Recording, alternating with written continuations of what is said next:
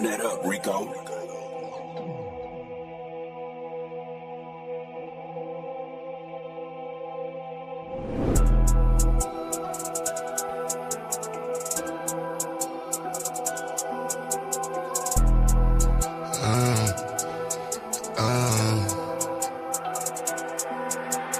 Caution, wait, please do not play with my mind, hey. I do not play with my lines, wait. I keep protection for mine, you will not touch what is mine. I do not play with my shine, caution, wait, please do not play with my mind, hey. I do not play with my lines, wait. I keep protection for mine, you will not touch what is mine. I do not play with my shine, caution. Look at my face, pay me respect, please do not play with my line. If you want taste, what you gon' get? Shit that gon' bury your mind. All that's at stake, where is my check? Need every nickel and dime. You play with my race, put you in check, but stopping the vision to climb. They mad that these niggas done woke up and now all our visions to go. Where is the bag to get us so caught up? Yeah, that is the mission and goal. Staying on cold, some of y'all doing too much. Straight up be looking like hoes, never gon' grow. Can't count on you and cuz, most of y'all doing the most. Like this is a show, doing it for entertainment, or you're doing it for clown, or you're doing it to sit at the table with crackers with words in your mouth. I don't play with enslavement, these are the days of the South. These days we relate differently, this is where black empowerment's about. Wait, I said there's no time for no friends. Either you with us, against us, don't switch it, cause one of us die in the end. Hey, I'm keeping my eye on the lens, watching the ops despising the picture cause they wanna see the one end. Hey, caution, wait, please do not play with my mind, hey. I do not play with my lines, wait. I keep protection for mine, you will not touch what is mine. I do not play with my shine, caution, wait. Please do not play with my mind, hey. I do not play with my lines, wait. I keep protection for mine, you will not touch what is mine. I do not play with my shine, caution. Hold on, wait. See a black man doing great with black-owned businesses, building in a different state. Why you snakes way late in the grass, plotting on what you can take? Black money in a black bank, mean black money is safe, protected, like it's heavily protected. If he ever feels threatened, then he go with lead and knock him off his check. Let's check this. For the record, he can never be weak. Disrespecting any checking your cheek. Rep your city, reppin' red, black, and green. Never fall, won't quit. There's no limit to what I do for mine. But you so they don't take them up with the anger and hate of all of my ancestors combined. You wanna get one time? I keep it fully loaded, extended in a fully auto effing to keep you from crossing that gun line. You in violation. I ain't never shot a caveman. You be the first, I'ma give you this work. You get in the way of my occupation, yeah. Like I'm the boss and I don't like the way that you talking. This is my office, get permission before you walk in. The yellow tape across the door means caution, wait. Please do not play with my mind, hey. I do not play with my lines, wait. I keep protection for mine, you will not touch what is mine. I do not play with my shine, caution, wait. Please do not play with my mind, hey. I do not play with my lines, wait. I keep protection for mine, you will not touch what is mine. I do not play with my shine, caution.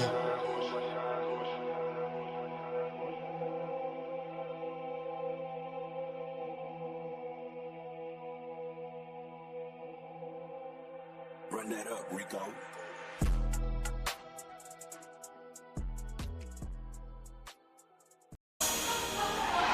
Yeah. There you go. 84 music, baby. All I hear is talking, I don't see the word. All I hear is talking, I don't see the word. All I hear is talking, I don't see the word. All I hear is talking, I don't see the word. Woo. Black as a motherfucker, let him know. Cops ain't frame niggas, it's fool.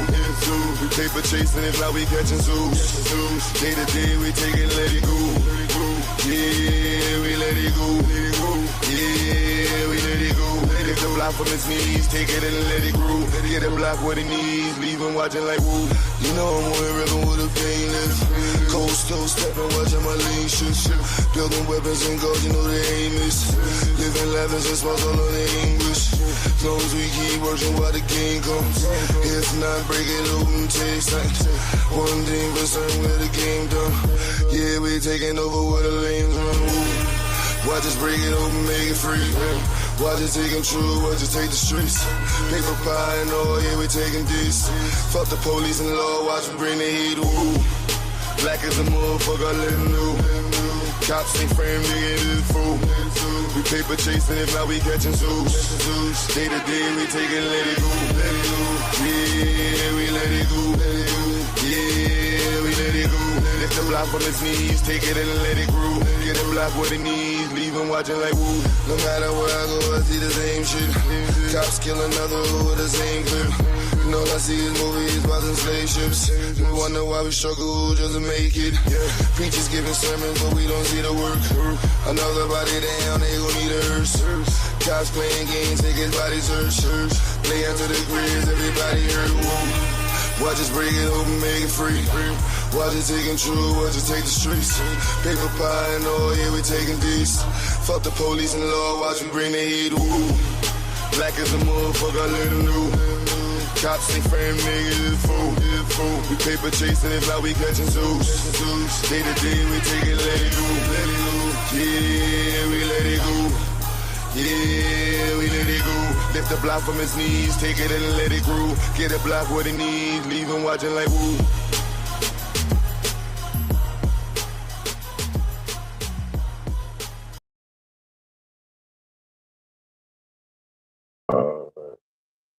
Bam, man, we're back in there. There we go.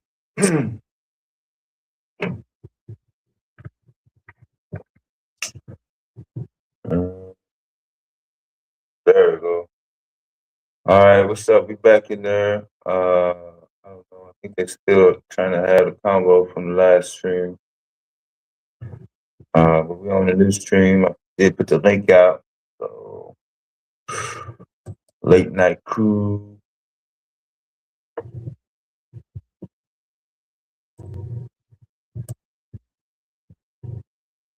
Adventure's gonna make a way. What's up with the staff? Right, is that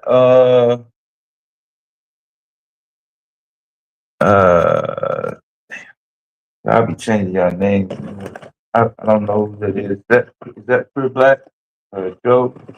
Daniel Berry? So,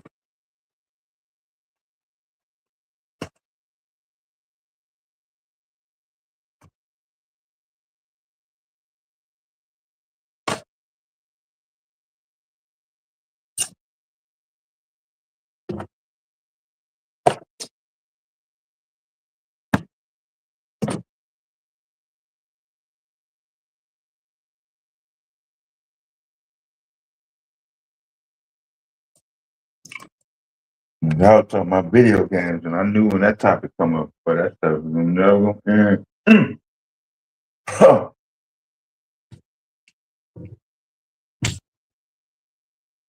I was trying to find an MLK to the title, but I don't.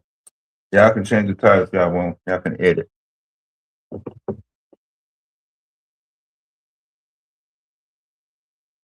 But this will take us into Psycho, so.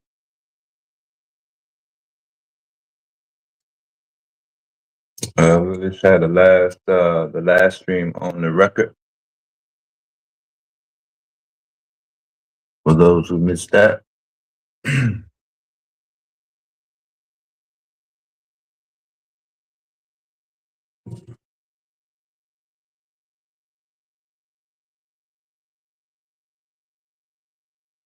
I want to start off with saying, peace of black power. Motherfuckers got to start watching their mouths, man.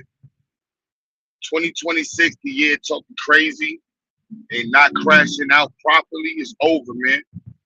Crash out, man. I don't want to hear none of this lawsuit shit. Throw it away, man. Crash out or shut up. Stop fronting like you street, a boxer.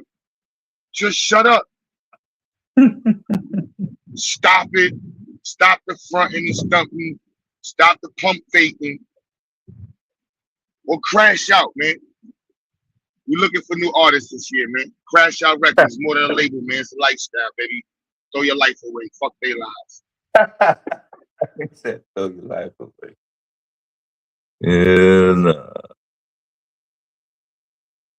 go all the way over the edge.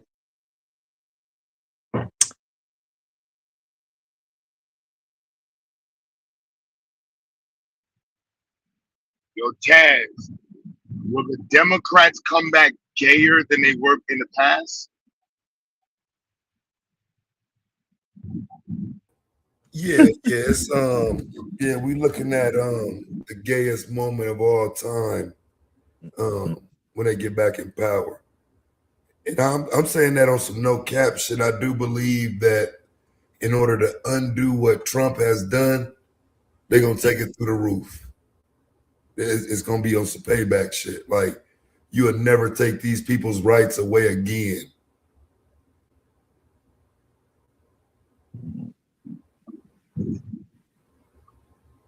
Yeah, definitely that's in route.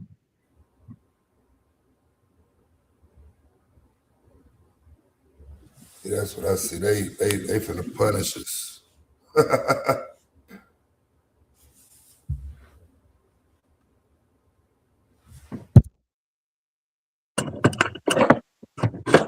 Motherfuckers gonna be big for Trump after that.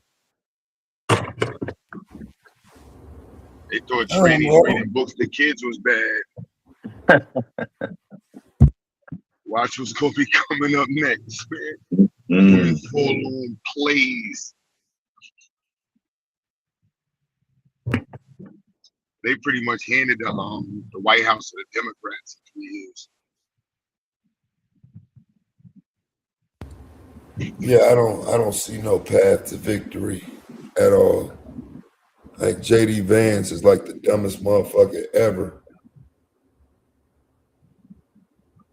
I don't see it. Yeah, he's literally.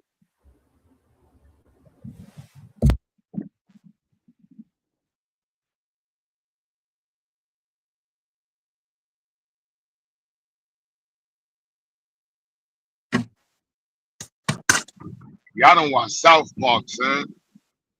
Anytime I hear JD Vance's name, son, I think of South Park, son. They be violating, son. They be violating.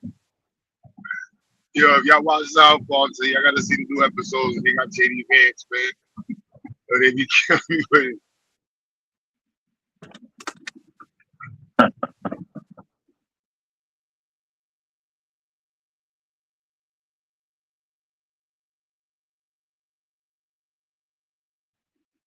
Yeah, I'm trying to think of what motherfucker on his cabinet is actually qualified to do their goddamn position. I can't think of not one motherfucker.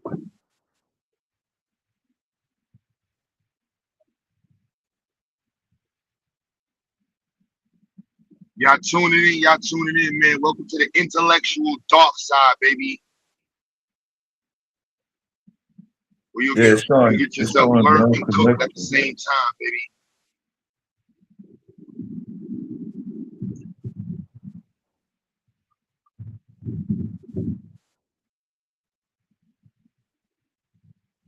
Go to bed.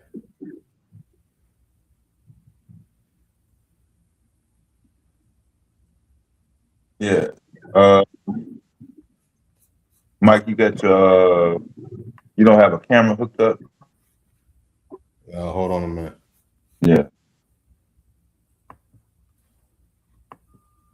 Huh. What's going on with my... I'm gonna go out and come back in. Something's not right. Yeah, it's probably just a bandwidth issue. Yeah.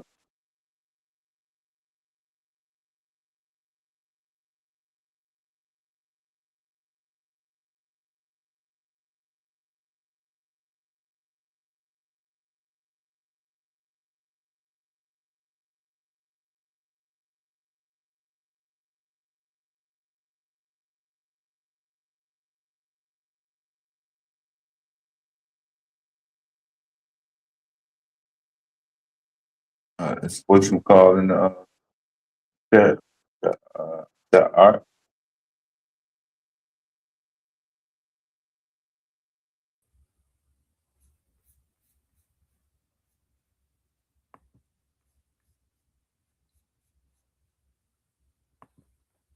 Oh, Yeah. okay, can you hear me now? He said, I don't go keep on the channel. Hey, so you said something about Democrats coming back in and hurting us. So you think the Democrats going to, they're going to reverse all the LGBTQ, anti-LGBTQ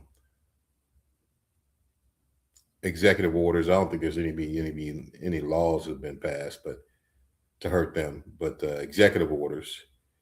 What about the civil rights? The hits of civil rights legislation. You think the Democrats are going to reverse that? That's GOAT. Do you think the Democrats are going to reverse the hits to the civil rights legislation? Yeah, some of that shit coming back. Absolutely. Hell yeah. I don't think so. Yeah, some of that shit coming back. I think that the vast majority. It's going to be a way to grandstand the same way Trump was loud and taking it away and people didn't like it. It's going to be a way for somebody to make a name for themselves. Yeah, I think it'll be a whole lot less of a thing that'll come back than was struck.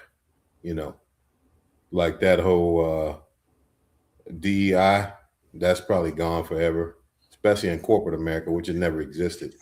Yeah, in corporate America. But then the college, it ain't even gone now. Huh? DEI is not even fully gone now. What people are talking about is the government push behind it, which can easily come back in 2029. What do you mean the government push behind what? The only reason that DEI conversation was so big was because the government was incentivizing companies to use DEI practices. That's not far-fetched to start again. That can easily start again in 29. Yeah, I don't see that happening. Yeah, but that would be on the companies, though. Then that means that the criticism of Trump for it was false. Yeah, right. But these are easy victories, though, Mike. Like, these are literally, these are on a plate victories. They don't even have to do this. Is not even new politics. They're just going to repackage old shit. Yeah. Oh, you think that's all coming back? You think it's coming back? It's going to be a repackaged version of it. DEI is going to have a new packaged version. It's going to be an inclusive act for everybody. But it's going to include, some blacks and the gays and Latinos and Mexicans and shit. Yeah, you think? Do you think that the players in this administration, that they're going to be prosecuted? No. For what? No. Democrats a little pussy. I don't know. What do you mean for what? Yeah, for what? What prosecuted for what? The corruption. Yeah, I mean, I think you already see the workings and conversation about articles of impeachment and whatnot. But when you say corruption, I mean that implies just a overall umbrella, which I don't disagree with. But I think for prosecution, you got to have a target. You got to actually be prosecuting something. Yeah, his entire cabinet. No, I'm saying, like, for what though? Just for existing? Well, no. I mean, obviously, the dude made $7 billion last year. You can't pin the link up from your phone, Q? Who made $7 billion? Trump and his family pocketed $7 billion. In the last 12 months. In the last 12 months, 7 billion with a B. Where from? A lot of it was sound like they was in Minnesota. Yeah, you gotta look that up. I think he pocketed almost 4 himself, 3.5 to 4 billion in the last 12 months. Yeah, I don't believe that, bro. And look it up. Look up his net worth increasing in the last 12 months. Here, I'll do it. I'll do it for you. Then I'm done. I'm out. I think I'm gonna call it quits today. Let's see. That's a crazy jump.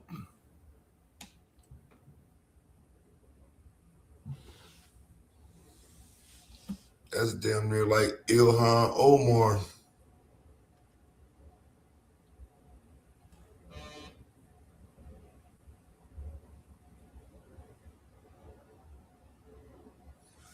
I heard about her jumping net worth. I ain't hear about Trump's, but What's up, Art? I certainly take the information. All right.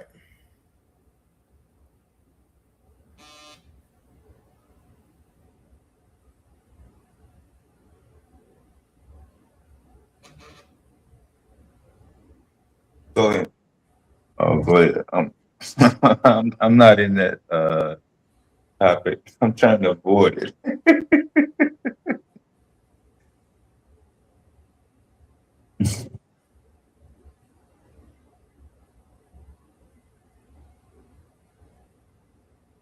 Setting up Jared Kushner. Yeah, nah, I don't believe nothing you dumbass niggas say, Art. You niggas dumb as fuck. It ain't about Trump. It's about you. You're dumb. I know sometimes that's hard to understand, you know what I'm saying? You want to blame Trump for your own fucking stupidity. Like, damn, why don't Taz believe me? It's got to be Trump. No, it's you. You're dumb. Let's start there.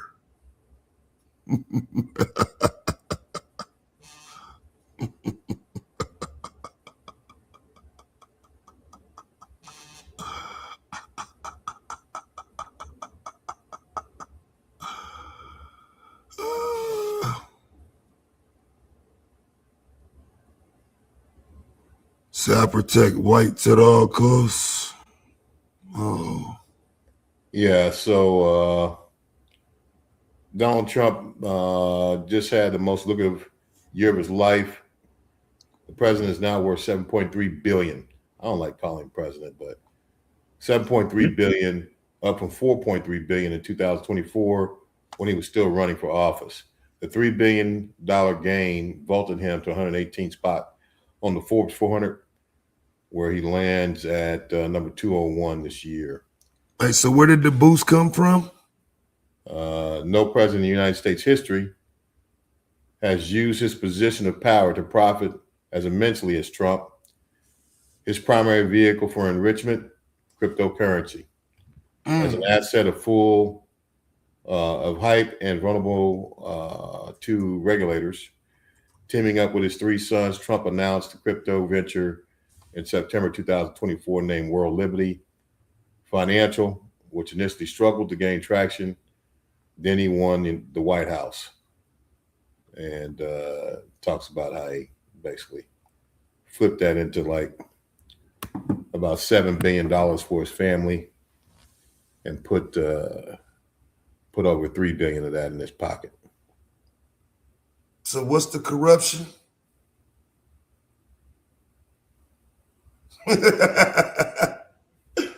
I didn't hear the corrupt part.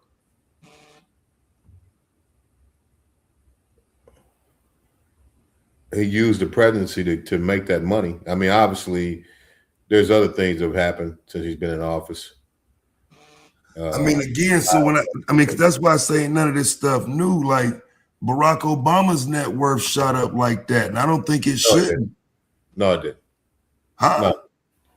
No, it didn't. There's a video out that talks about it adds up all the net worth gains of the presidents over the last 100 years, and I think Trump's net gain, if you add up all their net gains from the presidency, serving as president over the last 100 years, and then you add up the net gains that Trump's experienced just in this 1 year, his net gain in this 1 year is 75 times the net gain of all the sitting presidents in the last 100 years combined. Yeah, that's wild. So you take all the money and all the financial gain that the sitting presidents for the last 100 years have had, and you add it all together, it's still 75 times less than the amount of money that Trump just made in the last 12 months.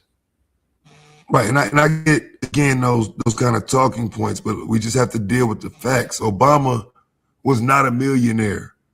Now he's worth $70 million. Because he made investments. He made money off book tours. Right, they all do. They all do. Shout out to him. But that's not the same as the fucking. It's the same, fam. They all rich. They all rich, but it's the same.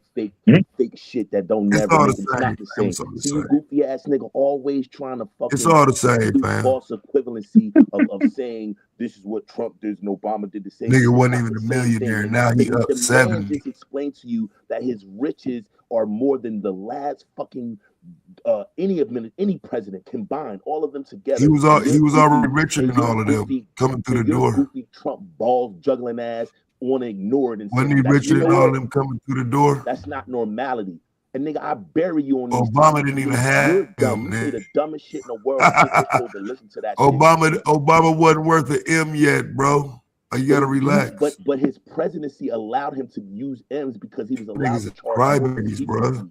He was allowed to invest and do other things because he didn't have that money previously. Most presidents leave the White House richer than what they are based on them being the president. Right, I know. That's what I just said.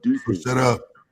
Donald Trump ain't doing this based on speeches and shit like that. He's doing it based on a grift. So, like the fucking Bitcoins and shit that he sold, all that shit was a grift. None of that shit has any value now. But he took all the money that people invested in the beginning, and now that shit's worth nothing. Nigga, that's thievery. That's theft. Fuck you talking about? Bitcoin ain't worth nothing. And you act like some of us don't have no fucking brain. You said Bitcoin ain't worth nothing? No, that shit he did ain't worth nothing. His coin, his shit, not Bitcoin. His shit. The Trump coin. Yeah. His shit. I heard it wasn't worth that. What that got to do with me though? We trying to explain to you there was a grift, and that's where he got his money from, though. It's all a grift. I mean, what I told you was it's so different than any other president. Well, show us Obama's grift. Show us Obama's grift. Show you his grift? Yeah, show us his grift. Okay, he's a mixed dude that's calling himself black, born of a whole white bitch. His whole existence was a grift. You support white people in the his whole existence was a grift. Person I've ever met in my life, nigga. No, just to be clear, fam, I know it's gonna bother you. Ask me, so let me tell you. His whole existence was a grift. He's not a black person. Stupid, man. Like, you just an ignorant nigga, man. You just he's not a black person, man. You're just a goofy, ignorant nigga, man. That's crazy that your whole existence as a human being is a grift. Christ, man. Why, like, what the fuck, man? Like, this is some embarrassing shit. You the first black president, and you ain't even black. Shit, that was crazy, bro. Nigga, man. Motherfucker called this motherfucker a black president. And he ain't defend white people all day. This nigga is trying to compare a white nationalist to Obama because Obama was you defending white people when you defend Barack Obama. His mama was white. This failure ass ain't never did nothing successful in life. His mama was white, man.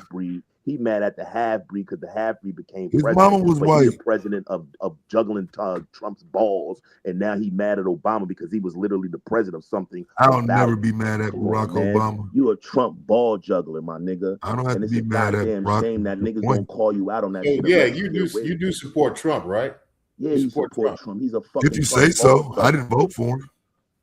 I bet you voted. But I know in these circles, if you don't just agree, that means you support Trump. But I never voted. Supporter. Yeah, every argument is defend Trump. Every argument is to defend Trump's actions, and it's then because say, you're dumb, so I can do that. No, your mother is dumb. Your mother is dumb. That. Gloves is off. You're your mother me. Is dumb, nigga. I bury you on these topics. I bury you. Deb is right here to see you. I bury you on these topics. You won't talk about Obama, mama. All you do is lie and then bring up. You won't talk about Obama, white ass mama, though. Come on, will man. you? You're a but fraud. You won't talk about Barack Obama, white ass mama, though, will you? And we need to use every. You talk about my black mother to exploit you. You'll try to insult my black mother. We need to exploit you won't talk about that white bitch that gave birth to your hero, huh? You niggas like G, You won't do that, will you? We need to exploit you I fraud need ass to get that niggas same energy, bro. to be agents. Get that being energy to agents, Barack for Obama, being fam. agents I and need to being hear it. fraudulent, ball juggling Trump supporter and Nazi supporter, That nigga. shit be We gotta hurting you, exploit nigga. you niggas. We gotta stop letting you niggas get away with calling yourselves That shit be pro-black hurting you, when you nigga. stay You behind can't, a like, fucking what do you mean Nazi. getting away with? What can you do to stop me? We gotta exploit you, bitch ass. What can niggas. you We do gotta to let the stop me, world bro? know that You bitch got your ass niggas fucking ain't nothing mind, but a bro. fraud. Nigga, you a fraud. There's You a absolutely fraud, nothing nigga. you You do a to fraud stop that me from support doing Nazis shit, and then try to act like you bitch. don't. You a fraud, nigga.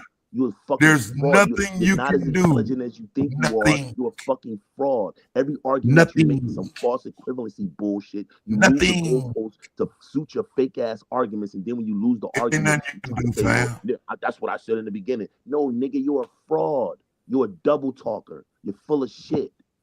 You're super duper full of shit. You come on here and you fucking parrot the fucking talking points of the fucking Republican Party and fucking white Nazis and then think a motherfucker ain't smart enough to hear that shit, nigga. You're a fucking fraud. Enough is enough.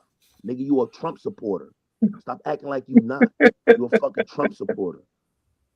Fuck are we talking about?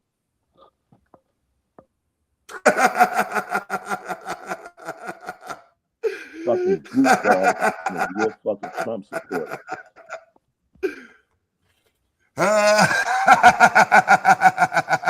Fucking Trump supporter. Nigga, go get some teeth, nigga. Go get some teeth. Go brush them rotten ass teeth. That was nasty Like, word. what?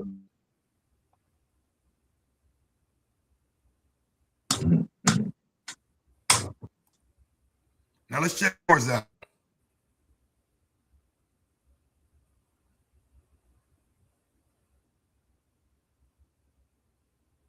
What we doing here? What is this? Turn that off. I don't even know what I'm looking at.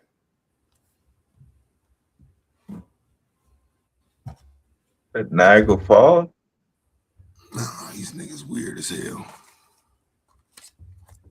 These niggas got issues with Trump. They want to, y'all niggas want to fight Trump. Go fight the nigga, bro. Like, why y'all we gotta want to take fight that the shit black on me? people that support him. We want to curse Why y'all out the gotta niggas fight like me, you bro? that support him. We want to curse out the niggas that support him, that come on here and always try to act like what this nigga's doing is legit. When you I know can't it's help it. criminal. I'm gonna beat you on information every time. What you ain't beat me on you never beat me on any information. You've never beat me on any information. I've always beat you on information. You don't even have your ego is so Even fucked up now. that you can't even admit that you know what art be just slamming me up against a wall. I might as well just leave it alone because the nigga I Really? get every time I do this shit with this nigga, So I never get let's it. try this Never. one. Let's try this. Never. Let's try this one. Never. So Never. did the National Guard, excuse me, did Congress make Donald Trump leave Minnesota? Excuse me? What are you talking Did about? they make Trump leave Minnesota? They can't make him leave Minnesota. What the fuck are you talking about? He didn't call the Why National can't Guard in they? Minnesota. He didn't call the I National said Guard in Minnesota. a federal judge is not going to rule on ICE next week. But he didn't. What does it have to do with him leaving? What are you talking about, bro? What are you talking about? Well, I just want you to understand that you're never right. What are you talking about? You're not even making any sense of what you're saying. What are you saying, bro? You said three different things. Okay, so I said three things, but they all go back to the one point. The ICE is going to be in Minnesota. There's nothing that you or the people that you support can do about that. You're going to be mad and blame me. Well, they kicked them. They kicked them out of California. They kicked them out of Seattle. They kicked them out of Portland. They kicked them out of Chicago. Everything was already done in California. How is everything already done and they just stepped on the ground? See, this is what I'm saying. You're lying. They wasn't They literally were only in California. In a week. They wasn't even in Seattle a week. They didn't even really get their boots on the ground. Did you forget what happened in California? You're lying. You're lying. No, I think you forget what happened in California. Seattle and Portland, the judge in the Midwest, in the Western District, kicked them out of there. And then when they tried to double back, she came back and said, yo, listen, what do you think? I'm playing with you? I'm not playing with you. You got to leave. And he left. What the fuck are you talking about? There is no troops there. Yeah, no doubt. I didn't. You named your own cities and called me a liar. I'm telling you where a judge got them to remove. I was using an example to show you where a judge got ICE removed from location. Right. So has a judge gotten ICE removed from Minnesota? Was the question. They haven't taken it to court to get it's in court now. It's being adjudicated now. Right. So let's say next week they say that ICE has to leave. When they leave, would you say that their job is done? No. But Because me I and you both would. know that that I their would job though. wasn't. But me and you both know that ICE is in Minnesota based on the fraud shit. It's not based on immigration violations. Oh no, it's not based on fraud shit. No. He's there to intimidate That's what y'all being Fry and told. Tim Watts. He's there to embarrass them. He's there to hurt them. He's there to occupy Those of you who don't know, people like myself who are in the know, we know that that this has a lot more to do with the actual community and the issues the regarding the Somalia community. cartel and whatnot. The who? The cartels and whatnot. What You know what I'm saying? That's how cartel? they got up there Nigga, in the you first not place. chasing no cartel in Minnesota. You sound dumb. Listen to this nigga, Dev.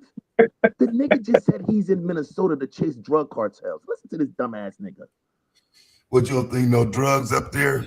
Bro, You you're a even dumb know. motherfucker, bro. You're a Dev. Did you hear that, Dev?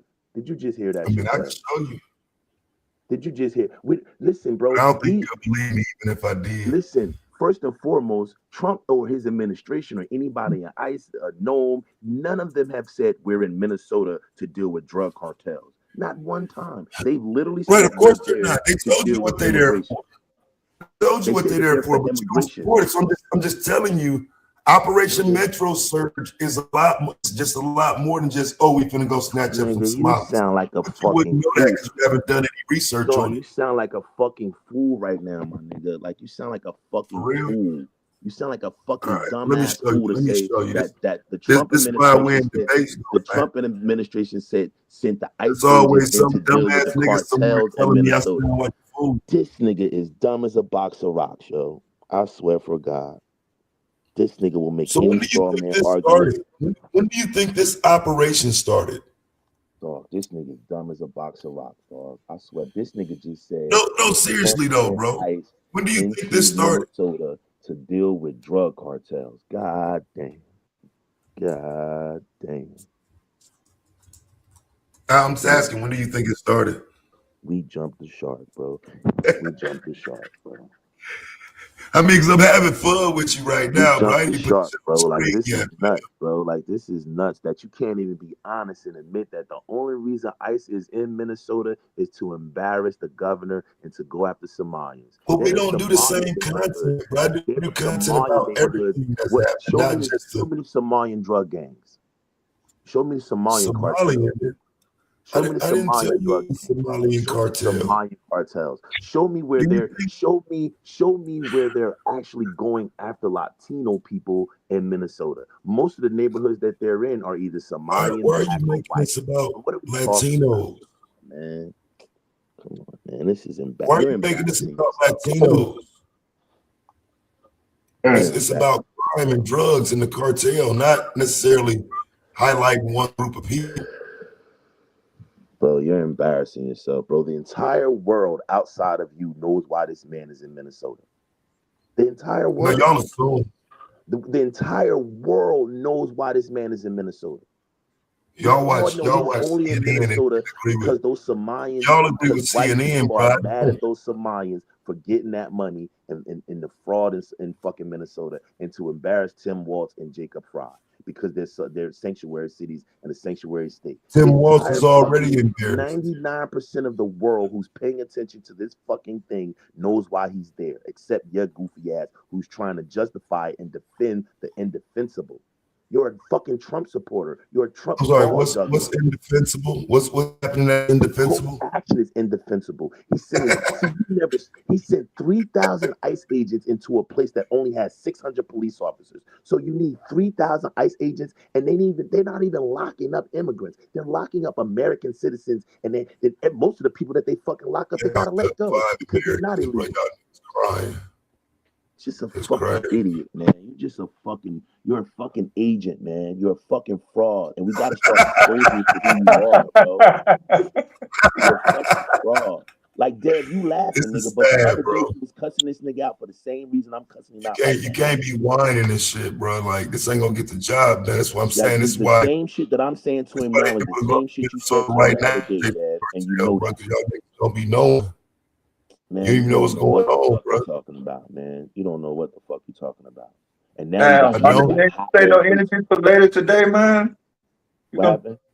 You ain't gonna say no energy for later today? Nah, I'm definitely not coming back today. I just wanted to come back to this nigga because this nigga come on here lying. Let me show you something right quick, brother. Do me a favor, share that for dude right quick, man. Let's see if that'll help you. Oh man, that's crazy. Yeah, I know it's difficult to believe, but Minnesota is a narcotics hub for Mexican cartels. And again, I get why you would assume I don't give a fuck what y'all pull up. Atlanta is I know, bro. I know you don't give a fuck, but I just need you to understand, though, bro. Like, listen, bro, it's more. I sell drugs. You don't. It's more drugs in Atlanta in the Midwest than it is in fucking Minnesota. Shout out to Channel 5 in Minneapolis. Tighten up the Minnesota. To justify some fuck shit. Does that correlate with what he's doing? No. That these were actually. Yes, it does. A nigga in the chat just posted a fucking story there from March, right? Of March of last year about the feds running down on a fucking cartel. That has nothing to do with what's taking place in January of 2025. Stories too, bro. The cartel up there. That's all I'm telling you, bro. They up there. Come on, man. This is no different than the nigga saying that's why they went into Venezuela. Investigations up that way and start sending the people up there. This is no different than the bitch ass nigga saying this is why they went into Venezuela. The same reason why you cursed him out the other fucking day. Same shit, bro. Same. Right, shit. he was wrong. He was wrong. He wasn't wrong. We proved to you that you were wrong. He was wrong. He was wrong then. What do you mean? Deb, did the nigga? Yeah, like he proved some shit, nigga. He ain't prove a motherfucking thing like you can't. Deb, did the nigga agree with us in the end or not?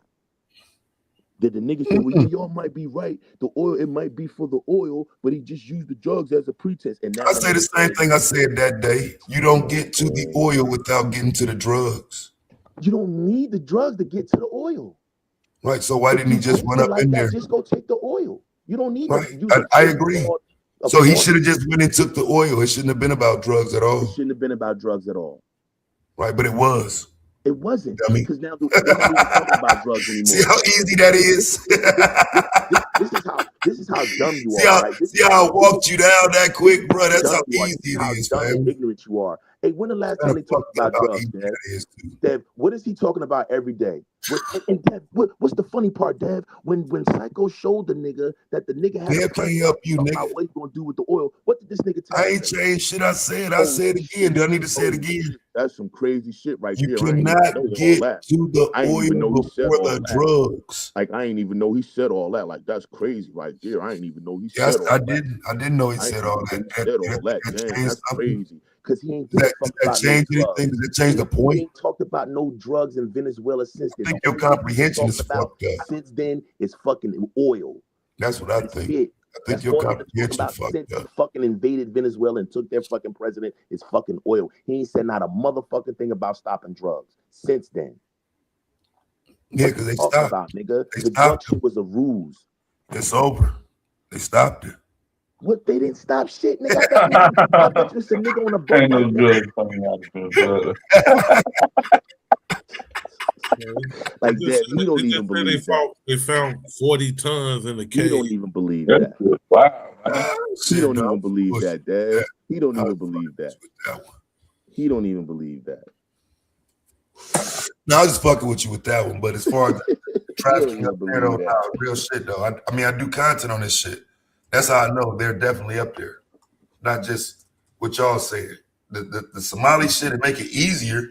It's a headline, but no, there's a lot of shit going on up there that niggas don't talk about. They're not in Venezuela. They're not in Minnesota for drug cartels, bro. Me and you both know that. Because ICE don't deal with drug cartels. That's FBI. Yes, they do. No, they do not. No, they do not. ICE does not deal with drug cartels. ICE is Customs and Borders. And ICE just started, Taz. It's a brand new entity. It's not even an old. Yeah, Minnesota is the border. No, not where they're at. They're not at the border of Canada, and they have no reason to go to the border of Canada in Minnesota, Dev, and deal with anything. What are you talking about? There is no drugs coming from Canada into Minnesota. Come on, Dev. Now you're trying to fucking strengthen his argument. Don't even sound right. Wow, that's crazy to say no drugs coming. You did actually say that. Huh? All right, I'm just letting you say it, man. What? Minnesota is part of the border. I mean, Of they had Canada, Dev. jurisdiction. The border of Canada. There is no And as far as you comment about drugs not coming from Canada, Dev. There are That's men cap. man, in Minnesota yeah, trying to stop drugs Cap. from coming over Fentanyl, from Canada. fentanyl come through You Canada, can't be fam. serious, You Dev. tripping. yeah. You can't be serious if you think that ICE is in Minnesota to stop drugs coming over Canadian border. Come on, Dad. Come on. I don't know if it's too early in the morning for you. I don't know what's going on. I'm not gonna say ICE by themselves, Art. I ain't going that far. Right, but I said that DEA I and mean, but all I could that was show you some probably in seizures Minnesota to at the deal with drugs. Canadian I border said that. in Minnesota if you want to see them. Do I Huh? need to pull Yeah, some? those weren't ICE agents though, but That was yeah, DEA agents. Border Patrol agents actually. What are you Both. talking Custom, about? to be exact, custom. The green and white trucks with the green stripe. With the green stripe on the side. Yeah, You yeah, know, yeah. you do know the FBI and DEA just found more cocaine in a Maduro compound since Yeah, he right. been in So it there. didn't stop. Right, GQ. So it didn't stop shit. You know what I'm saying? It didn't Yeah, they stop. did stop it. He ain't got it. 15 tons of pure cocaine hidden in a fortified bunker 15. 15 Shit, if tons. they got 15, beneath the 100 got look. beneath the If they presidential got that palace. 15, if they got that 15, That 100 mean got the look. current administration get credit for stopping that from This was coming over found here, in the right? bunker beneath the presidential palace. Yeah. So if the 15 got through, then This another since he been 100 in got through. jail, so we Yeah. can't say that the motherfucker wasn't fucking with no cocaine. No, we never said that they weren't fucking with no cocaine, GQ. That's not the point. He said that they stopped it. Yeah, they stopped it. And he That don't shit even ain't believe here. They that. It's stopped over him. there. They stopped Maduro. They ain't stopped nobody else. They stopped him. Thank you. They stopped Maduro. Thank you. Yeah, they stopped Maduro, who was moving multiple hundred of kilograms of But cocaine over you here. don't think that there's somebody else still moving cocaine? Just because you think your head don't move, just because you think your head that don't Congratulations stop to the it. DOJ. Man, you sold drugs. You don't give a fuck about no drugs being in our community. Fuck out of here. Arthur, this your first time over here? Yeah, man, on the panel. Yeah, man. It's my first time on the panel. First time on the panel. Couldn't wait to get up here and start cussing and shit. At you, for sure. For sure. But yeah, I'm glad he got them drugs and shit off the streets, man. Like I say, in the long run, you'll see. Nigga, he ain't getting nothing off the streets. That shit wasn't even coming to America.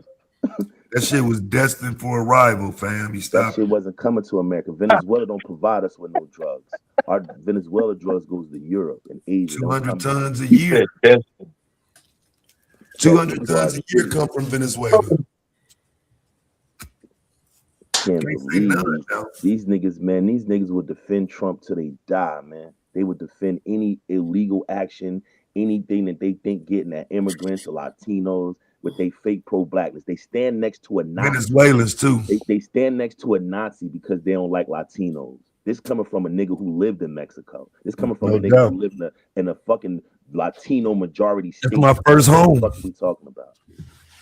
What are we talking about? This nigga talking about this his first home, nigga. That, and he ain't. Oh, so you native now? You Aboriginal now? You No, I Abo said now? Mexico is my first home. Right. So you Abo now, because Mexico is a native land. I didn't say I was Mexico, indigenous to people Mexico. I lived said in it's my Mexico. first home. The indigenous people that traveled across the barren streets, that me and GQ talked about the other day.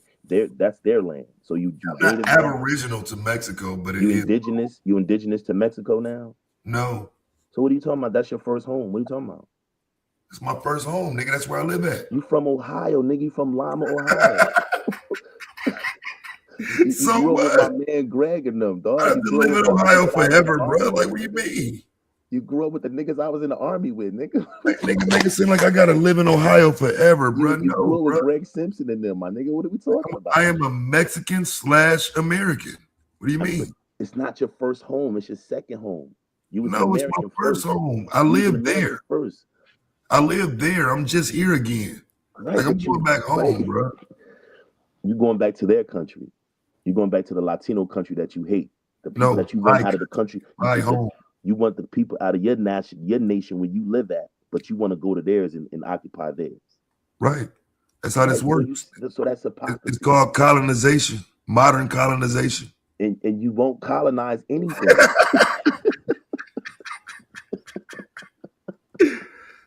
That's home, bro. I can't wait to go back home. This nigga said Mexico is home, but the Mexicans can't say America is home. I got it. Not the illegal ones, no. I got it. I got it. I got it. I got it. They can have this shit though once I leave. Y'all can give it to them. I got it. Once them Democrats get back in office, I won't be here anyway. I got it. Yeah, that's They're right. gonna turn this motherfucker into rainbow heaven. You know what's weird? What's weird? Like the far left don't even have no power in America. Like they don't even have no power in the Democratic Party, right? And because y'all are not Democrats, y'all don't know that. You know what I'm saying? But and because y'all just try to leave out true facts and try to leave out the real civics of it, y'all don't even understand that they don't have no power, right? Like it's amazing to me how y'all always talk about what the rainbows and all this, that, and the third, where they don't really have power to pass no legislation on nothing y'all talking about. Nothing. They get crushed every time by the moderates. Crushed. They got plenty of power. They got strong power. lobbying groups. They have economic power, but they don't have legislative power. Yeah, the economic power what dictates legislative power. But they haven't broken that code yet. They haven't broken that code yet to where they're their economic power. How the fuck you think they got gay marriage and gay all these different gay rights and they teaching gay shit in schools and all that shit. A Republican did that. Bush did that. A Republican. Democrat. Man is delusional with the Democratic Party, man. Listen. So I'm wrong in saying that a Republican was the one who pushed for gay marriages? I'm wrong in saying that? Yes. Yeah, you're wrong. Yeah. George Bush did that, fellas. No, he did not. Yes, he did. No, he did not. Yes, he did. You're making up shit. You gotta show us source. George Bush didn't start supporting that. You gotta do something that you never, ever, as long as I've known you, ever saw you do is just provide a source for one thing that you made. Look. The fat other Trump ball juggler had to jump on. So because he's a Trump ball juggler too, so he had to jump on. A Trump ball juggler had to jump on. You know the dog head fat ass. This is what motherfuckers who don't want to provide sources do. They start ad homs. They start talking stupid. Start calling motherfuckers names. This is what they do. I mean, this is a tactic that we're well familiar with. This is not a new tactic. It just makes you look bad. It doesn't help you. It doesn't help your argument. I'm always disrespect you. It doesn't help your argument. Always disrespect you, ball juggler. It doesn't help your argument at all. I don't feel disrespected by you because I know you have a mental issue. Always. I know that you know there's something wrong with you. You got a plate in your motherfucking sausage ass head. That's why it's so big. Always. I have no problem with you. You know, always. I don't feel disrespected at all. Anything you say, nothing you can say to disrespect me. I'm always. Trust me. Always. No.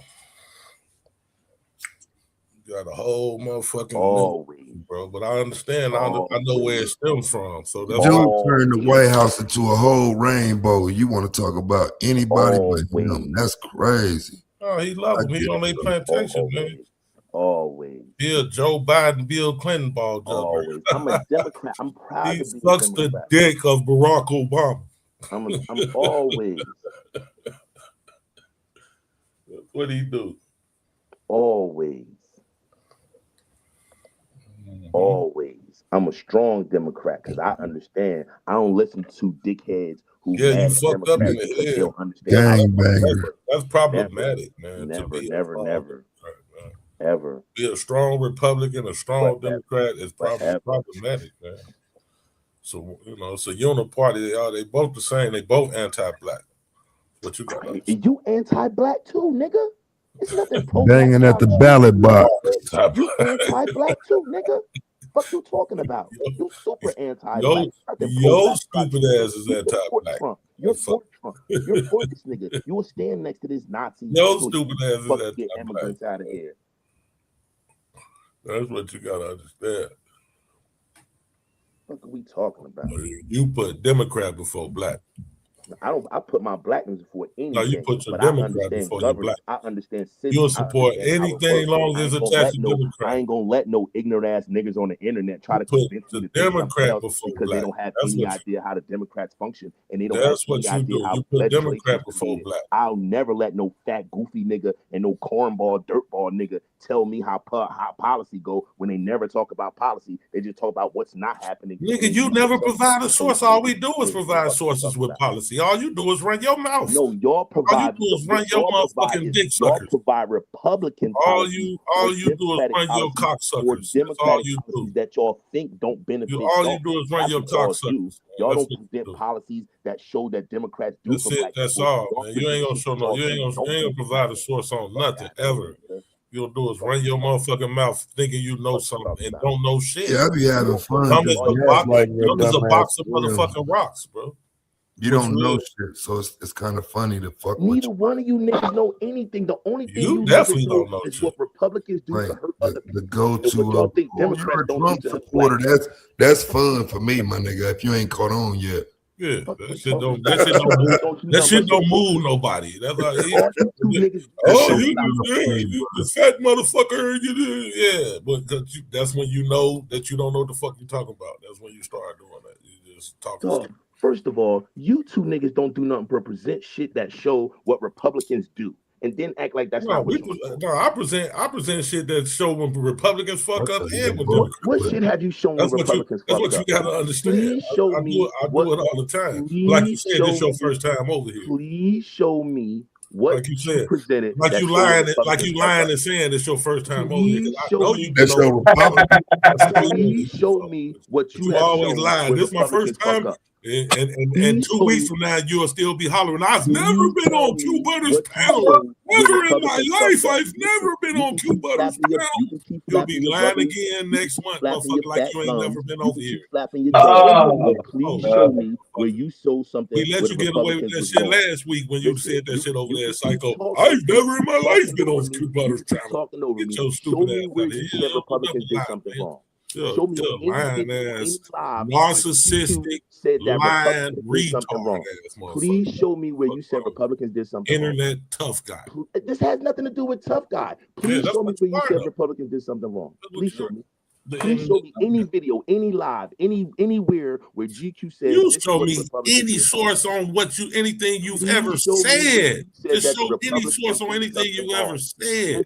Please show me where you said the Republicans did something wrong. Please. That's all I'm waiting for. Oh, you got life fucked up. Please show me that. Instead of telling me I got life fucked up. It's so much shit I done said about Republicans on this motherfucker, bro. I don't even know where to start at when you ask questions like that. That's which one? Show, then you can, if it's so many, you can just tell me one off the rip. Like I said, what they do right. Please show me what have they done? What have they done right? Show me your that'll be a better argument. Show me something that the Republicans done right. Fuck all that generalization. Show me something that the Republicans done right, motherfucker. I don't know nothing that they do right. I don't know anything the Republicans do right.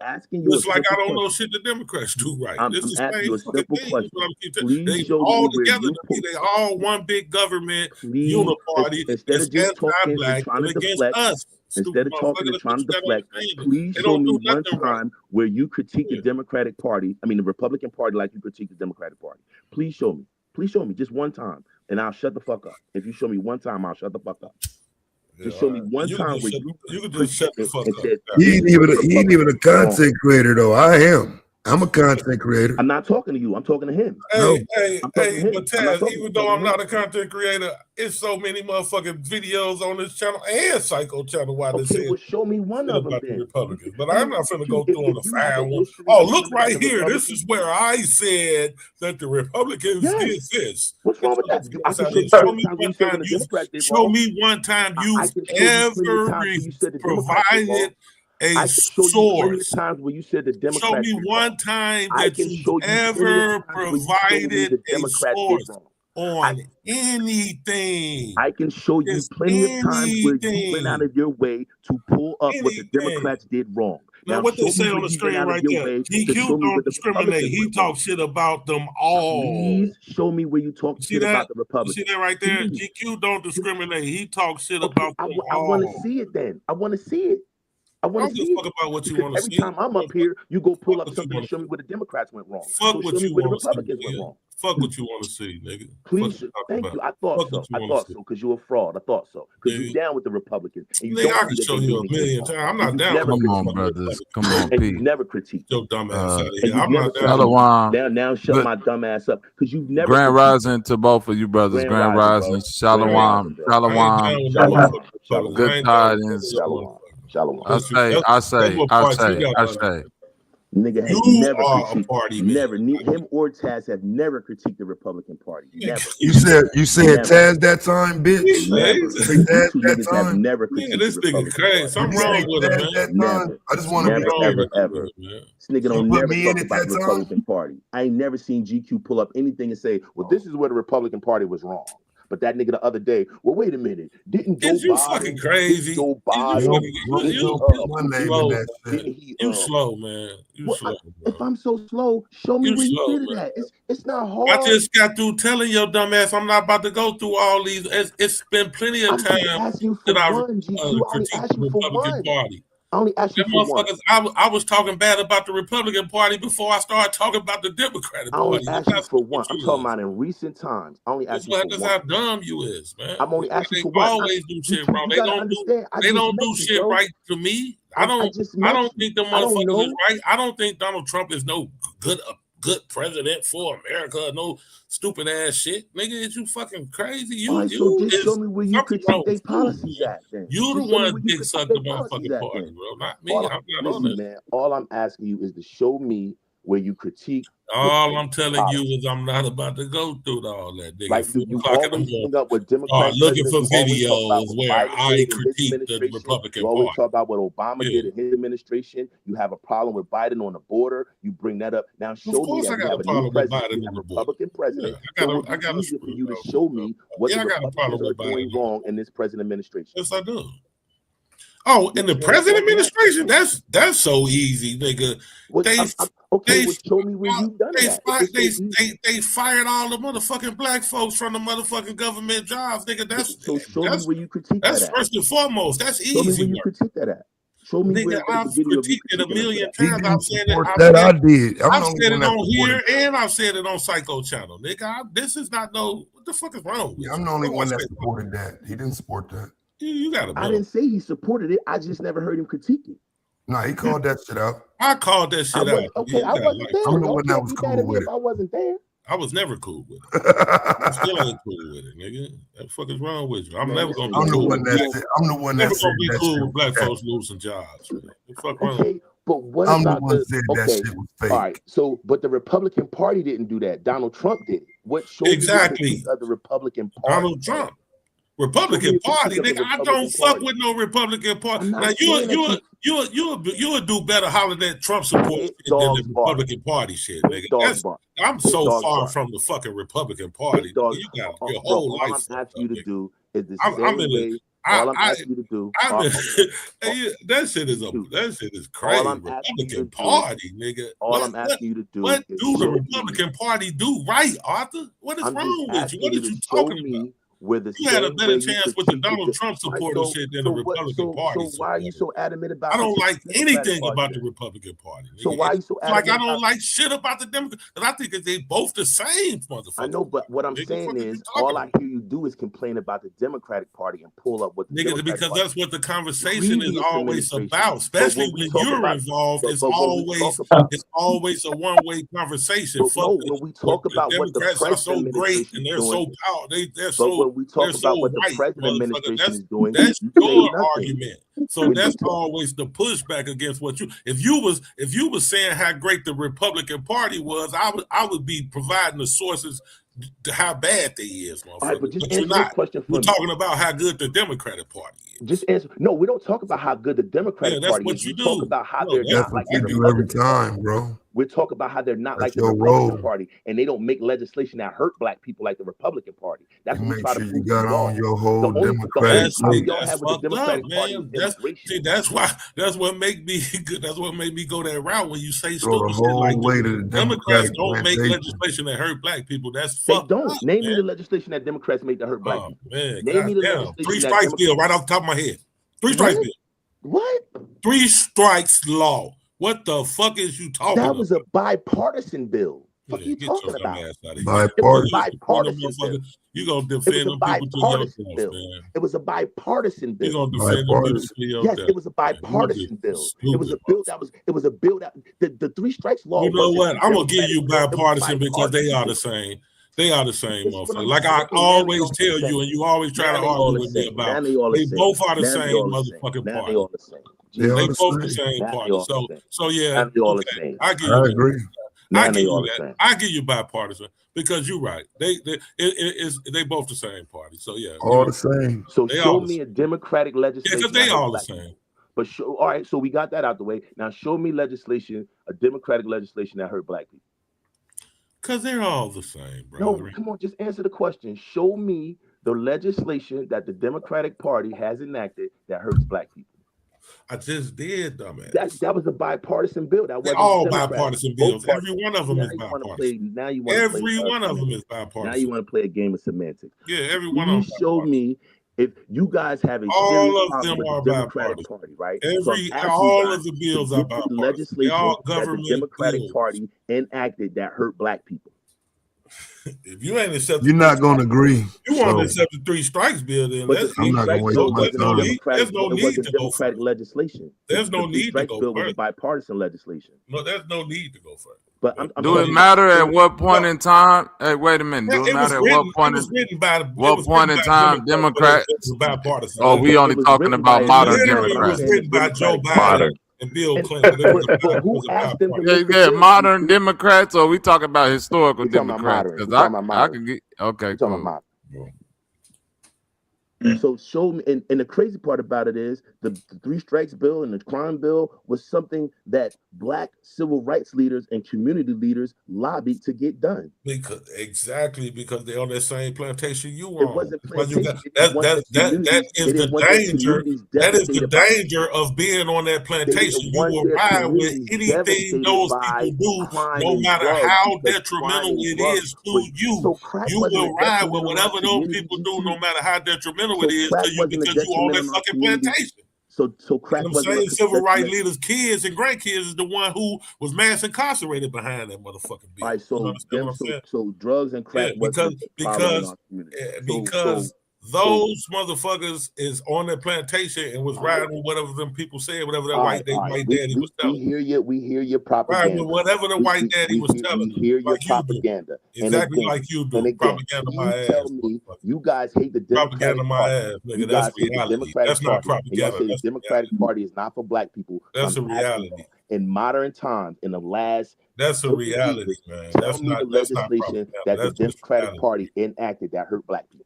Bro, that's just reality, man. Please tell me the legislation in the last 35 to 40 years that the Democratic Party enacted. The Democratic Party, not a bipartisan. I'm talking about Democrat. 94 crimes. Please let me finish, please. 3 strikes. Can I please finish? That was a bipartisan bill. That was a bipartisan bill that was agreed on both sides of the house. I'm talking about when there's a Democratic president, there's a Democratic Senate, and there's a Democratic Congress. Please tell me the legislation that was passed by the Democratic Party that hurt black people.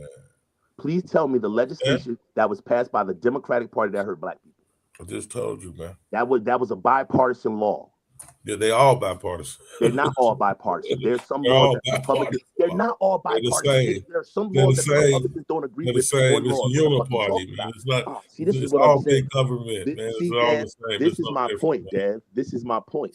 This is my point. You have no point. When you have no point. When you ask them, you just lie and make up shit. I told you ain't gonna agree with me.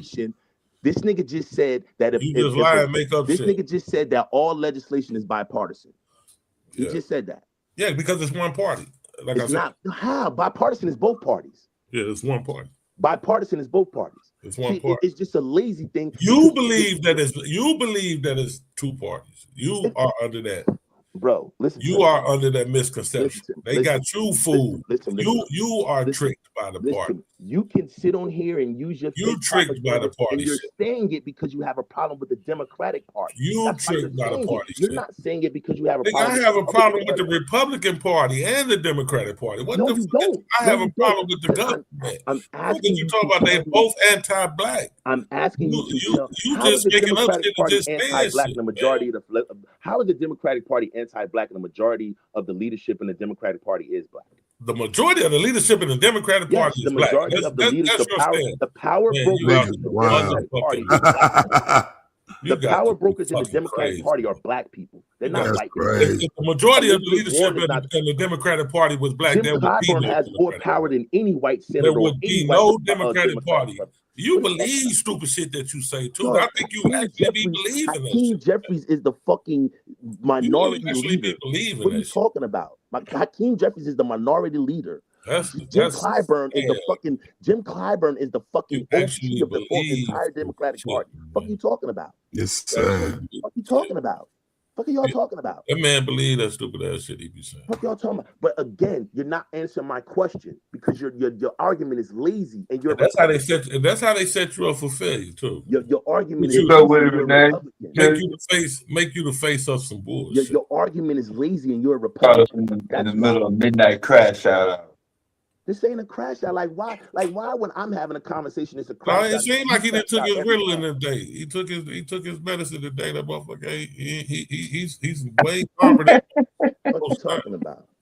The motherfucker way calmer than most times. And again, fat bitch. He's not on his internet shit tonight. Please explain to me the legislation that the Democrats. And now it begins. Yeah, is it wearing off? I say you're not going to agree anyway, so that's why it's no point. Like it's a waste of time. Present it. It's a waste of time. It's a waste of time with him. It's not whether I agree or disagree. He loves his Democrat. It's not whether I agree or disagree. It's if you present it, what can I do? That's your opinion. You know what I'm saying? Everything that came under the 94 crime bill should qualify for this conversation, though. Definitely should qualify. If the most detrimental thing that they've done to black people in the last 50 years doesn't count, then there's no sense of continuing the argument. Didn't do it. The Democratic Party didn't do it. The fucking it was a bipartisan fucking. The fact that you even saying that, man, that says everything, bro. GQ. That says everything. GQ. So what about? So let me ask you this: what about the National Defense Authorization Act? Let me say what I'm saying. That speaks volumes. GQ, please mute up and let me say what I'm gonna say. Let me say what I'm gonna say real quick. GQ, the fact that you would label legislation that both parties voted for as a Democrat legislation proves my point that you don't have an answer, that you will take bipartisan legislation where both parties agreed to it and more Republicans voted for it than Democrats and say that. That's oh the point. my motherfucking God. Source it, bro. Can you please do something one time in your life? Show a source one time in your life. Just one fucking time in your life, man. I got you. Cause that shit was just so wild that you just say shit, man. This shit is crazy. Gotta just stop saying shit. Yeah, well, I do think Barack Obama signing the National Defense Authorization Act is it has had a horrible impact. Okay. The bill passed by 235 to 195. 58 Democrats didn't vote for it. Republicans voted 46 to 47. So the total House vote was 235 to 195. So that means that more Republicans voted for the bill than Democrats. Said a lot, but I don't know. Hold on, say that again. That sounds like some trickery math. Say that one more time. Total House votes. 235 people voted, 195. All together, yeah. Okay. All together, right? While 58 Democrats defected, ultimately passing the bill with a large bipartisan majority. Huh? Ultimately passing the bill with a large bipartisan majority. What does bipartisan majority mean? But that means that there was a excess on both sides. Right. So he said that it was a Democratic bill and not a bipartisan bill. It was a Democratic bill. Democratic people introduced it, didn't they? No, but that doesn't make it a Democratic bill. It makes it I mean, a bill for the bill to get, like, if the Democrats don't own the House, then for it to get passed, it would take Republicans. But it's still a bill that's introduced. It's a Democratic bill, nonetheless. It's not. No, it's a Democratic person who if I'm not mistaken, that was Joe Biden and Orrin Hatch, though. Yes, and Orrin Hatch is a Republican. The person that introduced that bill was some nigga from Texas, I thought. Orrin Hatch. No, he's not from Texas. From Kansas, right? Orrin Hatch from Kansas. Nah. Jack Brooks. Jack Brooks was in the office and then damn. No, not for the 94. No. Yeah, he introduced it in 93. You think so? I don't know. I'm looking at it. It said its primary legislative vehicle in the House was introduced by Representative Jack Brooks, Democrat, Texas, on October 26, 1993. Okay.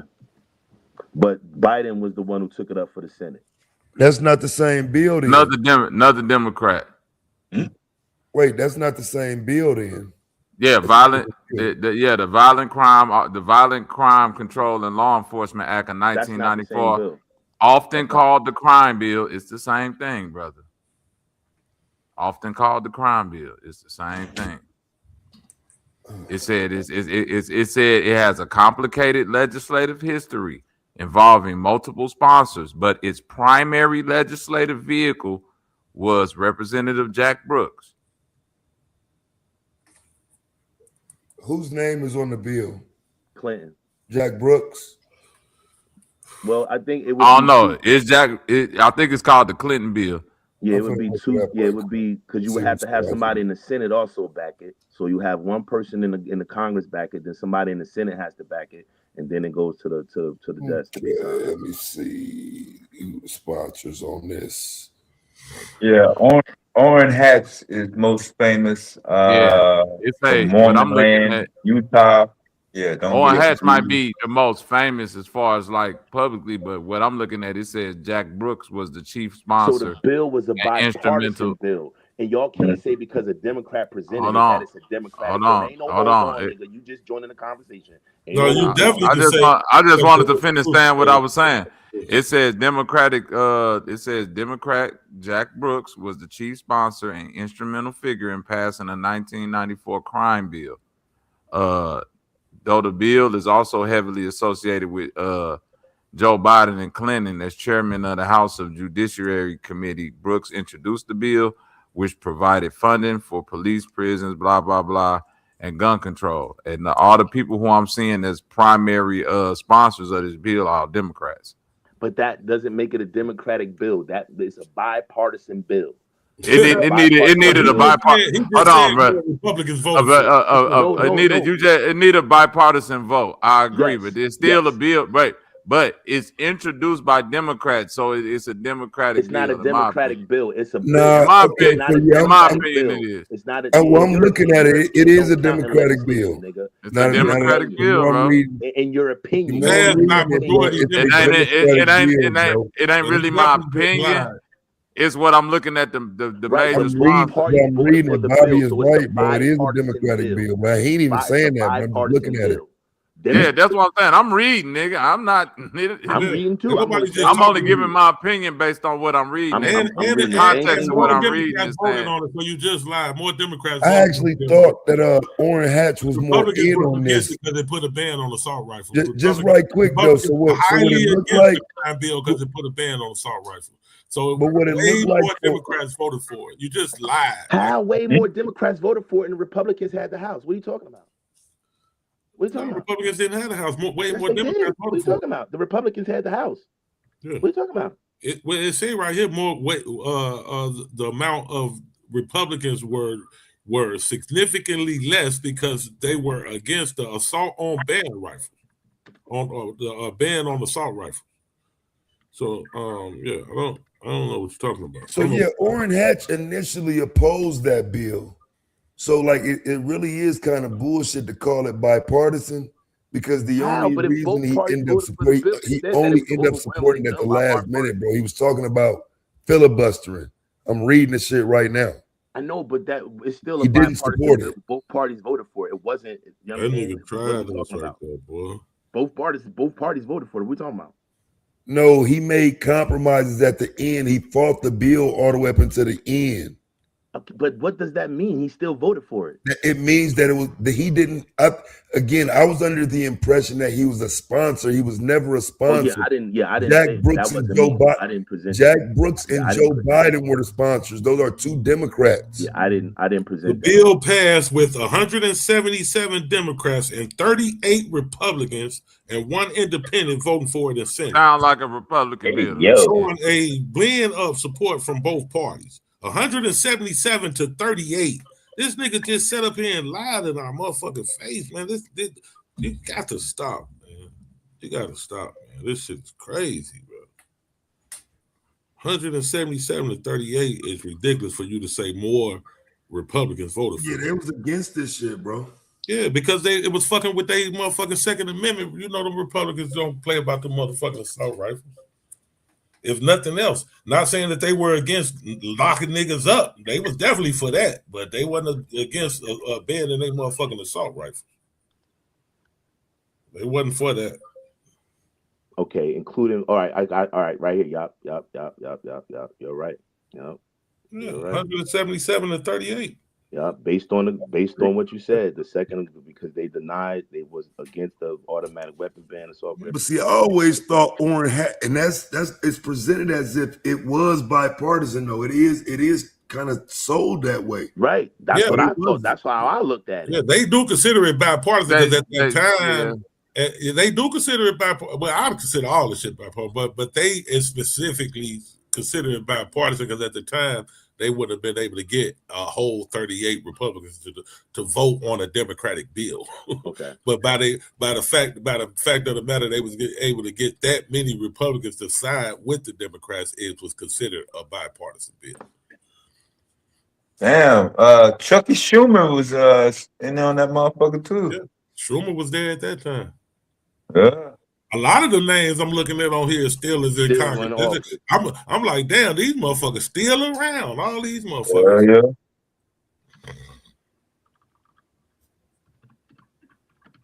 Yeah. Even the ones who were opposing it. And there was a lot of motherfucking Democrats that were against it because they knew that it was gonna be some bullshit. They seen the implications in it as far as attack on black people. Yeah, and for the Republicans to have the House and bills still pass, I mean, shit, that in itself says a lot. In 94, did the Republicans have the House? Yes, I'm reading it right here. Okay. It says, in 1994, Republicans gained control of the U.S. House of Representatives for the first time in 40 years during the midterms, flipping the chamber from Democratic control led. Yeah, but that's the election, though, right? As a part of historical Republican revolution, often tied to the contract with America and the 104th Congress. Yeah, was shocked. That before or after the bill was passed? No, they didn't have. So yeah, that's what I'm saying. They would have had the House in 94 going into 95. Right, going into 95. But not 93, 94.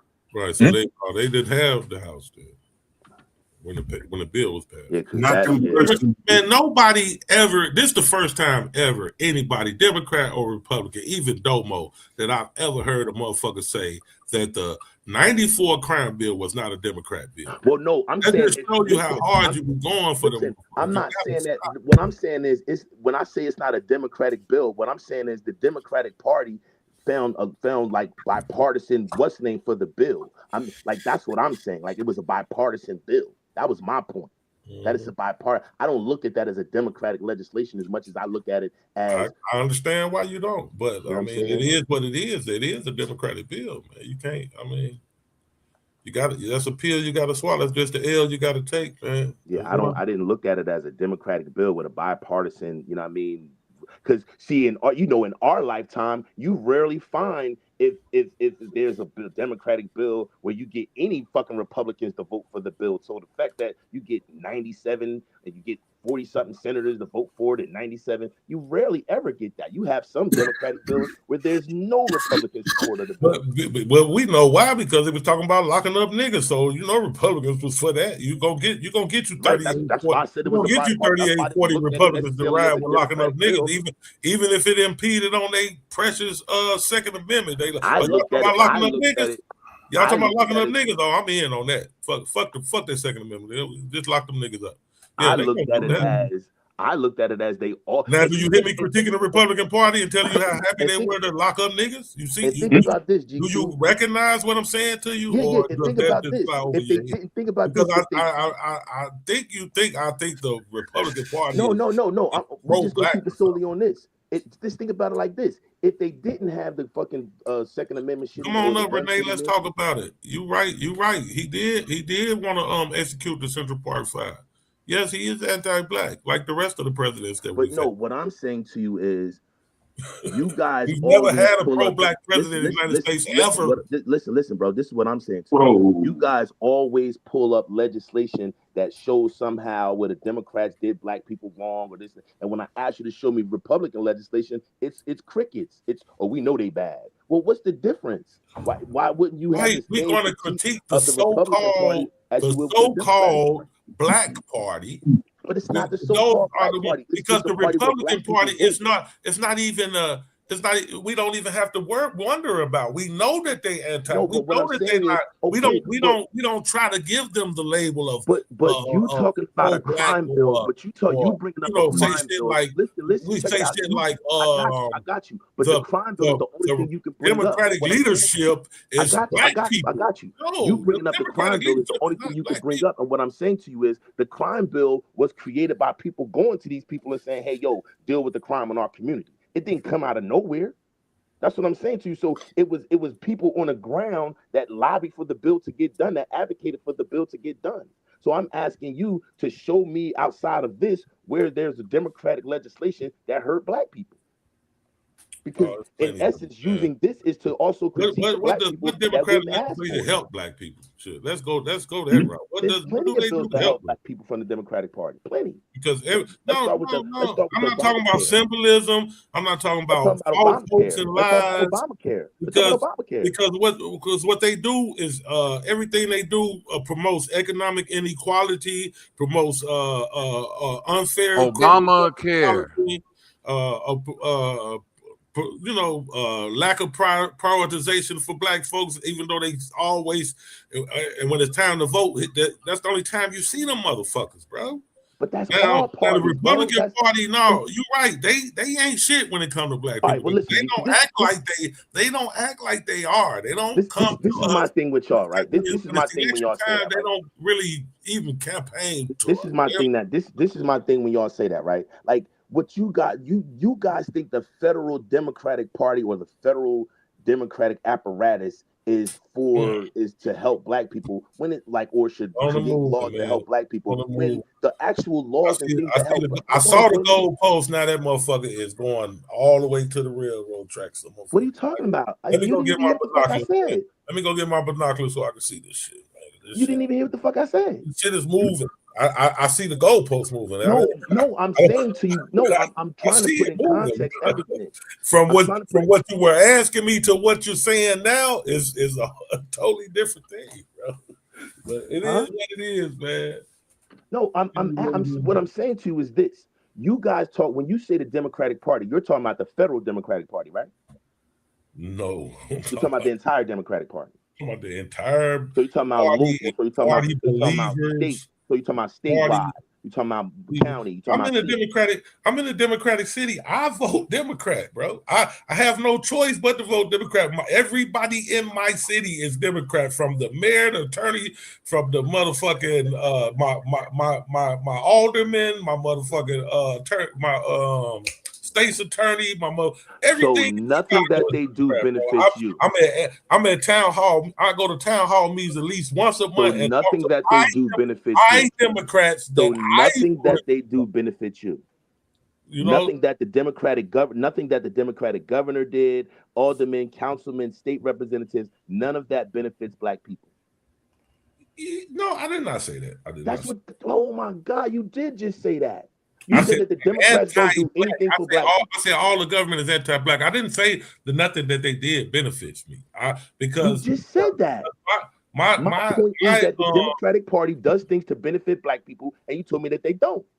No, they don't. They don't. So you just said, and I said on the national level, me and you definitely was discussing the national level. Hold on. About the national level, definitely were discussing on the national level. And I asked you that, and you told me I was moving the goalpost when I asked you that. That's what I was about to ask you. Are you speaking about the national representation of the Democratic Party? And you said, that's where you asked me what legislation has the Democratic Party done to hurt black people. We were speaking on a national level. Then you moved the goalposts and started saying some other things. That's why I said you moved the goalposts. This is the thing. This is the thing. When you said that, right, I get what you're saying, but how can we look at that legislation that people that look like us asked to get passed? How can we look at that and say that that was something that hurt black people when they just got crime off our streets? What are we saying? Like we're saying that it's okay to have all that murder and mayhem. Come on, let's be like, hold on. Let's stay right there. Let's stay right there. Art. Let's just stay right there. Man. Let's be sensible. All right. Let's just stay right there with what you said. You said, how did that hurt black people when they got crime off our street? Crime? Yes. Okay, let's say, first question, did they get crime off our street? At the level that it was. All right, let's all be real. Same nigga that'll say the Maduro arrest didn't mean nothing. Let's all be real. When we was growing up in the 80s and 90s, cities was seeing 3,000-4,000 murders a year. In New York, nigga, they was seeing 30,000. They was seeing 23. We don't have that up here no more, nigga. We don't have that crime like that up here no more. Okay. So you're saying that they did get crime off our street. That's nigga, first the murder rate has dropped precipitously. No, it hasn't. In the last 30 years. What are we no, it hasn't. It hasn't dropped, bro. It's literally. Hold on. What happened? Now that's the only point I'm gonna disagree. The murder rate in these cities may have dropped, but the murder rate overall, they just move. The murder rate in every city in America? No, they move niggas out of the bigger cities because he's from a New York area. So yeah, the crime go drop there, but then it's gonna go up in probably like Boston, places in New Jersey, Memphis, Philadelphia. You feel me? Like you got to look at once you push cities niggas around out, their murder rate didn't increase. You crazy as hell. Number one. You're telling me Camden, New Jersey murder rate didn't go up? You can actually make the argument. You can actually make the argument that it increased because, and the reason why we have so much crime even today is because they took all the fathers off the street, out the homes. You understand? But I got all the social. I'm gonna go. Listen. You say that the crime decreased, which is false. You say that the crime decreased, which is false. Now I just want to ask you one more thing about that. Act like our community wasn't war zone. Niggas took part in crime. Niggas took part in killing and shooting. We can't say because somebody locked them up for doing that shit that somehow was a bad thing on us. Come on, y'all. We gotta be real. Incarcerated for our neighborhoods to be mass incarcerated over police. Do you think that was a benefit to us? I don't think it was a benefit. I think it was sloppily done. I think the enactment of it was sloppily done. But I think what it was trying to attack needed to be attacked. I think the way they went about it was wrong and it wasn't done in the right manner. But what they were trying to attack needed to be attacked, and you can't disagree with that. So go from the crime bill up until 2019. Don't include the pandemic because everything was all over the place. Got you. Just do those 20. Was that 20 years? 20 years. So we're gonna go from that's 40 years. That's 30 years. Yeah, 20 years. That's 30 years. So where I'm going, Dev, 94 to 204? Or 94 to 2000? Where you want me to go? 94 to 2020? Yeah, something like that.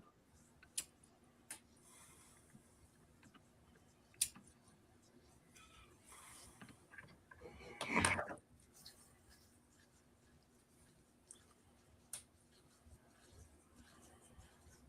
murder rate from 1994 to 2014, the murder rate dropped significantly from a high of 9.01 per 100,000 in 1994 to a low of 4.4 per 100,000 in 2014.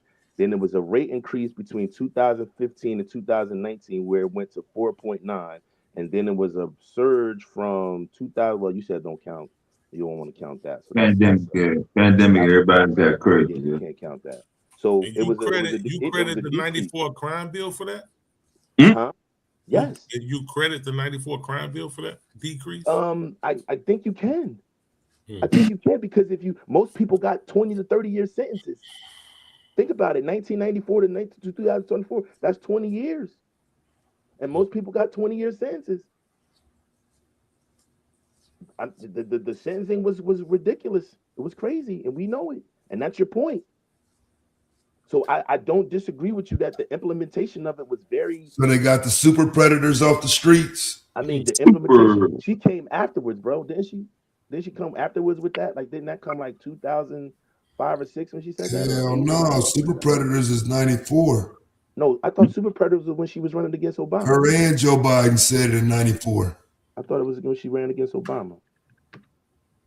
No, that was 94. Okay, I thought that they both said Biden said that shit too. But the actual phrase was coined by a Princeton professor and not her. Some guy named John DeLulio, coined by a Princeton professor about a coming wave. And see, he got that from Trenton, Camden, right? Like, that's where he got that from. Being in Princeton, he got that from seeing the shit that was happening here in Trenton, where I was at, or seeing what was happening on this little northeast corridor, because he probably got on that train to go back and forth to New York and Philly. So that's where he got it from, being in this immediate area. Princeton is 10 minutes from me. So yeah, even she didn't coin that phrase. Another person coined that phrase.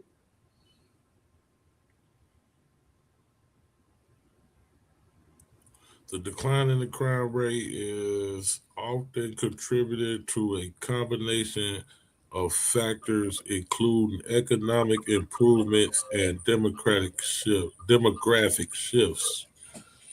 I don't hear nothing about no crime, no 93 crime bill, but I hear economic improvements and demographic shifts. But where did the economic improvements come from? By the communities not having violence in the jobs being brought to the community. So in order for you, because we already know poverty creates crime. Right. So how can you disagree? I don't think the crime bill is. But what was the crime bill trying to address? Contribute to that. I think bringing more jobs in is what. Right. But if you have crime infested neighborhoods, who's investing to bring jobs in?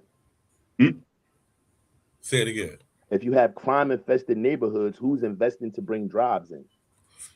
I still argue they didn't bring the jobs into the neighborhood. You gotta go out the neighborhood to get them motherfuckers. But a lot of the jobs were in the neighborhood, bro. Like in industrial cities, like maybe where you live at, it wasn't, but in industrial cities, it was jobs here. Like, and the crazy part about it is there was other factors that they brought jobs into your neighborhood. Say it again. They brought jobs into where I live at, hell yeah, factories, arenas, all kind of shit that started happening like 96, 97. Housing developments and shit that never like new housing, and they built an arena, they built a baseball field, they built factories, they built the tram system. Niggas got jobs doing that. They built the tram system that take you from Trenton. Is that the same year the new Chicago Stadium went up? GQ? Huh? And that's the same year the Chicago Stadium went up? United Center. What year did the United Center go in there? It could have. That sounds about right. Because the last three was in the United Center. First three was in Chicago Stadium, right? Yeah. And the second three was in the United Center. Mm-hmm. So that would have been 95, 6, 7. No, what? Second three was what? 97, 8, and 9. 6, 7, 8. 6, 7, and 8. Okay. Yeah. So that's right around that time. I think about 94, 95. It says right here that it says, well, Bill Clinton said it, but it says as a claim. August 18th, 1994. Predator reduction in crime rates in 1990, stating that because of that bill, we had a 25-year low in crime, a 33-year low in murder rate, and because of that background check law, we had a 46-year low in deaths of people by gun violence. Background check law. Yeah. What they say about the background check law? Say it again, man. They said, and because of that and the background check law, we had a 46-year low in deaths of people by gun violence. So it was harder for people to get guns, and they made it harder because you had to, do a background check. Oh, that's the NRA. Right. Get the weapons. Okay, yeah, that's cool. Like nigga shit was registered anyway. Right. No.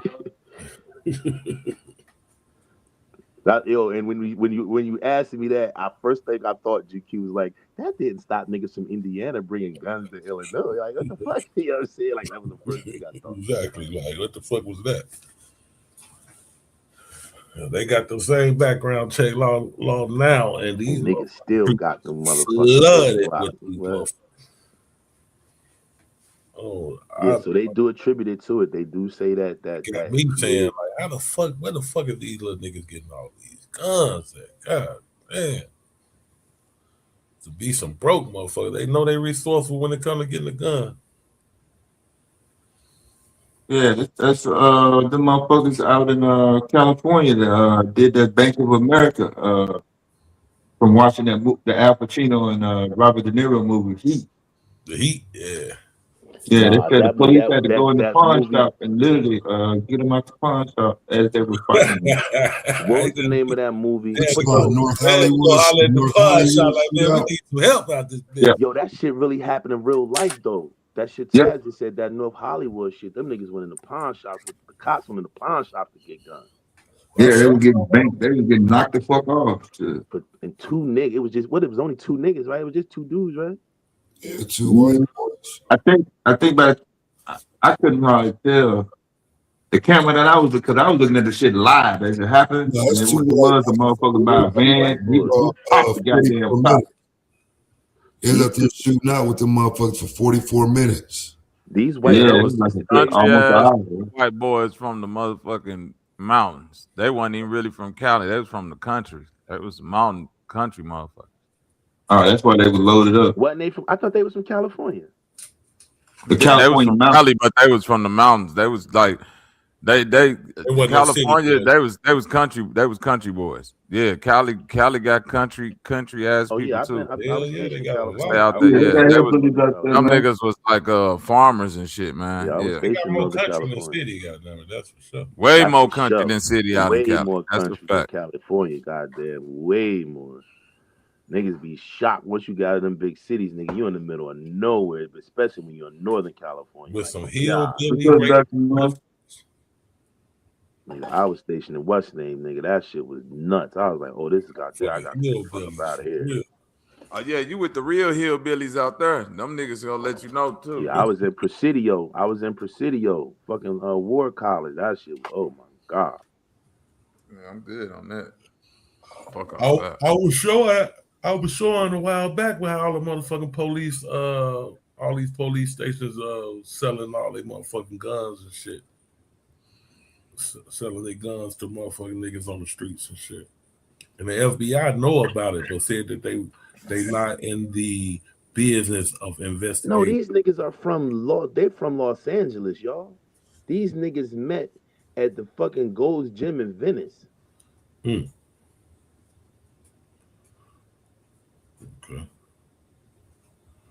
They was foreign. Were they foreigners? One of them. It seems like this guy, the Stefan Emile Mastrana. And it was one dude named Larry Eugene Phillips Jr. Ain't that nigga sound? That's one of those ambiguous. He could be white or black names. We all know that. And then the disabled Stefan Emile Mastro. They both met in California. Los Angeles. So they from Altadena. Well, they was they from Altadena. Yeah, they went to Pasadena High School. The one from the Master Trunu, he from Romania. He went to Pasadena High, so he around a bunch of niggas. And then he went to DeVry, so he was really around a bunch of niggas. Nah, they not from. Nah, they from L.A. Them niggas from L.A. Both of them. Because Altadena's where all the black people live at. Was he a motherfucking immigrant? Yeah, from Romania. Yep. Mastronaut was born in Tsimara, Romania, to parents who relocated to Altadena, California in 1974. He attended Pasadena High School. I'll be telling y'all about the motherfucking immigrants, man. Y'all can't be letting them Hey, motherfuckers. GQ, I agree with you, man. I agree with y'all now, man. Like, I don't really look at the Latinos like that, but I seen some shit with them Afghan motherfuckers, and that shit kind of threw me off a little bit. Like, but I always said that. I always said that. And I'm gonna tell y'all some shit that's gonna blow y'all motherfucking mind. Like, I really believe the Muslim population that's moving into America is really a fucking Trojan horse that's gonna try to undermine America on the belly. The Indians, the That's all Pakistanis. That's I what I agree. believe. I agree. I think they've already undermined the black Yeah. neighborhood. I think that they're more I'm not detrimental to even talking America than the about Latino a population. terrorism of America. I'm talking about on the exploitation and And selling solicitation us of fuck black shit people, and all. black Yep, I'm with you, neighborhoods. bro. I'm Yeah. with you. But I think, this is my honest opinion. I think they're more detrimental to us than the Latino population. I think with the Latino population, we just have to get our young men and women more into the trades and show them the benefits of being in the trade. And I think that'll kind of counter them having all the jobs where we just put a I bunch of agree workers. with you on the more detrimental, but it's just more of the Latino. They Right, do it right, on right. they do it And on I a understand where you're grander. coming They from.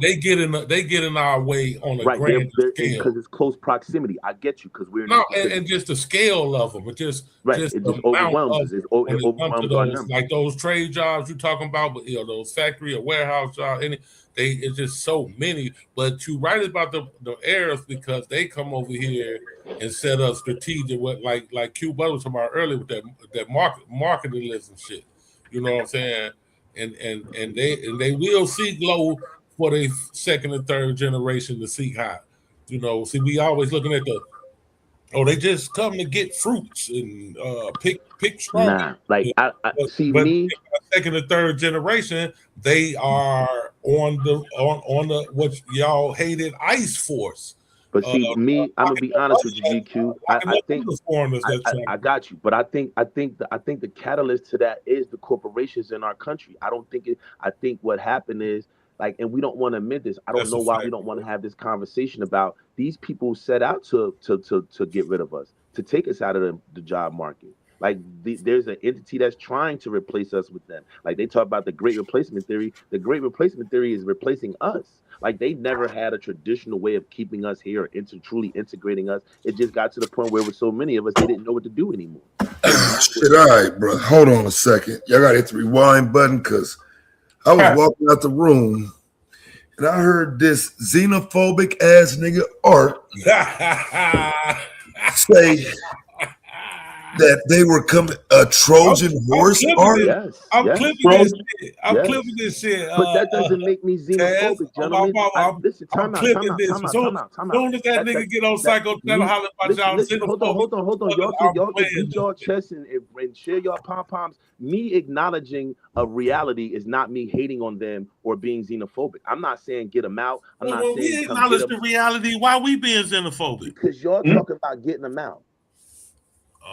Well, nigga, if they finna blow this bitch up, nigga, yes, get him out. I don't even share what you're saying, but if I take what you like, all right, let's instead of let all right, we having a good conversation, we not arguing. Let's be honest here, fellas. Let's be honest here.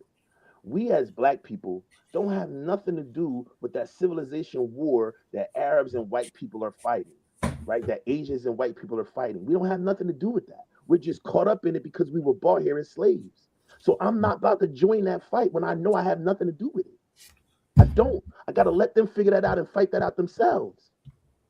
I'm not on either side. That's my point. Like this is bigger than us. This is longer than us. This is gonna go on when me, you, and GQ and Dev and Bobby, when we're in the grave. These Arabs and white people are still gonna be fighting for civilization because they're the weakest of the tree. We're not the weakest of the tree. We're the strongest of the tree. They're fighting to be in second place, not first place. So I'm not getting in that fight. And I say this over and over and over and over again because the Mexicans, they're Asians. They're not white people. They're fucking Asians. They're fucking Mongoloids who just don't know that. But here's my only issue with what you're saying. If you're saying that at some point we're looking at a Trojan horse situation, that's a threat to our children. That's a threat to the future here. Bro, unfortunately, we're going to be casualties of war, bro. Unfortunately. So we shouldn't champion getting the motherfuckers out of here before this happens? We should stay out of it and figure out how to create a barrier around our people. Nah, you know you don't mean stay out of it. You're a military guy. You're a convo guy. I'm a military guy. Me and you should figure out how we insulate our people and our generation from this. Getting them motherfuckers up out of here. I'm already working on it. Right. But So you are opposition to the work that I'm not doing. on opposition. I don't know what you're doing to be on opposition. Like if what you're working on is joining, I'm supporting ICE. I'm supporting ICE getting the motherfuckers out of here. But ICE is coming to get you next.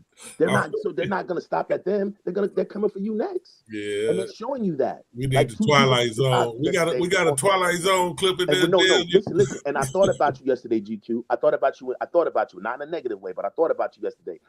It's a video out. If you watch it, right? It's a black dude and his wife from Chicago, right? And they driving down the street and ICE pulls them over. And the black dude was like, you know I'm an American citizen. You know I ain't got nothing to do with this. Why would you do this? Right. And the guy looked at him like, damn, you right. Let me just get your ID real quick. Took his ID, gave it back to him, like, my bad, bro, and let him go. And then when the other was trying to jump out to get all excited, it was on YouTube. The white dude that pulled them over stopped. No, it's on YouTube. It's all over. And I seen it. The white dude, you see how the white dude dark-skinned black man. Huh? The black man was dark-skinned. No, it was a dude and the wife in the car. They were in a car. It was a brown-skinned dude. Like he looked a little bit like like 5'10", but he brown-skinned. Okay. Right. So what happened? Right, G2. So they pulled them over. Right. ICE pulled them over, and then he handed. And so the white dude who pulled them over, once he was like, yeah, you right. So the other ones would try to jump out the truck. He was like, nah, he good. He good. Let's roll. He good. My bad. So what that tell you? So does that support your argument or no? It's not at all. Not at all. What I'm saying to you is they're coming after us next. That's my argument. My argument is they showing you that they can't, that they not gonna fuck with us next if they my bad, give him his ID, stopped his other. But he only did that because he only said that because he's like, come on, man, you know I'm black. But he still took his ID and ran it. He still ran his information. He still ran his license plate.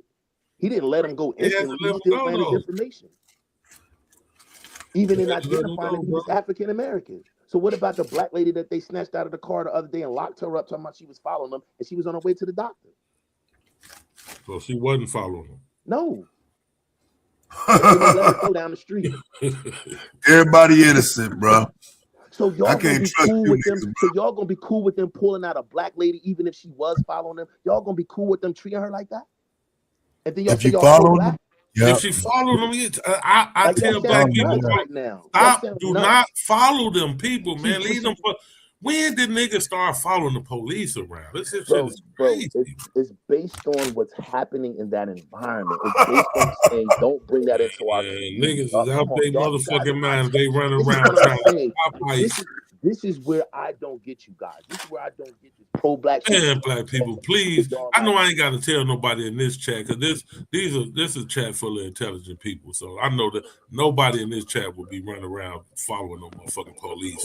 They're not following them, dog. ICE is not. Come on, man. Y'all sound scared. Other people sound afraid. Y'all sound afraid. But y'all let all the black people videos. They are following them. Y'all sound afraid, and y'all really not our fight. Y'all don't want them to stand. I ain't afraid of shit. I'm telling you, nigga. It's not look, Art, look. Y'all sound afraid. I did a video this morning about this shit, bro. I'm watching to see what's really happening, bro.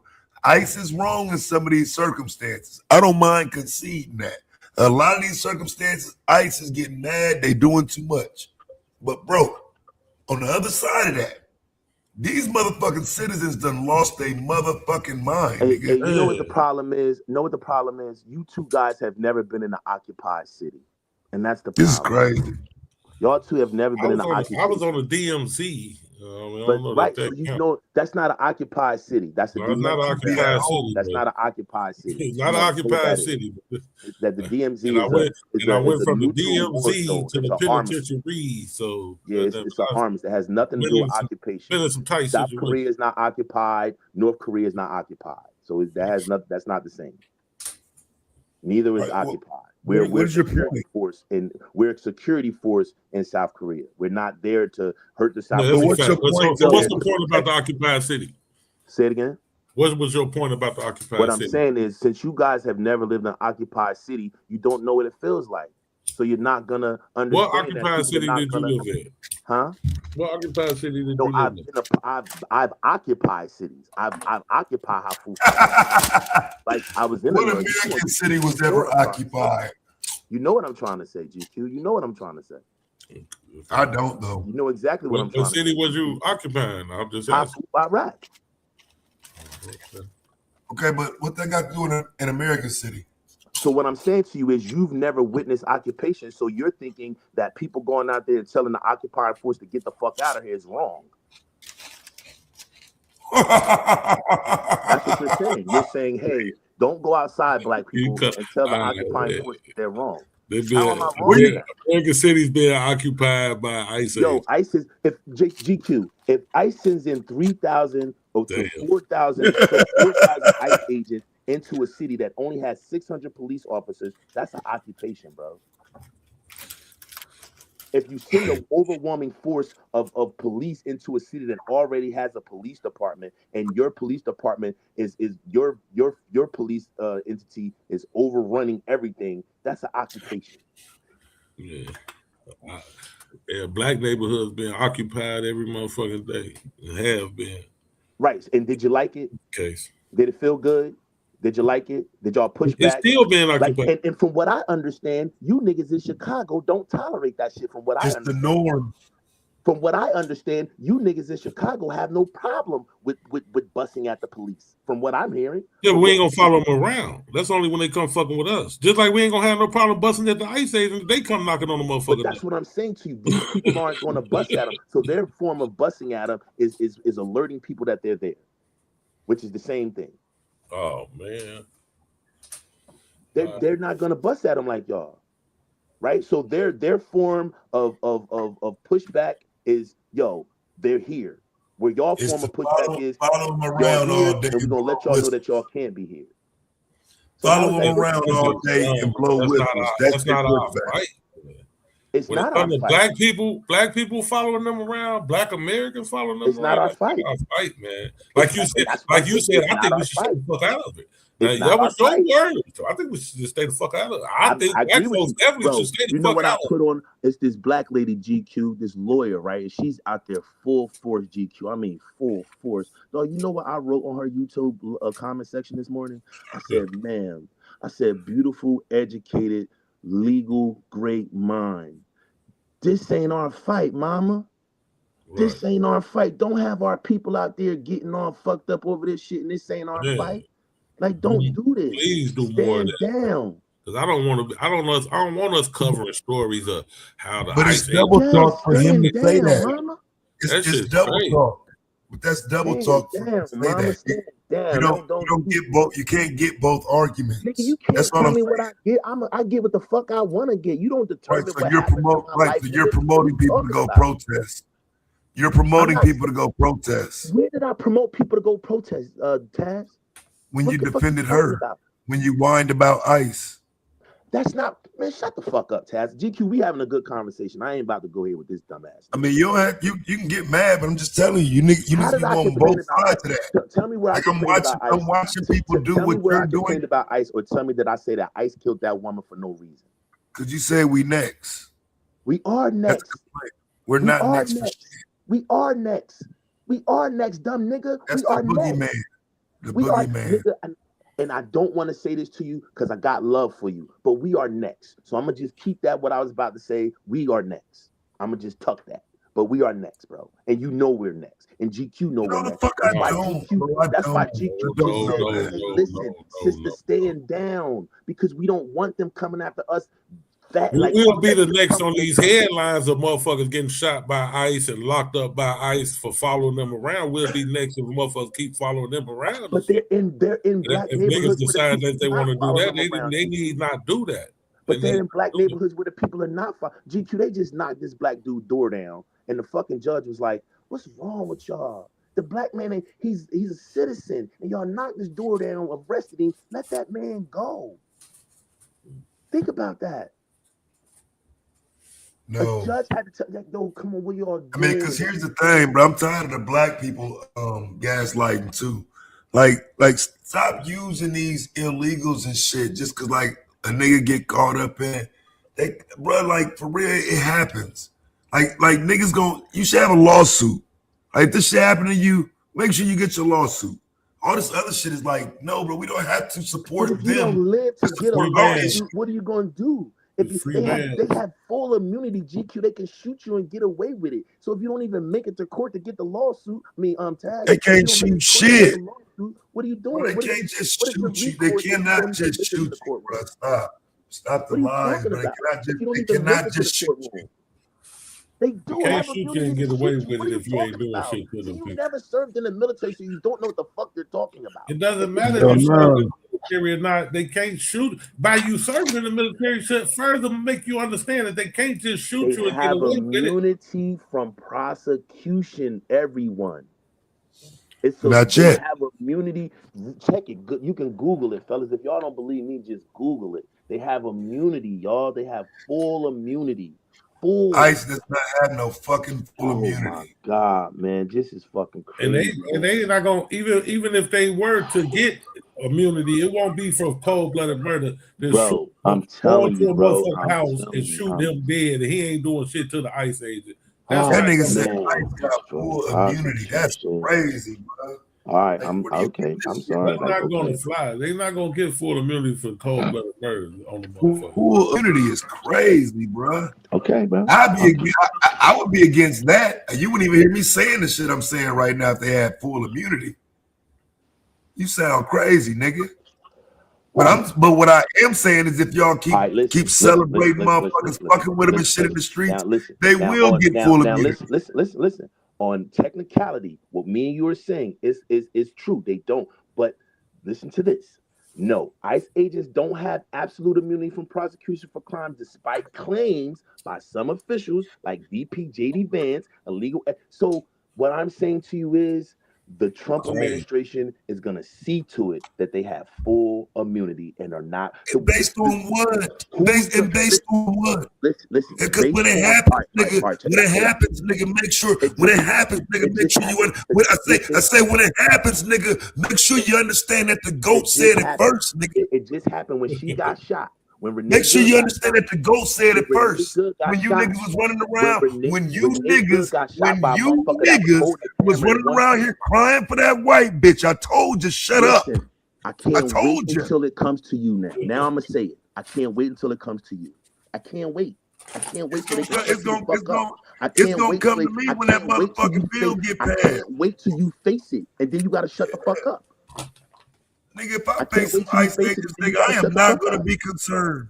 I am not concerned. Because you're probably going to be in Mexico. I am not concerned with ICE, nigga. I will go to a city where ICE is at, nigga.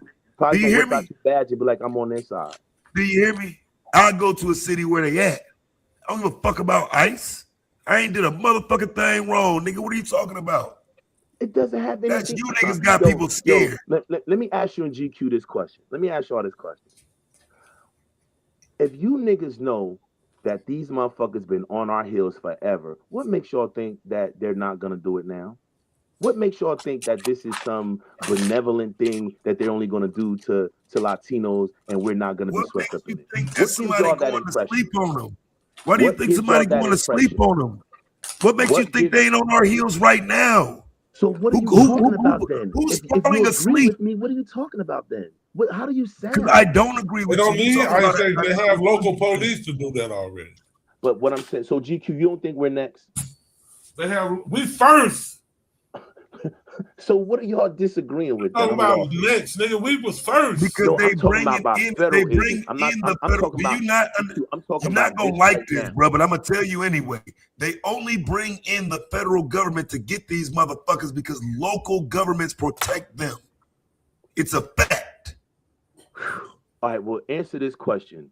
What the fuck do we got to do with that, and why? And we're next. We first. Local government doesn't protect us. Stop. I'm talking about the federal shit. I'm not local talking about government. Did you hear what he said? Did you hear what he said? They only bring in the federal agents because local government protects them. Where is the local government protection for black people? Holla, let me know where you at, man, and we can deport you, bro. My wife ain't got nothing to do with this. Where is the protection? Where is the local protection for black people? This is why I say I never had that protection. Niggas. This is why I come on here and say I want to shoot niggas. We never had that protection. Did you hear what he said? Did you understand? Talking about the poor Arthur White. Like this is what I'm saying. You gonna duck that shit, bro? Shoot a nigga. Like this. You gonna duck it? You don't want to deal with that fact, bro. It's a fact. What fact? I'm sorry, I missed it. I'm sorry, my bad. Okay, say it again. He said they bring in ICE. No, I agree with that. I can't disagree with that. I agree with that. That sanctuary cities promote the federal because they protect them, right? Yeah. Where is that protection for black people? Where has that protection been? But we're not illegal immigrants. For us. We're not so here. When I tell you that we're first, but we're not here illegally. Next, and I'm telling you, no, we first. You're comparing apples and oranges. Penitentiary is full of black people. But you're comparing right. So why is it hard for y'all to believe that after they finish telling you that we're first, they're going to come back and round up us? They had stopped rounding us up. They already rounded up us. They've already been rounding us up. But the local government has been doing that. The local. They don't have to have ICE agents to do that because they have local police officers. Bro, you can't play bait and switch. We're talking about this particular. It's not bait and switch. It is what it is. Action right now. We're talking about what's going on right now. When have we ever had a day where we didn't feel like we could get rounded up? We're talking about this administration right now. We're talking about what's taking place with this administration. We're not talking about what's been happening. And that's just real, man. That ain't no trying to gaslight you. That ain't no motherfucker. I'm speaking. That's from the motherfucker. I'm speaking specifically about this. They've been doing us, bro. That's furthermore the reason why me and Taz both say fuck ICE, fuck protecting illegal immigrants, fuck that, because we're already the ones that's been getting rounded up. You gotta sell that to somebody else, bro. You can't sell that to me. That's a bunch of bullshit you're saying right now, and you know it. You're just trying. I don't even know what you're trying to do by saying that. I'm telling you, bro, we don't get no days off. No sense what you're saying. Them getting rounded up ain't giving us a day off, bro. Do you understand that point? Them getting rounded. I don't view this as we getting time off.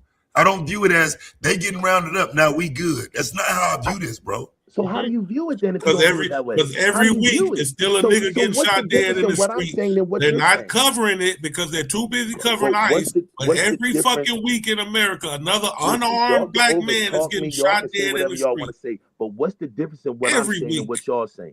No weeks off. The difference in what I'm saying. The difference in what I'm saying is it's a continuation from my entire life. What you're saying is some brand new shit about a fucking white bitch. Nigga. No, what I'm saying, it has nothing to do with the white bitch. What I'm talking about has nothing to do with her. I said this way before she got shot, and GQ can attest to this. No, you've been saying that law enforcement been killing black. Law enforcement been killing black folks. They gonna come round up niggas. He been saying that. I give him that. He been saying that. So law enforcement been killing black folks before that. Well, like I'm not gonna act like this is new. But no, I'm not. What I'm saying is, and you can attest to this. What I'm saying is, this administration, right, is going to make a concerted effort, right, to get us the fuck out of here on a scale we have never seen before. After announcing that the 14th Amendment was written for us? That's what They don't give a fuck about amendments or laws. They don't. This administration don't give a fuck about none of that shit. None of it. It violates every fucking amendment, every constitutional norm known to man. The first step towards fucking with black Americans, I'll call it out when I see it. I ain't seen it yet. I can't do the boogeyman shit. When I see it, seen it. You just don't want to acknowledge it because you don't want to be wrong. Where was it? Where was it? What did I see? You see it every day. You see it in What was California. it? You What see it did in I Minnesota. You seen it in What did I Chicago. see? You see it in New York. What did I see? You see it in New What was Jersey. it? You see it. You seen it in Chicago Yeah, where they bro. had a fucking That boogeyman shit. they had a rapid deployment unit scale a fucking building and fucking do a fucking military action on a building that had black people in it, where they took black people outside in zip ties, knowing that they were not fucking immigrants. You're gonna released all the black people. Did they? I was gonna say, did they go to a detention center? No, or it doesn't matter. They shouldn't have took them out of their houses at all. Once they identified them as black people and knew that they were Latino, they shouldn't have touched those fucking people. And you know that. And GQ knows that. Yeah, they was able it's up. Say it again, GQ. I'm sorry. Identifying people ain't nothing new, bro. I can't trip on that. What are you talking about? You don't have to put somebody, an old lady in zip ties and babies in zip ties to identify them. You don't. Yes, you do. You do in America. You do not. Old ladies and babies. They've been doing it. They didn't take old ladies and babies out of their GQ.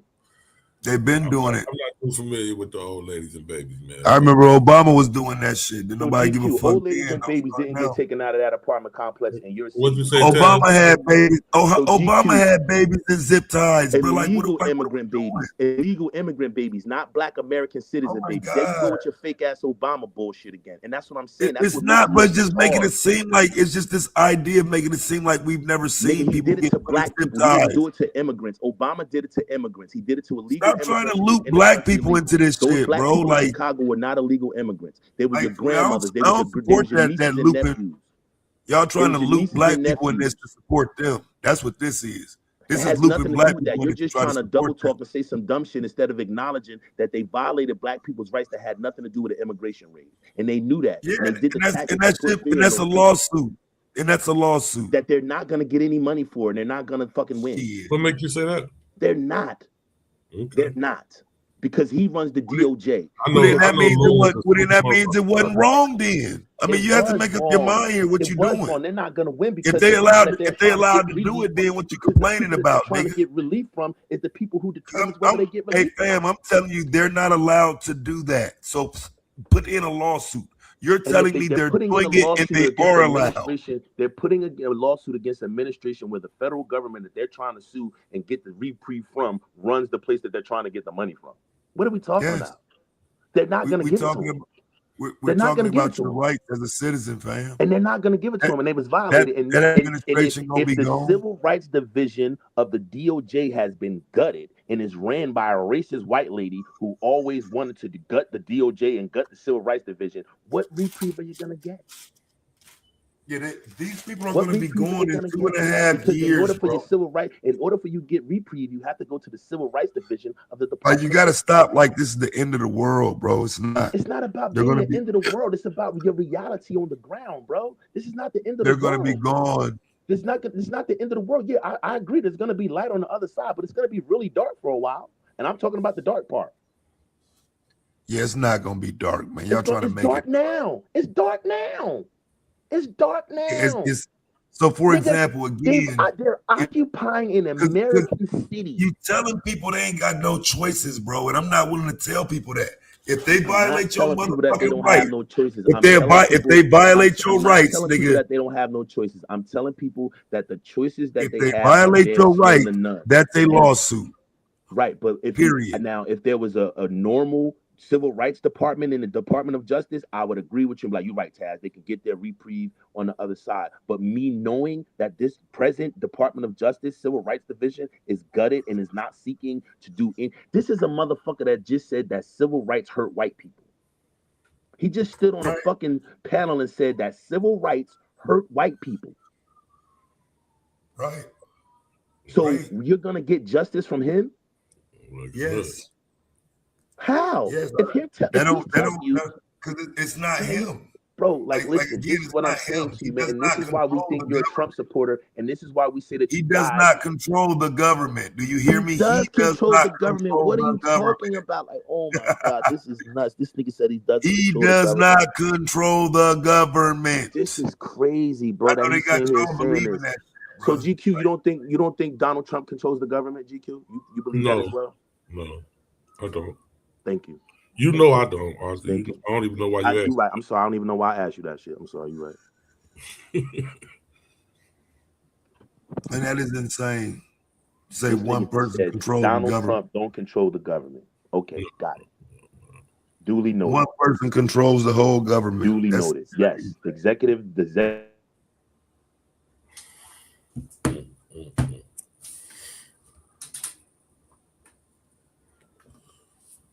Yeah, man, it's rough.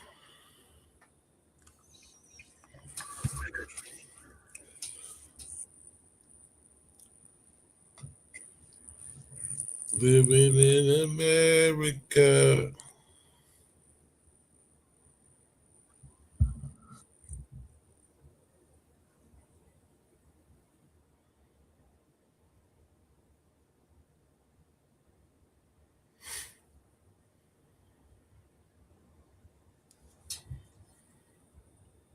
Let's see where you at. Yeah, I really do think that Trump is definitely gonna give ICE a more crazy level of fucking power. I'm standing by that shit. And that level of power will result in occupation of other cities. And then that's going to turn thanks to all this bullshit people doing. Create a civil war, and then we're going to be in a civil war. And people have created a hostile environment for ICE.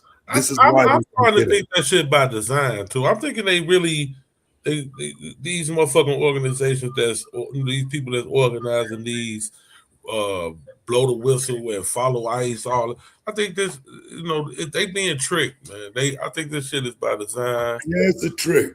I think they're starting to be by design to empower the motherfuckers, man. Because now, they need this. They need tanks and shit to follow with them because they being harassed. Right, I agree with you. I think that is white people fighting a war to determine who's going to lead this country. I agree with y'all.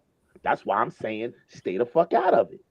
No, that's not what it is, though. It is the citizens rebelling against the system, which would be perfectly fine. Because the system is corrupt. They start using insurrections and all these different terms. He's the only one using insurrection. This nigga said he's going to put the Insurrection Act in fucking Minnesota. It is a fucking insurrection. It's not an insurrection. Bro, you got motherfuckers waving Mexican flags. This makes you look bad, man. I don't know if you know this, but this makes you look bad, bro. This makes you look terrible. This makes you look terrible. Look, jump in the ring with me. It makes you look terrible, bro. You're sitting here saying that white people telling ICE to get out of their fucking community with their fucking Nazi tactics is an insurrection. You're saying allow for these people to come in and do the fuck shit that they're doing to the citizens of this city, these people's neighbors. Are you fucking kidding me? The video I saw today where the dude ran up on the ICE agent and said, "Get out my city." The ICE agent told him, "This is my city. I live here too. I'm just at work."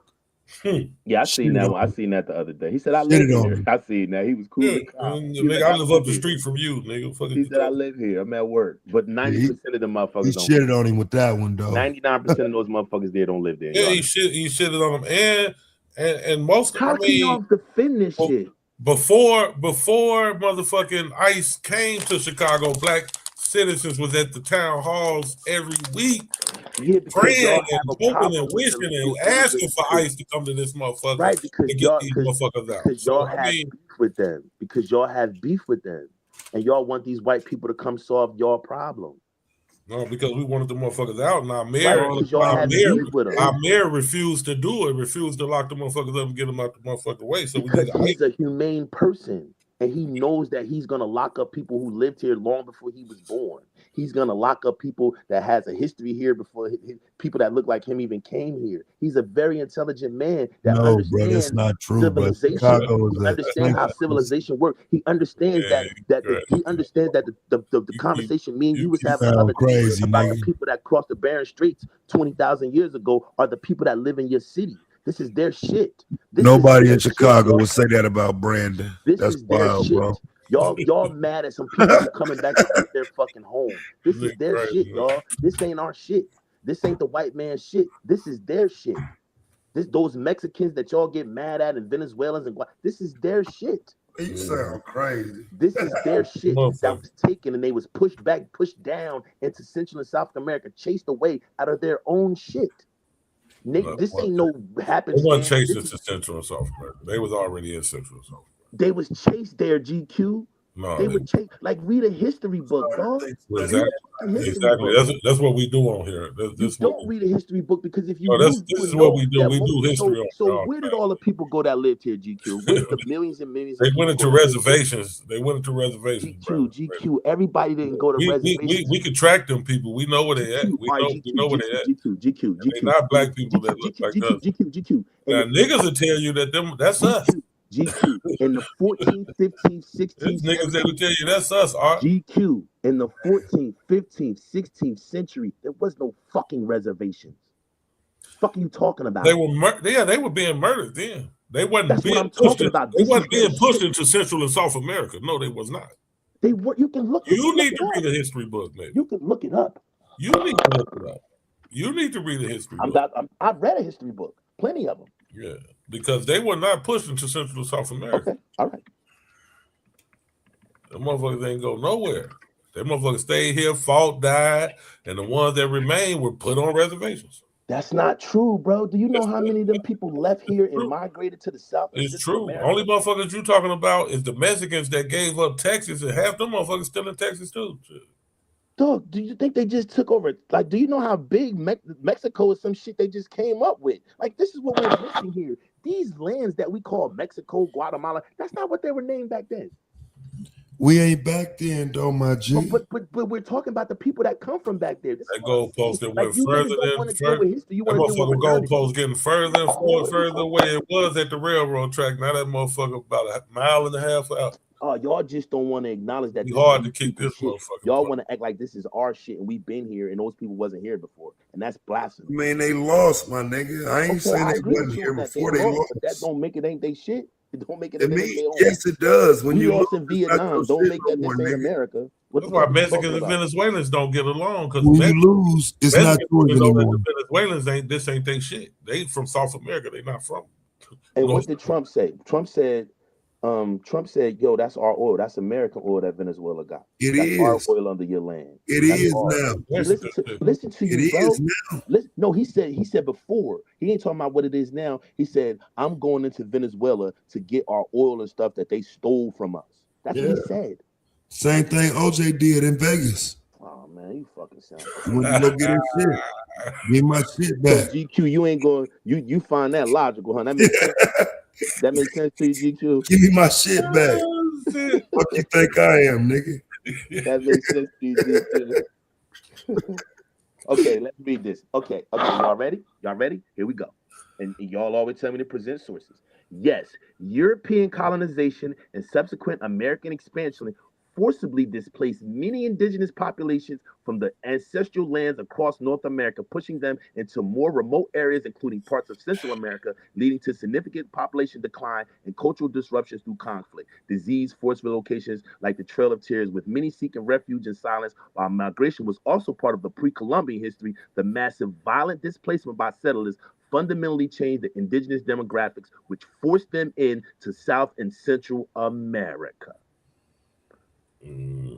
While the major removals focused on North America, the broader colonial system, ongoing conflicts in Mexico and Central America also displaced indigenous people, forcing many to flee into jungles, mountains, or across borders. Notes the minority groups as seen by the Mayan people fleeing civil wars in the late 20th century. The Spanish conquest itself caused immense disruption, enslaving and relocating people, contributing to the fragmented indigenous population seen today in Central America. In summary, the indigenous people, oh shit, my bad, I'm sorry, y'all. In summary, the indigenous people weren't just pushed into Central America, they were subjected to systematic displacement across the entire continent, with vast numbers pushed to the interior of North America, reservations, others fleeing to South, and others fleeing Central American conflicts, all a part of century-long pattern of colonialization and resource extraction. Yeah, that's pretty much what I said. But it's outside of the group you said was pushing Central America. But so I'm wrong. So did it happen? Group. Most of them was pushed probably from Mexico, because I heard it says it right here. It says during Mexican Civil War. It says here. I just read. So you're going to deny what? Now, when you bring up information. Now, what did you say about the Mexican? Hold on. What did you say about the Mexican? You said something about Mexican. No, I said while the major removals focused on North America, the broader colonial system and ongoing conflicts in Mexico and Central America. Ongoing conflicts in Mexico and Central America also displaced indigenous groups, forcing many to flee into the jungles, mountains. Displaced them there. Stop talking and listen. But you see what you're reading, though. You see what you understand what you're reading. Do you understand what I'm reading? Do you understand what I'm reading? It's saying that the wars in Mexico and Central America displaced. I'm gonna read it again. I'm gonna read it again so you can stop trying to fucking do some fuck shit. I'm gonna read it again. I'm gonna read it again for you. I'm gonna read it again. I'm gonna read my question first. This is what my question was, and I'll turn on the camera so you can believe me and don't think I'm lying. My question was, right? Was the indigenous people of America pushed into Central America? And it says yes. European colonization and subsequent American expansion forcibly displaced many indigenous people from their ancestral lands across North America, pushing them into more remote areas, including parts of Central America, and leading to significant population decline and cultural disruption through conflict, disease, forced relocations like the Trail of Tears, with many seeking refuge or fleeing violence, while migration was also part of a pre-Columbian history, which is talking about up here, Columbian River, which is in Canada, which is in North America, Columbian River. No, pre-Columbian history. That means pre-Columbian history is talking about the river. Not Columbus. It's talking about the Columbian River. That's what history means. It's not Columbus. Pre-Columbian history is about the Columbian River, not Columbia. Hold on. Pre-Columbian history means before the Columbian River? Yes, it's about the Columbian River, not before the Columbia. It's about the Columbian River. Okay, go ahead.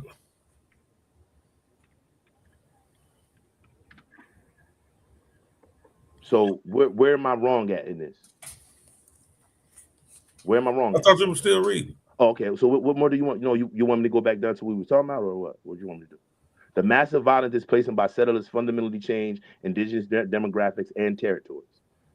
Right? European colonists and later Americans believed in the divine right to expand across the continent, displacing native tribes to seize their land for agriculture and settlement. Eurasian diseases like smallpox devastated indigenous populations, weakened their ability to resist encroachment. U.S. government enacted policies like the Indian Removal Act, blah, blah, blah, blah, blah. Conflict in military forces, war, massacres, wounded knee, broken treaties constantly pushed Native Americans further west and into marginal lands, while major removals focused in North America. The broader colonial system, ongoing conflicts in Mexico and Central America also displaced indigenous people groups, forcing many to flee into jungles and mountains or across borders. Notes the minority group was seen with the Mayans, peoples fleeing civil wars in the late 20th century. The Spanish conquest itself caused immense disruption, enslaving and relocating peoples, contributing to the fragmented indigenous population seen today in Central America, says ESCO. So I guess EBSCO is some kind of study or organization that studies indigenous populations. Right.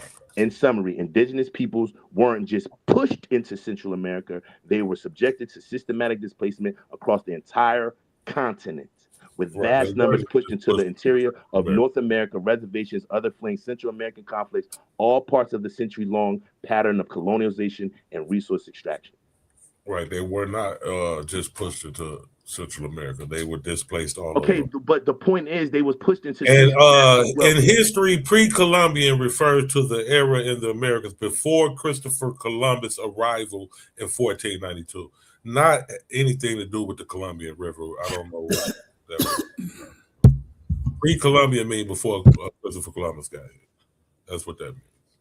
I don't know what made you correlate that with the Columbian River, but that was crazy.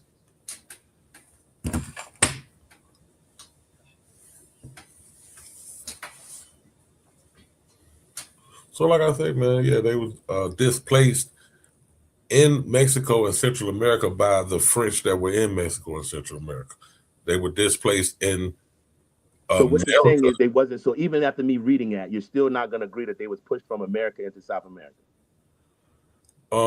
Some of them probably was. After you read that, maybe, yeah, I have to see that some of them probably was. But even in what you read, it pretty much broke down how they were displaced. I didn't agree with that part. I didn't agree with you saying that someone was in, but they didn't have reservations in the 15th, 16th, 17th century. Reservation that was was a new after. modern That thing. was after they, they fought. They fought their fight. Now more of them was killed than displaced. Shit. Well, what about the ones that was pushed in? There was a lot more pushed down than, I mean, yeah, it was probably equal. It's probably 50-50. 50 pushed, 50 killed. So you think those Venezuelans that are I think what happens with us is we deal with modernity and we deal with geographical locations, and we don't deal with those people didn't have that back then. They had tribes. They didn't have land borders. They didn't have borders that distinguish this from this. They lived in this vast continent from top to bottom, from Iceland all the way down to Argentina, Ecuador, and Chile. They lived in this entire continental landmass of what we now know as Northern, Central, and South America. That's what I think. okay. Well, that's what we know. And we're displaced by European. Yes, we know that these people Spanish, French, all kind of European people all were here. Yeah, that's what I'm saying. They didn't have land borders, GQ. They didn't have. It wasn't a Nicaragua. It wasn't a. These were things that Europeans created. Yeah. All these countries that we know now were created by Europeans, not by the indigenous people. You're right about that. That's a fact. They went carving up shit, talking about this was this and that was just like they did Africa. You know what I'm saying? So many African countries done changed names 5 fucking times in our lifetime. We done seen motherfuckers go from Rhodesia to this, to this, to this, to this in our lifetime. We about to see some more shit carved up and changed in our lifetime. Oh yeah, Greenland. Well, I don't know. Canada kind of shook the world up yesterday morning. So that's what that is. We got to deal with. I don't think that Greenland shit gonna fly. I don't think that's gonna fly. But he might try to pull it, that motherfucker. But I don't think that shit gonna fly. But definitely that Central and South America shit. There's gonna be some more. Oh yeah, he going after. I think Colombia is next. I think he's going after soft targets. Yeah, I think Colombia is next. And pop right off. Then Cuba after Colombia. Then he's gonna double back and see what he can do in Mexico. Right. Then he's gonna. I definitely don't think he's gonna fuck with Mexico.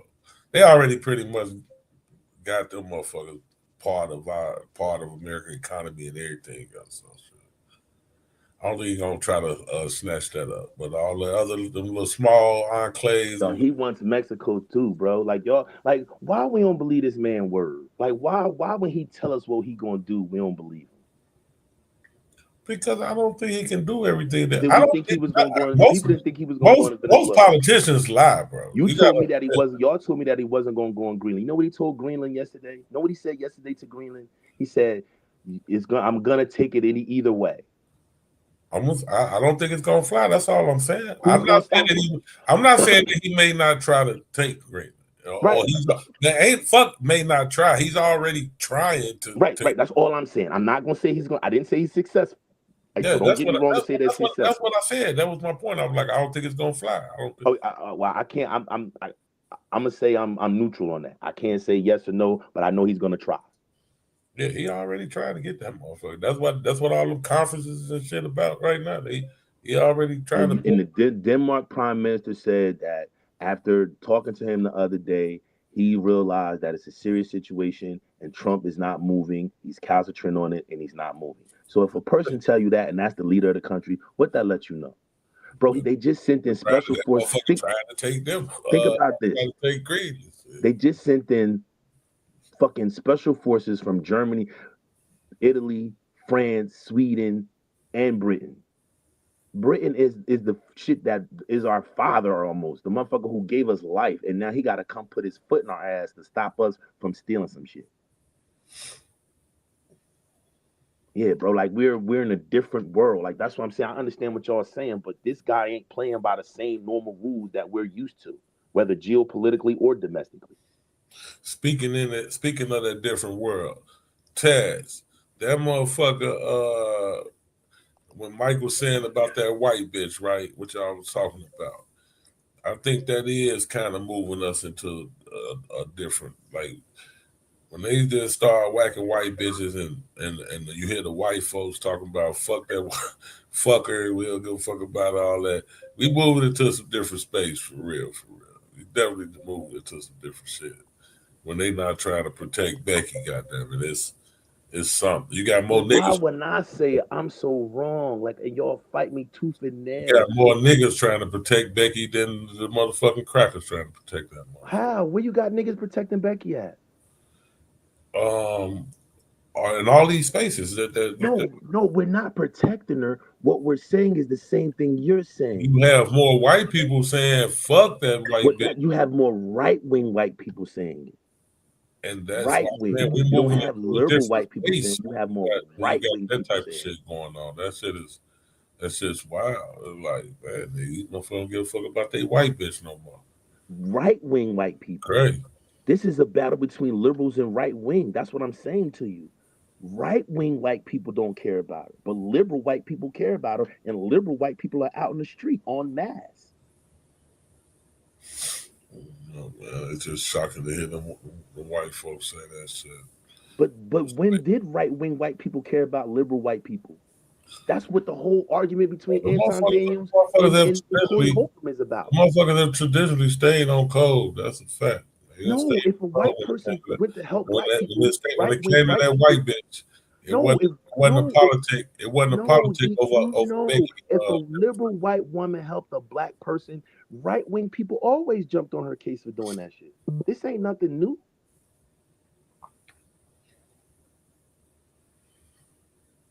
I'm just trying to understand where black people are defending her more than white people. Those are white people out in the street. You might see one or two black people here and there. I'm particularly talking about in these spaces. But we're not protecting her as much as we're saying if they can shoot her, we have no chance. That's what they're saying.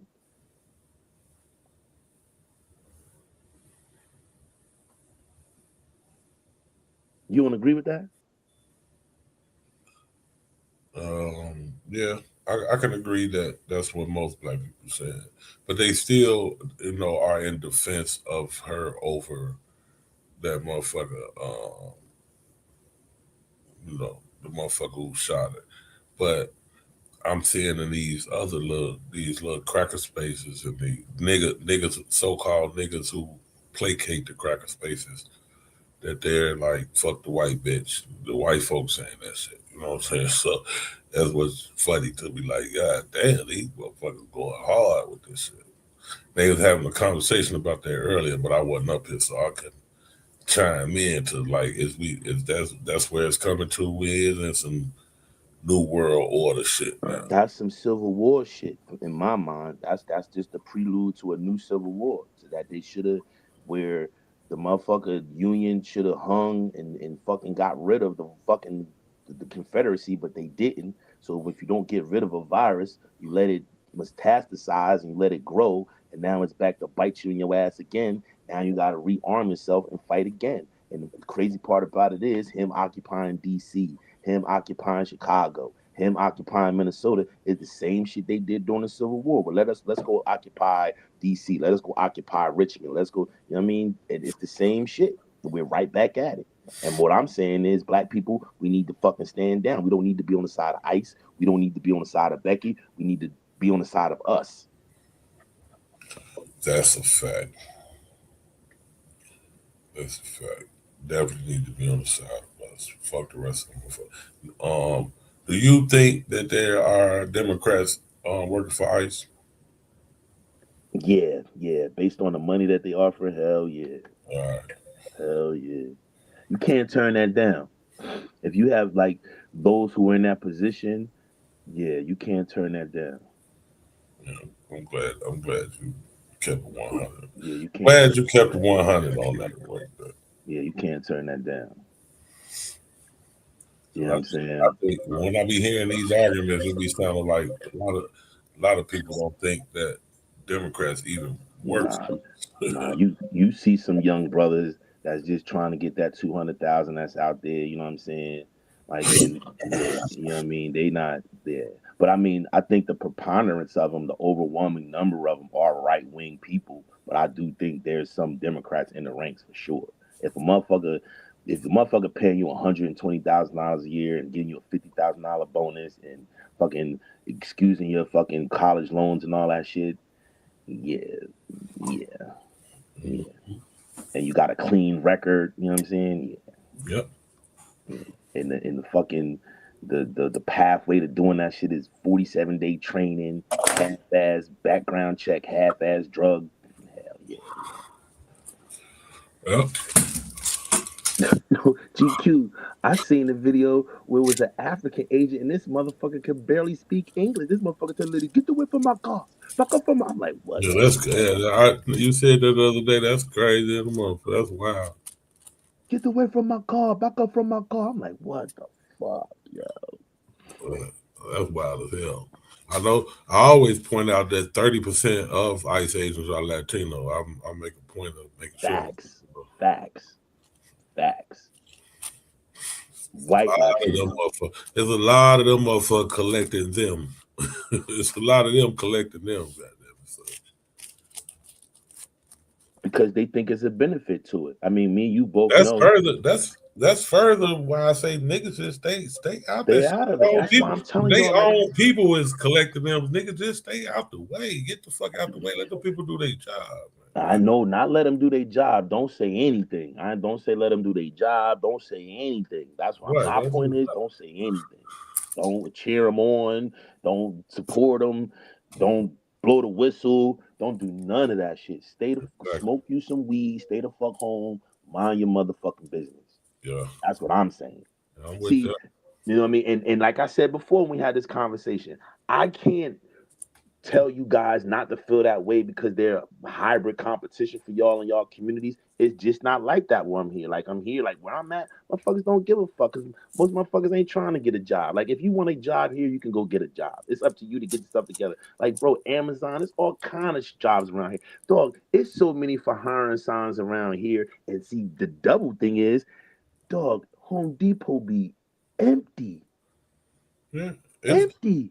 You even said it yourself. You said since I started removing them motherfuckers, your workload tripled, quadrupled. A lot of shit you turned down. So I mean that's significant. That's saying a lot. That's not pennies. You know what I'm saying? If whether or not you wanted to take advantage of it or I couldn't take advantage of all of it, but what I could take, I took. Yeah, that's what I'm saying. And really could have took all of it. I mean, but it'd have been more work and maybe more of a headache. But you know, as far as hiring people, you don't want to get burned out. You don't want to get physically deal with out. personalities. Because I do that. I hire people, so I understand dealing with different personalities. Like motherfuckers broke my window the other day, bro. Showing up to work and all that shit. Yeah, I hired some motherfuckers the other day to do a clean out, bro. Like I knew the one dude, but he's like, my man, this nigga broke my back window, putting the fuck load. We taking out junk out of an apartment. Drunk and shit. Yeah, I understand. Hey, shit, he preached to the client with that shit. I already know. I shut down my little mobile detailing shit because motherfuckers didn't want to show up to work half the time and all this different shit. I'm like, oh, you niggas. And that's what I'm saying, bro. Give me some messages. Right. Don't lie. I'm glad you kept it 100. I'm glad you kept it 100. I'm glad you kept it 100. No, I ain't gonna get no message, but me either. But you think it. You think it. You ponder it. When you sitting back smoking that Dutch, you was like, man, I'm gonna just get one. One ain't gonna be too bad. Just one, right? But you know that one is gonna turn into two. That two is gonna turn into three. That 3 is gonna turn into 5. That 5 is gonna turn into 10. Before you know it, you go, oh shit, I got 10 motherfucking Guatemalas working for me. I'm fucked up. You know what I mean? So I don't do it. I don't do it. And that's why you don't do it. Cause you know that one gonna do such a good job. You like, hey yo, you got a friend, you got a partner. You got a homeboy. Show up in the morning, man. High five in the motherfucker. you got a homeboy.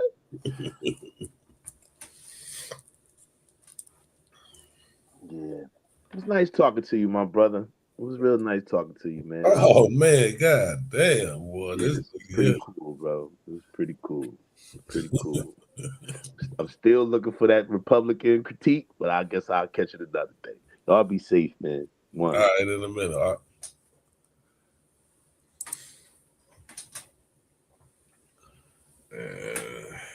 I don't know how to critique the Republicans. Them motherfuckers just horrible. Period. The fuck more can you say? Ain't nothing good about the motherfucker. And everything they do is fuck shit.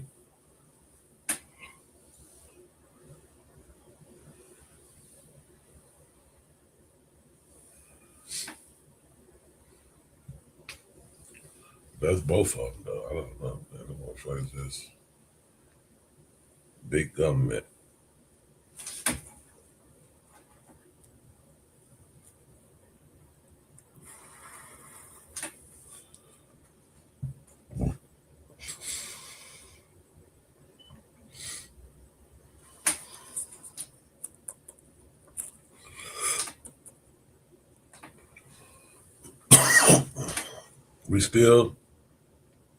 Y'all still be on the lookout for my song, though, coming out. Internet Tough Guy, still on the way.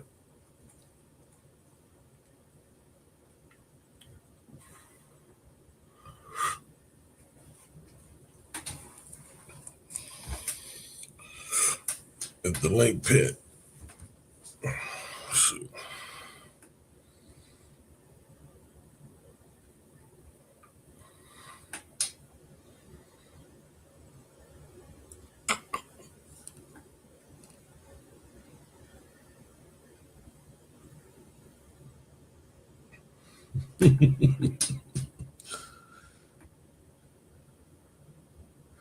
Is the link pinned up at the top? Let me go on this other side and see.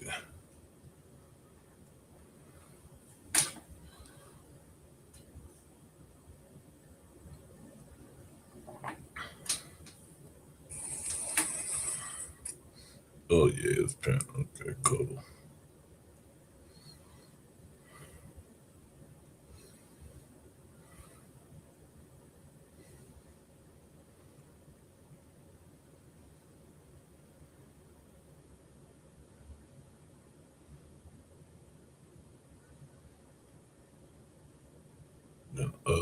Then another part you need to. All right, let me see what we got over here.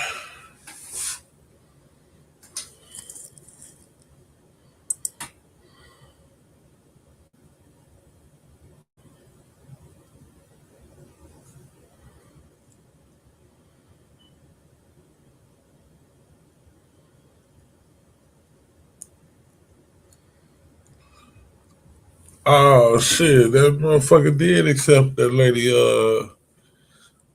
Nobel Peace Prize. That's great.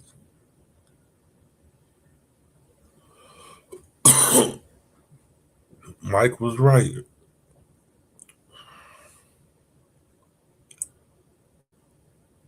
Venezuela opposition leader Maria Corina Machado's presentation Thursday of her Nobel Peace Prize medal to President Donald Trump was instant fodder for ridicule among Trump opponents. ABC late night host Jimmy Kimmel even displayed a series of awards he had won or joked he had won. In the case of the 2015 Soul Train Awards White Person of the Year prize, he offered them to Trump in exchange for the president pulling ice out of Minneapolis. The situation is certainly funny in a way. Trump's unquenchable thirst for recognition led him to accept a newly made up FIFA Peace Prize that was obviously created to curry favor with him after he failed to win his coveted Nobel. The ceremony last month was really something else. And now Trump has accepted someone else's Nobel medal. Even as the Nobel Committee has made it abundantly clear that the award itself is not transferable. But in another way, it's not really a laughing matter, as Kimmel's bit showed. While this kind of ring kissing has become the norm with Trump, it's especially galling in this instance. So the broad then gave the nigga his gave the nigga her Nobel Peace Prize, man. This is crazy. You can certainly be forgiven for thinking Machado felt pressured into handing over the medal. And regardless, the whole thing raises the prospect that some very serious foreign policy decisions with massive implications are being influenced, at least in part through personal flattery.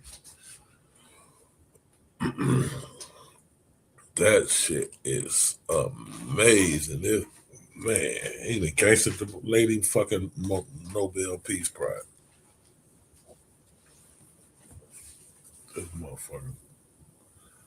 I got an award for that motherfucker too. Gangster of the motherfucking century. On there, snatch the president about the country and his wife, and then the vice president who becomes president give him. Wait a minute. Matter of fact, that ain't even who that lady is. That's a whole nother problem.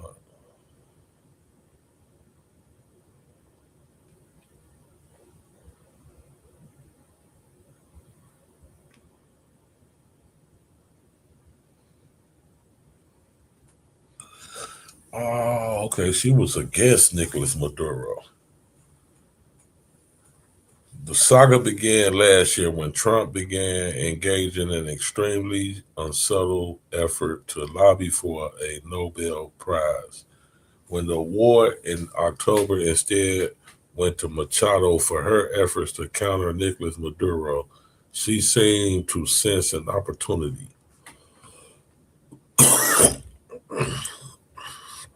She quickly dedicated her award to the U.S. president who so coveted it, all while suggestively playing up his role remaking Venezuela's government.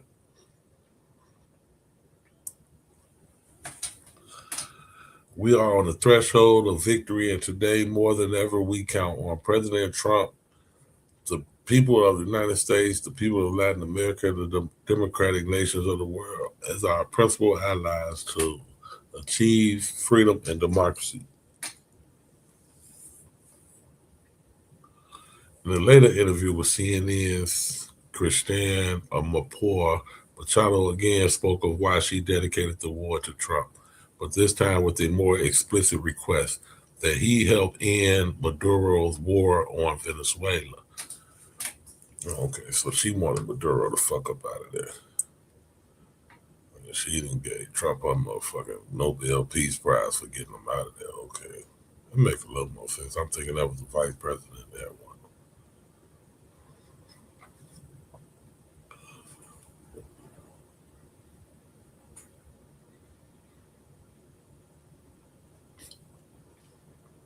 We need, quote, we need the help of the president of the United States to stop this war because it is about human lives, she said.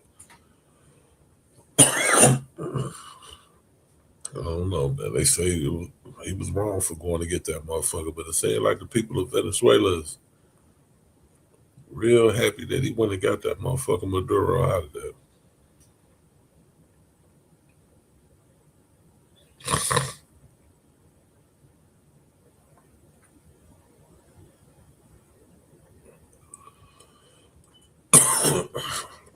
And Trump's so bogus, he wouldn't even make her the replacement for Maduro.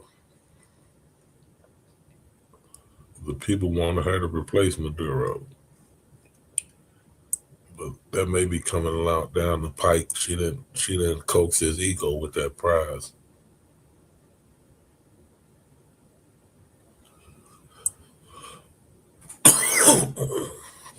At least the medal.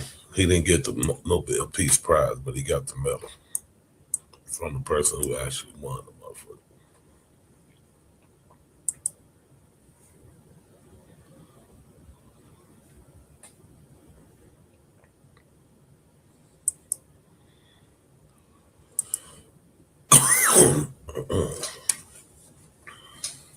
Damn, let me get some water around this motherfucker.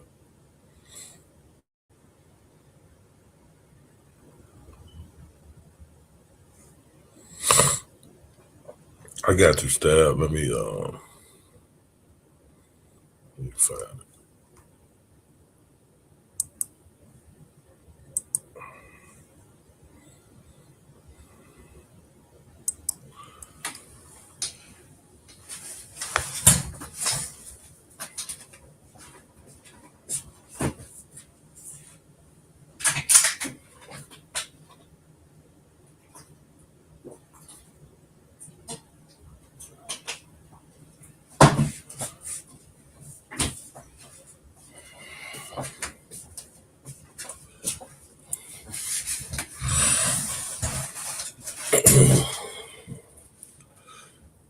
Okay, this is a post by Danielle Carter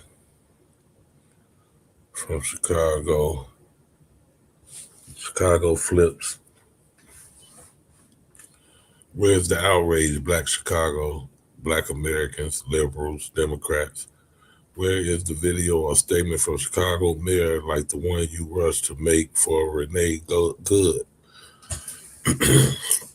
I thought you cared about Black Chicagoans, the ones you're pandering to for votes and claim to be fighting Trump for. This is one of our own. But fake news, Democrats and liberals didn't tell you to care, so you don't. I'm sure Prince Jamal Sullivan and his best friend Breonna K would have loved for ICE to be here before an illegal alien killed them, rear-ended their car at high speed, ran a stop sign, took their lives right here on Lakeshore Drive in Chicago.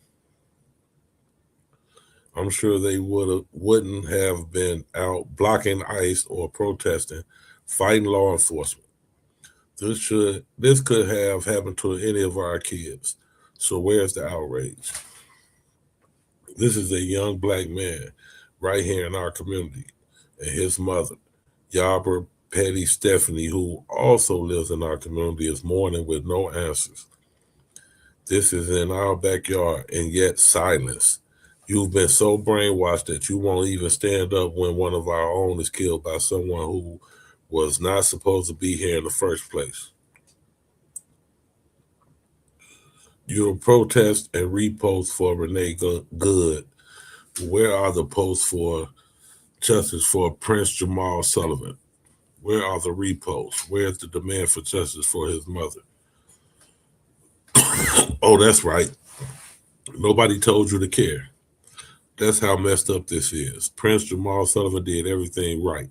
College graduate working at People's Gas at just 23 years old. His life mattered, and so did the life of his best friend, Breonna K., who was also killed, and every other American.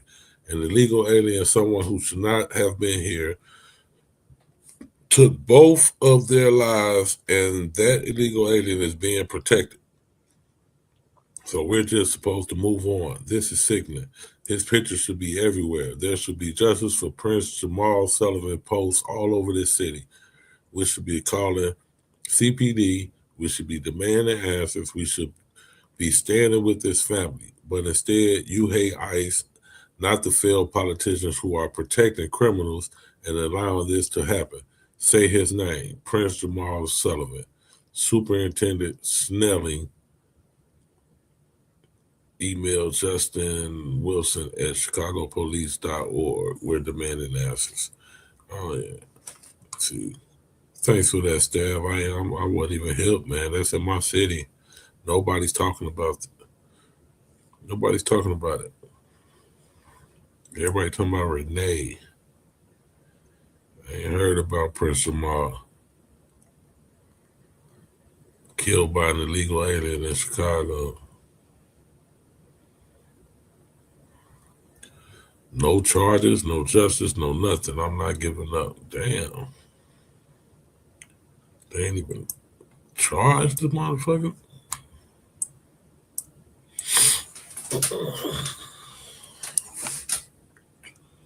Yeah, that's problematic.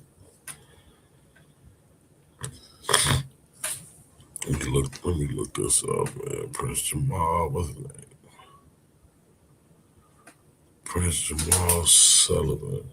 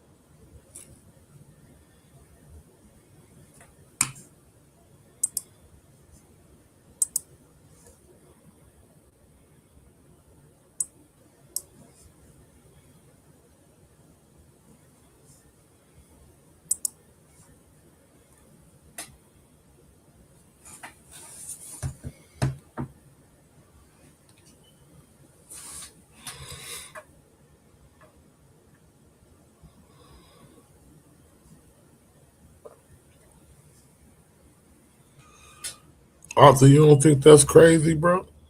You don't think that it's crazy that we don't hear nothing about this black man, young black 23-year-old boy that was killed by a illegal immigrant? Nobody standing up talking about justice for Jamal.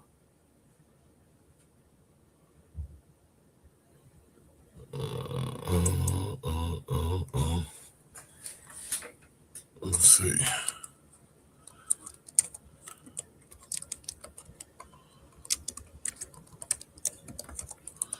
Prince Jamal Sullivan and Memorial. Prince Jamal Sullivan.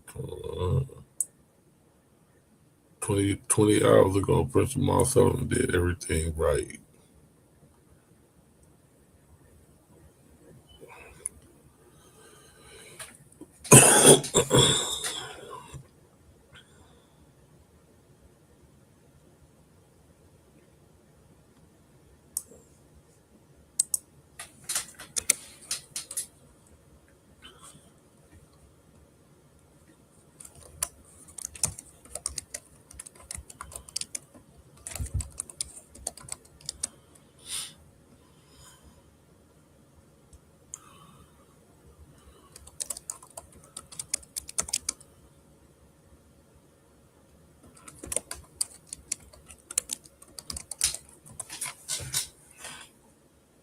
Chicago mother demands justice. Let me see.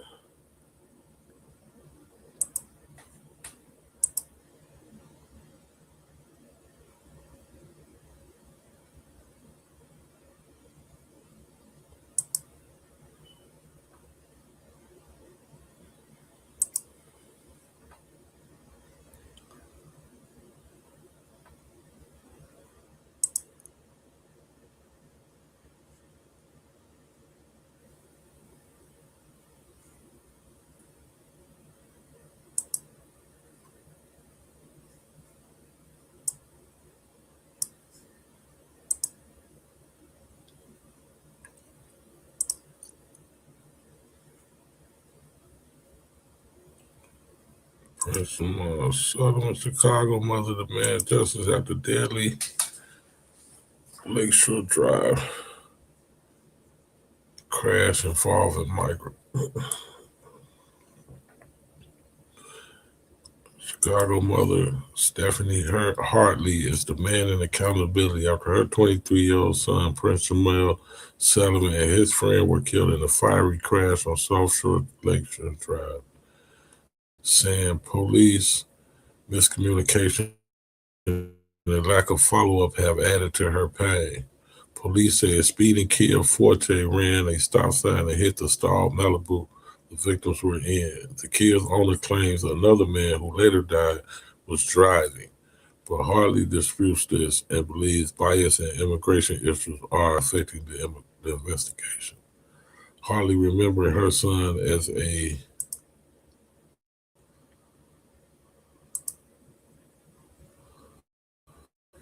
the pop shit as your preferred local person.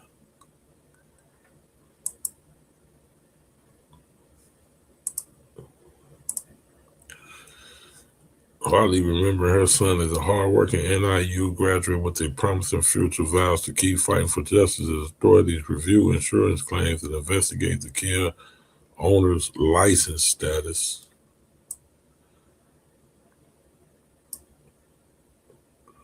Chicago mother says her life changed forever in the early mornings of November 23rd. That's crazy, man.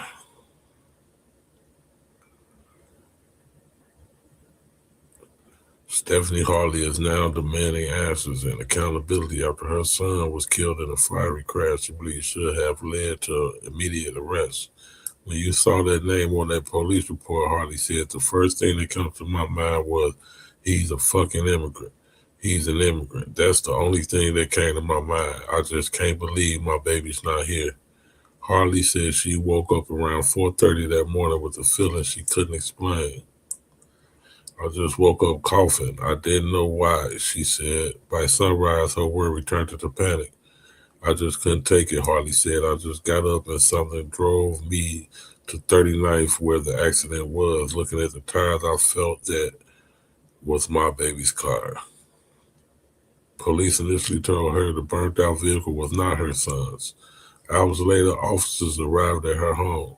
When they told me it was my son, I asked, "Can I see him?" Harley said they told me there was nothing to see. I couldn't hold my baby. I couldn't do nothing for my baby. I had to take a DNA test to prove that I was his mom. Man. The backstory. According to police, the crash occurred just before 4:30 a.m. in the 3900 block of South Lakeshore Drive. According to preliminary information, the Kia Forte was speeding and ran a stop sign before slamming into a stalled Chevy Malibu with hazard lights on.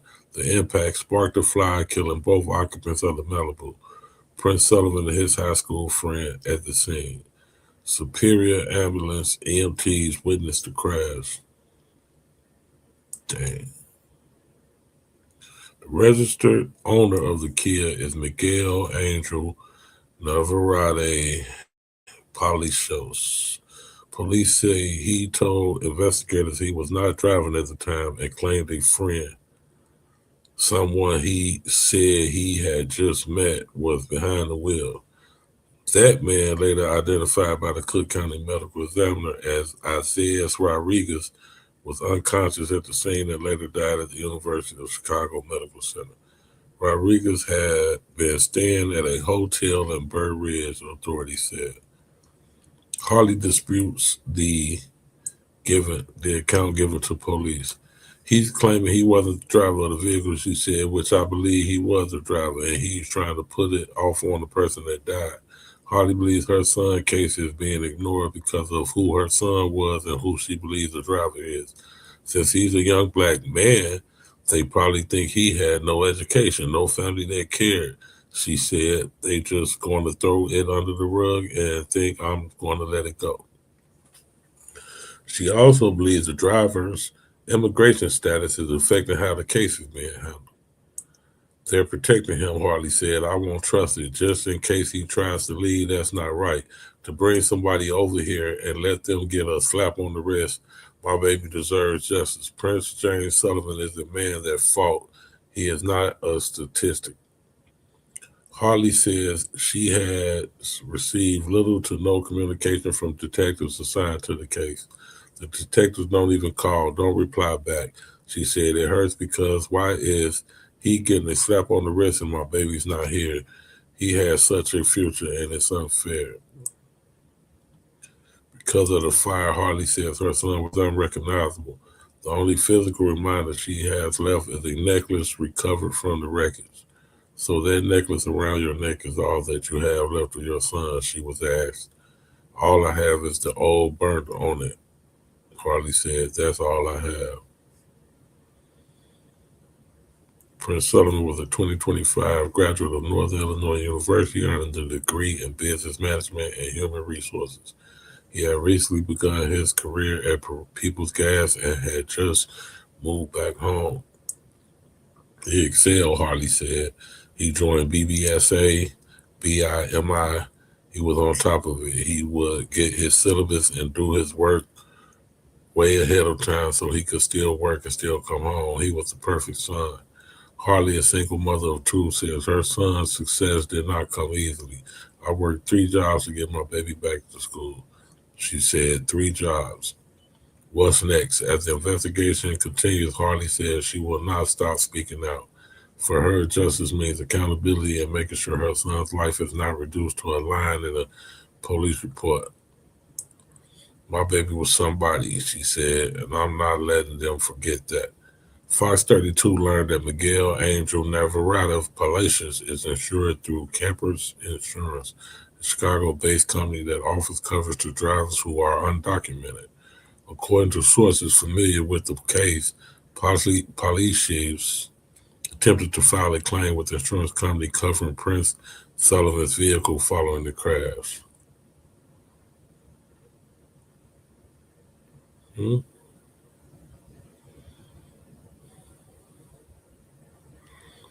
Attempted to file a claim with the insurance company covering Prince Sullivan's vehicle following the crash. I thought he died.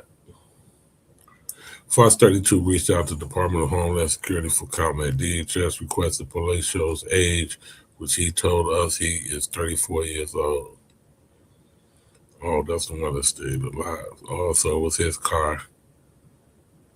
Oh, no wonder she think he was driving. It was his car, his insurance.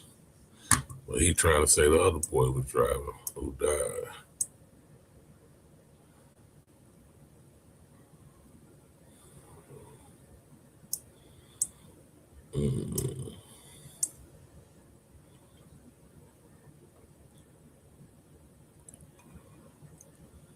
Who was the other one? The guy who died, man.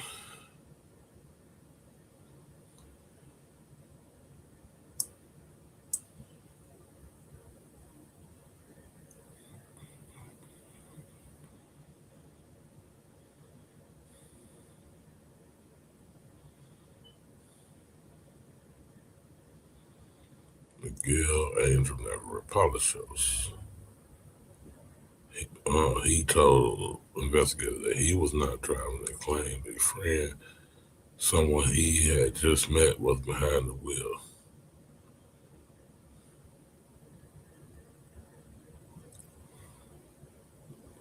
Isaiah Rodriguez. Yeah, he was driving that one. But ain't what you know is what you can prove. They was not from. How much shit? No wonderful. Let's see what else we got going on in the day's news. Man, rest in peace, Prince Jamal, though.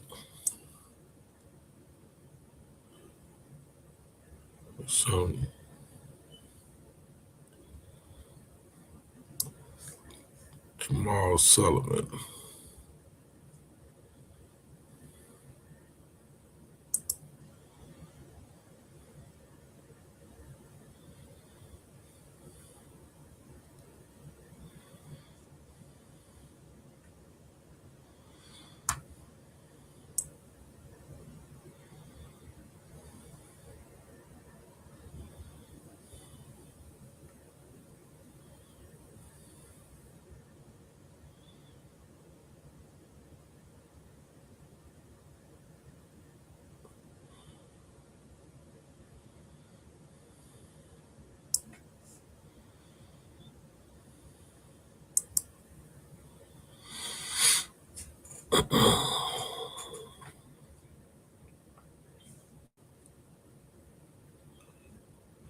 Black parents killed in fiery Tesla crash, leaving behind 2 children.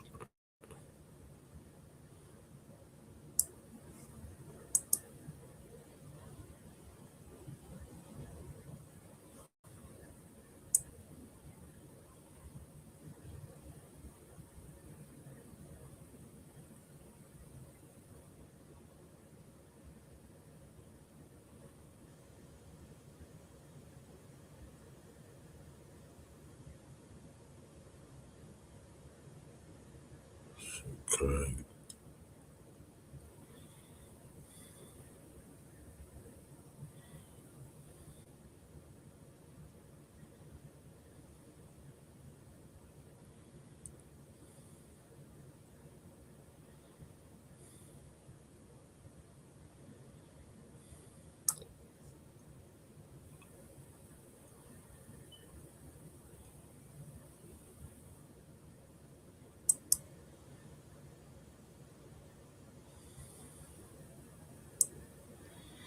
School apologized after teacher painted fake bullet wound on black student's forehead.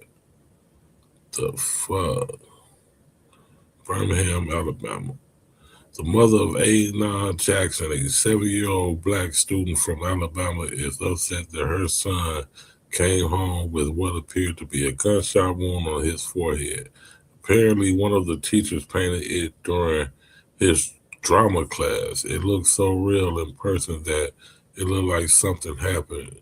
Zakia Millhouse, the boy's mother, told Alabama.com it was supposed to be a gunshot wound. Then That's when I got upset. A gunshot wound. Jackson is a second grade student at Phillips Academy in Birmingham. His mother strongly feels that putting makeup to make a fake bullet wound was inappropriate to be included in the lessons. This actually happens to our black young men, she said. If you saw it in person, it looked real. His mom took a photo of her son and shared it on Facebook.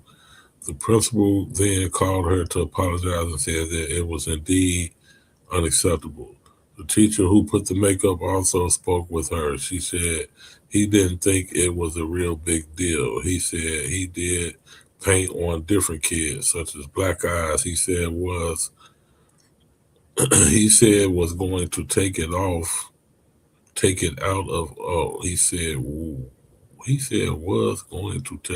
of his lesson plan. Guess it probably been he was going to take it out of his. Millhouse stated that even though she actually filled out the permission form that the teacher sent out to the parents to ask permission to put makeup on the students. Okay, well, there you go. Paint the bullet wound on her son's forehead was too much, she said. It was too much that they didn't let them clean their damn face off before they came home. Shit. Meanwhile, Birmingham City Schools claimed that the students were not forced to participate and that they had the option to have the makeup on their hands or faces, and Jackson chose his face. He can't make that choice at 7 years old. Now that's bullshit. You're supposed to ask the mother. They should have been included on every step of that. They said the teacher also assured that there was no malice behind the depiction and the only aim in teaching makeup techniques during the theater class unit on stage, film, and special effects was to help the students appreciate and understand the technical elements of performing arts. Okay.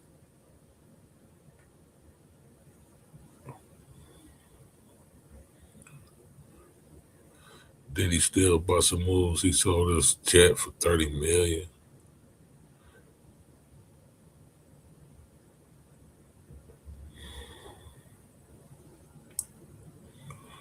Here we go again. They still trying to fuck up the babies. Fuck business. Black newborn baby with fractured leg sparks child abuse investigation at Virginia hospital.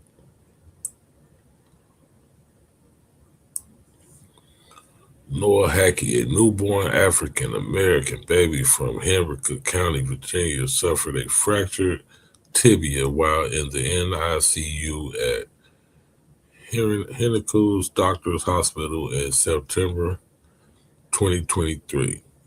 His parents, Tony and Dominique, are now seeking accountability after more babies were found with similar injuries at the same hospital. Noah was born prematurely with his twin brother, Micah, in August 2023 and was thriving until his father, Dominique, noticed his left leg wasn't moving. It was kind of discolored. X-rays revealed a fracture in Noah's leg. Hospital staff claimed the fracture might have been caused during an injection. However, Dominique's mother, who is a nurse, dismissed that claim, saying fractures are extremely rare in NICUs. Worried they would be blamed, the Hackeys chose not to hold Noah after the injury. Oh, they chose not to hold him after the injury. In my mind, I'm like, I don't want them to turn it around on us and say we broke his leg or anything like that. So I was like, no, we don't want to hold him. We are just going to process this, he said. The couple reported the incident to Child Protective Service, which later concluded that the injury was intentional. Damn. CPS categorized the case as level 1 child abuse, the most severe in Virginia. That definitely opened our eyes to it because nobody had said that before. Nobody said this was child abuse.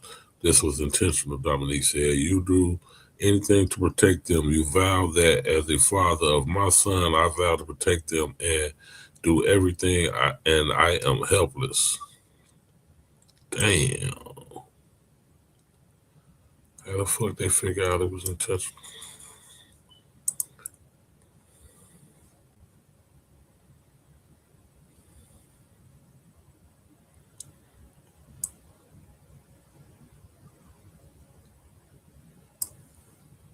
That is crazy.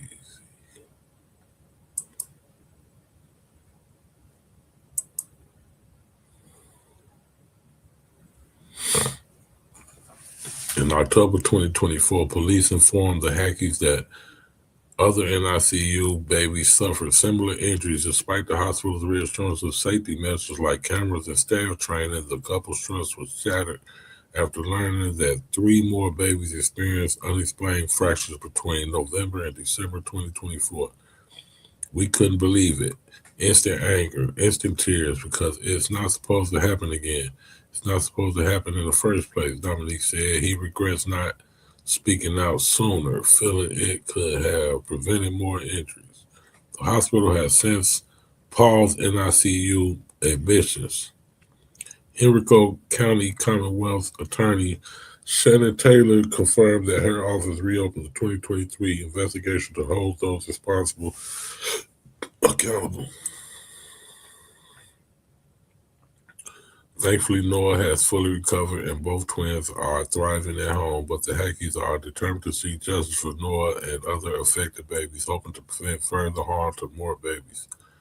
Somebody needs to be held accountable for my son, for everybody's kids. Somebody needs to be held accountable. It's too much in such a short period of time, Dominique said.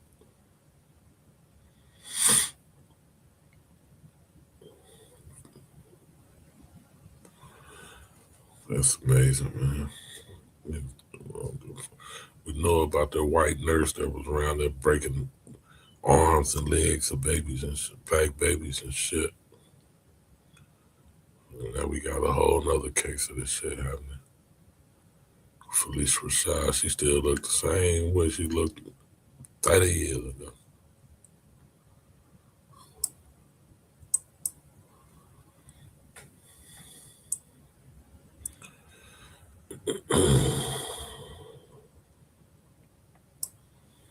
Oh, yeah, man. I'm trying to pull that up.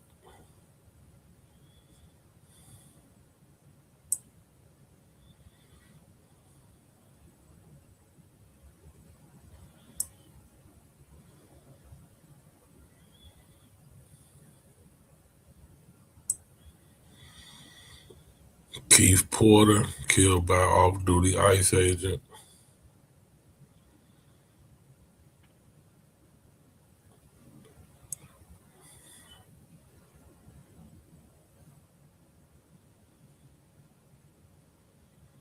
We know about that one.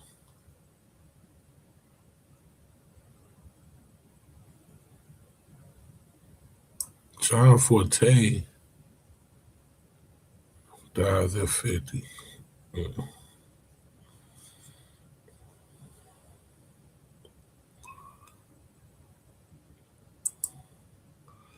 Justice for Jamal Sullivan, man.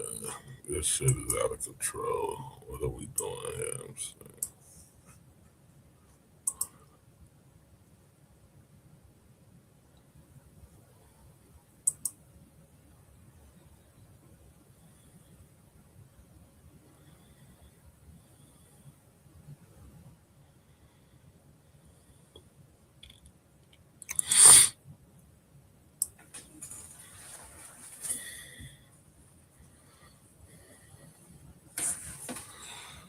We got 619 donation. Thanks for the donation. ADU, ADUB,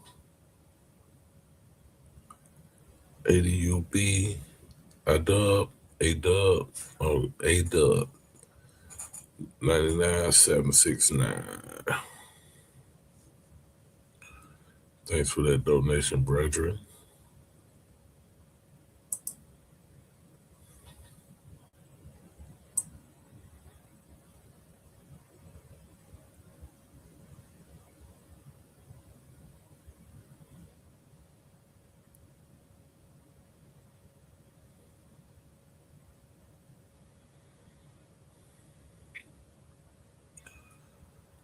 Oh shit, Arthur! I didn't know you was trying to get up, man. I was reading.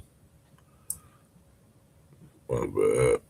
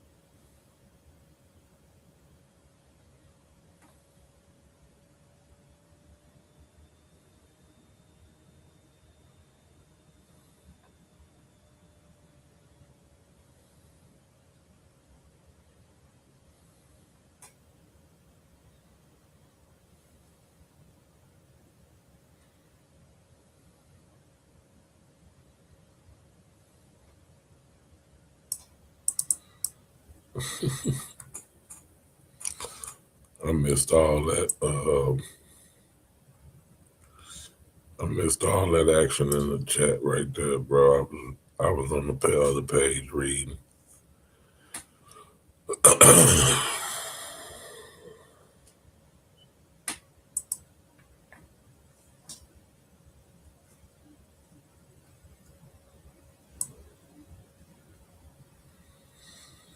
What else we got going on in Black News?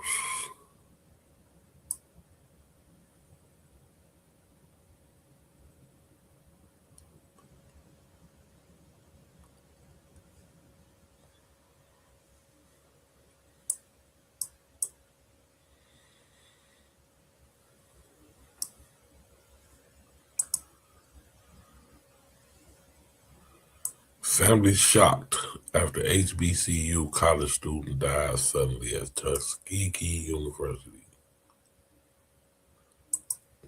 Maybe something we need to share.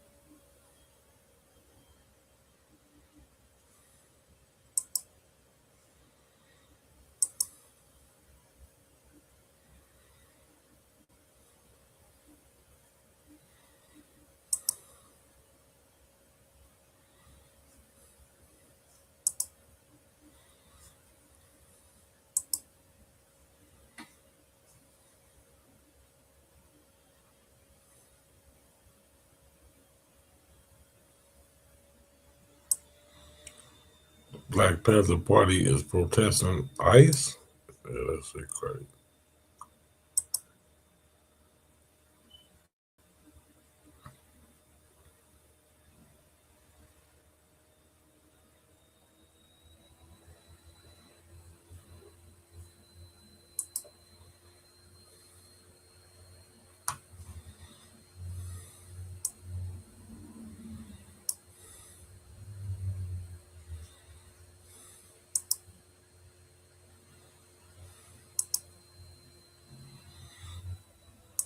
We got family shocked after HBCU college student dies suddenly at Tuskegee University. Jake Callwood, a 21-year-old African-American college student from Conyers, Georgia, died suddenly Tuesday after an unexpected medical emergency. Her death left classmates, friends, and the Tuskegee University community in shock. Caldwell was a senior studying environmental resources and plant sciences. According to WSB-TV, the university confirmed her death but did not release the cause.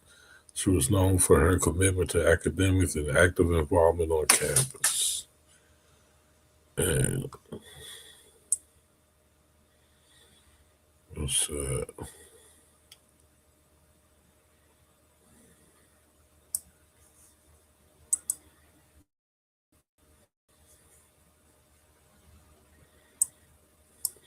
Poor baby.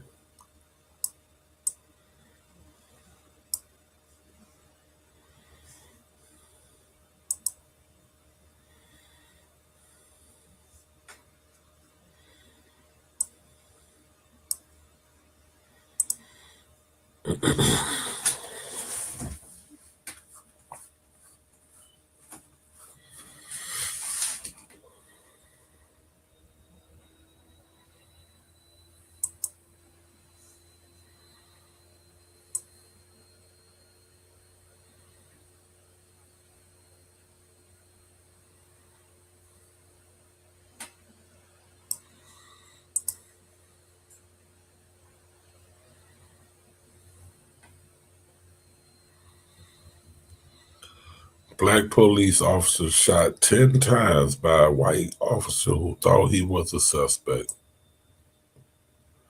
January 16, 2026. What the fuck?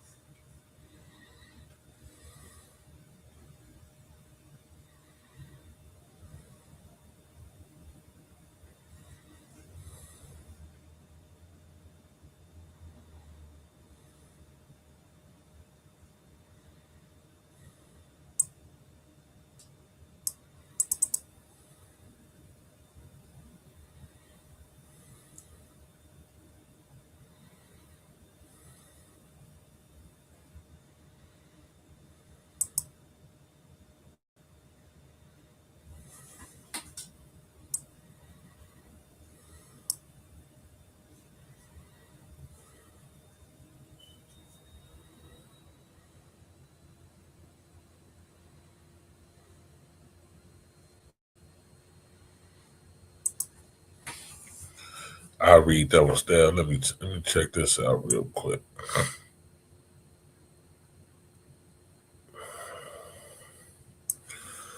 Clarence Belton, an African-American police officer assigned to an FBI task force, was shot more than 10 times during a 2019 drug raid after a fellow officer who is white mistook him for a suspect.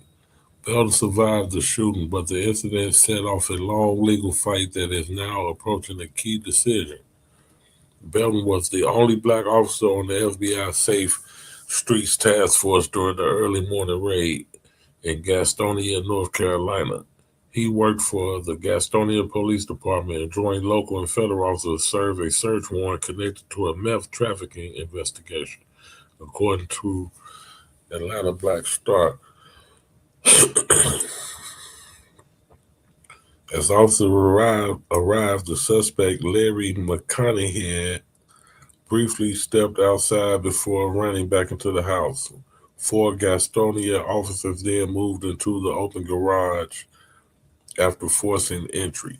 Inside the garage, officers encountered a woman pointing a gun. Belton fired towards her while shouting warnings, and began retreating.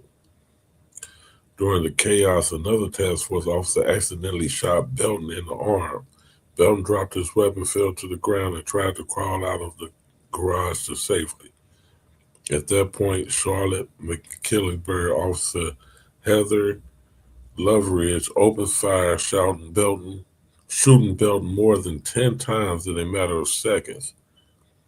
Loveridge later said she believed Belton was the suspect. The gunfire stopped only after someone yelled, "He's a cop." Damn. Damn, bitch.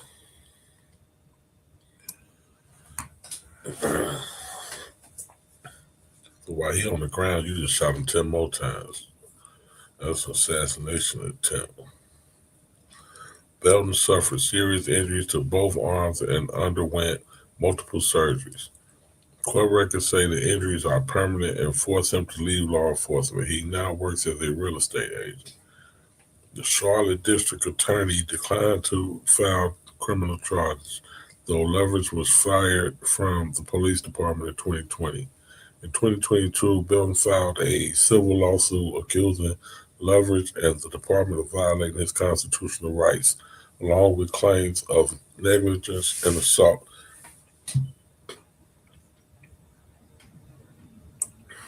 Leverage has argued the case should be dismissed under qualified immunity. While a lower court initially rejected that argument, an appellate court ordered a more detailed review and directed the release of video footage from the incident.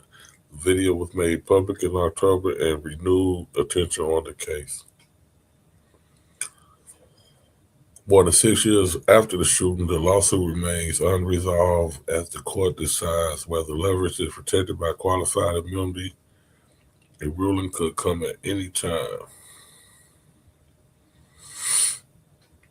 Okay, that's something to keep our eye on. Clarence Benton shot my man up down there. Racist bitch.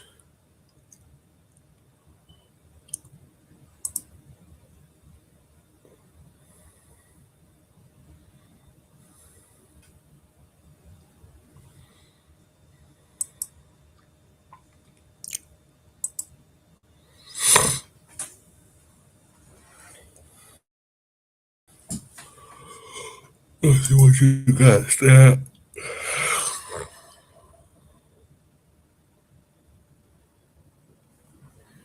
Read one more, man. I'm about to shut my shit, man. I think they'll still love me, but get something cracking around this cap.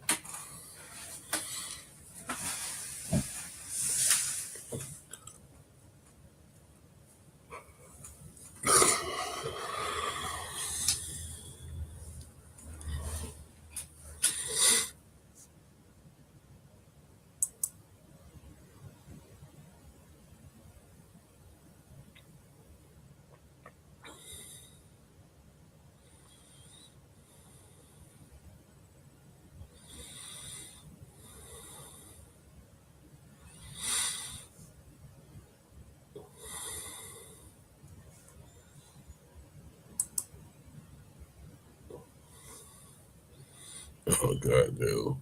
These are actors in law enforcement. Don't fall for the bullshit of this. Infiltrating new Black Panther Party propaganda. All political bullshit. We ain't riding out for that shit.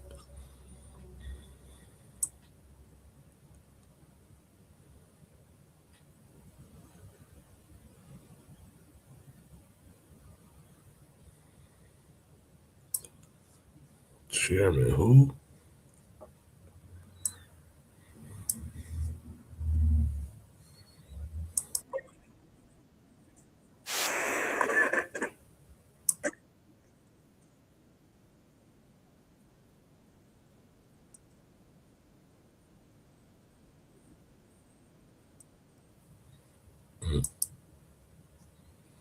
Hold on. Share that.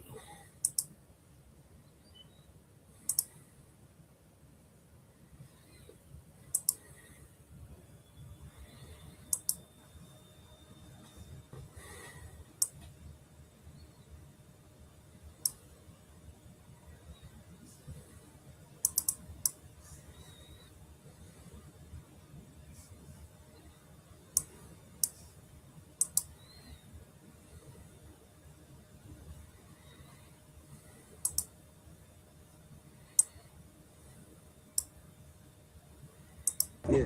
And just open-ended, any comments you want to give to like my generation, the younger generation, or just any generation. Legally arm yourselves and unify, or else you will die. And I mean that in a literal sense. You see on the news all the time, Renee, you know, everybody say her name, Renee. Right? She just got shot in the face by ICE, right? This is a real thing, and they're not gonna stop. And the more they hurt people and get away with it, the more they're gonna get that momentum to keep going. So everybody needs to unify, come together, and everybody needs to arm themselves, right? Because the revolution is in the barrel of a gun, whether you believe it or not. You want to be comfortable and you want to be nice. You don't want no confrontation. Look, Huey P. Newton said it the best. Anybody without a gun is either a slave or they're about to be one. You know, so and people worried about people being scared of him. Huey P. Newton also said this when somebody asked him, "Don't you think the Black Panther Party is scary? Don't you think it's scaring people?" He said, "My people have been the ones afraid. Hey, sister, we got free groceries over here, free hot soup and free clothes." He said, "My people be the one afraid for hundreds of years. So if you're saying people scared of us, now that's a compliment. That means we're doing something right. You know what I'm saying?" Would you rather be scared of ICE? Would you rather be scared of the slave catcher, the police? Would you rather be scared of the government forces that are working against the people? Or would you rather be them scared to mess with you? That's for you to choose. That's for you to decide.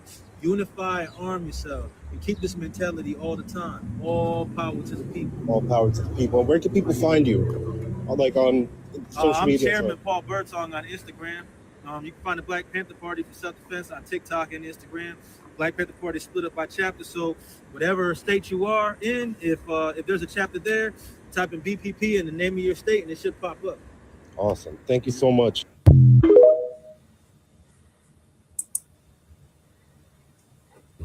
Else bullshit.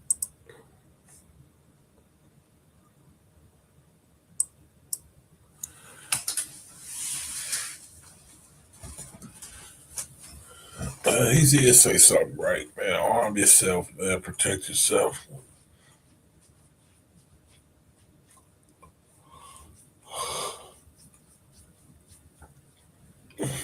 Don't go fuck with ICE. Leave them people alone.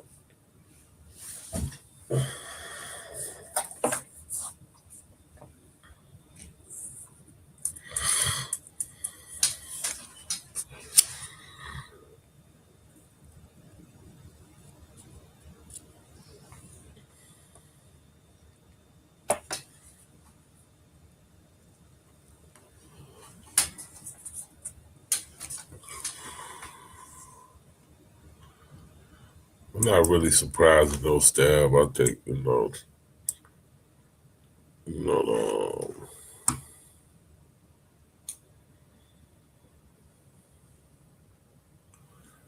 Black Panther Party do have some views that's kind of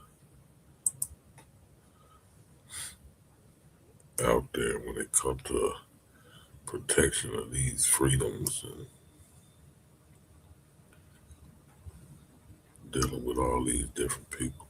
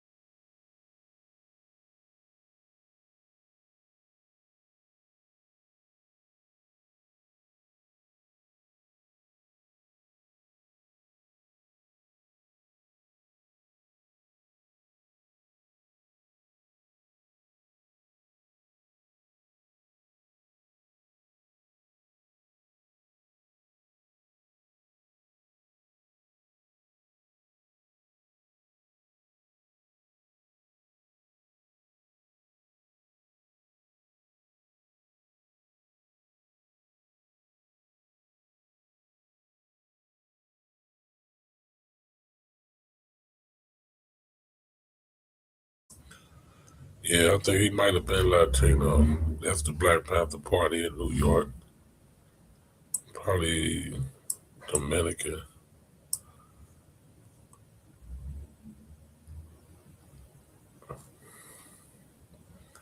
Probably Dominican, most likely, or maybe Puerto Rican.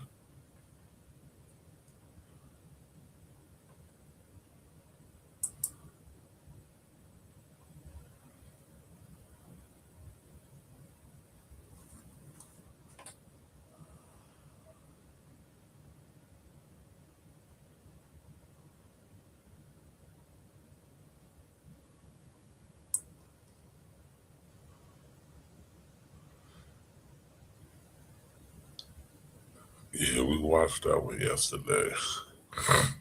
It went up on the rooftop. Yeah, we watched that one stab with them jumping up on the roof and shit. I put that up last night or yesterday morning.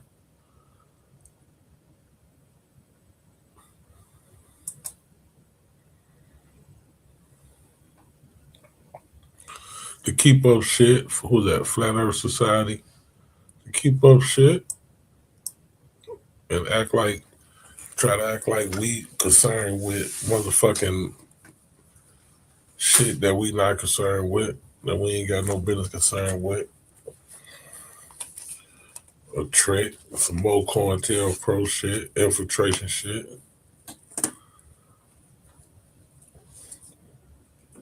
Look, the Black Panthers is talking bad about ICE. We supposed to know, man. They're against ICE. We should be against ICE. Them ain't even black people.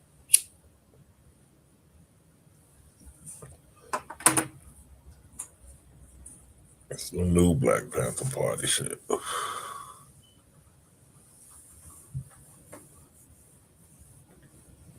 With a Dominican chairman. That shit is wild.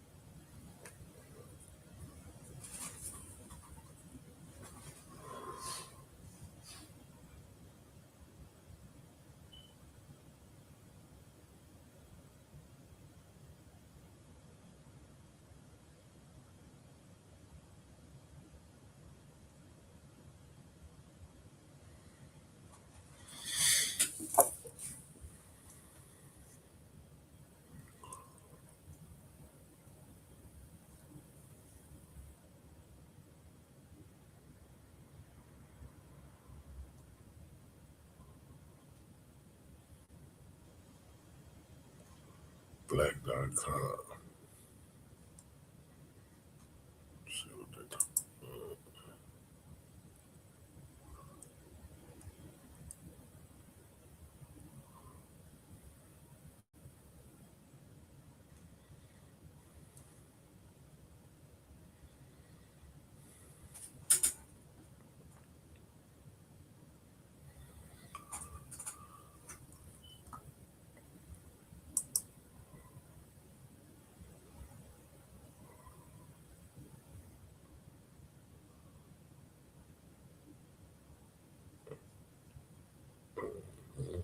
That's right. Stand down. It's not our fight.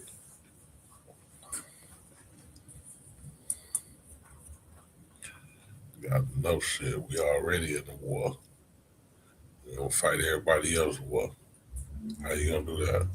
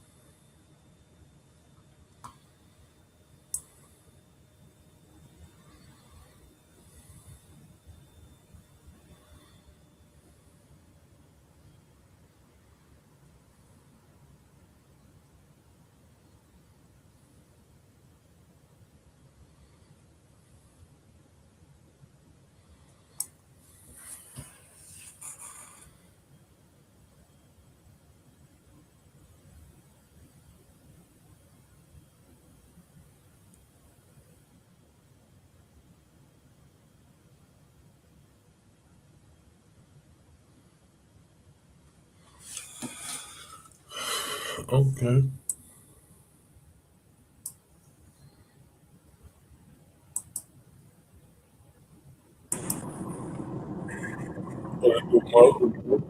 Good morning. What you got going on? Not much. Just reading some news. Yeah. You see that one about the little baby? No, it said what it said.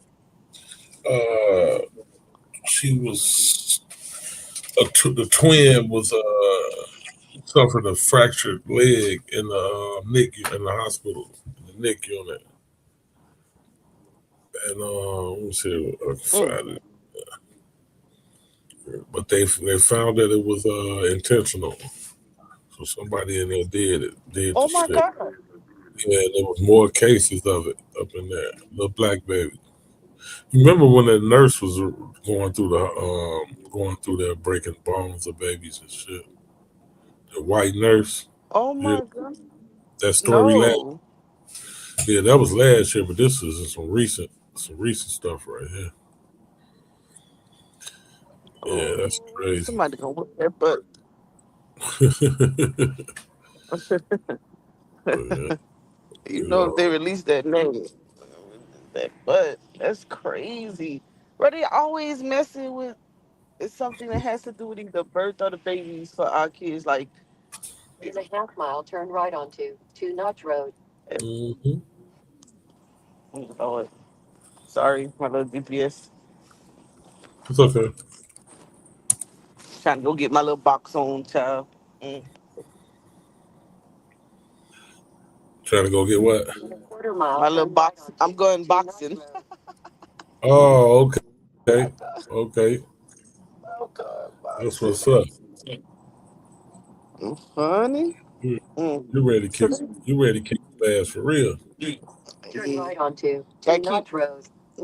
situation. Gotta keep the little skills up. So when I get it all the way down, I'll be back ready. Like, yep, Mhm. yep. And y'all thought I forgot. So y'all got the Continue on right Burnt one. Road for about 2 miles. Yeah. I'm a little feisty sometimes when I need to be. Oh man, but that hospital bill, that's crazy. Yeah, that's crazy. I'm trying to see if I can find it again. I was just reading it a minute ago. I'm back on the site, but I got so much other stuff going on. It got so well, the site But got many other you, stories going on. This was yeah, on you can read Black some other News, stuff. Yeah, you can read some other stuff. I go back and find it. blacknews.com. What else they got in these streets? Continue on Burnt Road for about 1 mile. They got the young lady right HBCU student let's see. Family shocked after HBCU college student dies suddenly at Tuskegee University. Oh Lord, don't tell me it was some hazing. They haven't released it yet. Jade Callwood, a 21-year-old African American college student from Conyers, Georgia, died suddenly Tuesday after an unexpected medical emergency. Her death Oh, left In a half classmates, mile, friends, turn left onto Augusta Road. and the Tuskegee University community in shock. Callwood was a senior studying environmental resources and plant sciences, according to WSB TV. The university confirmed her death but did not release the cause. She was known for her commitment to academics and active involvement on campus.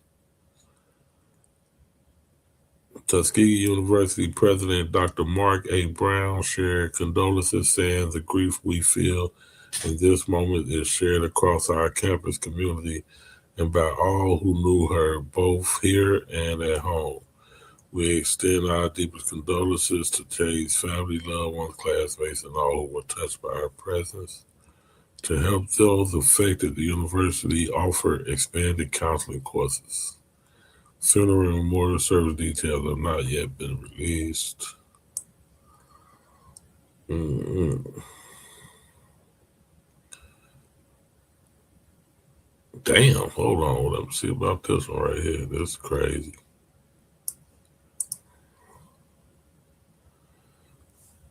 That's some crazy, some more crazy shit. So far, Dr. Mom, guess they know exactly what happened with that baby. With the baby. Wow.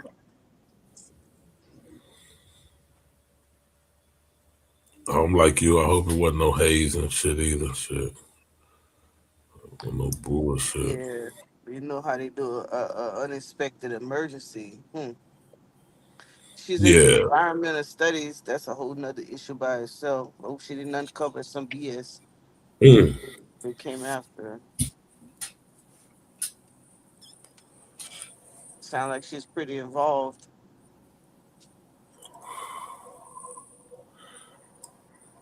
That white nurse did that to black babies and got a slap on the wrist. 9 black babies.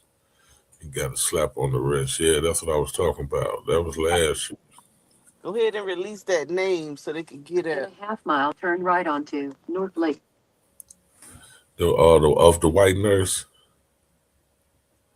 Yeah, pretty much. Turn right onto I'm gonna have to look that one up. That was last year. I know we gave the name and everything on here last year. I wanted to let me see. I'm gonna share this screen with this man. Let me see what he done did.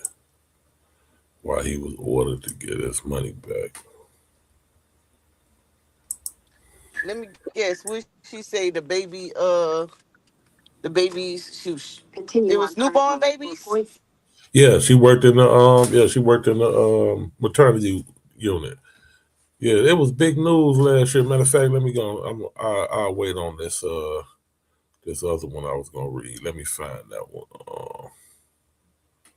Let me find that I one. bet she would. I would say that she was shaking the baby to try to bring in something crazy to try to revive it, or you know how when the baby's born and they be tapping it and shaking it or whatever. You ever watch some?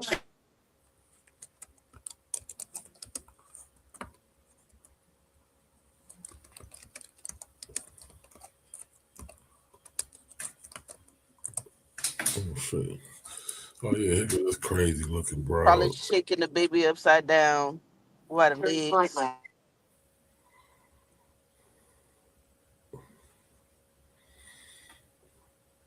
Mm-hmm.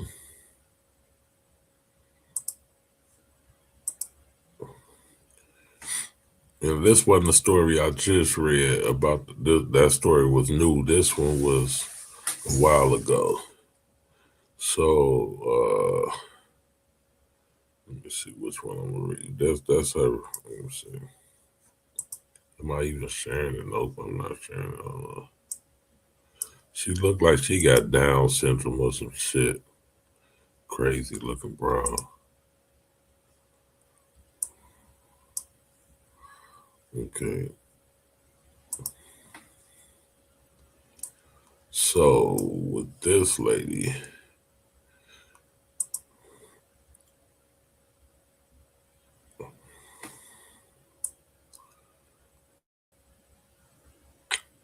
pop-ups and shit.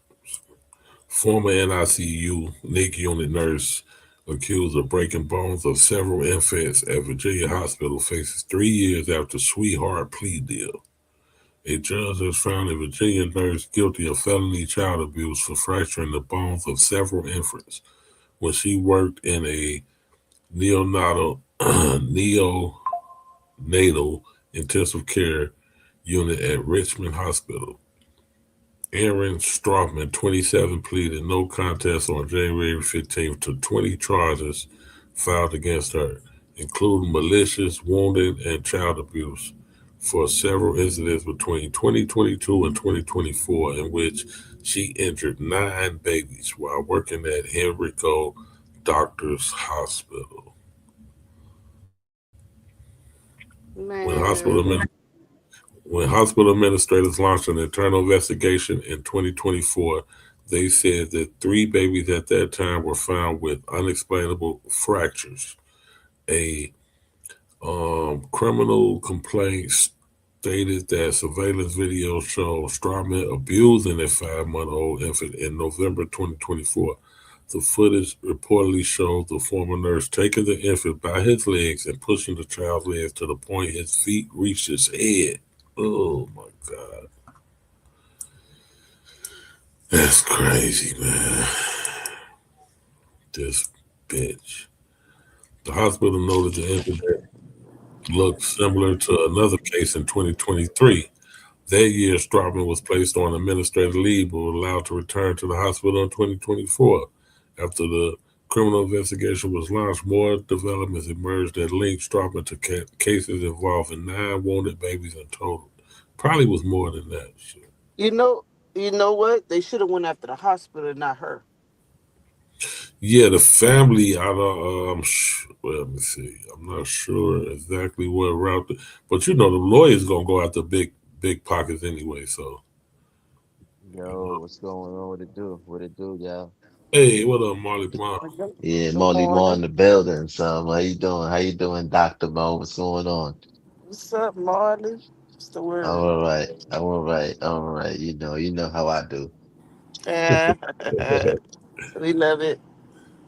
Yeah. Happy Yes. Saturday morning to everybody. You know, it's gonna be a beautiful day in the neighborhood. Yup. Yeah, man. It's Yeah. cold as all get out. It's cold out. It's cold outside, right? Yeah, I love it though. Where you at? You in Chicago? Carolina, Dr. Moore. Oh, Yeah, oh, Dr. Moore, oh, Carolina. oh, South oh, Carolina, oh. South Well, Carolina. Oh, South South Carolina. Carolina. Yeah, they said North Carolina is the new black Mecca. Yeah, they got it going on. Charlotte is thriving so much. Beautiful. I about to have. If I needed to do it all over again, I should have went to Charlotte. Ain't nothing about it, but it's beautiful. I love Charlotte. Raleigh, Mm, a couple other places. There's a lot of places in North Carolina. It's really nice. Mm. So mm, we got this cat right here. Let's see. Read this one right quick. I have my feet Dev up. I kept my ass on sleep. Let me see. All right, there we go. Black man who received $1 million after 25 years for wrongful conviction ordered to return money. What?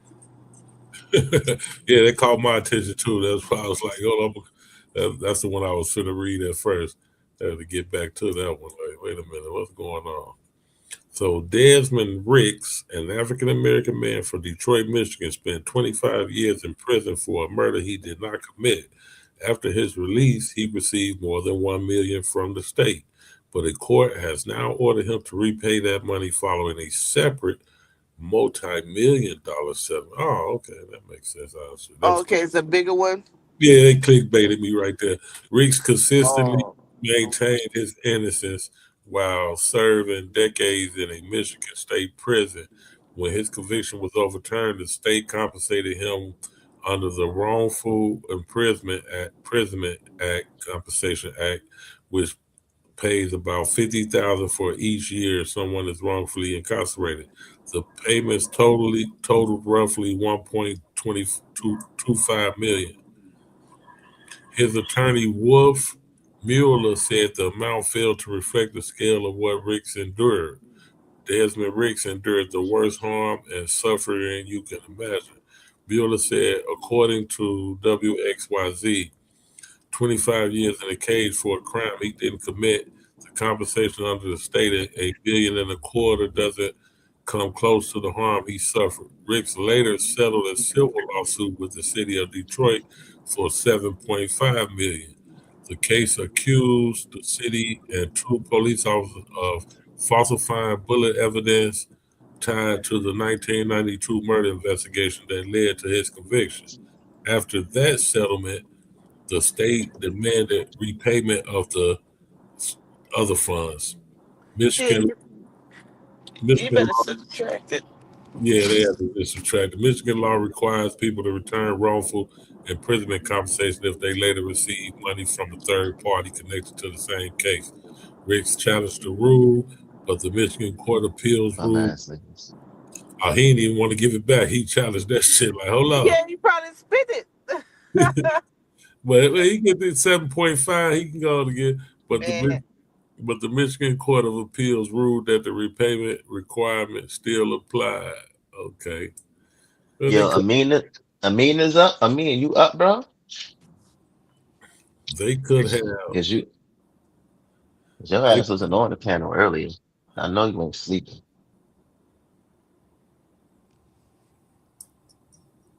Yeah, again, I'm sorry, GQ. My bad. Yeah. Hey, Marty, what up, bro? GQ, Dr. Mo, everyone. Good morning. What's happening, What do you do? What's up, brethren? Wagwan, brethren. Big up yourself. Big up yourself, brethren. Yeah, I'm just hiding out from ICE, you know. Tell me when they're gone so I could go shopping.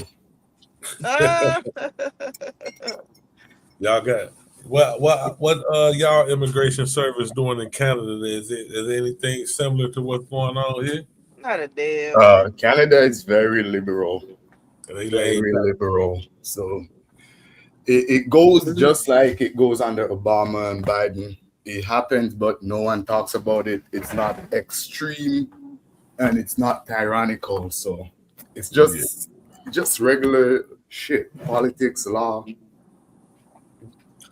They're not grandstanding about it like Trump. No. Nobody's parading around a bunch of immigrants. We don't have a special militia deployed to just target immigrants and terrorize people. We don't have none of that. We have just regular border security, you know, regular police officers, regular Interpols. Canada border, they don't be playing no games either when you trying to get in that motherfucker. With it, like if you got felonies and shit, they would not let you in. Nah, they don't. And outside the border, they don't really stop and terrorize people. Mm-hmm. You guys do things a little different over there. Y'all get y'all shit situated at the border. Ain't no motherfucking felons coming over in this motherfucker. We know everybody. All our immigrants, goddamn it, got clean records around this motherfucker. That's right. Work them till they can't work no more. That's how Canada play it. Our illegals, it's kind of different, you know. It's mostly like the Eastern Asians, like the Sri Lankans and the Indians, and you know, you might find some Ukrainians and some Albanians. And a few Caribbeans and Africans, but majority of the illegals are from Asia. Yeah. So it looks a little different. The demographics of illegals, or y'all wouldn't look at Mexicans as illegals, or have that stereotype about them up there. Your stereotype of illegals, immigrants, is different from our stereotype of illegals. In other words, it's just like in Spain. Like in Spain, they should like it's North Africans, West Africans. Sorry, a lot of those West Africans and shit. I get what you're saying. And that's what I said. This immigration stuff is not only here in America in terms of border. That's all over the world. Like I'm saying, like for example, like immigration in Trinidad, like the stereotype will be Venezuelans. Like you know what I'm saying, like as illegals. Yeah, like Venezuelans. You know what I'm saying. So different places they'll have the different countries will have what will be the stereotype of the illegal immigrants in that country and shit like that. And you see, when we do get those, because for whatever reason they do end up here, but their first intent is to make it to the state. They're not trying to stay in Canada. So if we do get a Mexican or a Venezuelan, their intention is to make it across the border back to America. They're not trying to stay in Canada. Why the fuck they want to come back to America? And that's where their people at. That's where their demographic is. You know, that's where they feel culturally aligned. Yeah. In Canada, it's a little different. I've heard recently a lot of illegal immigrants been trying to get up to Canada, so they won't have to go back. I guarantee you that's going to be the Middle Easterns and the Asians, like the Indians and the Sri Lankans. I guarantee you it's those ones. It's not gonna be the South Americans. Okay. That's way too far from home. Huh? Yeah. Because again, if you're gonna come in the immigrant population, whether legal or illegal, you kind of need a baseline. So you kind of need that population to already exist. So you're gonna fall in place, So you're gonna have people that's gonna hook you up with residents, with jobs. You're gonna have a community. For a Mexican to just come to Canada and be the only illegal walking around, he's dead in the waters. He's gonna be homeless. He's gonna have it rough because not a lot of them over here to find accommodation for others coming in. There's not a conveyor belt that already exists. Right, and to build community and stuff like that as well too. Yeah, they do come, but they come for farm working, where they work. I guess they work. Yeah, they work, stay on the farm, and then they go back home after like 3 to 6 months. So you never really see them in town. Yeah, man. Yeah, I ain't gonna lie, son. I feel sorry for them people in them places, be like for real. The niggas who be wanting to get some opportunities and shit like that, and you looking for work, because a lot of these places, like when they come from these third world places, it's like, it's not a large. They don't have like large corporations. You know what I'm saying? If they do, it's limited. It's not a lot. So only certain individuals are getting those jobs. You know what I'm saying? So you got to be extra certain, like, just even for them to get to school and go to school, you know what I'm saying? Like the inconvenience of them getting to school and going, that shit be rough out Yeah, there for them niggas, son, yeah. in them places. Be like, some of them niggas, like, they schools be mad far, like 3 hours away from home. Oh, you mean 3 hours. like in the third world and shit? Yeah, like I'm just exaggerating, like probably No, you're not exaggerating. That's real. yeah, That's real. yeah, You gotta wake up yeah. 5:30 just to make it to school for 8. For 8, like Yeah, yo, that's like real. that shit, like that Like shit, like the out reason there, why like you got the third world and first world country is really convenient. In a third world, you're not gonna have the same convenience as you have in a first world country. Yeah, like here in America, like we got it easy, bro. Like, you know what I'm saying? Yo, growing up going to school, son, niggas just walk to school, B. Like, you know what I'm Yeah, saying? Niggas just get up, you know what I'm saying? Throw your shit on. You feel me? Oh, yeah. it's That's this because time? there And is you know what I'm saying? We walking to school every day. Niggas don't got that luxury. no, no. There is Yeah. one school. Just put it in terms of a state. Then it's not state. It's usually like districts, communities, or parishes.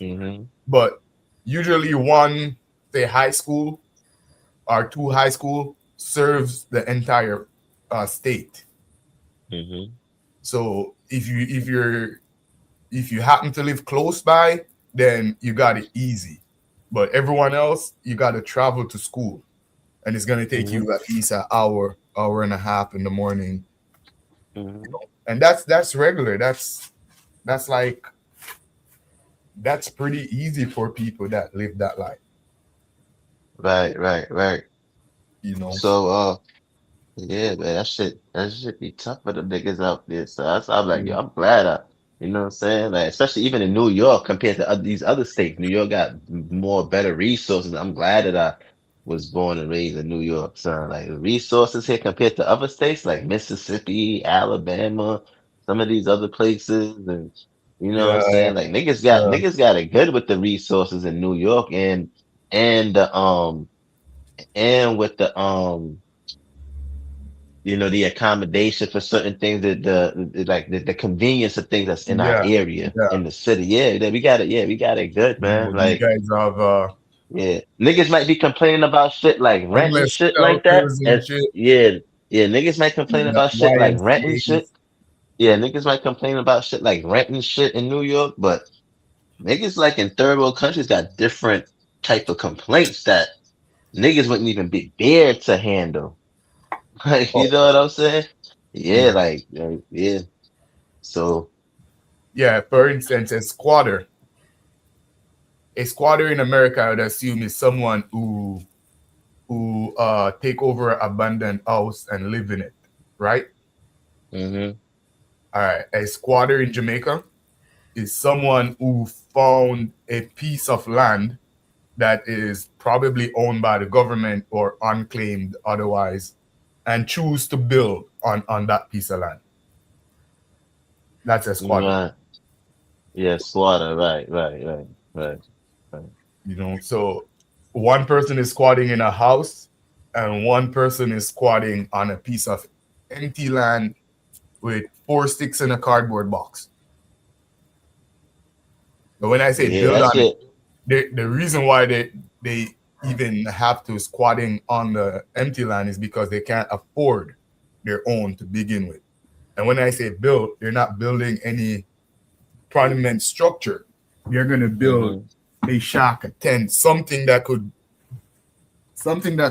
get them through the night. You know, so it could be like a shopping cart with a tarp over it. And they would be living there for a good 5-10 years until the government moved them. Now, like over here, where a squatter get a nice big house, abandoned house to go live in with a roof over their head, probably running water.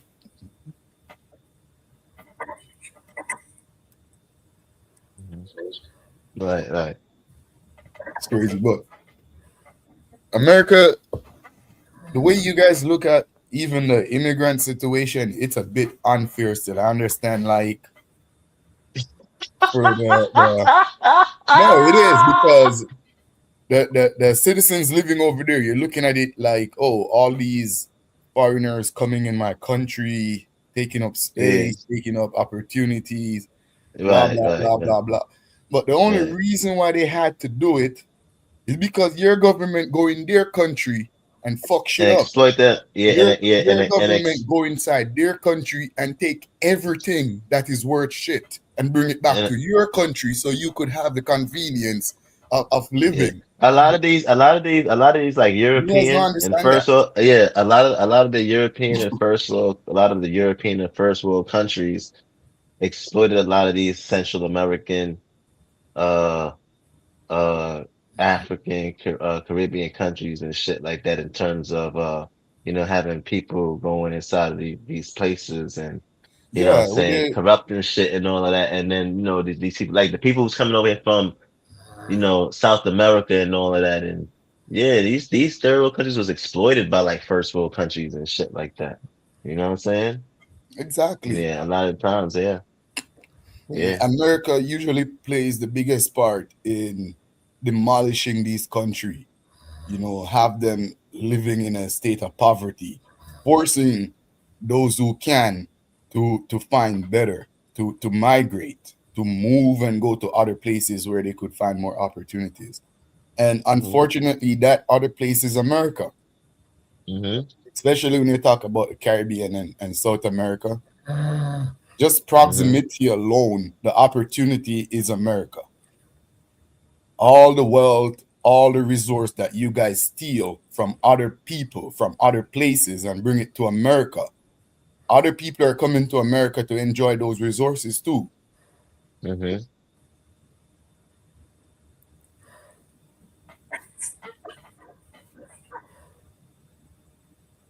So, and again, the immigration situation, that's not new, but the way how Trump regime is going about it, it's pretty disgusting.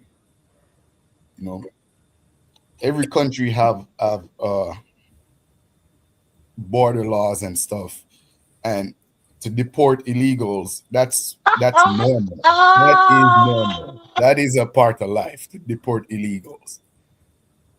But to going around rounding up people, just assuming everyone that is not white is illegal. I don't know how people don't see a problem with that. I don't know how you just sit down and say, okay, that's okay. Everyone that's not white is illegal. At some point, they're going to be knocking on your doorstep. At some point, they're going to be stopping your car. At some point, they're going to be pulling your black ass through the window, asking you if you're American. And your American accent ain't going to save you. It's not going to save you. You're fitted and your baseball hat ain't going to save you. It's not going to save you. And I guarantee you, not everyone is driving around with a passport or an ID card, and you could cry all day long, I'm from Alabama, I'm from Alabama. They don't give a fuck. I'm telling you. He talking about you, GQ. He wanted to say Mississippi, but he confused the state. They don't give a fuck. They're looking at you as you don't belong here. That's how they're looking at you. And I know you think that it's only the Caribbeans and the Asians and the Africans and the Mexicans. No, they start with those because they understand a lot of people ain't going to react, or the reaction ain't going to be that strong, you know? And niggas say your fitted hat not going to save you. Yeah. This is the niggas say your Yankee fitted not going to save you, Corey.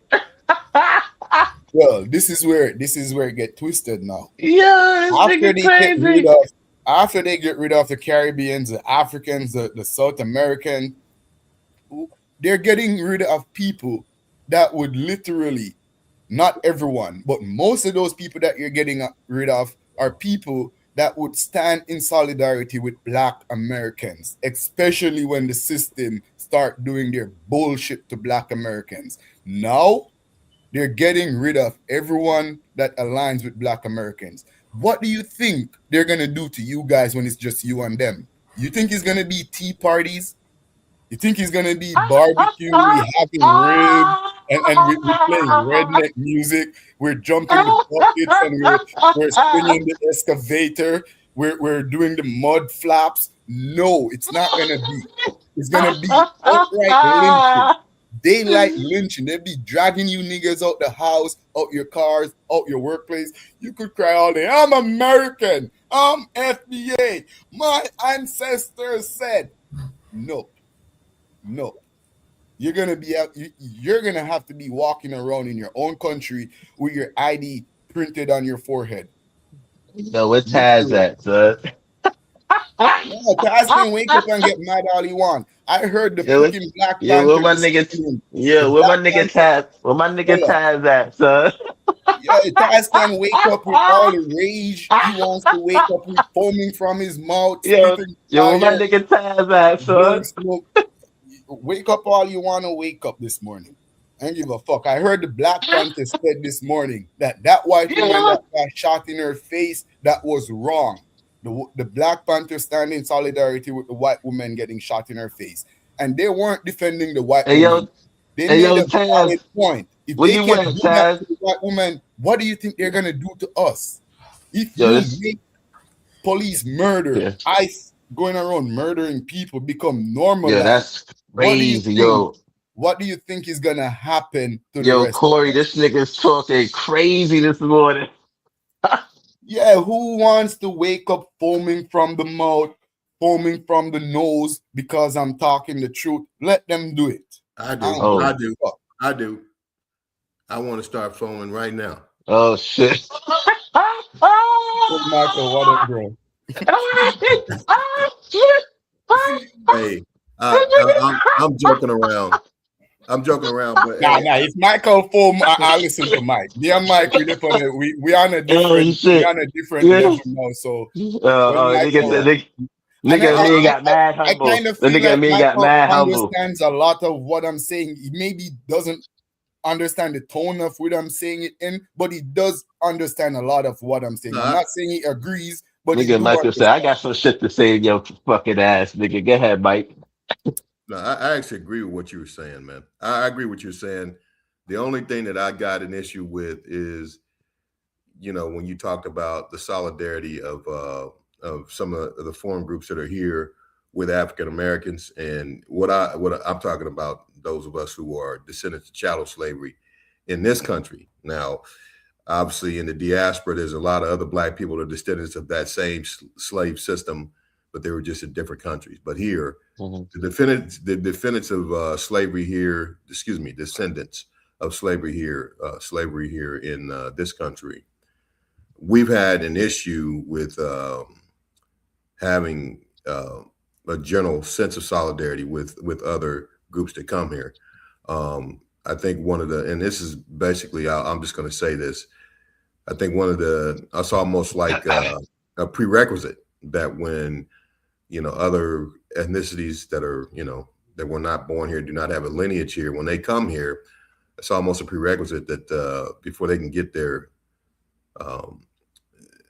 paperwork signed to be admitted in, or the visa, whatever, they one of the prerequisites is to be able to say nigga and understand what that means in regards to the African Americans that live here. So basically, they almost have to have some type of angst or the derogatory outlook on what it means to be African American, and it's very easy to do that because of what the images that are sent all over the world about our people and about our community, especially over the last 30 years, right? But so I'd have to disagree with that, because what I've seen is, when I go into when I would frequent the corner stores with the Middle East, with the Arabs, or go make a run to the hair store for the wife with the Koreans, or even just in general conversations and interactions with even other Black people from the diaspora or from Africa. Many of these people that I encountered, they look down on what I represent. And so I would say, I understand what you're saying in regards to how, what you're saying in regards to how, this is just a precursor for what they intend to do to the quote unquote Black people that were born and have a lineage here. They call them FBAs. I get that. But before the Civil Rights Movement, you guys weren't here anyway. Before the Civil Rights Movement, a lot of the foreign cultures that actually came in and began to get immigration rights, they weren't getting that before the Civil Rights Movement. The Civil Rights Movement created all that. And that is one of the contributions of FBA, or basically the the African Americans that are born of chattel slavery in this country. That's one of the contributions that we gave to the political landscape and the social landscape in this country. So I agree with what you're saying, but I think that we're kind of overplaying the idea that there's a lot of solidarity between African Americans and foreigners or immigrants that come here, because they tend to treat us bad. I hate to say it, and I'm not gonna say bad, but very disrespectful. You know what I mean? So I'm gonna push back on that a little bit. But hey, this GBS, man, you remember me, right? Yeah, I remember you. What's up? Yeah, I remember when I first came on started coming on the panel a couple of years ago, and I said, man, I'm a nuclear engineer. You clowned the shit out of me. You remember that? Yeah. Marty? Yeah. You tried to. Yeah, what's up? How you feeling now? How you feeling nowadays? What you mean? Do you still not believe? Oh, no, I mean, I didn't really care. Like, it's not, I was just joking and shit, you know what I'm saying? Nah, you was serious. You was serious as a heart attack. You like, how in the hell could a Black man be a nuclear engineer? Yeah, no, I didn't say how I was a Black man. I didn't say how I was a Black man. I didn't say that. I didn't say that. I definitely didn't say. Marty's an academic. Yeah, Do you know that I'm an academic student, nigga? Do you know I'm about to be pursuing my PhD? Like, why would I say that? I'm not. I probably made fun of it. I didn't say nothing like how was a Black man being. I never said that. I would never say nothing like that. Okay. You just said, okay. How is this Black? How's this? No, not this Black. No, it had nothing to do with you with being Black though. I didn't. So what was it? Yeah, I'm just curious. I mean, I forgot what it was. It was so long ago, but I know I didn't say that. Right. Yeah. So anyway, man, I guess going and bringing that up, one of the things that that one of the things that concerns me about our people is that this racism, this tendency to dehumanize us that other groups of people have, we internalize that and we dehumanize one another. And so we say, okay, just like they put us in a box and say, okay, if you're not bouncing a ball or shooting it or entertaining some type of entertainment, or if you are an academic, you're somewhere in the liberal arts space where you've learned to master the English language, both written and spoken form, and you're able to deliver powerful speeches that move the human spirit, because those are the things that define, the civil rights movement. Those are things that define pastors, religious leaders, public speakers that are Black, that have went through law school, whatever. So they confine us to those liberal arts studies. They don't ever imagine that we could be, sciences, advanced in STEM, advanced in the application of engineering principles to real life scenarios and creation of different ideas that actually transform the world from a technological engineering standpoint. People don't even conceive that. And I think, they when most people meet me, they're like, how in the hell is this guy, this Black guy, a doctor, and a nuclear engineer? How is that? This is he just looks like an average Black person, right? And I think that a lot of us, we take that same viewpoint towards one another, and that's dangerous. We got to stop doing that. That's one of the reasons why I brought that. I think it's almost a cultural thing too, and the reason why I said that, because historically, when they talk about B1 movements, they never really been talking about the engineers and the scientists and stuff like that. It's since of lately, really on this panel, where I heard about those that make contribution in STEMs and stuff like that, Before Right. that, they would talk about, as I said, religious leaders or cultural leaders. That those were the ones that were elevated. And there's also a aspect of the culture that still persists to this day, where if you're a Black person, usually Black person people who tend to do well for themselves, whether financially, academically, and your attitude or your character doesn't fit the typical hood nigga, just that alone will have people labeling you. It's just the stereotypes. I'm saying usually if, all right, then as Marley said, if you don't fit the stereotype, you don't fit the stereotype of a typical hood nigga, and you happen to do well for yourself academically or financially, those are reason, especially in the Black community, for them to label you a coon.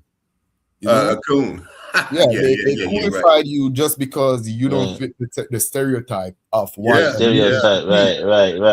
Exactly. Like, so exactly to what Amin is saying is basically is even that stereotype is not only just amongst other groups of people that think that about us. We think that about ourselves as well. Yeah. You know what I'm saying? So when we see other Black people who are in certain positions, that's why when you said that about your engineer, I said I probably made fun, but it wasn't that you were Black or anything like that, because that's crazy. Because I go through the same thing in my field, like in terms of when I tell people what I do, right? So, and they'll be looking at me like, oh my gosh, like you know what I'm saying? I'm just like you don't fit that particular stereotype of the everyday. So they think that if you don't fit that stereotype, they start to have these certain types of judgments about you, whether it be correct or incorrect, right? And a lot of the times they're incorrect about their judgments. They're just universally applying it to everyone who's,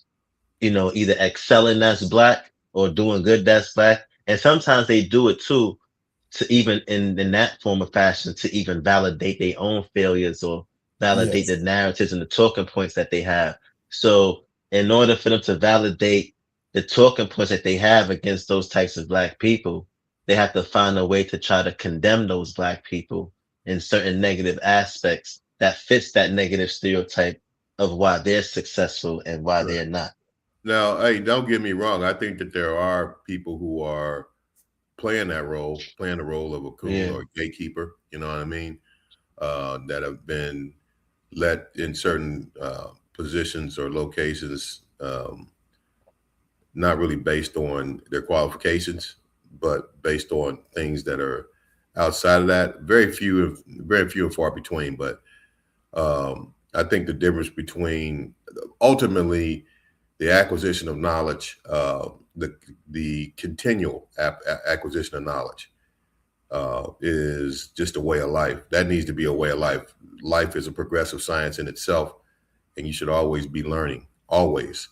And it shouldn't be learning haphazardly, but learning by intent.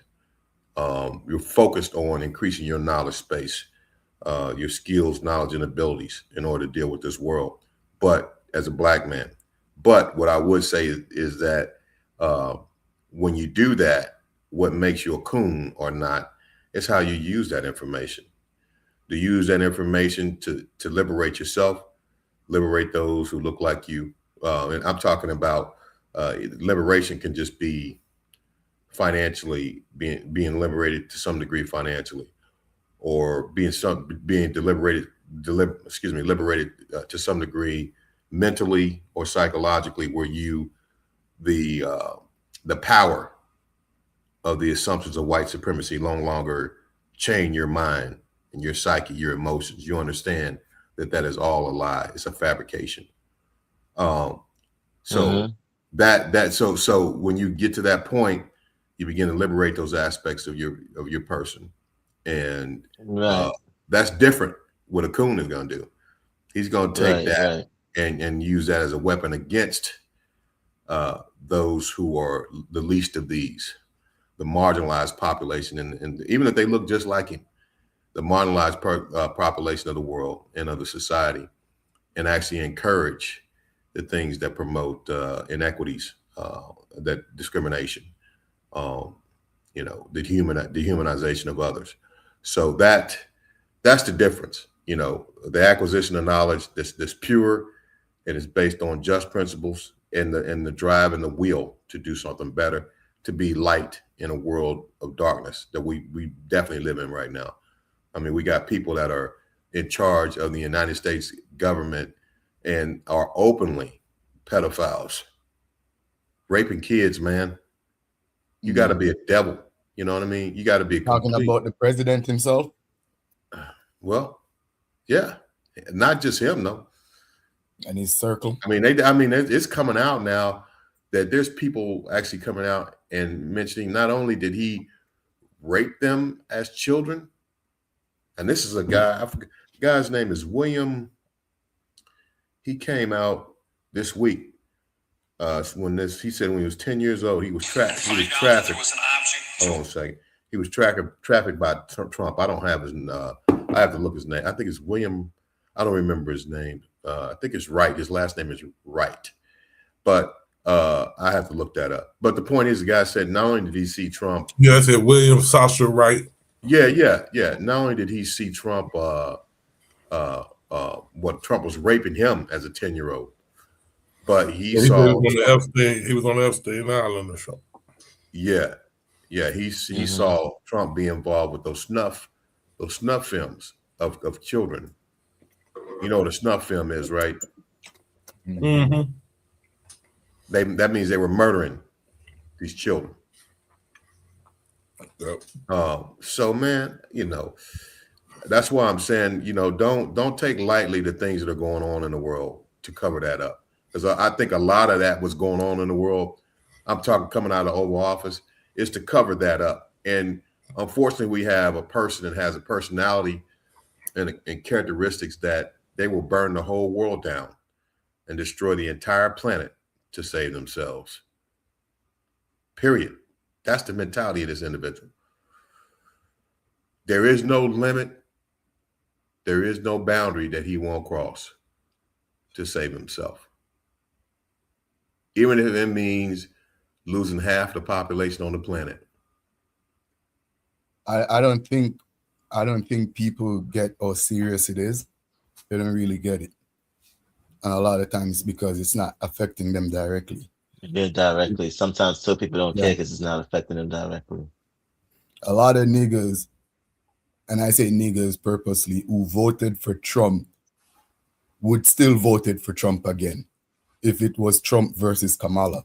For all that Trump is doing, it's still better to them to have him in power instead of a woman who try to claim she's culturally black.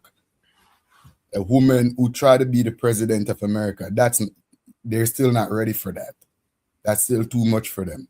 Trump tyranny is still much better than being under the rulership of a half black woman. They would still vote for Trump. Yeah. Well, I'm definitely not one of those. Definitely. Yeah. But a lot of people are though. Unless this ICE thing, unless all that Trump's doing really affect them directly, they're not going to feel anything. They're not going to get it. They're not going to feel it. They're not going to understand. Right. So GBS, man, explain to me exactly what you're into, if you could, if you don't mind. Go. Psychology. Mike, you sure that was Marley you was talking about? That was clowning you back there? You sure that was him? Who? No. That was me. I was clowning him, but I ain't say that. Oh yeah, I remember. I was clowning the nigga, but it wasn't. Hold on. But it wasn't. I didn't say that though. Laugh, don't you, Michael? Huh? You remember that laugh, don't you? Now say it again. I said, you remember that laugh, don't you? Yeah. Oh yeah, I remember him. I remember this brother here. The reason why I remember him because I wanted to kick his ass. To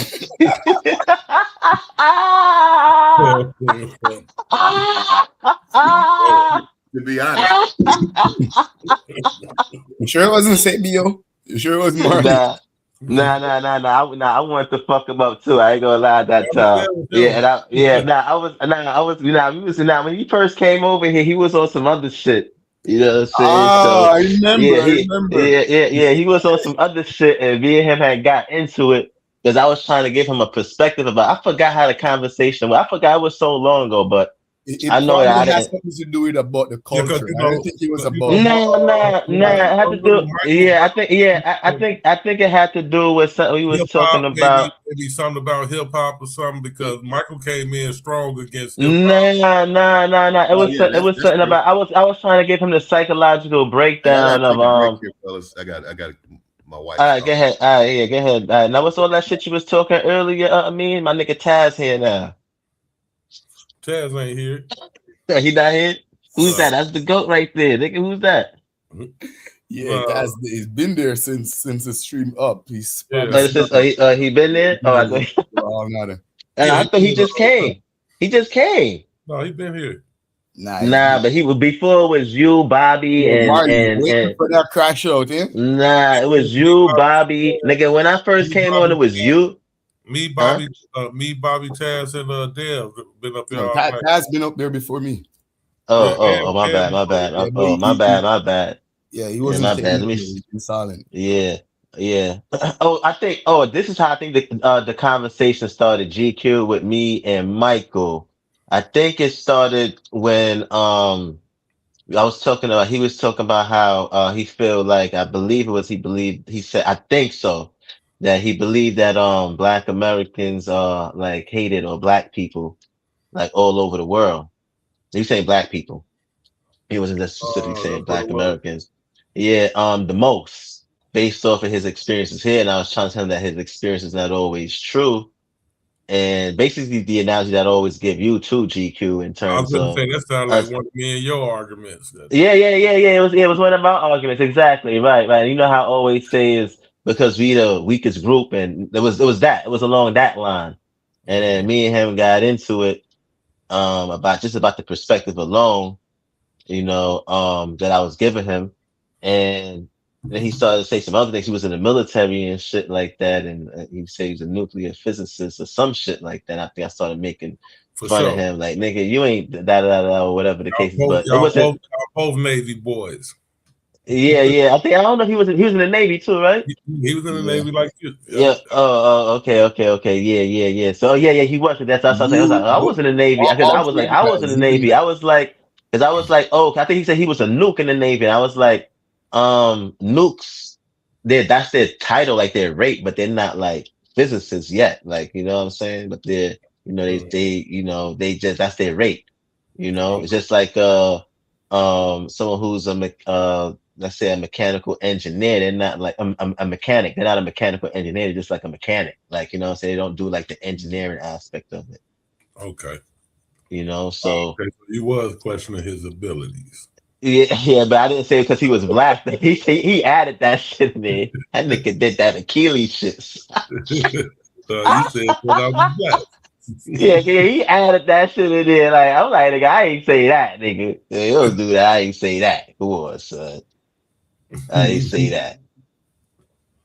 This nigga crazy. But I know he talking about though, because I go through that too. You know what I'm saying? It's not just with other races, it's with black people too. Like, oh shit, you do this. Like, you know what I'm saying? Like, you don't fit the stereotype. Like, even with your own people, like, it's just like, damn, son, like that shit crazy. It's like, so you looking at niggas got, in order for you to, you gotta be a failure and be black. Like, that's the, like you can't be nothing, son. You can't be nothing. It's like, you can't be nothing, son. Not even without, you can't be nothing, son. Nothing. As soon as you, yo, bro, as soon as you something GQ as a black person, the whole world attacking you. You're either an artist, meaning you rap, sing, or you sing. He was like, doctors are people too, motherfucker. Yeah, well, when I was going to Germany, right? Yo, it was this chick on a plane, Russian chick, and she was like, "Oh, I thought you was a athlete." Yeah, son. Like, yo, when I go to places, a lot of the times, it's like if I'm going to Europe and shit, niggas start asking, yo, you a rapper or you an athlete? Like, damn. So black people can't. So we can't. So we can't do nothing. We can't do nothing.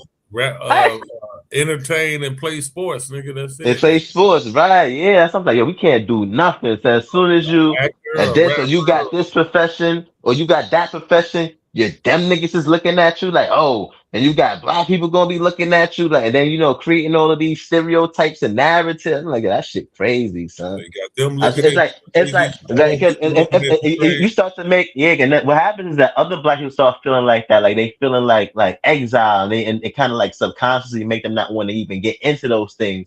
Is now it make people go and want to like question their blackness and so it's like, damn, I don't even want to get into that because they're gonna start questioning me. Or if I go want to become a doctor, niggas is gonna start questioning me. Or if I want to go become this, niggas is gonna start. No, and you know what's so crazy? It's not you just getting it from other races.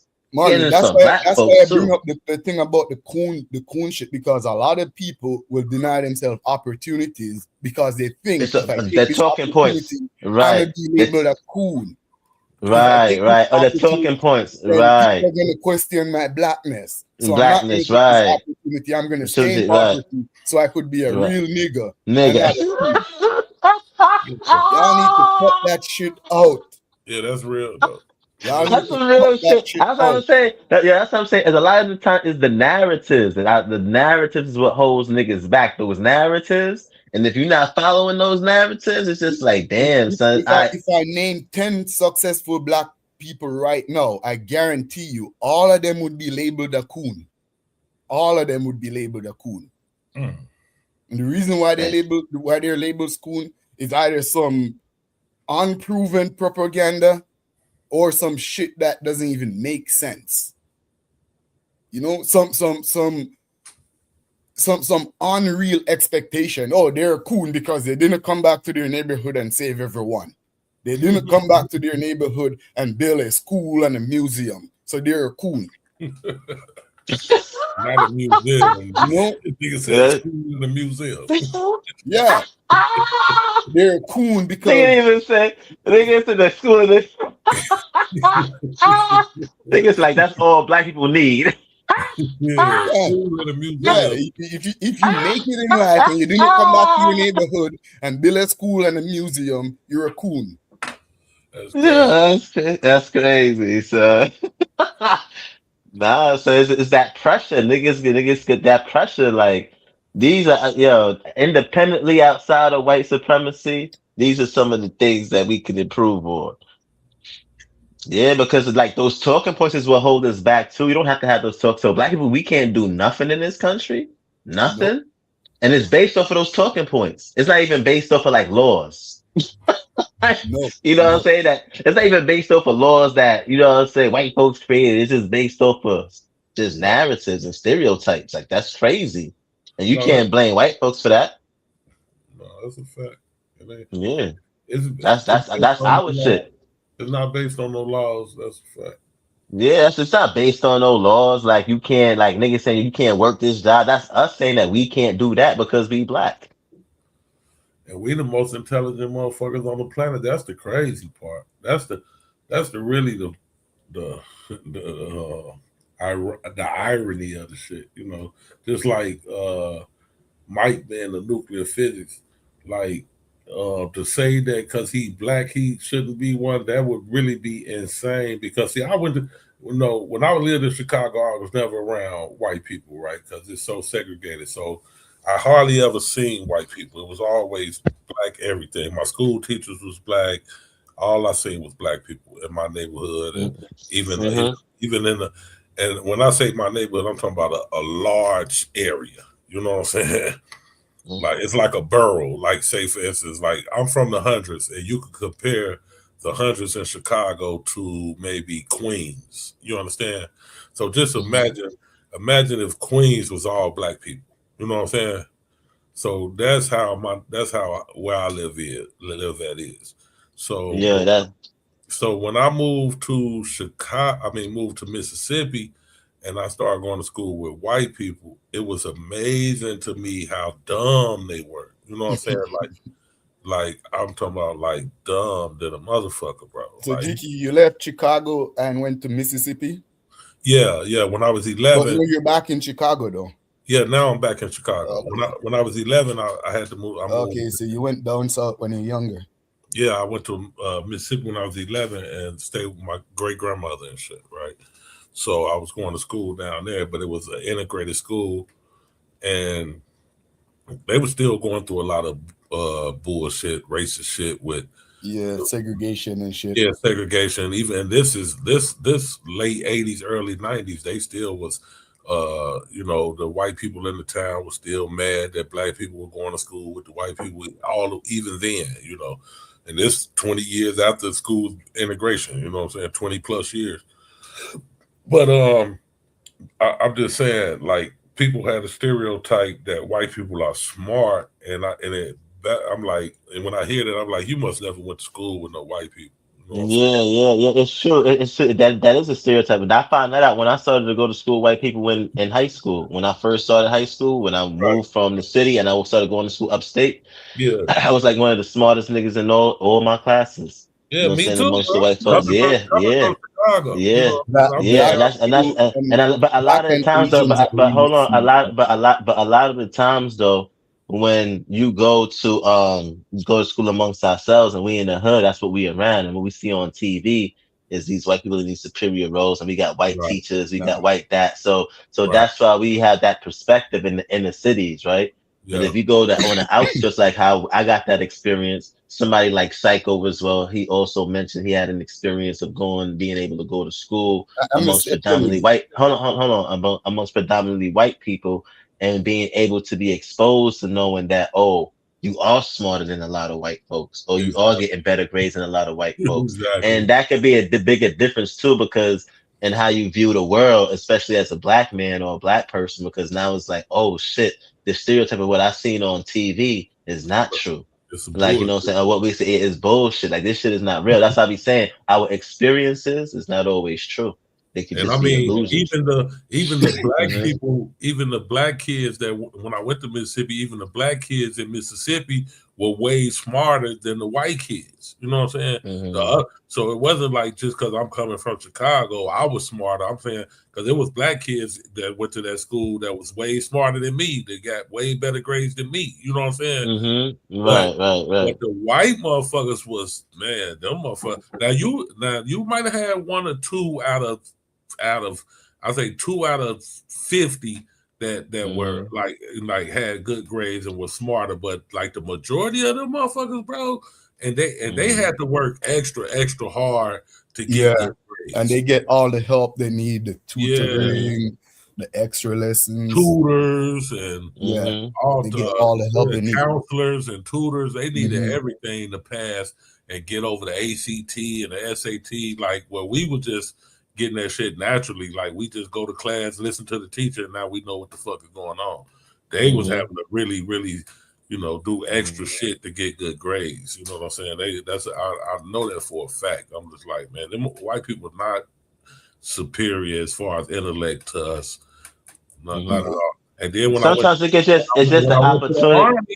When I left and went to the army, I seen the same thing. Like, these white people dumb as fuck. Like, damn. I saw that shit in real time. Yeah, it seems like a lot of dumbass white people in the army for real. I heard it from you, Dev, Marley, they are. GA. Yeah. It seems like in the army, a lot of them just dumb. Dumb as fuck, bro. and country. Dumb as hell, man. You be like, damn, how can you be that stupid? God damn. Y'all got the privilege, but y'all don't have the intellect. Y'all don't have the natural intellect. You know what I'm saying? I'm not saying that a lot of them won't work hard to become smart and get, and become bright or whatever, but just like off natural intellect, nah, they not fucking with us. So it's sad that our people go, think like that, right?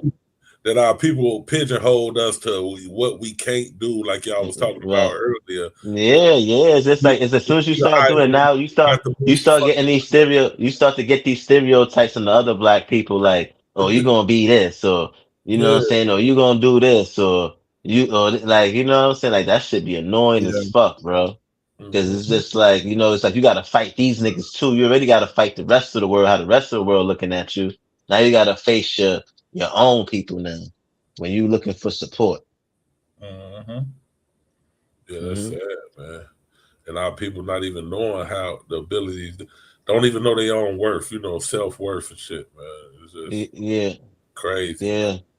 It should be, even with us, it should be like, oh wow, like you do that, like, you know what I'm saying, or like it's not even like that. It's just like now it becomes like negative. Now I ain't gonna say with all of us, but I look up to motherfuckers like that, like that do that, like get doctorates and shit like that. Even I look up, like, man, that's what's up. Or even if you speaking proper as a black person, it's like no, it's like, oh you this, so you white, or when a lot of our ghetto ways, we learned from white people, from like ghetto white people. Yeah, right. So we take we only associate. You know what I'm saying? Yeah, right. So but hold on. So we only associate the negative things as black that we get from white people, but not the positive things. Right. Because a lot of our ghetto ways we learned from those ghetto white people that moved from Ireland and England that came over here and was overseers and shit like that. Yeah, a lot of our ghetto ways, and even the way how we speak English. Right, and the type of English that we speak, right? We learned the first one that spoke broken English. Yeah, like they had like they're the one that have us Jamaican sounding so fucked up is the Irish and the Scottish. No, they came there with the fucking broken English. Yeah, they motherfuckers is. Yeah, like I'm just saying, like the like I was watching this documentary one time, and I think I had sent it to Psycho one day, and I had sent it over to Psycho, and it was talking about how a lot of the like the getaways, you know what I'm saying, that the slaves they learned it from, you know, like white folks, like those poor white folks, and you know what I'm saying, some of the niggas that came over and shit like that from Europe, from Ireland, you know, where they came from, these communities, like these ghetto communities in Ireland and in England and shit like that, you know. So a lot of those, I don't know, man. I just feel like we just associate those aspects and not the other, and not like, you know, this is like when they talk about, oh, when the pseudo, like, that's the white man information. A lot of the pseudo information that they're following is white man too. Yeah. Like, you know what I'm saying? Yeah, the pseudo information that you got is not no black shit. Well, yeah, Like, so you only just taking, so you just taking the negative shit from white folks and be like, and then the positive and the shit that's objectively true, or the positive shit is like, oh, now you being condemned. But that pseudo shit you following some white folks. Yeah. Yeah, that's not no black shit. Like, the fuck out of here, nigga. Flat Earth and all That's why that shit. That's why that shit would discourage. That's why that shit would discourage certain like black people for wanting to do certain things. Because now it's going. Now you gotta feel like, yo, this is being questioned by other black people. It's like, nah, nigga, you could do your thing. Like, you know what I'm saying? You gotta be. It's like you gotta be real strong minded out here as a black person, bro. In order for you to overcome a lot of different obstacles and want you to get to the next level and not giving a fuck about what other people think. Like, that shit is a lot for a lot of people. Everybody can't do that shit, bro. You know what I'm saying? Because again, we're social creatures. You know what I'm saying? So we want to be in a pack. Everybody is not on some shit like, yo, I want to be alone. Niggas want to feel a part. So if niggas is not feeling like they a part of something, you know what I'm saying, they start to go through like these depressions, especially if they ain't following the narratives, and you know what I'm saying, they feel like they're not being accepted. Their self-esteem is affected now because, you know what I'm saying, they feel like the group is not accepting. You know how much confidence you gotta have in order for you to be like, yo, fuck all of this shit, son, and fuck what these niggas think. Like, yo, let me do me. That takes a lot for a person to do. Yeah.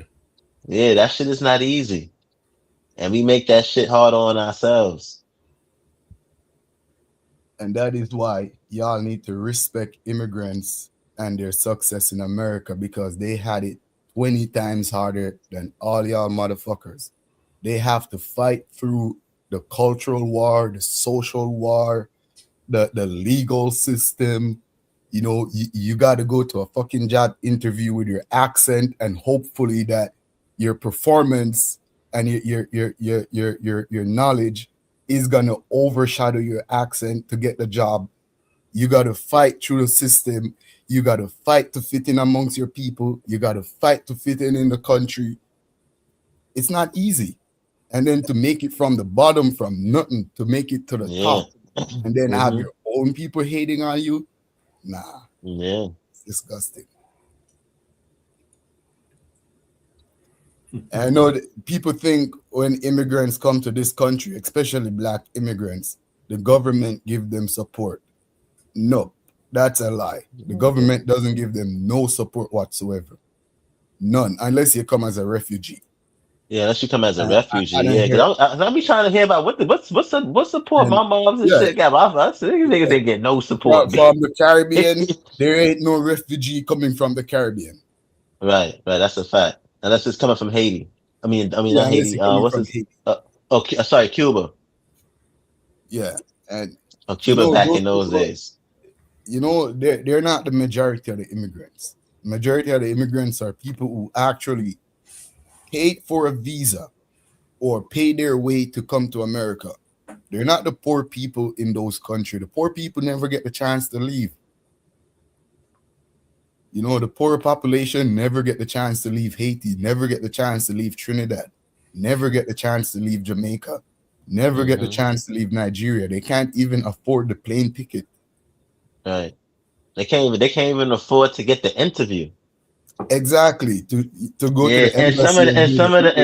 some of them niggas too, they fail their first interview. You know how much money they have to stack up and save, and Not they only fail that shit. When you go to like the American embassy or the Canadian embassy, you're gonna get a assessment test. They're gonna check to make sure you can read and write and do basic math before you even get a visa to come on the plane.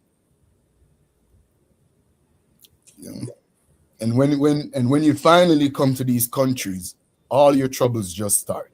The government doesn't give you a house to live in. They don't give you a job. They don't give you anything. Yeah, y'all missed that boat, man. Yeah, that shit crazy, bro. Y'all But missed that boat. on a real, go ahead, my bad, JK. They was giving them all of the above, everything you just named. They gave them when they hit Chicago. Which he talking about the migrants, the people who came over here. Yeah, them. Yeah. That's it. Yeah, that's what he was saying. GQ. Some of them niggas is coming over here as refugees. Them niggas ain't coming over there as them the same niggas who came to New York and all. That's what he's saying. Them niggas, yeah, that's the only. No, he was saying when the immigrants came over that they when they get here, they problems just begun because they don't give them anything. And I'm saying they was giving those Venezuelan immigrants everything when they hit Chicago. Yeah, because them niggas is refugees. Because they're coming as refugees. Yeah, they coming as, that's what he's saying. They coming as refugees. Only the refugees is getting that shit, like the Somalians and you know what I'm saying. Niggas motherfuckers wasn't no goddamn refugee. They were just illegal. They were just immigrants that was bust here from Texas and shit. They were giving everything. Though they was giving that Dr. Muff. Oh no. Yeah, but that's what I'm saying. But in order, because I was working in the migrant shelter, in order for them to, they have to, when they said that they coming over on the buses and all of that, they have to be coming over. Hold on. They have to. Because I was working in the migrant shelter, they have to say they have to be as underneath. They was underneath refugee status, right? But hold on. I understand what GQ is saying. GQ is saying is that they're not actually real refugees, right. But yes, they under that status, and that's what Amin is saying. They under that status of refugees, and that's why they're able to get those benefits, right? But they're not once you're seeking asylum, then you're seeking asylum, right? Because a lot of those people who was coming over here, GQ was like they had some shit with like they government over there. Like some of them was like cops over there in their country, and they wanted to do certain things like kill their own people and that. And they was like, no, they not with it, and they leaving their country. And it was like some of them had stories like that. There are people who knows to work the system too, because you get it under different heading. For instance, GQ. Which is correct. Most of the immigrants were not given anything. Traditionally when they got here, that's when their problems just started. Now they gotta get busy and get on and do what they gotta do. That's what Amin was saying, that he was right, and I was saying, but they just missed their boat because when they got to this last administration, when they got to Chicago, they was giving them everything. They was giving them housing. They was giving them $1,500 a head for rent, and $1,500 a person for rent, and they was giving. Nigga, that's when you should have denounced your American citizenship, went into Venezuela, became a citizen, and it came back to America seeking asylum, nigga. You would have been good, nigga. If you wanted it that bad, nigga, you should have did that. When they was lining up, they was giving them all the motherfucking the link card, food stamps, and money, cash, and shit, benefits and shit, right? So my uncle, who was out here bad, and he come, I'm like, man, you better kill your ass up there to the police station with all the immigrants. That's before they started giving them the housing, and they were staying in the police stations and at the old schools and shit. I was telling him, like, man, you better go in there and get in line with the motherfucking immigrants. Tell them, get rid of your ID. Tell them motherfuckers you're an immigrant, just like them motherfuckers. Get all right, he could have did that shit. Yo, I ain't got no. Yeah, niggas could still do what the immigrants is doing here in the country. Let's go up to the place like, yo, I ain't got no ID. I ain't got no ID. Make up a fake name. I'm not from here. I ain't from here. I'll make up a fake. Make up a fake name. People that do shit like that, Marley, you claim anything. Yeah. You know what? I'm thinking about doing that. So I'm about to go up there and be like, yo, I'm an immigrant. I'm illegal. You know what I'm saying? I ain't got no ID. You know? Claim I need such and such, that bro. you were being trafficked. Claim that you were being trafficked in the human trafficking. Oh, nah, but I don't got an accent. I can't do it because I don't got an accent though, so I can't do it. I ain't gonna be able to get away with that shit. But it don't matter because, like I said, all them funds is depleted. Shit, That money gone. Goddamn it! Now we sitting up in here with a $1 billion deficit from housing them motherfuckers. Yeah. Let me ask you a question though. 2-point question. What's up, Marley? What's up, everybody? My bad. What's What's good? what's going on, Bad. Good Arthur? How morning, you doing, everybody. brother? Yeah, good morning, brother. How you doing? I just wanted to ask GQ a question. Hey, like when with the migrant situation, right? Like, do you see the fault in like Texas sending a migrant? Do you see that rules? Do you see like he was doing that intentionally to hurt these cities, knowing that they were like, blue cities and they were Yeah, sanctuary cities, yeah, right? yeah. Do you see that was intentionally done, and that the humanity and the care of the cities that they sent them to was not necessarily a thing to hurt black people or to hurt y'all or to like, it was just a humane thing to do, and for the most part the federal government does subsidize some of the things that's going on, even what we get when we get No, funding they and weren't emergency. subsidizing anything. But yeah, you're right as far as you right as Well, the far as U.S. government provides significant federal funding to help those to like meet the stop gaps. Like the city has to spend the money initially, and then what they do is they get reimbursed by the federal government for whatever funds that they send, and they may run through their money, but they do get reimbursed. Maybe that's what happened in New Jersey or something. I don't know. That ain't what happened here. No, well, no, I mean it's the government, it's the federal government rule. No, That's the city rule. fronted the bill in Chicago. The city fronted Right. the bill. No, I said They wouldn't get. They didn't get any help from the federal government. Initially, right, you're right. Initially, that was but an issue. Eventually they start getting money from the federal government to help, fill in the gaps and everything. The cost is not totally on the city or state. Eventually, the federal government kicks in because it's the federal government that has the mandate to help out the immigrants and help out asylum seekers. Because they're called refugees because they seek an asylum or they're seeking refuge in another country. The root word is refuge more than like the idea of Well, refugee. it was a asylum, what they call it, sanctuary cities. Yeah. So they were, when they get that sanctuary city status, right? That so they get the onus of taking care of those people that were seeking sanctuary and shit. So, I don't think sanctuary cities gives you an onus. I think sanctuary so cities mean that they were not. Gonna... Well, I'm just telling you, they were not getting. And I showed it like so many times where the city had to pay the bill, and they right. were. No, you're right. Because they have to pay the bill this argument right here is so old. So I just showed it to show like several sources of where the money was coming from, right? How our city is in debt because of the immigrants, how Chicago is in debt because of the immigrants. I've showed really you're 1,000,000% right about that, because there is no fund set up to initially deal with it. So initially the city that they go to has to deal with it, and they have to use their money within their coffers to deal with it. But eventually they get reimbursed by the government for that. Eventually they do get reimbursed. Like it doesn't. Never got any. It was never any reimbursement. I mean, I wish we would have got some reimbursement, but the reimbursement is the motherfucking budget we just passed in 2026 and raised all the taxes in Chicago. That's where the reimbursement gonna come from. Where my property tax tripled, and motherfucking state income tax. I mean, state sales tax, motherfucking liquor tax, cigarette tax, gas tax. Everything just went up with this 26. But they said why those things went up, and I don't think it does. Yeah, to try to offset the deficit that we're in from housing illegal immigrants and shit. It's not nothing to debate. It just is what it is, bro. That ship didn't sail, man. We ain't got to even.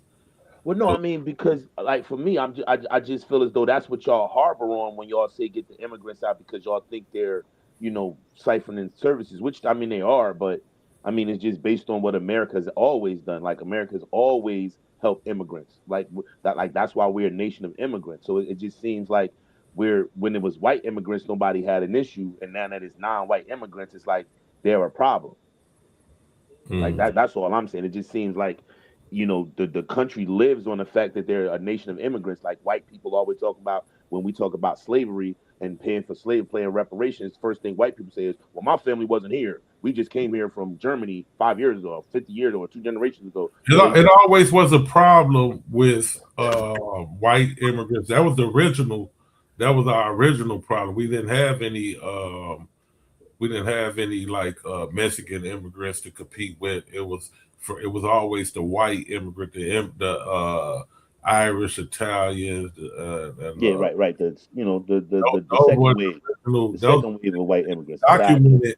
Irish. It's documented all the way from the 1800s. How? Yeah, man, you talked about this before. We talked about it. You talked about that. Yeah, that's what I'm saying. I didn't cover this shit. So we talked about it before. But it's documented all the way from the 1800s how they, how black people were complaining about the immigrants coming in and taking their jobs all the way back from the 1800s. And at that time, it wasn't Venezuelans and Mexicans and none of them other. It was Irish, Italians, Polish, and all them motherfuckers. So it's just always been an issue with, immigrants coming in and us, descendants of slaves, even since we left the slave plantation, having to compete with them. So the reason why y'all not getting them reimbursed is because Trump is not reimbursing y'all, because you're supposed to be reimbursed. That's why y'all not being. I'm reading it. I'm reading it. I'm reading it. I'm straight up reading it, bro. Like, I ain't saying it to be all right. I'm saying it to get on track. No, I'm not blaming. I'm tired of the motherfucker, man. I'm not even finna go.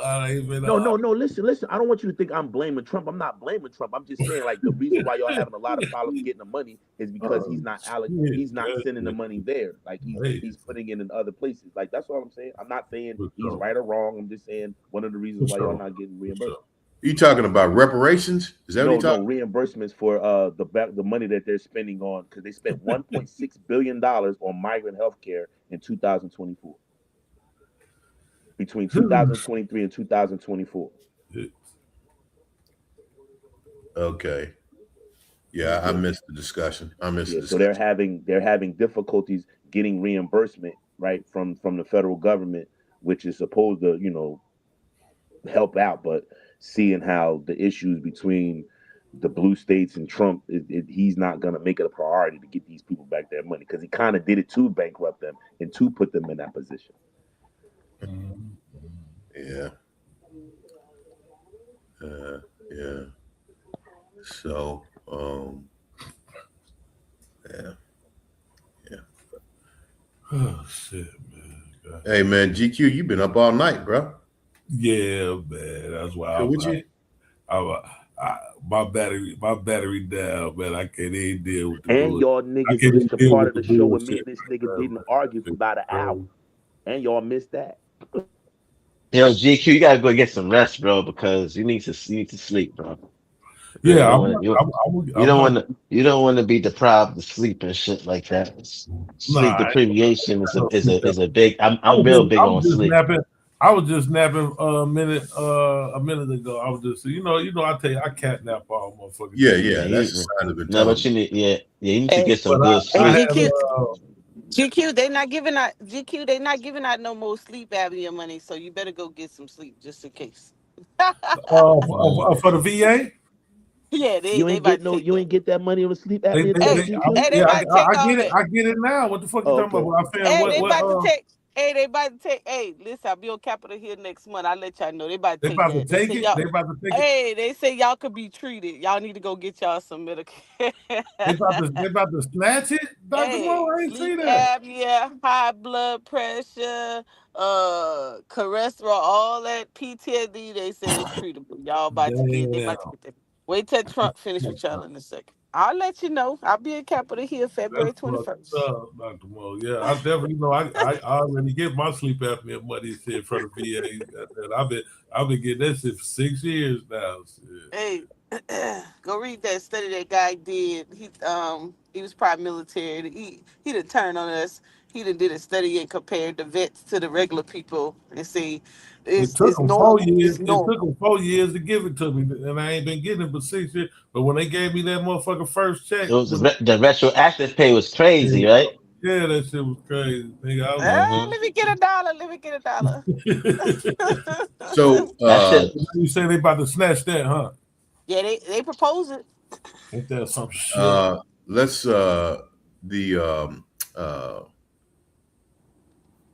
what you were saying, GA. So you a disabled vet? Yeah. No, GQ. You mean GQ? I'm His name sorry, is GQ. GQ. Yeah, GQ. Yeah. Okay. Yes, sir. Why you say I didn't know that. Don't start no smoke, Mike. I was. What's that? Don't start no smoke, Mike. Oh no. I didn't know that. I'm just reminding myself that he was, in the military at one point. You in the army, right?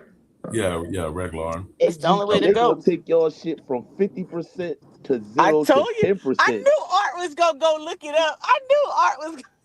God damn. Yeah. Hey, they say it's treatable. Hey, don't No, listen, laugh now GQ. because they really trying to say that we only need health care. We don't need no money. Right. It We says just need to go to the says doctor. We don't no need no more money. automatic 50%. You're gonna simply be prescribed the CPAP machine. It will not.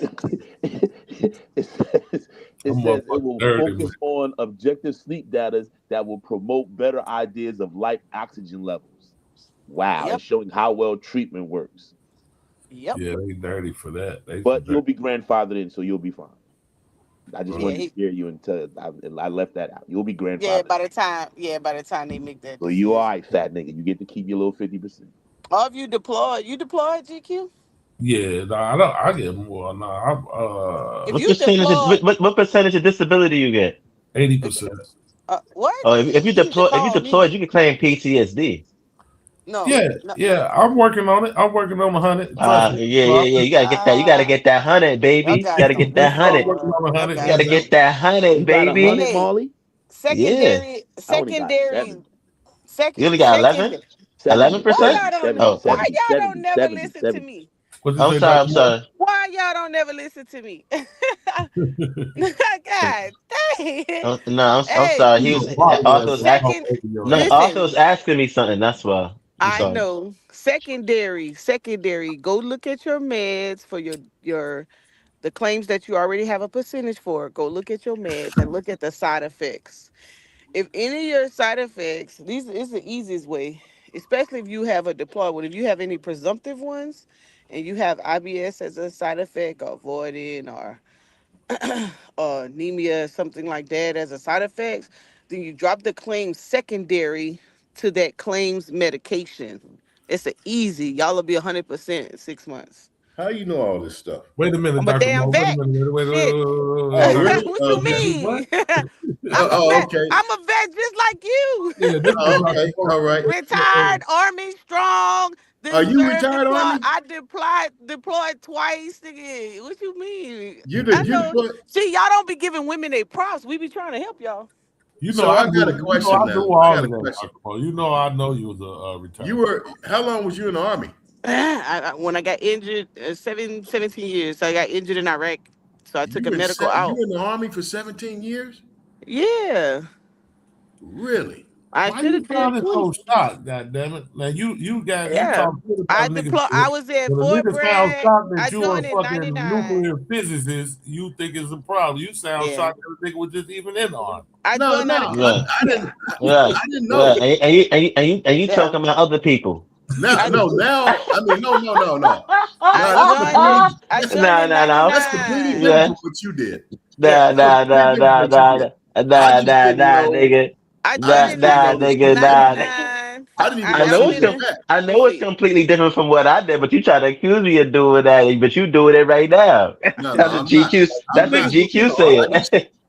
I just never. I never thought. Now, GQ. I remember him saying he was in the military, Yeah. but I Yeah. never knew that Mo that she was a vet, and I definitely didn't know that she was a vet of like 17 years in the army. I didn't know that. Yeah, So I should man, have you been. Dr. Mo, man, you the Yeah, only super most Army to of the us on Army. I here went right for now, Fort. most of us on here right now was vets. Me, you, GQ, dead. Oh, you a vet Arthur, too? Dev. Yeah, Arthur, Dev. GA, I knew Deb was. I knew Deb was. Yeah. I'm a Melanated vet. Yeah, Goddess. I was in the Navy. Michael. Yeah, Okay. I was in the Navy. Okay. Okay. Yeah. Okay. Okay. Melanated Goddess is a vet too. Mm-hmm. Huh. GA. Yes, a bunch of us. Yeah, Mike, Okay, awesome. I was at Bragg, Stuart, Hanau, Germany, Iraq, Kosovo. Golly. Yeah, I did my time, honey. For real, for Yeah. real. Yes, you got a now. Now, did you get the full retirement or just the medical stuff? You know I got the full. Hey, listen, I had to fight though. I had to fight. But So they gave you I the got mine. regular. Know They gave how you I got it? they gave How you I the regular got. Oh, let me tell you. So, just in the case 20 somebody year out there retirement. still in They gave you the regular 20-year retirement. I got the full retirement because I got injured in the desert. So I got my money through CSRC, combat related service. So when I got out, well, when I medically retired, they played me so bad. So I was at 50%. I should have been at 100, but I was at 50, and then 6 months later I got the 100% off of the CSRC combat related. So it was around the time when they was passing the PAC Act and those presumptives, and I picked them up. I picked it up that way, and so I fall under that CSRC. Now they still owe me a couple bucks, so I fall under that area where the concurrent, 100%. I mean retirement, but less than 20, but more than 50. So my hundred, I'm probably offset at about $1,200. Okay, Wow. so Because there's a you difference don't between necessarily the get. CSRC and the CRDL I is don't. about a twelve I, hundred. Yeah. yeah, I don't know how that works because I was thinking like I don't know if you know if you get hurt in combat and you don't have your 20 in, if they just go ahead and give you a normal retirement. Well, they 50% of base pay, 50% of base pay based on 20 years, or they give you 50%. They give ba- you or they prorate that. I don't know. I have no idea. I yeah, don't know. it's you get the 50% based on the 20, but they offset. So the problem we having right now is those who retire less than 20 but more than Yeah. 15, but have at least 50% VA rating. They offset it when you get 100%. If you get the 100%, they will offset your retirement, right? And so that rule changed somewhere in the 2000s. And so Oh that's what they're yeah. fighting right now to run it concurrent. But the but is if you are combat related injured, that's where the combat related service connection come in, and you have a retirement indicator, which means you medically retired or you over 20 years. Um, Okay. So the yeah, medical then retirement. you pick it up where the retirement indicator is what helps you pick up. So you don't it's not CSRC is not a retirement pay, but it's an indicator to help if you do have a retirement indicator and your money is offset, then you can get some of that money back in the CSRC. And so that's how I pick Well, it up. you know the system. You know it like the back of your. Yeah, she I studied. She don't. know Man, all I don't that. know. She studied You I have don't know. to. I don't know any of that stuff. I don't know any of Dr. that. Mo know how to get to the She bag. know how to get to Yeah, I that. don't know Yeah. how to. I don't know any of that stuff. None of it. Yeah. You have See, to y'all, because they see, play what us so all of y'all is bad. different. What all of y'all is different. For us Gulf War veterans, we can't do what y'all do. Like our shit is exclusionary. It's set to the side. We can't claim the shit y'all claim. Like we literally have to claim all our shit under MUCIM. None of that. We can't do none of that shit y'all do. None of it. Once we What put you? our name on that Gulf War How veteran, are you different? right? How are you? You don't fall under the PAC Act? Huh? You Nigga don't said, "How fall you under What's different, nigga?"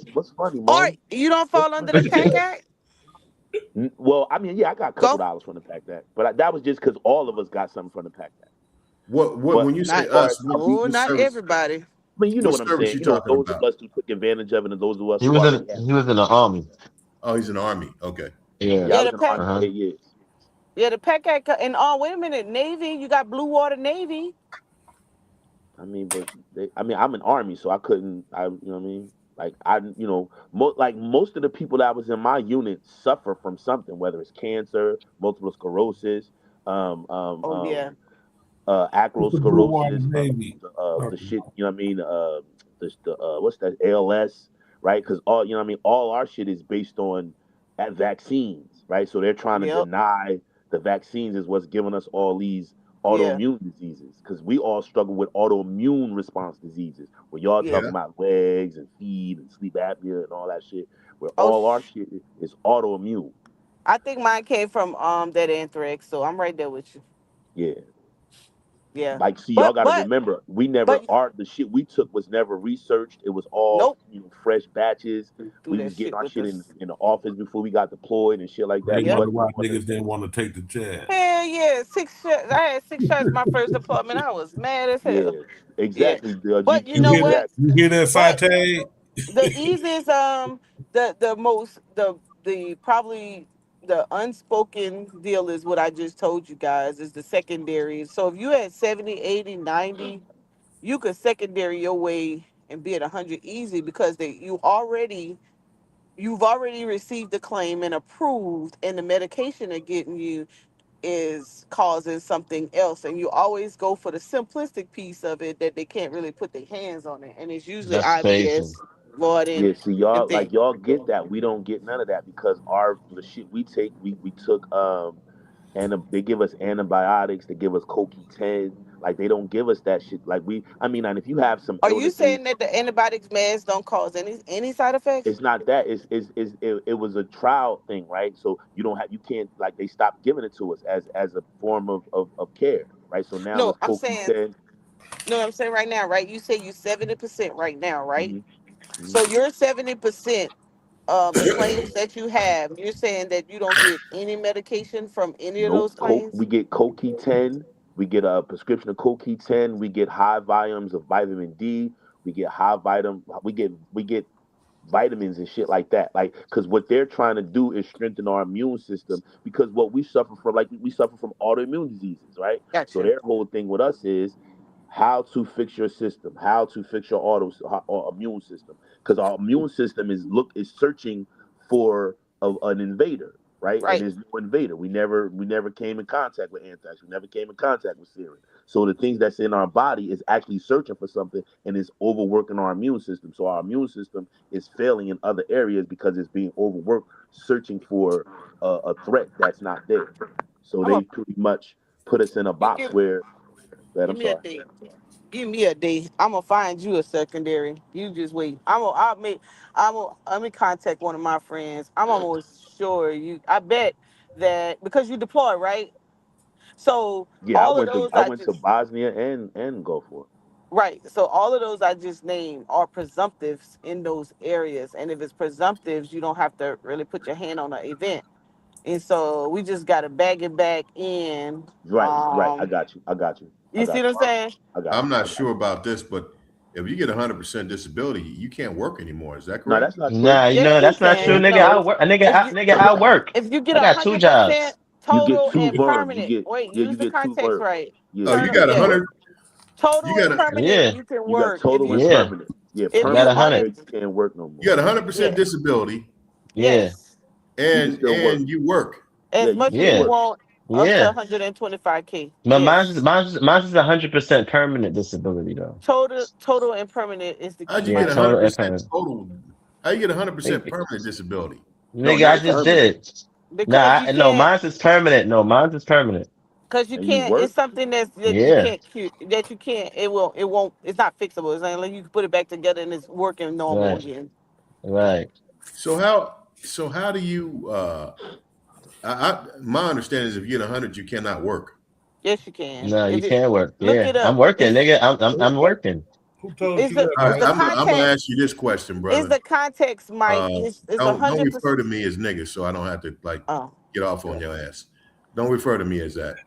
Uh, you Is know, the Mike, is the context 100% unemployable? You can't Right. you work. So you have a lot of people that kind of they don't have the knowledge to know that you don't have to file unemployable to get 100%. But what happens is when you get stuck at those ratings, they go after unemployable because they just get tired of waiting and if you're unemployable, they'll put you at the 100% rating and you can't work. But if And you're then you can get Social 100%. Security and all that shit. You know what I'm saying? Right, right. That's that group of people which better That's be on yeah, the that's what lookout that too, is, because they right? coming after them. They definitely coming after them. Because my first counselor at VRE, she was 100%, and she was my education counselor, right? But she explained to Yeah, me, she was like, I'm not unemployable, right? Yes, She was sir. just like, hers was sexual trauma and some other shit. So Yeah. yeah. Yeah, you be 100% total and permanent working. Why you think you kick all them? And it's not the sole reason, but in my opinion, I think a lot of those female veteran women who were fired were probably vets who were at 100%. So I guess the question I'd have is, did you say that there was a limit to what you can make? Did you I say think you can't go over 125,000? 100. I think it's 125,000 somewhere around Okay. along that line. Okay. Okay. Yeah, they'll put you on pause Right. because Right. then you Yeah, it only already go, in. but Dr. Mo it only goes up to 100%. No, I said no. I'm talking about the pay. Like 125,000. if you get over, and somebody can look it up because it's somewhere around that point. If you make over 125,000, they something's gonna Mm-hmm. get reduced or they're gonna take you off. Oh, you're Or talking the about 125K if you salary, making salary, yes, oh, it salary. reduces. Yes, Huh? yes, it goes down to like Yeah, 80%. They reduce you like 80%. yeah, they reduce you. If Yeah, your if your salary go up. Yes, yes, yes. yes. See, y'all got it good. See, us Gulf War Yeah. veterans, we gotta be on our deathbed to get 100%. Like we damn near gotta be on our deathbed. Like it's like it's so hard for like the wait. I mean, like GQ said, when you wait, that check be nice, right? But it takes us a lot to get incremental increases. It take a lot. Like you gotta go to specialists, you gotta go to lung specialists, you gotta do tests. It take a lot for us. Like my You, entire you know unit, what? y'all, damn near Oh, everybody in my unit, because we still Facebook friends, we still stay in touch, like either half got cancer, couple of them got ALS, couple of them got MS, right? We got tore up, right? And only like three of us got 100%. you know what hurt y'all? Cause you a combat soldier, wasn't you? Yeah. No, I was Yeah, air defense artillery. Well, yeah, I guess combat. Yeah, my bad. yeah. They y'all had a hard time going to the clinics and stuff when y'all were in. Being able to go And and even sneak that when we came home, it was such a straight mystery. to They the know what field. happened to us, but that's why because they called it an undiagnosed illness for decades. We Yeah. just we just got the new label MUICM, right? Which is still undiagnosed, but what I mean, just puts the medical unable to figure out what's wrong with them. That's basically what that means. Medically unable to identify the culprit. Is what it really means. But the hurt comes in is that you all weren't able to go to the facilities Right. and get seek medical It attention when says deserved it because the says mission first. Right. yeah. I was just not reading. It says that how the laws doesn't affect your disability, your rating if you make over 125K. Who said that? Is that on the Uh, VA website? I'm, yeah. I don't know, Marley. It says it doesn't affect in what Yeah. capacity. As of early of 2025. Hold on. I can't read it because I'm on my phone, and if I go When is out, that? you're not gonna hear me. When, when was that effective? It Maybe it's says something they just changed because as of 2025. oh, that's why. Oh, woo! See, that's so many changes going on. I need to call my buddies because they sure took their money. There's some effects that's changing within these recent years. So what I said, I stand Mhm. corrected. It's something that Yeah, but it does they say as changed. of 2025 though, so you was probably Yeah, in- incorrect in what you were somebody saying, but they they said probably was as of making some. 2025.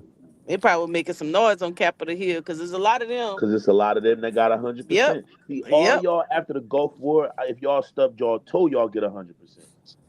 You know what I'm saying? No, no, no, Yeah, no. like y'all, like what did these niggas do to deserve 100%? Nothing. Wait a minute now, Art. Hold on I'm now. not Push talking about you. I'm pause. not. I'm not talking about Push you. I'm pause. not No, talking about I'm talking about the comrades now. You know what? I think that because you guys wasn't afforded the opportunity to go to the clinic. And if you could find one time that you went to the clinic while during that time period, that can drive a whole lot for you. But that evidence, having that medical evidence that when Hmm. you were in is plays a big part. Um, and it hurts your claim because they'd be like, and so then the next thing you'd have to go to is a nexus statement where somebody have to write it up on your behalf, and then it just takes a good claims writer well, to hook you up. well, to all my comrades, I'll be in CMP and on the 22nd of For February. So we see what happens. you want to tell me what it's for? I'll go and look it up. I have my I'll friends hit you on the back channel. hit. Let me give you my. I'm gonna give you my email because I'm I gonna have hit you a on the buddy back who's channel. very proficient in claims, and she's a certified. But she gets into this kind of stuff. That's like she like this kind of stuff. Like, okay, let's see how we can prove their ass is wrong. Oh, I must give you my email because I definitely want to. If we have somebody who's done the same thing and have I have the evaluation, I'll send it to you. Okay. Take their Yeah, information off, of I'll go course. on. I go February 22nd. I put my Because yeah. we can't be having shit. We can't be having shit going down, son. You know what I'm Hey, saying? yo, you know what I like now though, y'all? When you What? call, right, and you get them to send you the disability form, the moment you hang up that phone, your shit start. Like that's what I Yeah. like now. The letter of intent. Yeah, yeah, yeah. Yes, because before it didn't start until if you did it through a vet rep or you did it through a lawyer, it didn't start till then. But now when you hang up that motherfucking phone, that Yep. clock is ticking. You know what else will help you too? If you get a DBQ, disability Hmm. questionnaire, if you go to if you have a civilian doctor, whatever you're going to, and that civilian doctor complete it for you, you bring that with you to your CMP exam, and do not go on your CMP exam without your medical records or your doctor where your doctor diagnosed you for whatever you're going with, because that examiner, they're going to do what they want to do based on observation or what they think. But when you bring that other medical documentation in with you, usually an MD does not override another MD. So See, if you have time, I got kicked out of the PTSD program for talk for I own my own business, so it was hard to make it to all those goddamn meetings and appointments and shit. So what I'm going through for now is it's not fibromyalgia, but it's just like balance issues, right? Like my balance is off. They say I have positional vertigo, right? So I'm really just going for, you know what I mean, neurological. So I'm going for neurological oh, disparities now. okay. When you go into your exam, they're gonna try to trick you. They'll drop something on the floor. Oh, I When they can't make pick you it up. come in the I'll room. fall on my face. So they ain't gonna Do trick me. I got it bad. yeah. You got to have that down pat because they'll try to get you too with verbal I stuff. can't even pass that test. You know that the vertical test where you put the things in the chip and you put on Yeah. your leg. I can't even pass that shit. I think I got it. Do I have an exam for that? Oh, they denied my ass on that, but I can definitely pull it and see what it says on mine. Yeah, They couldn't even denied me. pass it. I've never I'm passed hard that headed. shit. I've never passed the pulmonary function test. I've never I fully completed it, but I've never passed Now, one. now listen. So you know the code that follows that claim, right? Have you looked up the code? No.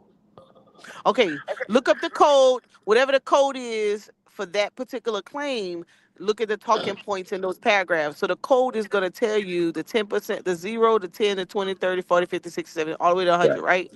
Whatever you're going for, your talking points has to relate to that particular code. So whatever you say, you have to bring that out as it relates to your daily activity. So pull up the codes, look at the All right. paragraph, So it's and 949. Yeah, 94. Wait. Mine would be lung five. So mine would be 94726. right now, when you see it, it's gonna bring up the paragraphs as it relates. So look for the disability code or the VA code as it relates to that, Okay. and you can see. And the disability goes up every year too. That shit just went up this year. Yeah, we Yeah, got a little two point we eight got a little percent. bump. Yeah, two They point Yeah, eight that they shit gonna that, take it that back shit in. was yeah, that Look, shit now that they shit gonna was take it back in a insurance. lot Don't worry though. about it.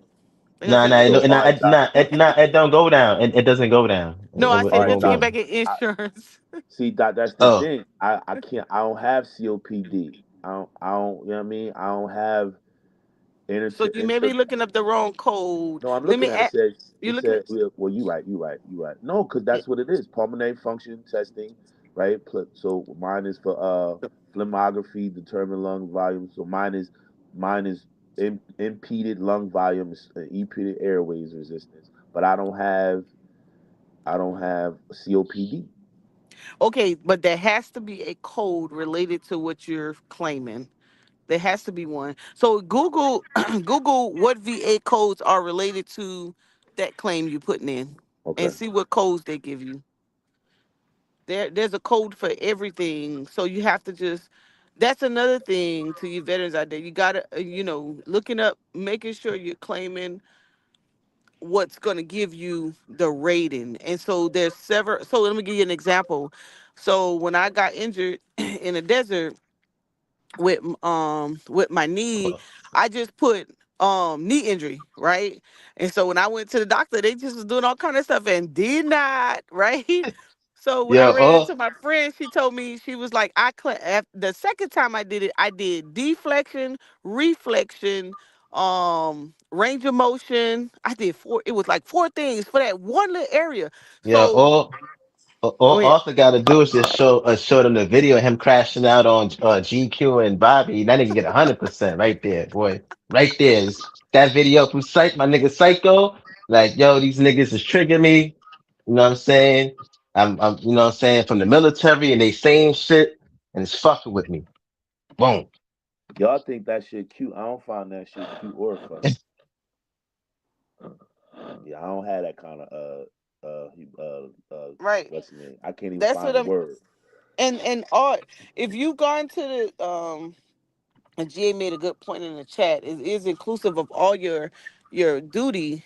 If you've gone to the military at any point, look for the diagnosis in your records of things that and how do you find diagnosis is going to be in bold. The medical claim is going to be in bold. Those are diagnoses. When you see, I just go through the records looking for everything that's in bold, and you be surprised. You be like, dang, I didn't even know they put that on there. um those things can help as well. It's finding those records that will actually give you some favor. But we gonna back this in, because it's gonna be a way you can set up an appointment. And I'm telling you, when we find the code, when you find the code related to that, and you start talking them talking points, you integrate it into your conversation. When they're talking, they don't have no choice, because you're hitting all the trigger words. It's all about trigger words. And you got to find the exam, that the exam related to that. If you could find a VA exam related to it, you can read what the doctors is asking you. You'll know how to better respond to those questions. Because one of the other things they do is, when you go into those exams, they're matching. Well, they're listening for. They've already read your records. They already know that you have some type of diagnosis. Now they're listening to see if what you're saying matches up to what you're trying to claim. And a lot of times the veterans, they'll say, well, it's in my records. Why do I have to say that? Oh, you better say it. It better come out your mouth. You better relate to that code, or they're going to deny you. Or they'll give you a 0%. Yeah, that's what I have anyway. That's what I'm raising them for from 0%. Oh, you You know what got I'm saying? zero? Oh, Yeah, shit, you yeah, I'm in the raising them from zero ballpark. percent. Like I have 0% for neuropathy. I have 0% for Oh, all right. what's the fuck that shit? Damn, it start with an Oh, N as it's well. all right. It's all about what you're Um, saying. Oh, Damn, it start man, with an this N is as easy. well. It's a oh shit, I can't remember. I got 0% for neuropathy. I got 30% for skin issues, which is like the contact dermatitis, right? That's the rash. That's what we all got when we first came on. We all got the 30% for the rashes, right? The other people just took it up from there. You know what I'm saying? Oh, you in there. If you have 0%, you can get it raised. Now it's gonna be your talking points. You got, that means that when you got 0%, that means the evidence is there, the diagnosis is there. That means the vet's not saying what they need to be saying. So all you have to do, go back. Okay, so we doing too much right now. Go back to your VA claim document. The code is right there, and that on that VA document where it shows you what they're saying about your claim, what the Oh, doctor's saying. neurosis. Yeah, the other one is neurosis. I got 0% from neuro, which is basically PT, the word they use for PTSD prior to PTSD. Yeah, so go to your he can get in the car with me. Tell him to go to your VA report, your award report. On that report, it's gonna give you the codes for all those that you say you have 0%. Then you take those codes, you read what they say, because they're gonna tell you what they need in that document. But where you going, you have everything you need because you're at zero. Now you have to say it. You have to actually say the words that are on those codes that describes that Oh, particular medical issue. in my thing. In your In the exam, exam. yes. Okay. Yes. And so because you're not, because your evidence is so strong and your diagnosis there, they couldn't deny you, so they gave you a zero. So when you get in there, you literally have to talk that talking point. At least two or three of those symptoms that they're saying that's under that code, you have to say that. So for example, I was a shoe-in for IBS. It's presumptive overseas. So when I got in the appointment, I made sure I drank a whole lot of water. Woo, drink, make sure. So when I got an appointment, I was like, oh, how Gotta long go to this the is gonna be? bathroom. I gotta go to what, 3 times? Yeah. 60%. Then you can't deny it, right? So, mm. Yeah. So when you get in, so pull the code, and you'll see what I'm saying. Pull your water letter and go to that part, and let's go See, to that part. I'm hoping I gotta take that test again. I'm hoping I gotta take the pulmonary test again because I'm gonna fail. I've never passed one, so I'm gonna fail, right? So But that may be on my side. But that's half the battle. You have to talk. Notice when you go into your exam, right? They ask you certain questions because to have it is one, for you to say what and how you're dealing with it is another, and that adds that extra value. You You know know. what I was gonna try to do, Doctor Mo? You got to print those codes out, bro. The next time, before you go back to your next appointment, you got to have those codes in front of you, man. Yes. Listen to what you're What y'all saying. mean when y'all say in front of me? I gotta have the printout of the codes. You wanna. Yeah, Yeah. the If you don't have printout. it Yeah, the down printout. pat.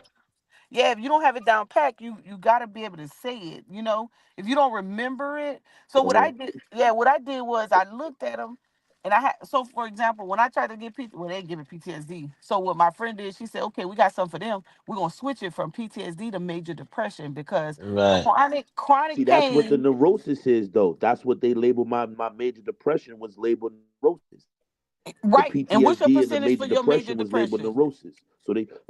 So I didn't like in me first coming out, Doc and Marley, I didn't go to I didn't go to any therapy. They just based it on my initial CMP, right? Like this Because you're. wasn't based on. They didn't give me neurosis. They didn't give me zero for Did it neurosis give you because a of the record. percentage on your depression? Huh? Say it again. Did it Did give they you? give you a 70%. percentage? They gave me 70%. 0 for neurosis. No, No, so I'm talking he's talking about about. for the depression. The depression, they gave No, you the depression 70% for was the labeled depression. under neurosis. That's what I'm telling y'all. The Oh, depression oh, was oh, labeled under sorry, sorry. neurosis. The My neurosis bad, as my major bad, depression, but my it's a bad. neurotic or not neurotic, yeah, neurotic symptomology. So that's Right. neurosis. Okay, stop right there. So this is what the psych lady told me. This is how I got the major depression claim.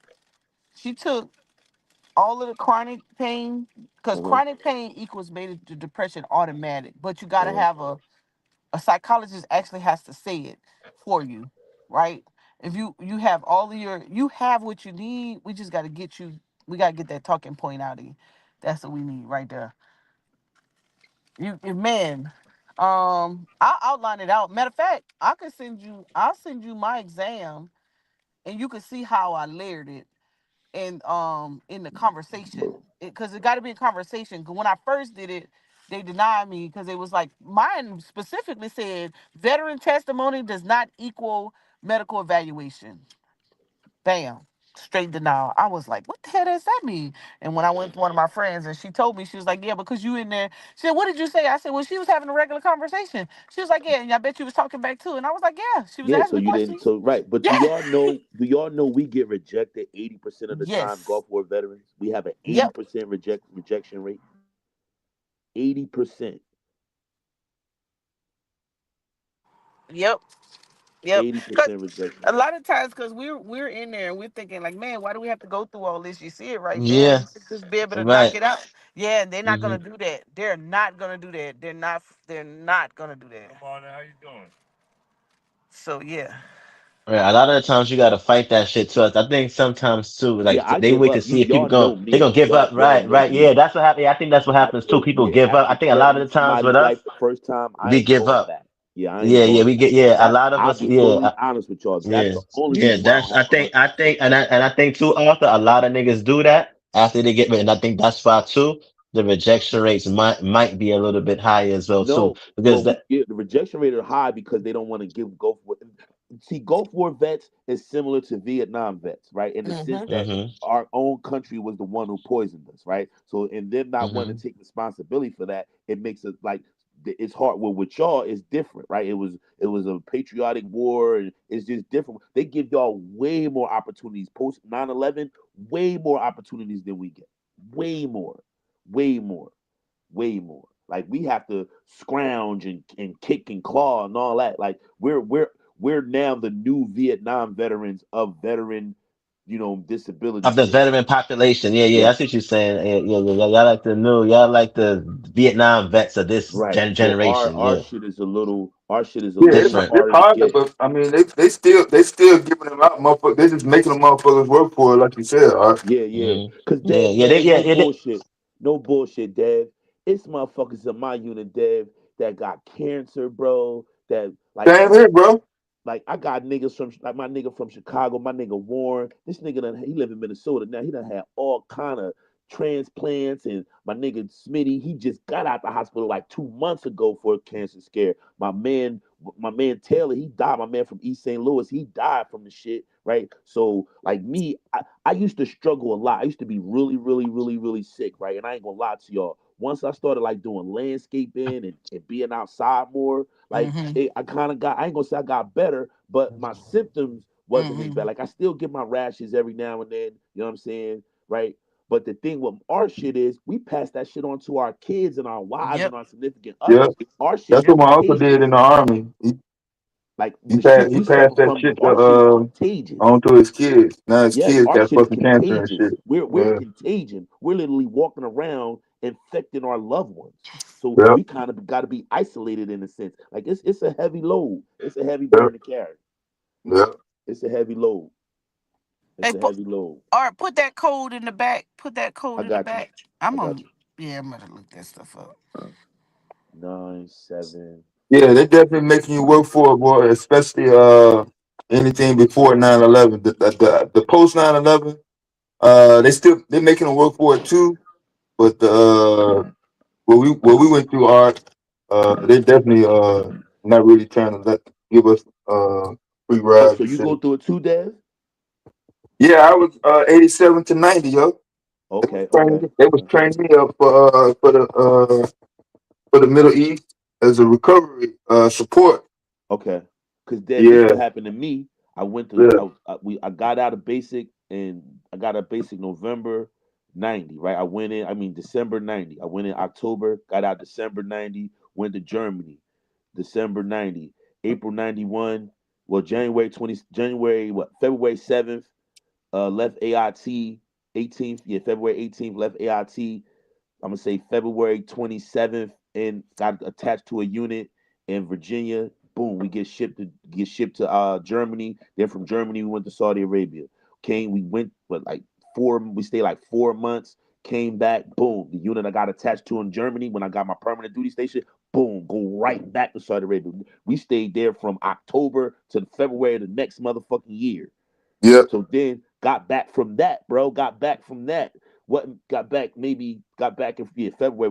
We got back Valentine's Day. Dev, May of the same year, Bosnia. Man, Same listen. year, I remember. Got back from Bosnia. Get me out of this white man's army. I'm cool. And so then I That's did my 4 years in the reserves. that's the same year Rodney King, OJ, all that shit was going on over here. Got me, get me the fuck out of here. That because yeah, the Bosnian shit, that was some different shit. Wasn't really like war, but it was just support and shit. And we wasn't, but after that, through 2 deployments before I turned 21, get me out of here. And then So then the next year, the I did my motherfuckers. 18 months in Germany. I finished up I was in Bitburg. You ever heard of Bitburg, Doc? Bitburg. Yeah, Oh no, I think that's closed by the time I got there. no Bit. Oh yeah, yeah. You're right. It was. Yeah, You're I got there absolutely in right. '01. You're right. Bitburg was closed. You're right because it closed right when it was Yeah. started closing right when I was leaving. So you're right. Yeah, right at the Cold War, right after the wall fell. Yo, Yeah, because most of them niggas in my unit when I got to Germany, they all had a piece of the Berlin Wall. Like that was Yeah, six, yeah, that was the three thing. white boys Motherfucker had was a trying to piece get of some the pieces Berlin of Wall in their it. fucking barracks and shit. Yeah, yep. So that this shit is a burden for us Gulf War veterans. We're a contagion. Like this should have never like you had in the beginning. You had some that overcame it because they gave us like really high volumes of antibiotics. But if you didn't get it intravenously, the chances you getting rid of it was slim to none. So then we was all on 200 milligrams of doxycycline for maybe 2 or 3 years just to kind of break it down. So you go 6 months on, 6 months off, 6 months on, 6 months off, 6 months on, 6 months off, right? And that's a terrible cycle because your stomach is tore up now. Like you done killed all the bacteria in your stomach, so your stomach is fucked up because you've been taking antibiotics continuous off and on for 3 years. So yeah, it's really really bad for us, yo. It's really really bad for I'm gonna connect that. I'm gonna yeah. As soon as you send me them, I just said I put it back codes. there. I put it back there. Oh, let me see. I put it back there. Let's see. Okay, I see it. That's the only one. That's the only one I you don't got know the other zero. ones. The no, Okay, I didn't see one for neurosis. I didn't see one for it because they don't use. They it's said gonna be on your award letter. Look for your oh shit, I award don't have letter. my letter with me. I don't use. I'll threw Yeah. that shit in the garbage. No, you can get it online. Don't throw that stuff away. Doc, I don't No, fuck don't with them, never throw Doc. nothing away, Yeah, yo. because if you pass, I don't. I'm not If saying you y'all will, knew the but if shit you that I did, transition y'all would and it's curse from me out. that, Like I don't I fuck. know, man. I I don't know fuck with you. them, y'all. I don't fuck with them. I do It's not I mean, fuck online. with them, it's y'all. digital now, but I'm Yeah, saying back when we was coming up, man, we couldn't really afford to throw nothing in the garbage and shit. I don't fuck with them, y'all. I don't fuck with the VA at all. yeah. You gotta I felt the same way. yeah. You gotta make that appearance. So you go to a civilian doctor. I got off and on. I got civilian doctor. I got community care. I got Yeah. community care, and then I have a primary at Lions VA, New Jersey. Yeah. You just need one What of up those with it, Camille? DBQ, and the least likely than not. What up, GA? Hey, Price in the hey, house. What's up with it? hey, good morning, y'all. How's everybody? All right, doc. The Oh, other one oh, is 9410. I put it back okay. there. Put it in the back. I'm All on right. screenshot them. Hey, Yes, sir. this what you got to do, bro. Everything that you have a 0% rating for, Uh huh. go back and look at it. They kind of tell you in your letter that hey, this wasn't demonstrated or this wasn't provided. And like Mo was saying, if you go back and look at the code, it tells you in increments, 10%, 20%, 30%, and what conditions have to exist or events have to occur to get that rating.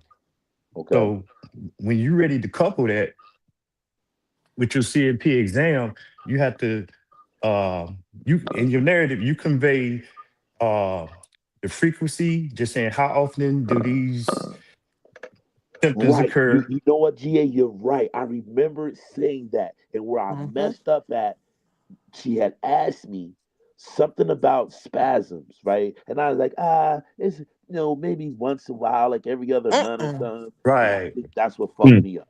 Yeah, so I'm like, so think about this now. So I'm not saying you have to.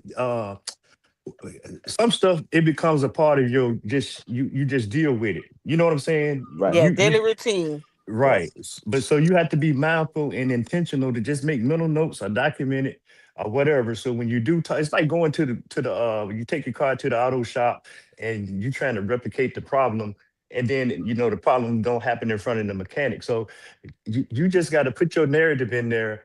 Uh, this may happen, I don't know, 3, 4 times a month. Or how severe is it that you had to go to the emergency room? Were you bedridden? And then what's the pain associated with that? And this where it comes down to stuff like your joints. You like, well, I'm old, my joints always hurt. But you just have to be mindful to convey. You got to give them some type of metrics to evaluate. Right. Hell Am I? yeah, man. And Can't nobody tell you if you experiencing pain and shit at 2 o'clock in the morning, like right. every other morning or every morning. I But mean, you and only you, whether you experiencing pain or not. But for this goddamn purpose of getting that goddamn percentage up, yeah, I'm experiencing pain. Goddamn it. Hey yo, but y'all know, right? They know You what we struggle with, y'all. They they know what got Gulf they, War veterans go through. don't think like that, Art. but They Listen, listen, know. wait. But let me finish. Let me finish because Yeah, that's fine. My bad, Pudge. this last part is what's most important when you're doing this after the fact, and it's just nothing. You don't have a missing limb to present everything. You gotta. How does this condition impact your daily life? Get from getting dressed to showering, just doing normal life stuff. You got to be able to articulate some type of impact. Am I making See, sense? yeah, see, you're it makes making a very lot of much sense. But sense. what y'all gotta But understand, I didn't know any of this in the yeah, beginning. that's why we telling So, you. so Yeah, well, basically, that's the only reason I Most people came up. don't. Yeah. Yeah. So So basically, when I went to, I had two CMPs. This would be my third one. I haven't had a C. The last time I had a CMP, I think it was like 2006, and they denied me. And so I couldn't fuck with them no more. Like, cause even in the beginning, going to the doctors, dealing with them, and them telling me this, them telling me that, and I know what I'm struggling with. Like, I remember y'all, the fucking pulmonary doctor who told me all was acid reflux and all this. This motherfucker was the one who wrote the study for a Gulf War veterans suffering from pulmonary shit. So I was at NYU, so I was able to access this information. When I brought that shit to him, he had to call for security. Ooh, Cause y'all know how I get down. Like y'all think this is an act. Like Damn, well, man. man, it's put not an your act. ass on the third floor. 12th Yeah, floor. yeah. It's well, the 12th floor in East Oh, Orange. but they gonna put them. Go ahead, GA. so hey, last point. This is the process of coupling your medical. You got a lot of legal jargon and Mhm. framework and medical. It converges right there, but they've already outlined everything within that code. You Right, j- right. so Yes. just don't be frustrated. Take your time and Hey, Yeah, I'm like we got AI now. You can take that code, throw it in there, and say, "How do I communicate this to my doctor?" right. So Yeah, right and now print that out. Yeah, Print that print. I've shit been a out. Make little sure you print more that shit out, man. Hey, I've been look. a little more adamant in going to my doctor's appointments, doing what I gotta do. Like I wasn't really big. I haven't like listen. I haven't really been to my primary doctor in like 3 years. I haven't really been. Oh, You know what I'm saying? Like I stay away from them, y'all. I stay away look. because No, I ever get it, since I man. turned I my get it. I I get And it, stayed you bro. away from them. understand. I made my I get. life a little more successful. Like always going to them and thinking it was going to be this and thinking it was going to be that. It was just a lot of letdown. So I just was like, you know what? Let me just, they're not trying to help me, right? Like especially knowing that I'm contaminating my family. Like I'm giving Yeah. my kids are coming out with autism, and you know what I mean, and like Okay. I'm not knowing this, right? They're coming out with the same skin issues. My oldest son, he has a real bad stomach. Like his stomach is fucked up. Like he keeps going Damn, through all these issues and shit. So Yeah. a domino lot of shit. Yeah. times when I went to the doctor, I went to get my family help. Like I went to be like, yo, what can Right. I do to get my family help? That's What can I true. do to get my family assistance? Like, fuck me. I'm 6'2", 250 pounds. I'm strong as an ox. I suffer. I can't, my balance is fucked up and all that. I'm a little neurotic and crazy. But other than that, I'm good, right? Like, what about my kids? I can't have my kids with stomach issues and autistic and fucking skin issues based on just me being their parent. So a major part of that time frame was me just trying to get help for my family. So I didn't really think about me, and I didn't get no help for them either. You know what else to help you too, Art, is that we have a secure message on the VA.gov. The talking points that you're gonna get from those codes, especially the soft skill ones, the soft ones, like I mentioned, IBS or skin cream, things of that nature. And I hope you're getting the clothing allowance for the skin stuff.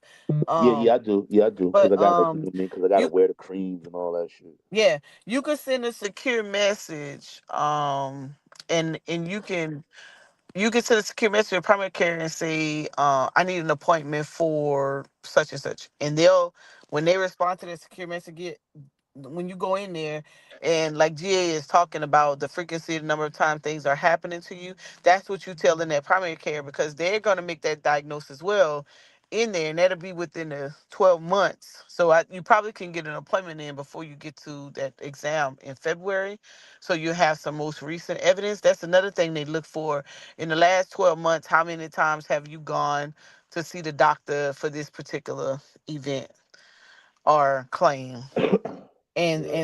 they play that into your claim Hey as well. y'all, I'm so bad with it with going to the doctors and keeping up with this shit that they've actually called my house. Like they've actually called me and been like, "Yo, like the Gulf War Registry people, like, yo, you haven't been here in years."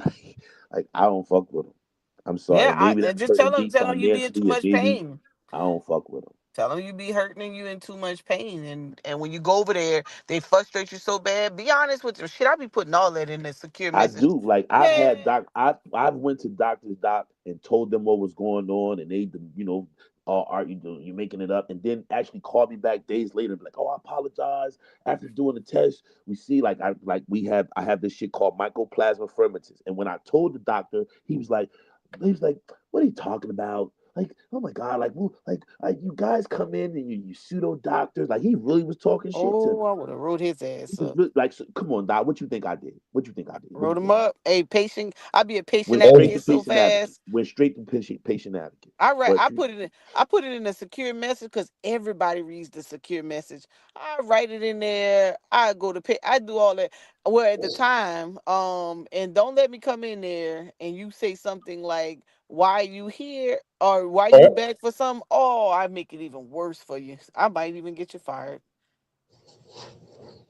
Oh man, but you are well. You got some really good educational points on what you need to do next. yes, If you send me an definitely. email, I definitely respond. And show you. I'm gonna tell you. Matter of fact, somebody on this guy out of Illinois. That's how I knew about the DBQ. Man, he hit me up in that chat, and he was like, "Yo, do this right here." And that's how I got my first student loans discharge. I did a DBQ on the severity, and he was like, "Do that DBQ, and then take it, and then file for your discharge. You don't have to be. I wasn't 100%. It's like you don't have to be 100%. Who told you that? Let me show you how to work this." And man, I did that DBQ with my doctor, and sit there with that student loan discharge gone. I said, "Oh shit, this actually works." It was too fast though. It was too fast because I was trying to finish. That's why I didn't do that dissertation because they killed them student loans so fast. And I was like, so what happens if I get some more student loans? They was like, oh, you're on your own. I was like, damn, I ain't finished school. But it So, actually, hmm? so wait till you let them build up and then discharge them all Yes. together. Hey, I was supposed to graduate. Shoot, I had finished the coursework. I didn't think it was gonna go that fast, but Yeah. Right, Yeah, I did right, a right. I used DBQ. my chapter 31. That's how I got my degree from NYU. Hmm. That's why I used my chapter 31 at. Yeah, shoot, I'm about to go get some more. I'm about to go and apply to. I'm gonna get these little cyber certifications paid Yeah, for. I'm that gonna go vet to the tech. I VA. was checking that vet tech out, but they don't Yeah, have it. I'm yeah. trying to get my degree and they don't have it. I don't need no degree. I just need a couple certifications. Get that $1,800. That monthly pay and go in and go about my business. Yeah, I So don't really know what we I want to do to know technological certification. I don't really know what I'm looking do for. anything. Shit, just go get the money. I'm just I might do like Yeah, yeah, programming. goddamn chat GPT prompt engineer, man. I might do Literally a programming or motherfucker to look up shit. Like I'm not even bullshitting. what's it called, Seriously. Dev? What's it called? Straight up, man. Anybody else that's listening to? Dev, what's it Shit. called? Prompt engineer. Prompt engineer. I gotta type this in. Yeah. Okay. You checking that right now?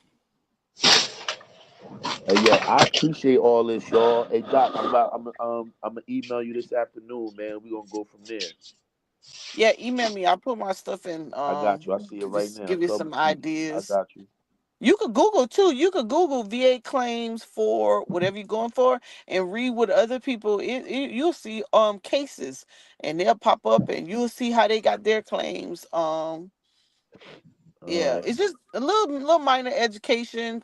I know we be wanting them to do it. VA ain't giving us that, man. You got to go in there. It's a methodology. You guys are really good researchers. Listen, it's a method to that madness, and you already have it going on. You just gotta tell the story and make sure those talking points to those codes as it relates to those percentages is in your storyline, and you will land it every time, and you'll be like, damn, why didn't I know this early on? Yeah, I'm gonna definitely do that. I appreciate y'all, yo. I'll see y'all guys a little later on Psycho Joint. I'm gonna get my ass out and get ready for this snow. All right, Peace. man. All right, y'all. Peace. Thank y'all again. Truly, really, really, really, really appreciate that, y'all. That's Cause all good, bro. I was I, lost in the desert. I ain't gonna lie to y'all. hey, help All the somebody shit y'all else. just said was like Chinese language to my ass. Yeah, But I appreciate y'all. I really do. no problem. Help, All look, right, share with somebody else. I'm gonna Yep. definitely do that. Yeah. Marcel in the house. Hey, peace to the panel. What's going on, Dev? Dr. Mo, What's up with it? Peace. GQ. How y'all doing? Big ups. We good. We come and talk your military. Hmm? Can y'all hear me? Yep. Yeah, you good? Can you hear us? He might not Can't be able hear to you, hear us. Dev. It's going in and out. Let me see. He might have to I go can hear leave you. and come back. No, Yeah, no, Let he me said he drop down, can't come hear back us. up. Yeah, yeah. yeah, yeah. Come back up. Yeah, Cause and he I might can not hear have you. this. Yeah, he clear on my end too. Yeah. Yeah, he might not. He probably had his speaker down or something like that. Yeah. Yeah, man, motherfucking military have the funds available. Shit. Y'all see it every year, even the ones that's not in the military. No matter Yep. what, if it's a Yep. depression, if we're in a recession, if the stock market crash, if motherfuckers file bankruptcy, it's one department that don't have no motherfucking problems getting some goddamn funds. The Hey, U.S. hey, motherfucking military. you ain't Give never me lied. old motherfucking D. Yeah, straight up, Hey, man. God damn. we don't have no problem getting it, but boy, we have a problem getting access to it, right? I know, right? Let's see, That one of them names. yeah. Okay, there you go. Myself? Dev, you Yeah, need to can you hear me, go. Dev? There you Yeah, go. can you hear me now? Yeah, I got you. I can hear you. Okay, that's all good. What's going on, fam? Miss Dr. Mo, you dropping some jewels this morning. Hey, Some real jewels this morning, for we real. aim to please. I We was I'm at 80% right now, and I had to take the time to look at them codes and you know, apply them to how it affects my day to day. there you Cause I'm go. trying to get my 100% right now. So you get it. You take any meds? Oh, were you prescribed any meds? Yeah, were you Yeah, prescribed? yeah, I was prescribed Look at the some look at meds. Yeah, look at the side effects. I can't hear Dr. Mo. You can hear me? You hear me, Dev? Oh, I don't know yeah, what's yeah, you going on. good, Dr. Lamb. I Oh, don't know. okay. You on wire? He might be on wireless. Oh, Everybody's listening a little bit different. Yeah, don't worry about it. It's not I'm gonna you. type. Yeah, I can't hear it there. I'm gonna type it in the chat. Yeah, she talking. I'm talking right now. So yeah, Yeah. um, yeah, you just gotta look at your medication symptoms. Your what you call side I can't effects. hear nothing she's saying. Dang. She's telling you to look at your side effects of your medication, whatever you're taking. But go out and come right back, myself. One All right, more all time. right, all right. I'll be right Yeah, back. yeah. His avatar is not going out. Maybe this is what is clicking back on the same. Yeah, so anybody who's listening, if you look at the secondary of those medications, those side effects, then do a secure message appointment to your primary care. Tell them you need an appointment for it because 9 out of 10 is something that, as GA said, you ignore things that's happening every day you're not really paying attention to, that you just think is just normal daily lives. And you just share it, just let them know that you have that symptom based on that medication, and let that primary care give you that diagnosis, and then you drop that claim, and you say, let's say is I'll use IBS because that's one of the easier ones. IBS secondary to the service connection, whatever it is. So it'd be IBS secondary to PTSD medication such and such. and they can't deny you because they prescribed it. And it's something, if it's a side effect, that means millions of others have suffered from it from that particular medicine. And then you just, the rest of it is just the talking points in the actual exam. Mm. Oh, you can hear me now? Yeah, I can hear you now, Dr. Can Mo. you hear now? Can you hear me now? Yes, sir. Okay, y'all good now. All right. Bet. Okay. Were you able to hear what I just said? Yeah, I caught the end of what you were In the saying. so Uh-huh. yeah, so whatever your medication is, look to see what side effects it has that's like a normal side effect. Oh, that's a normal symptom that someone will have. Mm-hmm. Diarrhea, constipation, peeing a lot, headaches, things like that, right? And Mm-hmm. then you would go to your secure message and you would tell your primary care, hey, the medication such and such. I've seems like I've been, experiencing a little bit more than normal, and I've been taking over the counter meds to kind of control it. But can I get an appointment? And they're gonna set you an appointment. And when you go in there, that's where the codes come in, the talking points, and you talk those talking points because the first one of the things they're gonna ask, they know what you up to. If you come in like that, if you set that appointment up that way, they already know somebody coach you. So when you Mm-hmm. go in, you just stick to the script of they're gonna probably ask you when did you notice it. So this is especially if you deployed. This used to happen when I was on deployment, but I just went Right. over the counter because we didn't have no clinic that we could just go into. I would just go in over the counter and take some Pepto Bismol or something, Right. right? Right. And Tums or something. yeah, Tom's or whatever, right? And going by my business because mission, stick to the script Mm-hmm. and then get out of that point. And if they ask you 2 minute questions, be like, I gotta go to the bathroom right now. Can I go to the restroom real Right. quick? I'll be back. Right. You Gather gotta play yourself. it. Yeah, you Yeah. gotta play Pull it. out your Yeah. phone. I don't care. Find something and figure it out. Then go back and then they'll end that appointment, especially if you do it twice. They'll go ahead and be like, listen, I already know this is a problem for me. They're gonna go and they're gonna diagnose, they're gonna probably prescribe you something else, right? And go pick up your little meds like you normally do.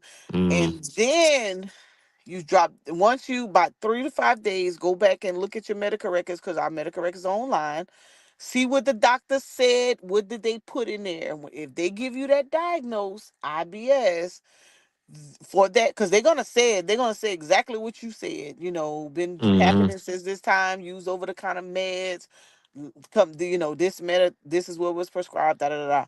That's gonna be the indication. Then you drop that claim and that secondary claim, and it has to read the exact same way. Mm-hmm. IBS secondary to service connection. Um, uh, PTSD medication, PTSD. such Yeah. and such. Yeah, now it's gonna be too long Yeah. for the thing, so you use your little extra description on the bottom, and you outline it just like that.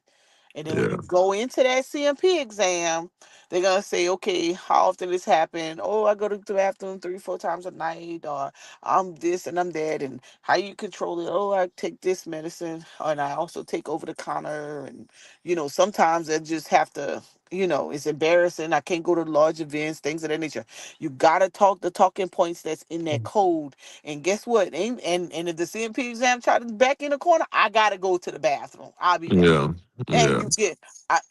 and those are, the secondary, when you guys are that high up in that 80, 70, 80, 90 range, the secondary will bring you over because either you'll get, if you deployed, that's an easy 30%.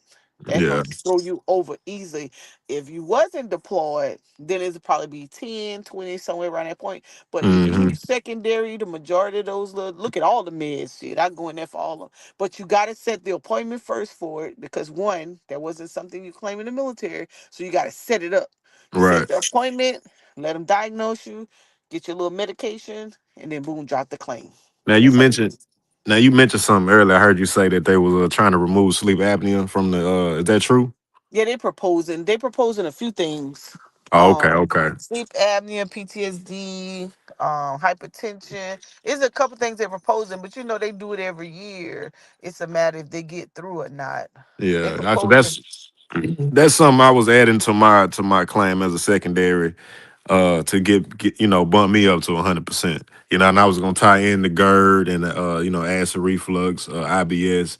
I was gonna tie all that in together. You know what I'm saying? That I feel like that could have easily got me, Listen, at my mark. You know what I mean? if you deploy, you said you deployed. Yes, ma'am. I did. How many? I think I went on like 3 deployments. Man, if you don't drop that Yeah. IBS, it's Yeah. presumptive. It's automatically. Did you retire? No, I didn't retire. I did 8 years, but Okay, that's good um, enough. I You know was what? on. I Listen, I was kind of like Arthur. I didn't really. I wasn't really trying to. I wasn't going to medical when I was in the service. It all kind of hit me on the back end. Like I need to go. Once I got out, I was like, let me go here and see what I can get. You know what I mean? But I mean, it worked out. It worked out. here's a, How. here's a rule of thumb. If you serve active duty military for more than 6 years, you're grandfathered in for any pre-military issues. That's Mm-hmm. how this colonel, he was what you call it, med board colonel. That's how I end up getting over the hump with some of those vaccine autoimmune issues that I picked up in Iraq or whatever it was, that because I did over 6 years, oh man, I need to find it in my records. There's a rule that says if a veteran service member served more than 6 years, that you can't go back and say it was something that they came in with, that they've been in long enough that it's least likely than not that either aggravated in the military or actually happened in the military. So for Mm-hmm. everybody who got those cancers and things of that nature, for being deployed in the Middle East, Gulf War, or OIF or OEF, in Iraq or Afghanistan, if you've been in no longer than 6 years, you can land that claim. You have to just set it up right. It just has to Right. be set up a certain way. And usually what happens is, the reason I go through secure messages, because everybody that VA reads it, They and can that see it. doctor Yep. has to address it the way you said it. Right. Now, where they get you is that when you get in that appointment, you gotta stick to the script, because there's a such thing as simulation of war, environmental, and then combat. Well, no, did I say it Combat. Mm-hmm. right? Yeah. Did I say it right, I Dave? I think I got said you. it right. I got you, Simulation, boss. you got it. I got you. I Simulation got and you, Marcel. Get with me, man. I'm gonna environmental. get you right with these benefits. I'll get you to Yeah, there you go. 100%, Look, man. Marty gonna hook you up. Marty gonna hook you up. Yeah, I I got you. read it. I read it. Right, Now I boss. No, will say, what you were saying, Dr. Lamb? Hold on. Yeah, you know the three ways that you can land a claim is simulation of war, Yeah, environmental, and is the third yeah. one Combat. It's combat. What you I said? think combat? it's Okay. Combat. Yeah, combat. Yeah, it's combat. yeah. Yeah. Yeah, it's And combat. Yeah.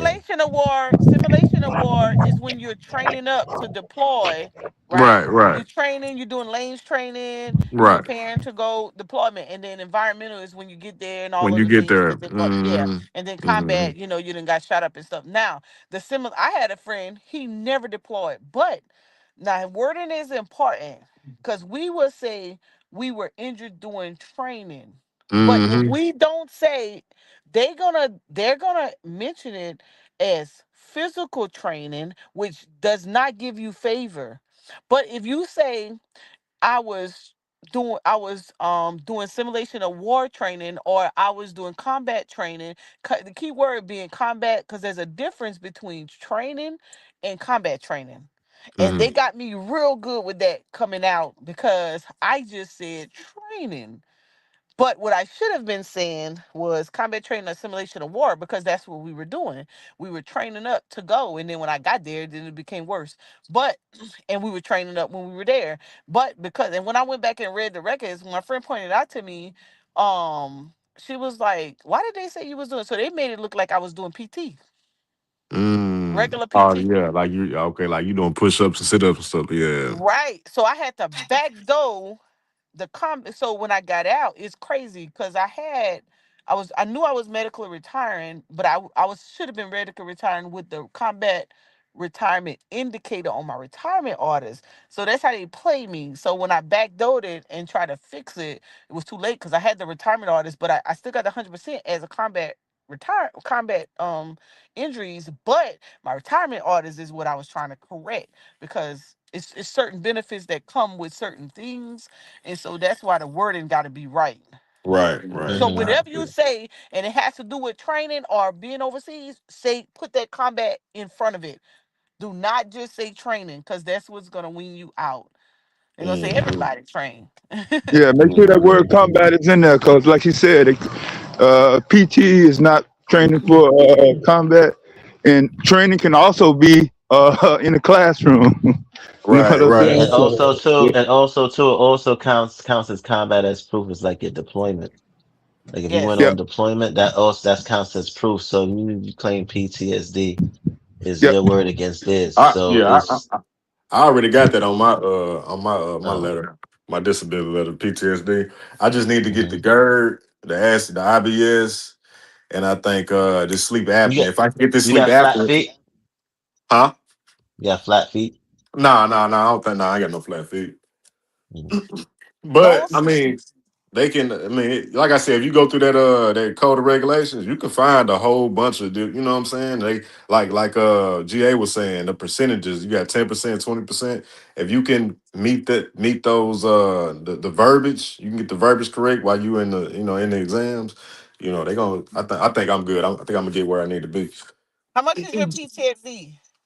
I think PTSD is like 60, 70? 60, 70. Yeah, I want to Oh, say you 70. just need that 30. And the rest of it is the rest. So the way the claims work, a physical and a mental is what brings you up, right? So you got the Hmm. mental already. It's the Hmm. physical piece that you gotta bring up. Right, And that's right. why that 30 that IBS, because you deploy and you deploy 3 times. Oh shit. You a shoe Yeah, in. You a shoe. I'm listen. IBS is presumptive. They can't deny you. You just got to go in there and say it. gotcha, Yeah, gotcha. But you need to set the and then appointment too, first. you just can't give up neither, because their job is to reject you to see if you're gonna give up. Right, So if you right. just give up, you know what I'm saying, which a lot of people usually do. Yeah, because I had to appeal them twice. I appealed them twice before I was able to Oh, if you start appeal, you receiving. got that big money. Yeah, Oh Lord, let me get a yeah, dollar. yeah. So I had to Did appeal them you? twice, and the second time I went to DC, and that's when it got approved by the That's what judge. Let I me. By I said. had to go through a judge. Yeah, Let me. had to go to DC. Let's see where So you traveling.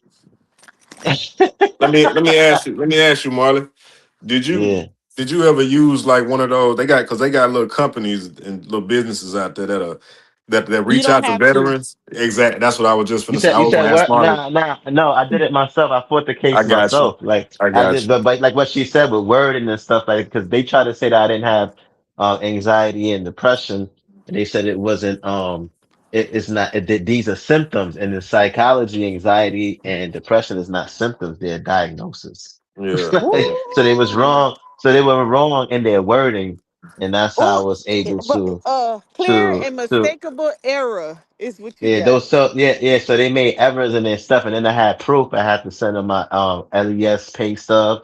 The Yeah. LES pay stub was proof that I was receiving imminent danger pay, right? So that's imminent danger pay. I was in the combat area, so that was proof of me being in the combat area, receiving the hazardous pay. I mean the imminent danger pay. And how long And did they go on also for? I put in the claim in like 2018. I got this bread like in 2020, so it was like 2 years because I Man, they had to hit you with appeal. a bag, boy. I know Yeah, they it hit hit me you with with a a bag. bag. Yeah. Yeah, I had went. Yeah, after that, so I had went to that. The next following year, I had went to what you call it, to Egypt and Greece, and you know what I'm saying. So I had some bread, so I was doing some travel around that time. But yeah, that's how you go about the process. It's like different ways, like she said. But for me, that's how my shit happened. Yeah. I had to learn the hard way, Dr. Mo. I had tried to use one of them companies to get me to 100%. They're gonna take your bread. They're gonna take some of the Yeah, bread, they but did. Yeah, I know. yeah, I know. yeah, Yeah, but yeah. With they me, I didn't. Yeah, I had got back like I think it was like 30 grand, like yeah. 30, 40 grand. Yeah. That's it, Marla. I thought you got like a couple 100,000. I sure Nah, think nah, like a nah, hundred not a hundred thousand. thousand because what happened was I was already receiving unemployment. You know what I'm saying? Not unemployment. I was already receiving disability with a certain percentage that I was already getting from them when I first put the initial claims that I got approved for. So if I would have probably got that 100K or more than now, a couple of 100,000, if I would have got the retroactive pay from 2017 into 2020 or 2020, 2020, I believe it was 2020. Yeah, I would have gotten the retroactive pay. That's what's up, though, man. But yeah, Yeah, I'm gonna get there, man. because Doctor I Mo, I went in heard 20. you. Go ahead, Mark. My bad. Because I got the. I think I got some. I forgot when I had it. I forgot when I went to these places, but it was right after when I got the bread. That's when I started going to some of these places and shit. Mm-hmm. Hmm. Doctor Mo, I heard you mention something about getting certificates through the VA.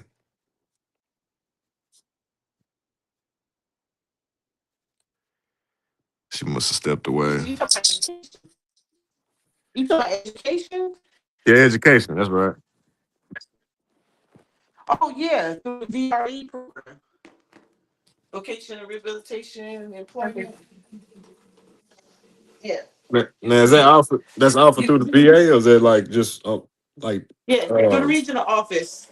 okay. Regional office. You got to go through the regional office. It's when they always trying to put us back to work, so you Mm-hmm. go through the educational program. Gotcha. Okay. Yeah, yeah, they'll hook you up. Find a program. Usually the short term programs like those certifications. Um, Even if you're going for a degree, they'll pay for it. I Mm. forgot which chapter. I don't know if it's 31 or 35. It's one of them. Yeah, I was. Yeah, we got to get up to 100%, especially y'all who have kids. So these kids can go to school. Oh yeah, for sure. And the property You said, taxes too. wait, hold on. You said with 100%, this kids can go to school for free? Yeah, tuition and How? books. Yeah, tuition and books for free. What you Yeah, talking about college? The kids? Yeah, kids and college. his spouse. Yep, Yeah, spouse too. Hold on, without the GI Bill? without the GI Bill. Yes, Yeah. How would you it's using Voc that's Rehab? a whole nother. Yeah, that's a whole nother pot of money. Uh huh. Yeah, I know, but I know Voc Rehab. But I'm saying you can without using the Voc Rehab in the post 9/11.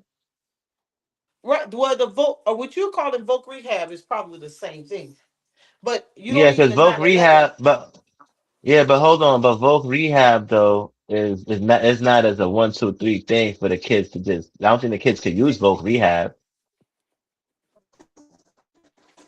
I thought you could transfer your post 9/11 down.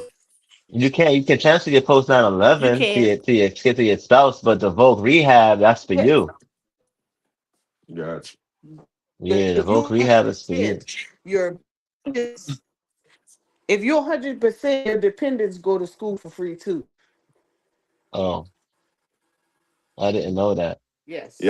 I need that 100%. That changed the Yes. game You for got kids, real. Like, Marley? Yeah. Nah, but I got 100% though. I was getting it for when I do. So I'm preparing myself for the future. So that was the whole point of me trying to get the 100% as well. I You know can't what I'm hear saying? Marlon. So what? What happened? Marcel, what you said? Hello? Y'all there? Yeah, Hello? yeah, I think Dr. Lamb walking around. Oh no, I said somebody said damn Oh, Molly or I am. something. Yeah,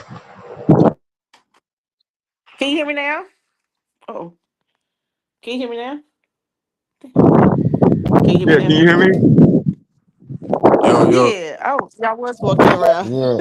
Yeah, nah, Yeah, I somebody was said okay. damn telling you. Molly. No, I can hear you. I can hear you now. Yeah, nah, somebody was saying damn Molly. Oh, it was. I probably said, "Dang, Marley."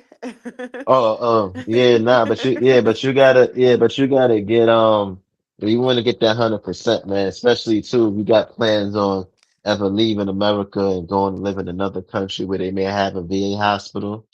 And it'll come in handy because you could use the hospital overseas too as well. They got VA hospitals in different countries and shit, Mm-hmm. you know. And 100% definitely come in handy in terms of how much money you're gonna be getting, especially if you do got kids. You get more bread with the kids, and they're able to use other things too. So you definitely want to get that. Right. Right. Yeah. Yeah, you got, you know what I'm saying? Get whatever you can get out of the white That's a man pocket, fact. nigga. That's Out a of the fact. system, nigga. You know what That's a I'm saying? motherfucking fact. You gotta milk it. You know what I'm saying? And get It's they shit, right? Yeah, you So ain't you told ain't not doing, one lie. yeah, so you ain't doing nothing wrong. You ain't doing nothing bad. I mean, niggas can come up on here and talk about how niggas get done dirty and shit, and this is your opportunity. You know what I'm Yeah, I'm oh, about saying? to okay. GA corrected me. He says not the Voc Rehab, it's the chapter 35 for dependents. That's of 100%. So if you're 100%, you use the chapter 35 for your dependents. And it's the tuition Mm. and the books Yeah, right. and That's what I was saying, stipend. because you can't use that with Voc Rehab. That's what I was saying. Thank you, brother GA. I Yeah, know what I know I what I get be com- talking about. I don't know well, I what get Dr. Mo talking confused. about. He over here trying to lie to y'all, give y'all misinformation and I everything. get Nah, I'm just joking. I'm just joking, Doctor. I'm just playing. I I'm just get playing, Doctor. I'm confused just on joking around. no, I get confused with the Voc Rehab and the 35. I be thinking it's all the same things. That thank you for the correction, GA. So it's chapter Mhm. 35 Oh, but when I and corrected you, for the it wasn't a kids. thank you. You just tried to And combat Marley, me. yeah, and you Marley. Thank you very much. But the tuition is tuition and book. Well, he said tuition is not free. Dependents get a monthly allowance while in school. Well, we get my friends. They in school they get tuition and books and a monthly allowance. Hmm. So maybe it's different programs y'all running under. Mm. No tuition, monthly stipend. I Hmm. don't know, GA. I don't know about that one. I don't know. The Yeah, I'm monthly, not You too. said, cause the I'm not monthly. too. Go ahead. Go ahead. Go ahead, Dr. Mo. You go. I was saying I'm not too familiar with how the VA, as far as education wise, because from what I was told is that they pay your books and they pay you. I think what Jay said, a stifle. They pay you some money as well. I It's would state specific. All right, cause stay okay, so it's the specific. Okay. Carolina thing, cause we sure getting tuition paid over here. Gotcha. It's state specific. Mm. Sorry, y'all. Y'all in those states that don't pay. We apologize. And I was just reaching out to GA too because I was running into a dilemma. mm, Um, I was thinking about going to the VA, trying to get my IT certifications through the VA, but I knew I would have to quit my 9 to 5 to do so, and I was trying to avoid doing that. So, the route that I'm deciding to take is using Coursera. Google has Yeah, a software called Coursera, and you take these, it's kind of like the we like familiar. training, yeah, like training what we did in the military, more like the Distant computerized web learning. based training. Right, right. And so I was Yeah, going to use that to obtain my certs instead of going to VA, going through the VA. So yeah. You could still do it. what use the VA? That VRE, I think that VRE program. Now you also got you don't forget about y'all workforce programs. They also pay. That Workforce we have a program. veteran section, and I keep forgetting everything is state specific now. yeah, So I don't want to. you can use the VRE for Yeah, maybe for a in the PhD program workforce too. development in some states. The VRE for what now?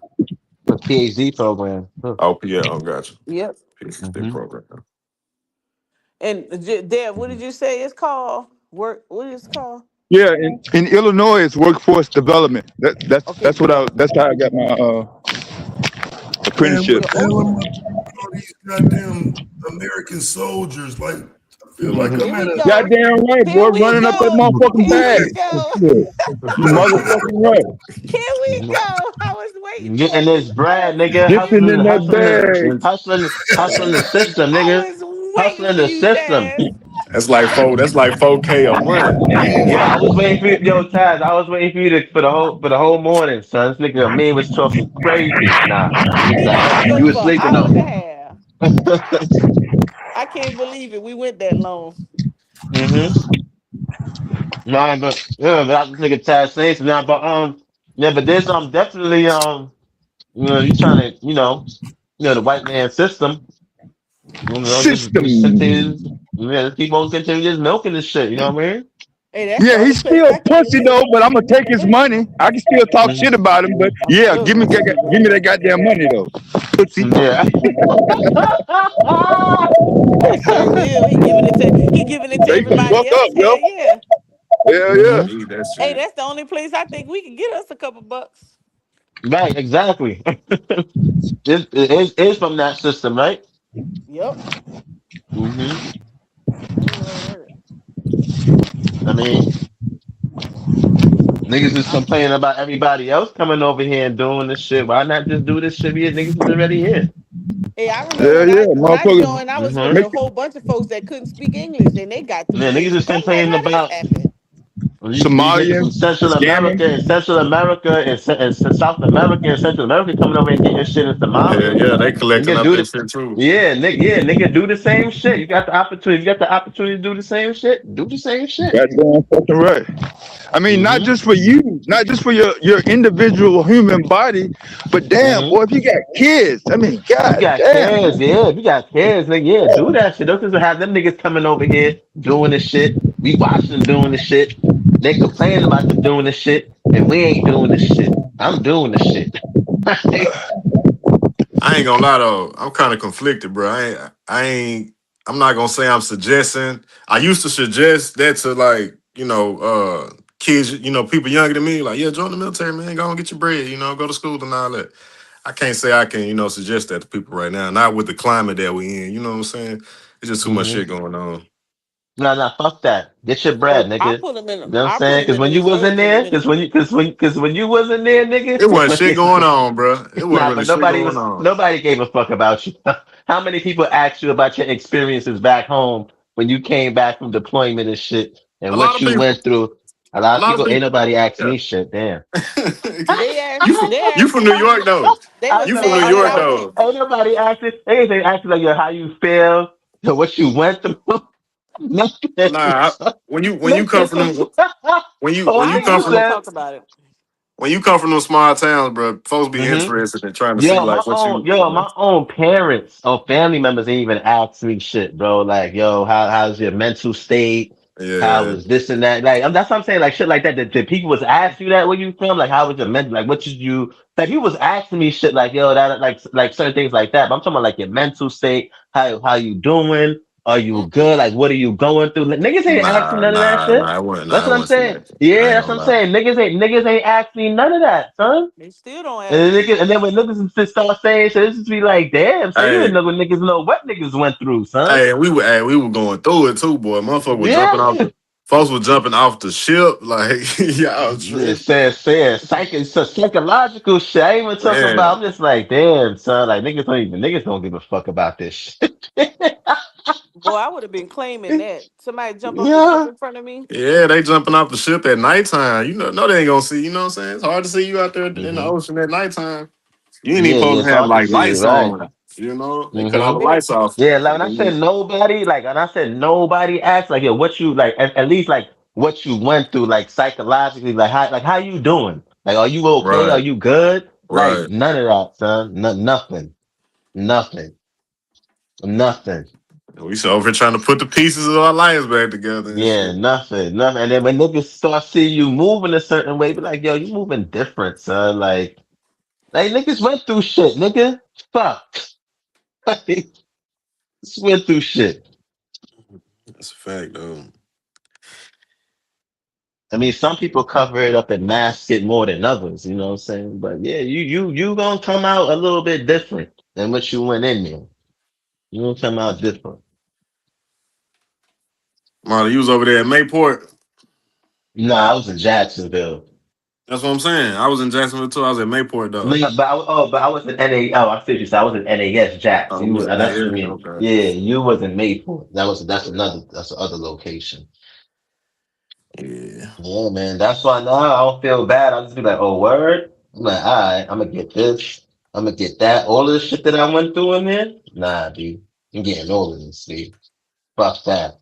Yeah. They especially if they Fuck giving that, it to son. you. I mean, they got all the Fuck that, resources son. and all of the terminology. You know what I'm saying? All of the scrutiny with white folks and shit that I had, and You know what I'm saying? And scrutinized, and you know what I'm saying, and you know, and blackballed, and you know. So I really feel like I was blackballed in the military. B.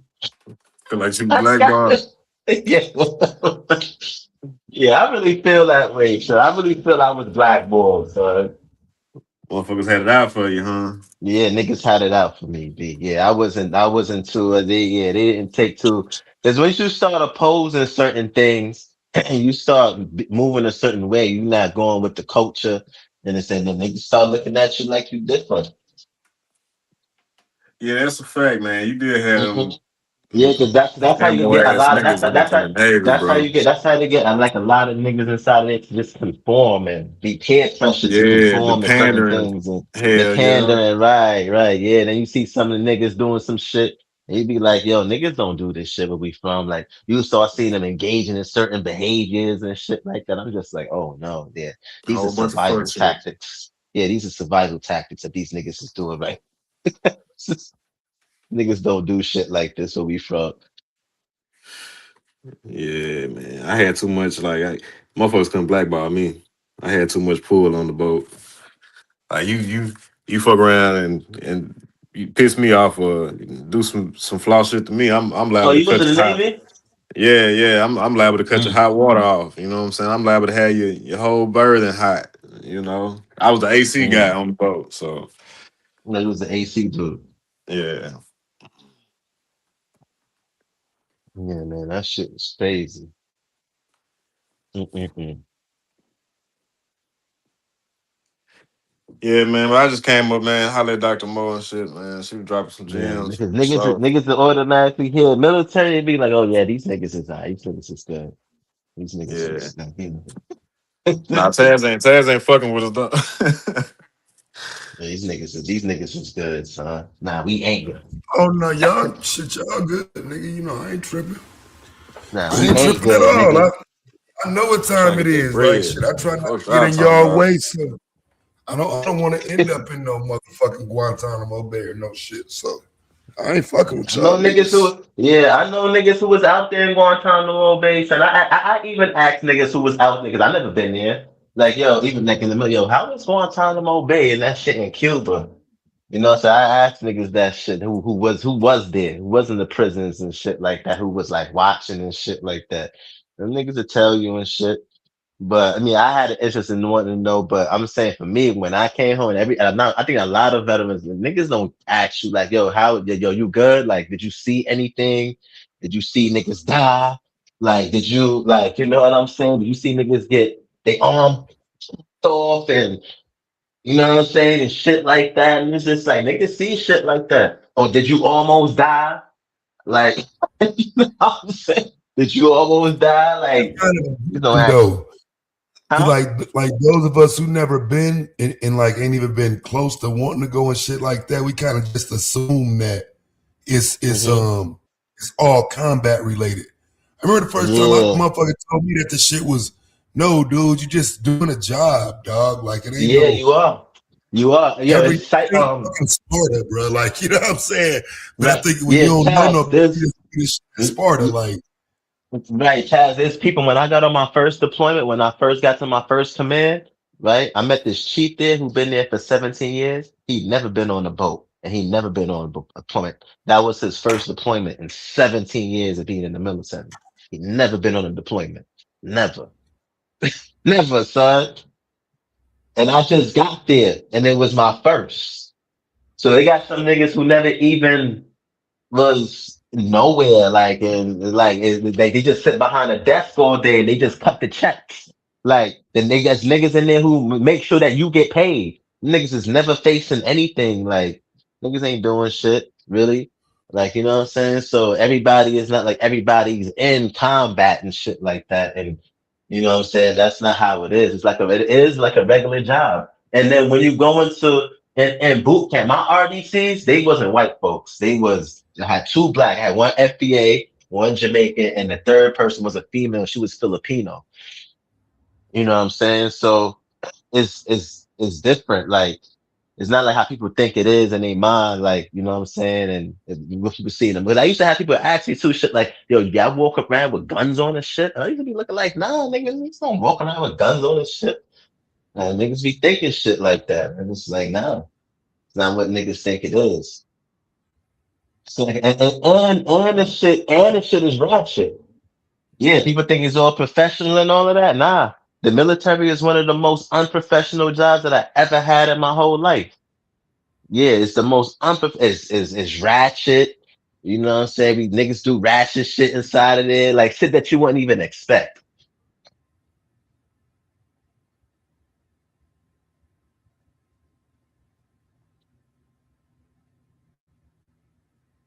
Yeah, it's definitely Arthur. It's a regular job. Hey yo, Arthur, that shit ain't ratchet in the military, bro. That shit ain't ratchet, bro. See, look, you got Dr. Lamb saying that shit is very, very ratchet. That shit. Oh yeah. The Air Force might be professional. Yeah. You right. You right on that. You right on that. I don't got the keys, Dr. Lamb. You right on that. After the Air Force is maybe very professional, but in other places, shit, ratchet be. If you get fired from the military, if you lose your job in the military, you must have been really fucking up, like, because they do their best to make sure you stay in.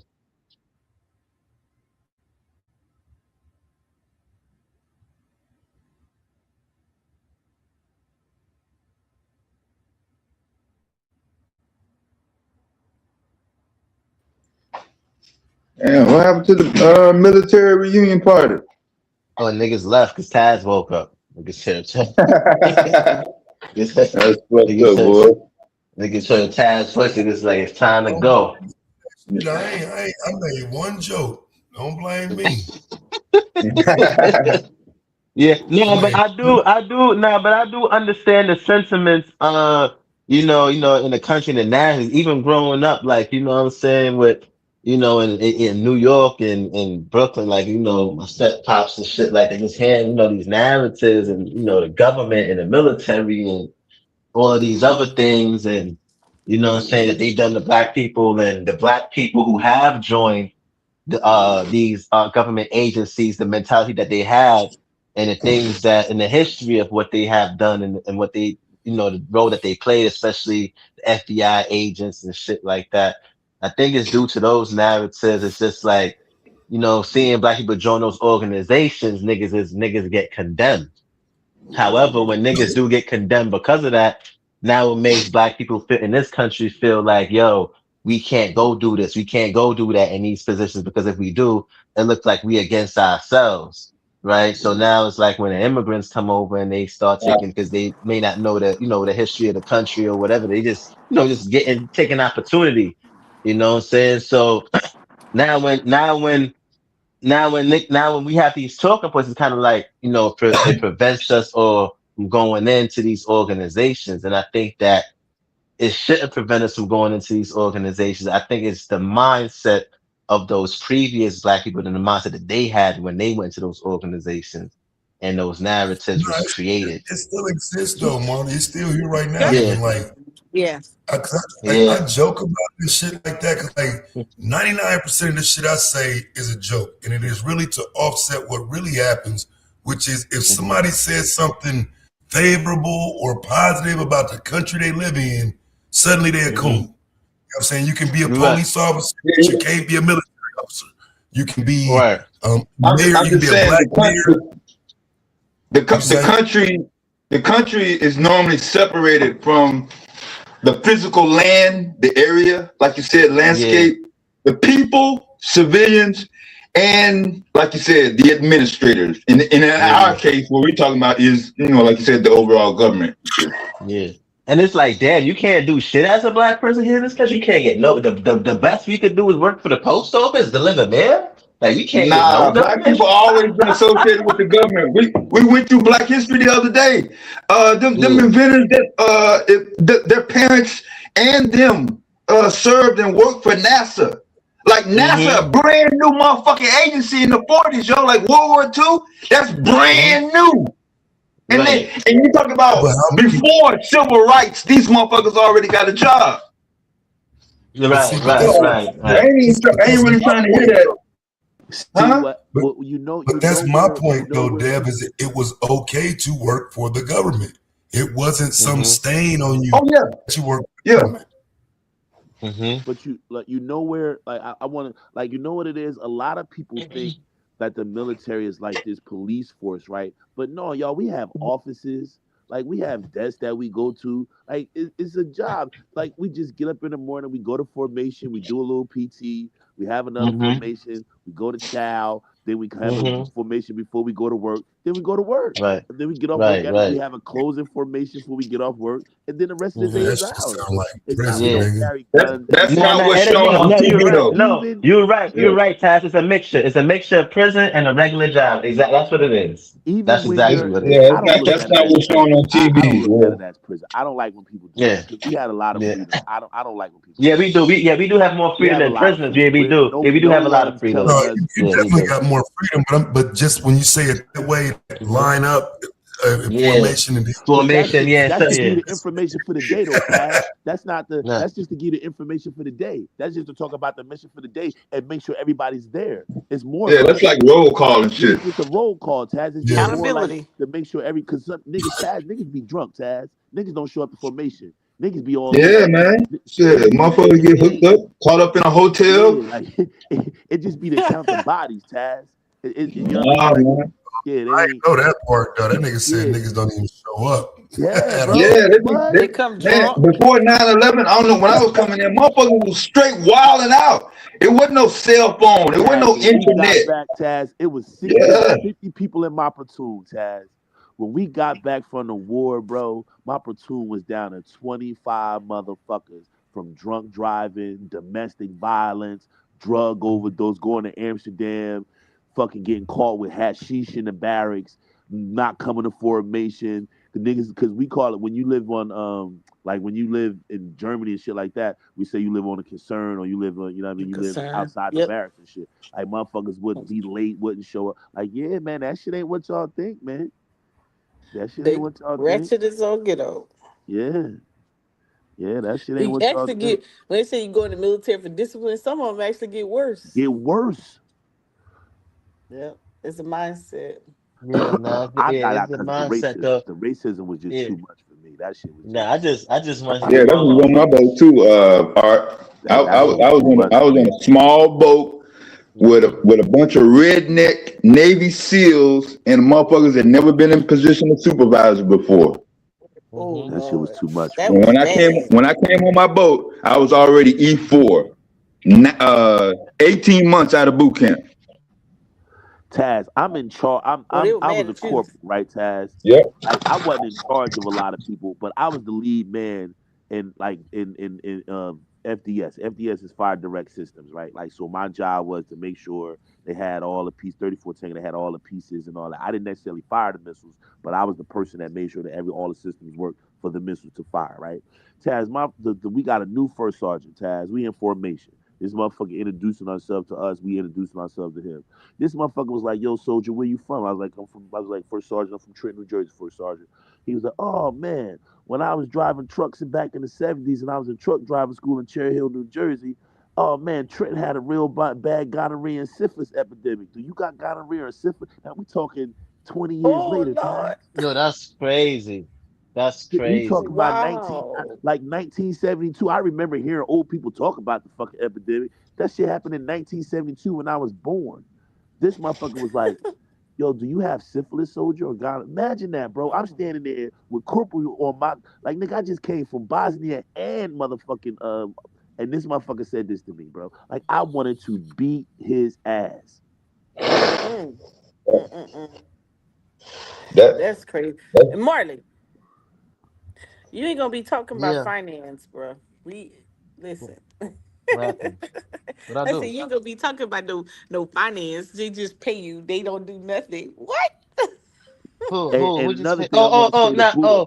I would have put you in a Buddha no asked us pay a do if you question, came over y'all. there and told me I ain't do nothing. Hey, Dr. Mo, Marley, and Dev. Buddha asked us the question. Buddha said he really want to know what's the difference between what ICE is doing and what we did in the service. So, my answer to his question is, that We shit only never happens when No, you're y'all go establishing ahead with that laws bound by shit. Geneva Convention. We couldn't do that. You or go over you and snatch occupying somebody a up city. if you That's the want only to. time we treated people fucked up like that. Outside, and we didn't even treat them fucked up. We just rode around menacing their ass all goddamn day. But Yeah, we didn't because you would jump have had out. to account for that. You Yeah. can't when we go into other countries. We have to. We're bound by the Geneva Convention, and it's very rarely. I mean, if you're a special, if you one of them special forces, the SEALs, the Delta Force, those kind of folks, yeah, they may be able to do some ruthless things, but just us regular little soldiers and airmen, Marines, and you on mission and patrolling, if somebody tell on your ass gonna be at 11 work, you can't go around just doing anything. That's what makes me mad about it. I'm You're like, gonna man, be we on a can't do nice that. flight to Manheim. You're gonna be on a nice little flight to Manheim, and you're gonna sit your ass in Manheim It's a until they regular, yeah, kick it's just your a ass out. regular, yeah, it's just a regular job. And it's one of the easiest jobs to keep too. If you get kicked out the military, you was doing some fuck shit. Cause they try their best to keep you inside of there. Or they was doing So it you to got, you and you or yeah, they was doing it to you yeah, and you couldn't you just had enough and you retaliated back. So don't think they right. don't do no ignorance to you now. You have Yeah, to yeah, go. right. Yeah, you gotta go It's a through it's a, shit inside there it's a too. big Yeah. behavior thing. Yeah, we all have Yeah. different sides of those I think coins. now that I'm in there, I think a lot of people from the hood, I think they would have did good in the military, bro. Like in terms of how Heck they, yeah. yeah, I think, especially as being a regular job, and then too, us being able to be ratchet still in the military and shit like that. You don't gotta be all professional like at a regular jobs and shit. Like you can be ratchet for real. Well, I thought they took it. I thought they took it more serious. I thought like Yeah. people who in gangs and those kind of people, they know how to follow each other. They know how to take lead when somebody's not around. That kind of thing. I thought they're the ones that made the best service people because they already know. They know proper protocol. But It's the yeah. whiners, them soft, what's who come in and they think you gotta baby them and you gotta tell them every Mm-hmm. little thing. They don't know implied tasks. That oh Mm-hmm. man, the more rank I made, the more I just would just be so mad. Like I'm not Mm-hmm. soldiering these cats, bro. Y'all wimps. Yeah. Start pulling out stress cards and think they can't deploy. And I agree with you. There's a lot of people who've been in the military forever. My uncle served 24 years and he ain't touched combat and shit. I went twice. Mm-hmm. Used to be so mad Yeah, at it's people. him. It's people that never went into no combat and nothing like that. But people Yeah, don't know. They just go based off of what they hear, narratives and talking points, and I get all of those things too, because those things did happen, but. You know what I'm saying? We really shouldn't limit ourselves and to the opportunities that we actually have and shit like that. You know what I'm saying? no, Especially, we got people that's coming over and taking advantage of these things. And, there's no law that's saying that niggas can't join the military or join these particular government right. organizations. It's, a lot of our talking points from these Man, past that events shit that happened. sound good, but I ain't buying that shit, Nah, Marley. Miss me with that shit. yeah. Yeah, it sounds like you're running for office, Cal. I Thank don't you know. very much. Like, You sound like you're running for office. like, Like miss me with that shit. Donate to his you, campaign and shit. Yeah. guys join. Mm-hmm. You and the guys join. Y'all high probability. Charlie, stop that laughing. Like, Yo, I be Guys needing niggas to join. come in and Y'all it's, doing hey, it's combat. specific times you can say that, and I would sit here and clap like, oh, I appreciate you coming to say that, Marley. You never say that at those times. yeah, You yeah. never hear Man, God to say that. Yo, man. Nah, if you join certain, to get if you chance. join Nah, Brandon. certain What's up, man? thresholds, y'all go in combat, bro. Y'all go in Nigga combat. You chance and score lane. score low on that ASVAB test. Score low on that ASVAB test and see where you going. Straight Mm, combat. You In, either gonna be on in the Yep. front line Bravo. of the kitchen or the front line of Uh, the war. right. Yep. That's right. for real. Don't That's be right. deceived. Yeah. Unless you know how to maneuver those the test scores with the job career fair. Somebody taught you, but other than Right, that, your ass right. Other than fine, that, bet. you Gotta toast. You toast, reclass son. for 3 years. Yeah, it's gonna be on that Gotta flight get deck. some rare reclass. Go. Yeah, it's Hey, gonna. you could be if you tell them one get a drill sergeant, you get to be boy. Don't fly people. As the air assault to get or you know, if you just want to go check it out. Go there. That's QC, you know. I do have to wait to patrol the city in the state. So I'm thinking about all the time that if I had to patrol the city in the state. I don't know. Yeah, we can't hear you breaking up, Dr. Mo. Nigga Taz said, that shit sound good. Oh shit! I thought that was my phone. Nah, It was, nah. oh, okay. Nah, it was her. Her shit was fucking up. Nigga Taz is crazy. Nah, but Nah, no, but huh? straight up though, for the people that's listening and on the replay, my shit is basically I'm when I speak against the military, it's primarily their foreign policy. I'm not talking about benefits, training, all the discipline Right, shit you can get in the civilian right. world. There's Mm-hmm. nothing, to my knowledge, there's nothing that can't be accessed in terms of training, in terms of skills, in terms of education, that can't be obtained in the civilian world, especially with technology. Shit, I was an electronics technician in the Navy. We got our parts directly from Radio Shack. How do I know? I was the motherfucker going in the Navy truck to go get the motherfucking parts. So, I mean, like Brendan was saying earlier, military contracts. You don't have to directly sign up for the military, but be certified. Get your certification. Military contracts, man, they get high priority.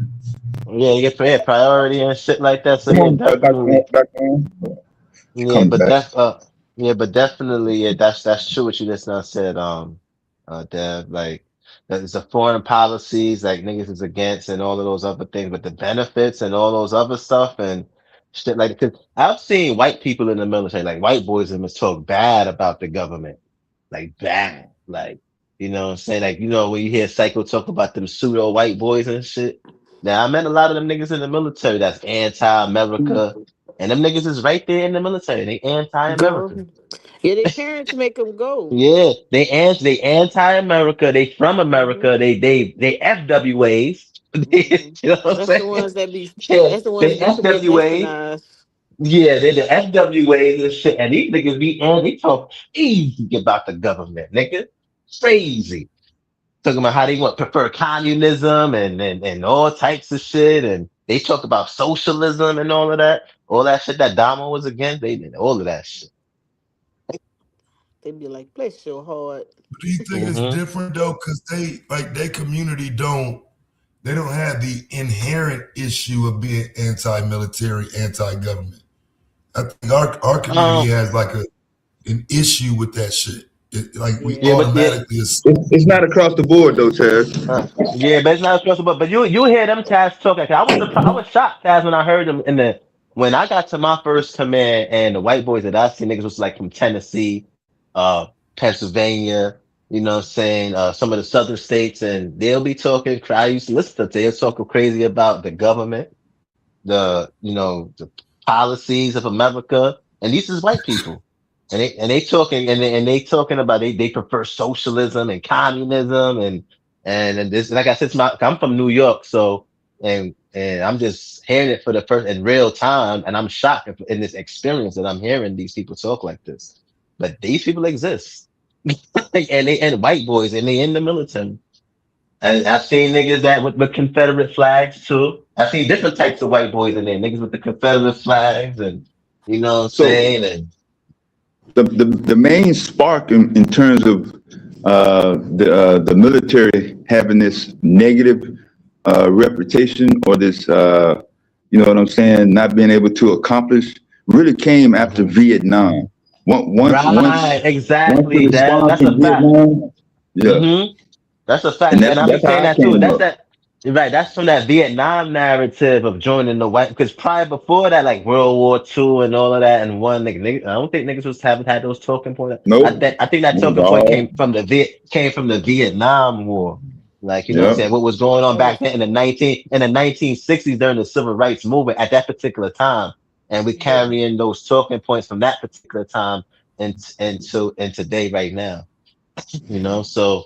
That's a whole nother type of war Yeah, that's right a there. whole right. That was a whole different era, Oof. different thing. Yeah, different time period. Not No saying that X. racism is not prevalent no more and it don't exist, but that was completely different back then. You talking about And being in and a and what, place? and what was going on with black leaders back then? You had niggas infiltrating the Nation of Islam, Malcolm X, the Black Panther Party, black people who was in these guns. So I completely get it. Like I get the perspectives of those who look at black people who join these organizations, and so they looking at it in black and white, like you know what I'm saying. And you don't really know what these people is joining these Mhm. organizations for. So Yeah. and you'll be surprised when you get there too. What niggas joint for? You got some niggas try to kill them.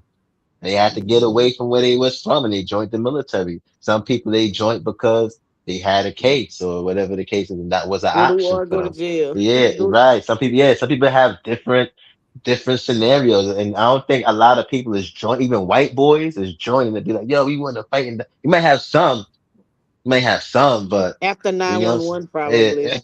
Yeah, Yeah. but I don't think too many people is joining with intentions like, yeah, we're gonna fight and die for America. Not even white boys. They might have some of them, but you know what I'm saying? Not I don't think a lot of people was joining because of that. And some niggas is joining too because they couldn't get where they from in these little small towns in America. There's not a lot of job There's no- opportunities, right? So I'm no. from New York City. There's a lot of job opportunities out here, right? So when I'm leaving because they not from where I'm from and they thinking about where they from, they're like, "Oh, you leaving from here?" Da, da, da. Yeah, nigga, it's mad job opportunities. Places like Chicago, New York, LA. And if they wasn't really exposed to these places or even know how to maneuver and move around, they not going to be seeing it how you see it. You know what I'm saying? Especially if they wasn't raised in those places. So people join and they stay, and some people don't, some of them niggas don't even want to be in there still right now. Some of them really want to get out, but they don't even know how to get out because they don't even know how to transition into the civilian world because they've been so Ooh. dependent and reliant on the military for so long because they've been in there for so long. They don't know. It's like niggas who was in jail for a minute. Like, you know what I'm saying? Some niggas don't know how to transition. So the same Hey, thing with the niggas inside of there. They don't know how to transition. And when you getting out, just like how when you have niggas and then when they about the niggas is looking, oh, you getting out? Or when niggas just start hating on you because you getting out, and they want to get out too, but they don't know how to get out, and them niggas be stuck there. morally, that's a whole nother They- conversation that yeah, them never niggas be gets talked stuck there. about. Yeah, that It's never gets talked hard to about. Them niggas, transition. it's a lot of niggas inside of there that Hard to stuck there, transition. and they don't want to be there. And it's not even like the military is keeping them there. They don't know no other way on how to get out and how to make a lifestyle for themselves. And I kind of feel bad for them Cause because they, you yeah. kind of got a protective, you got a like a protective over here in the military where if Mhm, something happens you can always go and you could transition, you can move around, you can still keep your job. Whereas in the civilian world you mhm, get stuck out. It's a lot mhm, of transitioning that the safe space, the get new, getting support from somewhere else or another leader. There's a mhm, whole lot that goes involved. That transitioning, you don't really think that transitioning, when they tell you it's gonna take you about a year to transition, you mentally mhm, you don't think that's true, but when you have to go through, you be like, oh shit, you feel so lost. Well, I don't know about y'all. I felt a little lost. I stayed stuck close to the military. I even got my place right outside the military. I would only go on the military post. I didn't want to maneuver around in the city. It literally took me about 6 months to a year. It was crazy. I mhm, didn't realize it mentally, but mhm. and I And thought I then was too, strong. Dr. Mo, some people's coming from places where they can't even go back home to their crib because where they live and how they live in their homes and how their homes is, like where they came from, like Hmm. their family, like their parents and stuff, like the conditions of the homes. they don't want to go back to that Yeah. neither. Yep. Yeah, they don't And want to go. that's Yeah, they don't want. Yeah, and sometimes some people don't even have parents to go to back go home. back Not parents. to. I mean, Yep. yeah, but they have parents, but it's like they parents is not living in the best condition. So it's just like, Right. damn, like you know what I'm saying. So it's And some like you got to figure that shit. Yo, that poverty and decisions in life it's and a how lot. and how people is living. Like I'm talking about all different people, black, white, don't matter. It's like it's crazy because it's like niggas is really struggling. Yeah, And and and, like and someone asked in the chat, why are there so many homeless vets? For exactly what Marley explaining right now. mhm, Transitioning is difficult. mhm, Interacting is difficult. mhm, And then having a now you got to remember you could take your military paycheck and you can allot it out to pay practically all your bills and not have to worry about that. And you get on the civilian world, ain't nobody doing that for you. mhm, Somebody has to show you how to set it up through bill pay, maybe through mhm, your bank or something if you have that type of bank. But there's a lot of transition and soft skills that goes mhm, away and people can't they just can't do it. And mhm, think about it, if you've been in the military, all you did was field exercise, deploy, come out 6 months back to field exercise, back to deployment, come out, field exercises. What are you gonna do in the civilian world other than want to mhm, sleep in the woods? mhm. People don't really look at it like that, but that's what it is. Right, right. No, no, you're right. You're right. And don't It's forget, and those who look like they're surviving and they're coping very well, if they're not seeking any type of if they're not like I found myself around a lot of vets all the time, and people always say, why you always around these veterans, why you always around these veterans? Because that's my safe space. We can talk the mhm, same language, we talk the same talk, we do some of the same mental things or whatnot, and so it's just kind of a safe space for me. And then when I get mhm, around, regular civilians, they just frustrate me a lot because I'm like things that should be black and white or things that you should automatically know. If you don't, I'd be like, damn, why not? But so I try to stick around those who that implied tasks comes a little easier, and I'm always around mhm, veteran organizations. But it's a like you said, it's that institutionalized mindset, and then just how we deal. Whereas, but then you also have to keep in mind, you have to watch those who seem like they got it together because, like you said, you don't know who's seen what they've been through, how they've been through it, and just because they look like they're coping, it's not a lot of times they're not. Um, and so you kind of keep them in your peripheral. I always tell them just go join a service organization, and it'll help you out mentally because you're around other people who've been through the same thing. But if you're trying to do it without, and you're not amongst any veterans, you don't have no veterans in your family, things of that nature, you probably mentally going through some stuff. You probably having some challenges. mhm. hmm hmm That's that part of the military that people try to deter people from because Right. you know the steps and you know what it's going to take, that manpower, that mental power Mhm. to keep yourself afloat. And some people are just, I don't want to call people weak, but some people don't Nah, they weak. They are. cope. They weak. Yes, They are they weak. don't They are they weak. don't know how to They're cope weak. well, or they don't know how Yeah. to manage those coping skills to keep Mhm. themselves a certain float. So when you see a certain caliber of person, you be like, nah, you don't need to go in the military. Yeah, Yeah. And you'll be no, surprised. no, And you'll no, be no. surprised. They can go. They can go. You'll be surprised hmm because you'll be like, nah, he could go. Anybody could go to the military. Yeah, he could go. Yeah, he could go. It'll be people who I see doubting themselves. They'll be like, "Oh, you went? How you did that?" I'm like, "Nah, you could go, bro." I've seen people who, nah, you could go, bro, and pass It's boot camp. simple. Just a It's little not running. simple. Look, You'll be just a little thinking, nah, exercise. once they condition you and you'll be doing the thing every day, by the time you realize it, you won't even realize. You know how many times, I was sitting in like bomb farms, not Right. realizing You know that the what else bombs, too? hold, The hold on, like I restrictions. was, yeah, hold on. You know how many times I was sitting in bomb farms, not realizing that the bombs was alive sitting on them, and I'm just Oh, sitting those on them, mine. What you and, call and them? right, and Bomb bomb, farms. it's called a bomb farm, yeah, where you go get the bombs from on a particular part of the boat, and you go Oh. get it. You call it the bomb farm, but we will be sitting up on there on the flight deck because it's second nature to us. Since we've been loading the fake bombs so much that we're not even realizing that the bombs that we on is real. We just looking at, so it's like they condition you psychologically too in certain ways. You know what I'm saying? So once you get in there, you in boot camp already and you're getting the Yes. conditioning. And by the time you realize it's going to be like, you're going to be like, oh shit. And you are going to be different when you come up out of there. in certain ways. Because there's different things that you was doing that help build your character, in certain ways. Yeah. Like And even it's there was times where I even stood up. There was even times where I stood up on the flight deck, and there was a fire on the flight deck, and I'll just be looking at the fire on the flight deck, and oh we in the Lord. water. Yeah, and I'm not even like afraid or nothing like that because it's like there's a system, and you know that people is gonna come put the fire out. Like you're not even thinking about the ship is gonna sink because it's a fire. Dang. So you was Yeah, on one of them 3 football field type ships? yeah. I was on the carrier. Ooh. Some things are huge. The also the restrictions, like when you deploy, you can't go nowhere. It's just you wherever you at, preliminary. So if you don't, if you don't get along with some of your people you with, or you don't have Mm-hmm. like some type of exercise routine or some type of extracurricular activity, there's a lot of times how that PTSD kick in your mindset because you're so restricted. You got to be there 15 months, you know, being able to maneuver around. Like you got to be activity driven. I don't care if you get a crossword puzzle or something, some play checkers by yourself, whatever. You got to keep your mind active. But that's everyday life, though. Right. The life skills. That's right. Readiness, all of that's inclusive. It just all comes to you at once. And the only difference between the military and anybody else is that we just get paid. And most people, Mm-hmm. they can't switch around jobs or get different opportunities in one organization, and we could kind of maneuver around.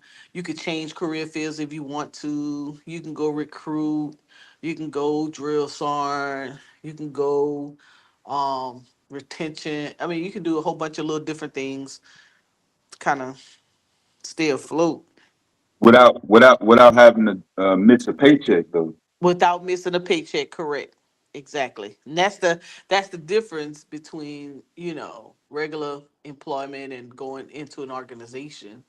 If you could Mm-hmm. get over some of the rules and regs, and then some of the people, and then if you don't like what's going on, if you can climb that ladder and get up the rank. So when I made E7, I hated being a leader because I had to deal with everybody else's issues. That's the part that used to drive me because I was so independent of my own. So that's why I was an auditor, because I got to work by myself. But boy, I was like, man, I'm so just get in trouble, especially in Germany. They would go to Amsterdam and come back high, or try to bring stuff back with them, and I had to go and get them. That used to drive me crazy. I'd be like, Red I light, got no kids. red I light had, district. Yeah, man. yes, the red light district. I had a soldier one time, white boy. He went down to Frankfurt. He was so tore up. Oktoberfest. He down there in Frankfurt. He stopping traffic. He messing with the Polizei, which is the police or whatever. They called me on the phone. I was hooping. And they was like, Sergeant Lamb, your soldier is getting locked up. You got to come get him. I was like, who? Go get who? Oh, man, he got to wait till Monday. Mm. I used to be so mad. Like, oh, I did not do that well. I was a good supervisor, but when it came to people getting in trouble and domestic violence and all the extra stuff, I didn't want to be bothered with that stuff, man. That's what I used to be I used to feel at that every time because I would leave you out there, man. You be locked up, sitting in jail, waiting for me to That's come get crazy. you. You wasn't Oh, like you wasn't depend. You can't. Niggas couldn't depend on you. Mm. not when you go to jail. Not for that. Not for that. Now, if you were getting promoted, you wanted to reclass, you wanted to learn something different, or I had your back. I have a lot of soldiers that are still in the military who are colonels, who are sergeant majors. They call me all the time. I see them a lot or whatever. But shit, those who are bad, they be like, man, she's a love-hate relationship. You get in trouble, she ain't coming. She's gonna be mad. She gonna PT you to death. She gonna make you do all kinds of stuff. Yeah, man. I used to be upset. So I had to grow out of that. Like you gotta be balanced. You can't do that to people. I had to grow out of it. And I used to always tell myself, they used to be like, we're gonna send you to first sergeant school. You're gonna be a first sergeant, you're gonna have to deal. And I used to be like, oh man, I don't know if I want to do that. Let me just be a master sergeant. Matter of fact, you know what? I'm gonna reclass and be a warrant officer. I ain't gotta deal with none of y'all niggas. Oh, I hated it. I hated it. I hated it. I hated it. Because people were ignorant. Like you said, ratchetness, man, they would do stuff on purpose. Just ignorance, man. Used to always get in trouble. But I used to PT my squad to death, morning and evening. They already knew. One suffer. I used to be the person that did mass punishment. Somebody get in trouble, we all in trouble. Let's go. Mm. Mm-mm-mm. Y'all did not want to be on my squad. But Yeah, I yes. think I was squad leader out of boot camp. Shit, boy, I was like, man, y'all not finna make me do 50 push-ups because your motherfucking ass won't can't sit still, motherfucker. Yeah. I can see you not there. Yeah, just like I am now. That's how I was at 17 years old. Straight up. Papa P got Remember, out I'm of the only here. child, so I'm not used to someone, in my peer group, just off the rail. Like, dude, we in the same boat. Why is you purposely, fucking up or doing things to fuck up for everybody? I mean, just day after day. I can see one or two times, but dude, we almost done with boot camp. Let's knock this shit out, and then once you get out of boot camp, you can do whatever you want to do. But if you under my shit, man, you gonna get through this shit. I don't have no problem. Ooh, we had a lot of bathroom fights in boot camps. Shit. Yeah, yeah, yeah, Oof. yeah. Yes, I hate whiners, man. I remember when we deployed and man, these fools got we as we approached coming into Iraq, they got the crying. I'm like, what the hell, bruh? Y'all supposed to be soldiers. What are we doing? Y'all ain't about to get me killed. Oh man, I used to be so mad. Like you be surprised the person who thinks they're so hard is the weakest Yep. individuals in combat. Usually that's how it is. The person who think they did hardest is usually the weakest person. Yeah, boy, I don't even know how I made. I used to have. They put my little butt off on a little file by myself. I was with a whole bunch of combat folks that used to go on patrol all the time. I used to pay the contractors, the local contractors. So I used to carry Iraqi money and American money and have to pay out. But I used to always be out by myself on another area. So I had to be ignorant for no reason because people would always try me. They knew I had money. I don't know how I didn't get robbed because all that because we used to carry cash a lot. And where Arthur? I wanted to talk to Arthur about them the Gulf War experiences and them and money down there. They used to steal a lot down there with the funding. Yeah, I think he was in the first round. I know that it was a lot of funny shit going on after 9/11, but that Hmm. the first time I think was probably the one of the first times that the U.S. military kind of Hmm. deployed in the Middle East. Hmm. So that's why the uniforms begin to change from the Vietnam green to the Desert That's Storm brown. Yeah, yeah, because the weather used to tear those BDUs up. We had to go yeah, to desert BDUs, the yeah, the material. yeah, Look, you used to have to sweat. You used to sweat through them damn uniforms. The white salt, you can see it in your uniform. It used to be crazy. I got a picture of me in my desert, in the desert. Well, I got a little video. I was it was during the holidays because I was in the desert in the holidays, Thanksgiving and Christmas. Ugh, horrible. But we ate good. We ate very good. Yeah, it was. And you know what's crazy? It's been so long. I've been out since 16. So it's been so long. I swear, if I didn't have pictures or some awards, I would have forgot that I've actually gone through all that. I don't know how long you guys been now, but it seems like Hey, Dr. it's. Mo, and thank you for your service and thanks for coming up and sharing some of your experiences with us. Thank you for your service. brother Moses, what's up with it? So I was a 19 kilo tank operator. I joined after 9/11, more or less tradition. My father was in, my brothers had already gone.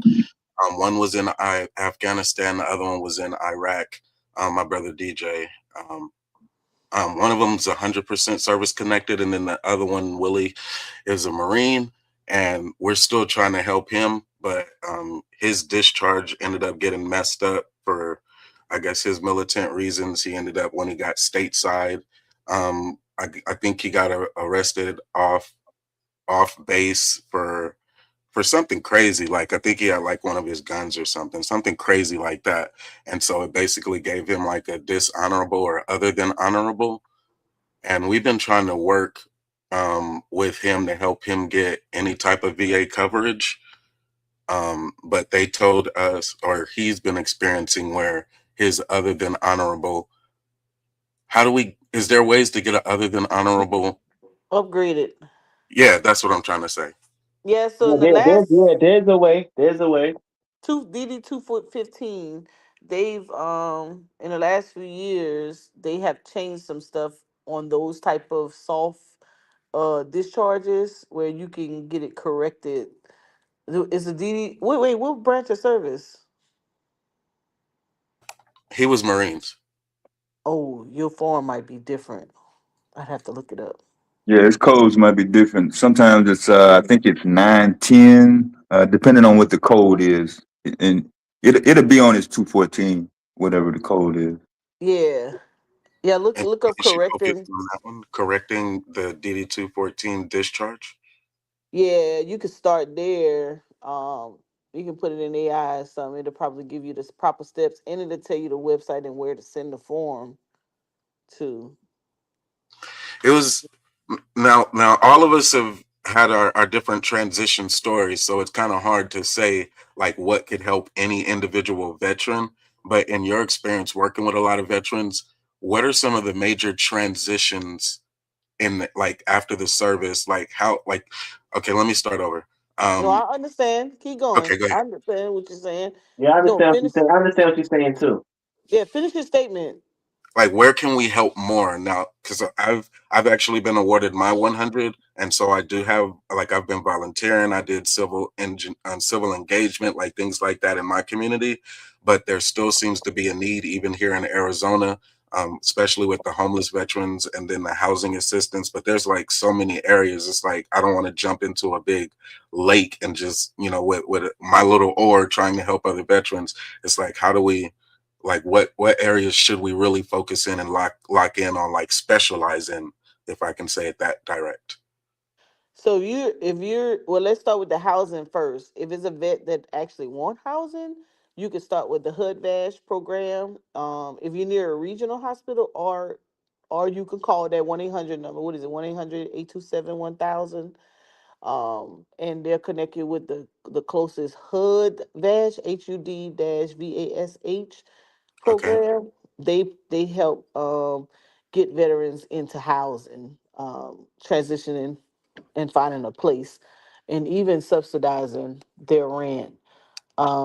That's one area to start with. And you could, if you're near a regional hospital, you could just ask them where's the HUD VASH office, and they'll educate you a little bit more on how the housing work for veterans. Because there's several ways you can go through HUD VASH where you can get some assistance.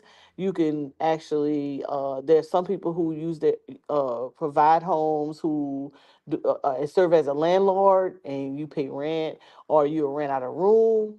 Um, or there's some residential veteran homes, if available, that you can get into. But the HUD VASH would be where they start. And you start that making sure the veteran has an ID card. All veterans can get an ID card now at the Welcome Center at the VA. And if they don't already have an ID card, and then after they get the ID card, then you go through the HUD VASH. You can do that. That's the housing piece. That's one way. Um, Another way is depending on the type of services, you can start by participating. So the VA does town halls now, and they do them virtually. You could get on some of the town halls, and you can hear some of the communications or questions that are asked, and kind of educate yourself that way. Or you can go down to the regional office and speak with the education counselor via Voc Rehab, see what's available there.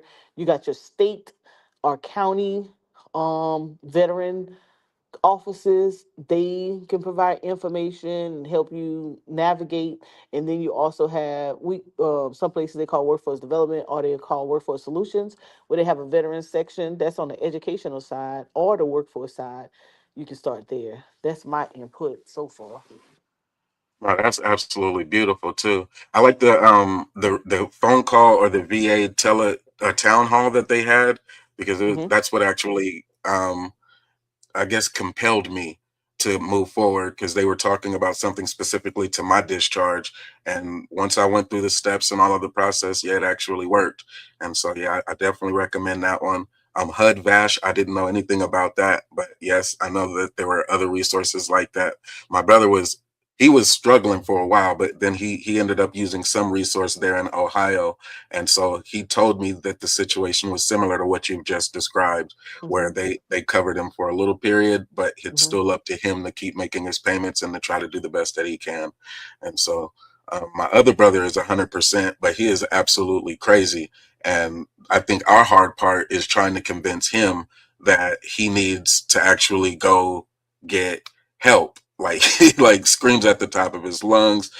My dad was his roommate for like he moved back in with my parents, excuse me, and still makes like the threat, still wakes up in the middle of the night. Like his Iraq experience is still living out in so many ways that even as my brother, I felt like I never got my brother back.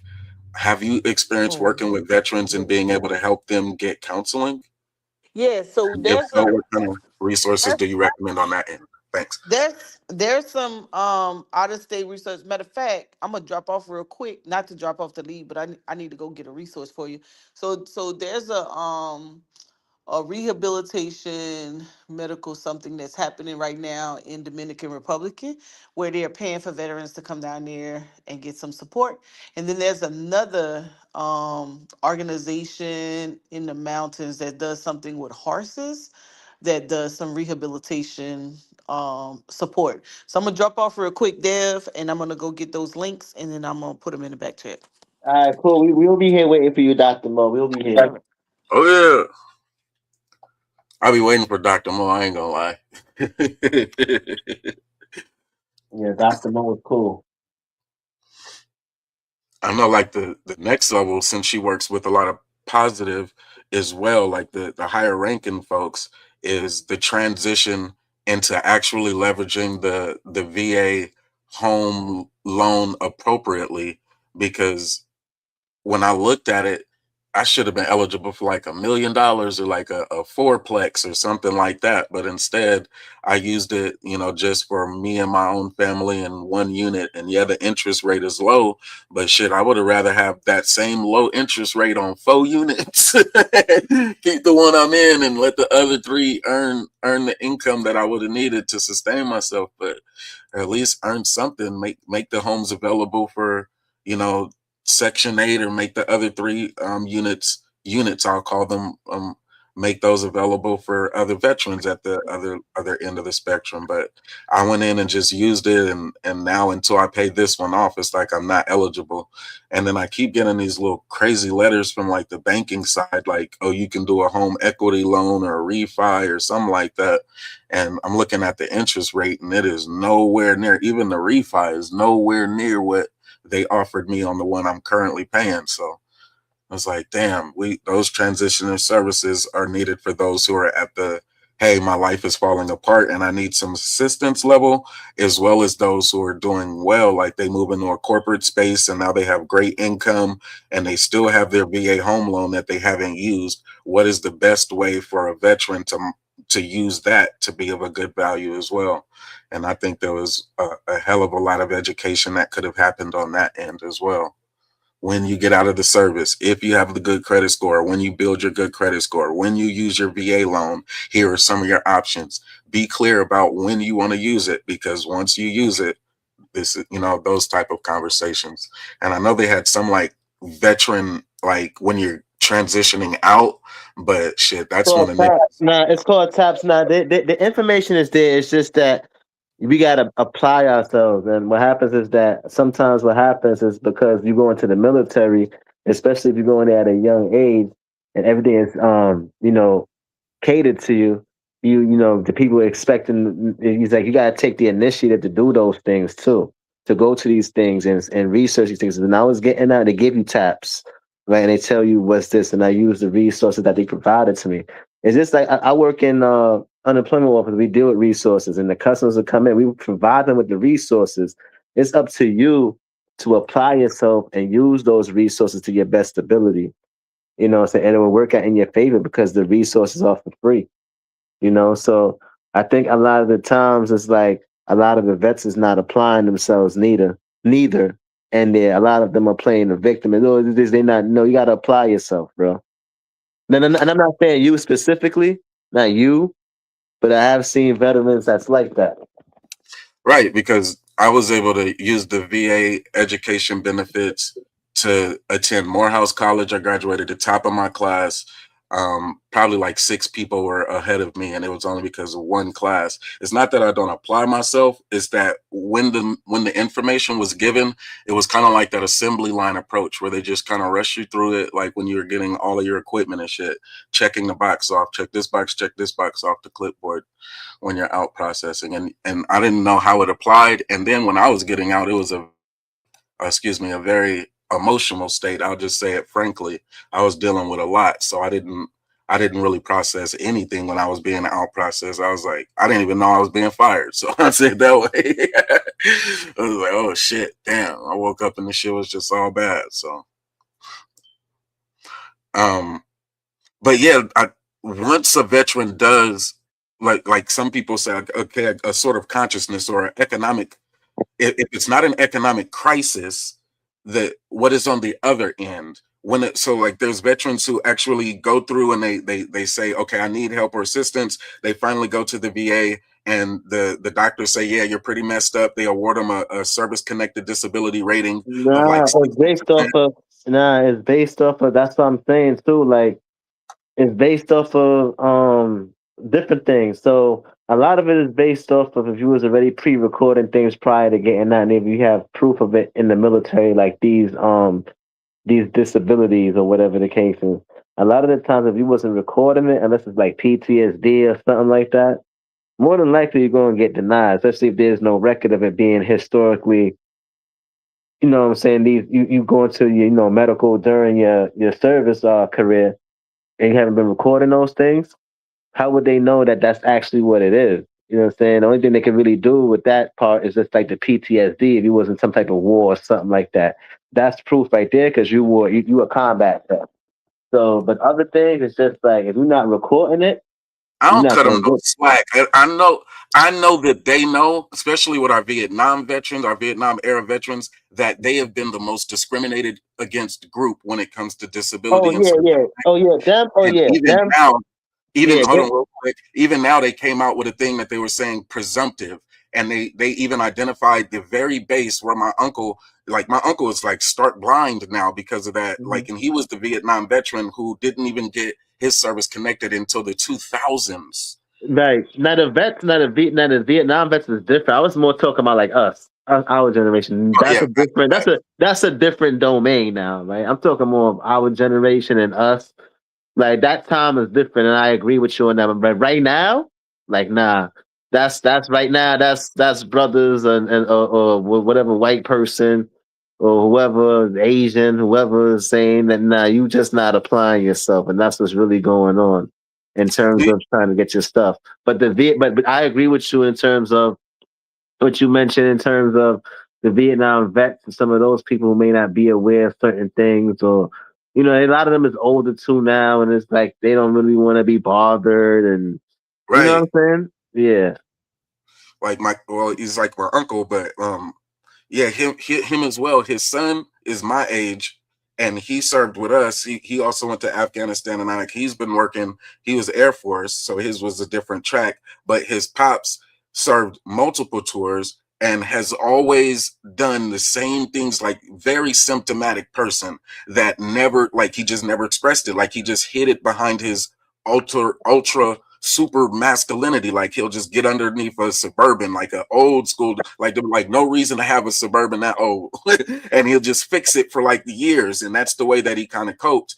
And he wasn't a drug user or abuser. He didn't abuse his women and nothing like that. But as a veteran, I still felt like he was entitled to some of that treasury that was being awarded. And just because he didn't write it down, and he did live with one of those stigmas where it was like, if I go to sick call, I'm a broke dick. And his, I guess his excuse And today. that's another narrative I was about to get into. That's what we do a lot. A lot of us is, I've seen that in the military a lot. See, the white boys, they not gonna condemn each other for going to sick call and be like, oh, because when I was in there, they used to be like, oh, that's some white boy shit. You going to sick call? You going to this? No, the white boys is going to sick call because they know that when they get out, they're gonna be claiming those benefits. So they recording everything. A lot of them had their parents was either in there or their grandparents, or you know what I'm saying, it's generational. So they putting them on the game. A lot of us may be first generation and may not know about certain things for our parents to guide us, or grandparents or family members who have been in the service. So now we going in there with the narratives of, oh, now that's some white boy shit.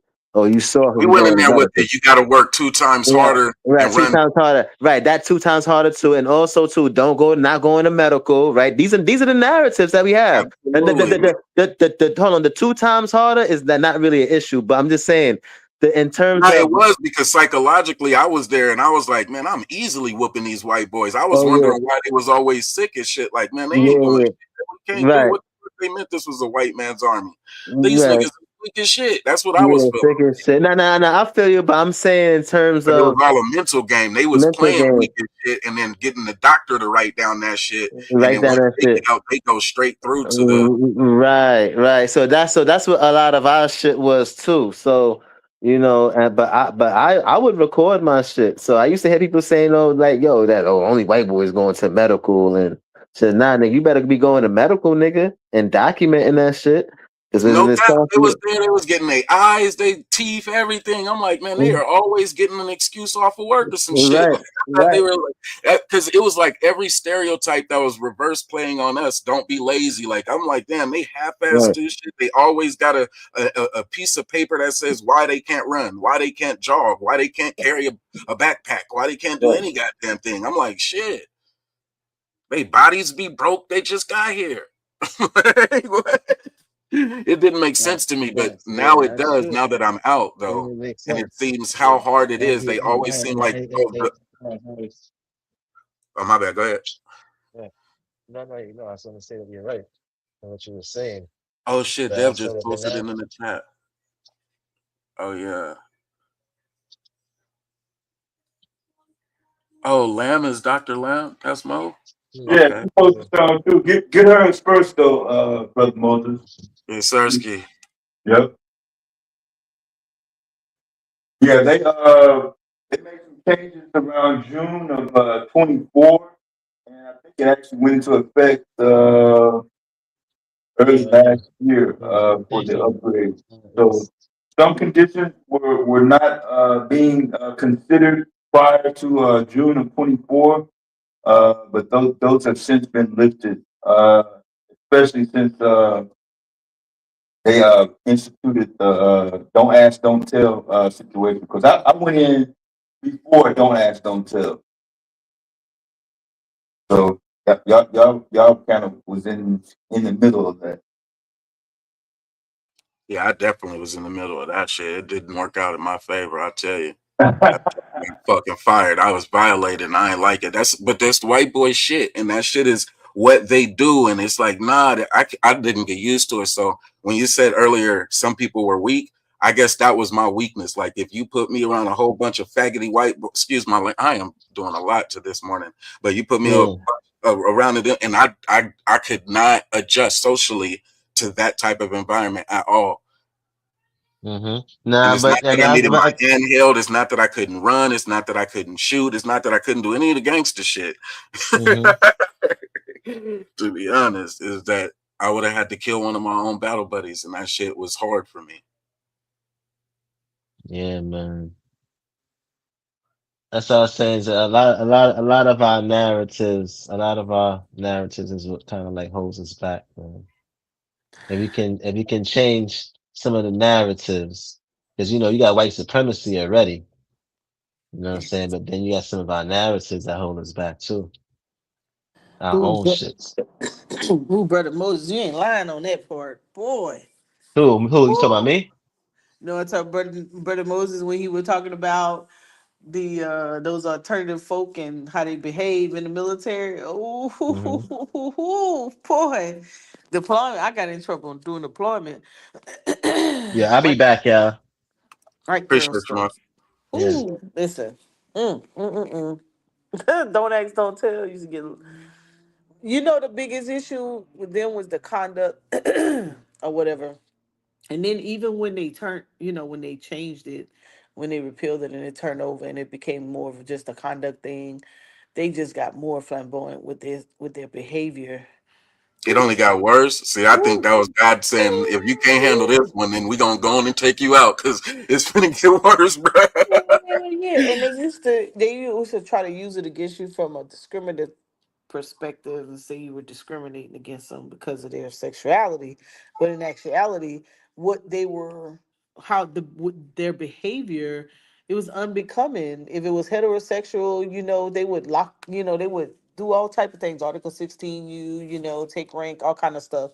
But when it came to them, they always cried wolf, but they were behaving the same way. And it was like, if it's unwanted with the opposite sex, what makes you think it's we want you? We gonna treat you the same way. Yeah, that was crazy. But anyways, I put a couple resources in the chat, and Dev did as well. I put the HUD Vash link, and I also put, it's called the Veterans Clinic in Ponte Cuna, Veterans Care International. Um, they offer a retreat for veterans. And there's what state, I couldn't remember what state you said you were in. Oh well, we're in three different states. My brother who is 100% but needs the he actually just got out too and went to Philadelphia, but he lives in California. And then I have a brother in Ohio, and I'm in Arizona. And I actually got my 100, and now I'm working on a nonprofit to help more veterans through their transitions. Yeah, so it would be really cool to rub elbows with those who already. So here in the Carolinas, we have Redmorn, which is a facility where veterans can go to do different activities, um, in reference to their situations, and then we have a couple places that retreat wise where veterans can get some support and help them cope and manage through life. We have there's a horse born for vets, dealing with horses. There's a fishing, the Wounded Warriors, they do a fishing deal where they take veterans out to fish. There's a couple of things that could help them cope, that could kind of help them channel that energy. But you have to look for veteran services in your state, and you may be able to find, but those links that I just shared, the HUD Dash, that's universal across the states, and the Ponte Cuna is for any veteran as well. So I put those links in the YouTube chat so anybody can grab those. Um, and then the claims is the claims, it's just kind of a size to the claims of looking at your medical records, seeing what you've already been diagnosed, what can you go after first, and then if you don't have no medical records, that makes it very hard. If you was a reserve or national guardist, that makes it very difficult. If you don't have a DD 214, but if you do have a DD 214, depending on how many years of service, it's all going to be driven off those records. And if you don't have the records, then you have to have a next statement that helps it, or a event. So, for example, one of my older friends, veterans, he's like, I don't know, close to 70. And they was doing lanes training, and he was in a rollover. There was in a rollover accident at a raid. And in the rollover accident, two soldiers died, and the vehicle rolled over the top of him and like three other soldiers.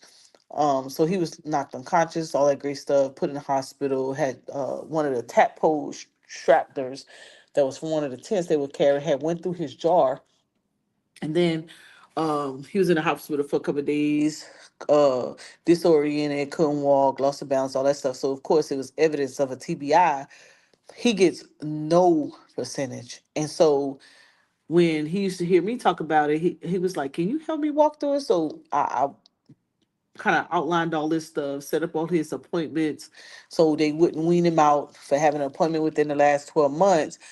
And so we walked it all the way back, get him a puppy. And we went to one of the service officers, the DV, and the guy, because he didn't have his records, he had 27 pages of medical records, and probably 20 of those pages was just personal data. And Wow. there was one document in there that mentioned him in the hospital and the I think the rollover, but it wasn't a lot of details. And so the guy looked it up. He said, "Well, let me see if anybody else has claimed this incident." And it was one other veteran out of Kentucky that was putting in a claim at the same time for the same event. So it helped his narrative because someone else was submitting a claim for the same event.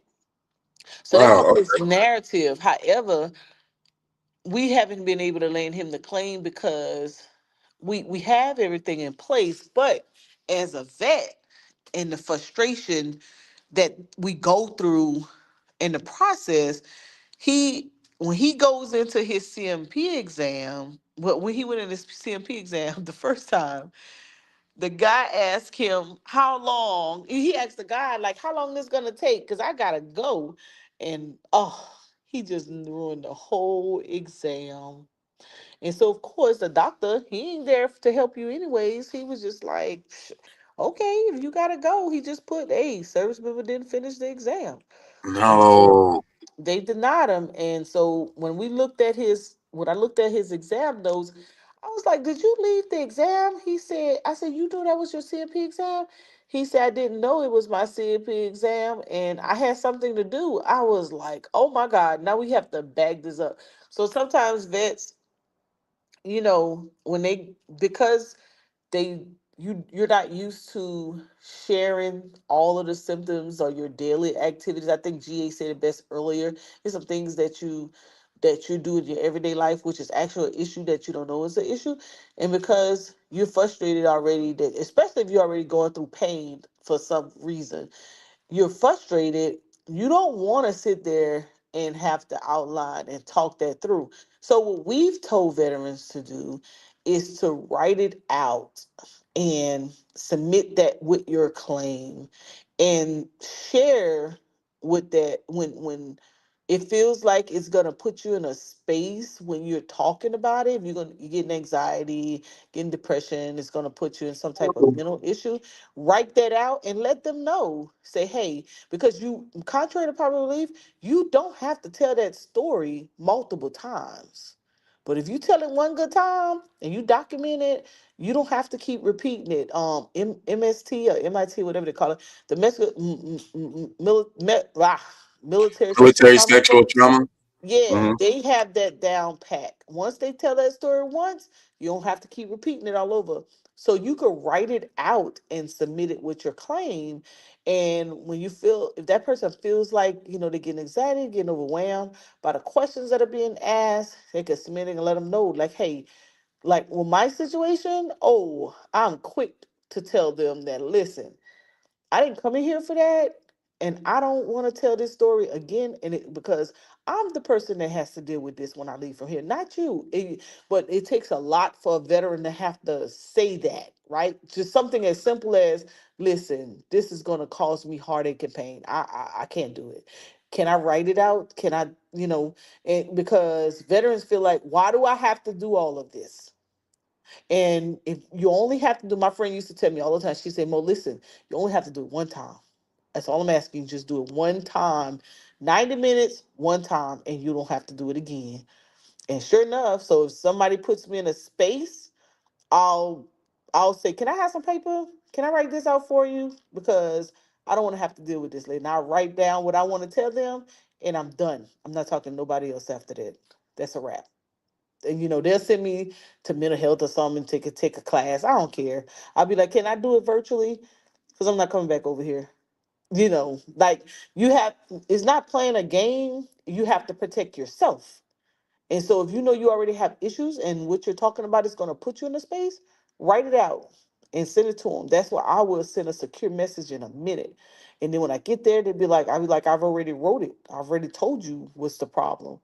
And I just don't feel like dealing with that no more. And they got to send you to some type of care, but you got to be patient enough to participate. And sometimes we're not patient enough. We won't go to a virtual class. You know, you can ask them, hey, can I do this mental health stuff virtually? Because, you know, sometimes I'm just not in the bestest mood to come out the house. Or I just get anxiety. If I come to the hospital, all these people here, it just kind of puts me in a space. And they'll send you a virtual. They have to respect your wishes. But if they don't ever say anything, then they're just gonna do it. You know, they're gonna set you up with appointment. They're gonna put appointments back to back. You know, they're gonna do all kind of craziness or whatnot, trying to deter you from going after those benefits. But you just gotta reverse it on them. Um, and then after that, you just gotta make sure you see the doctor at least once a year for that same issue, and you'll be all right.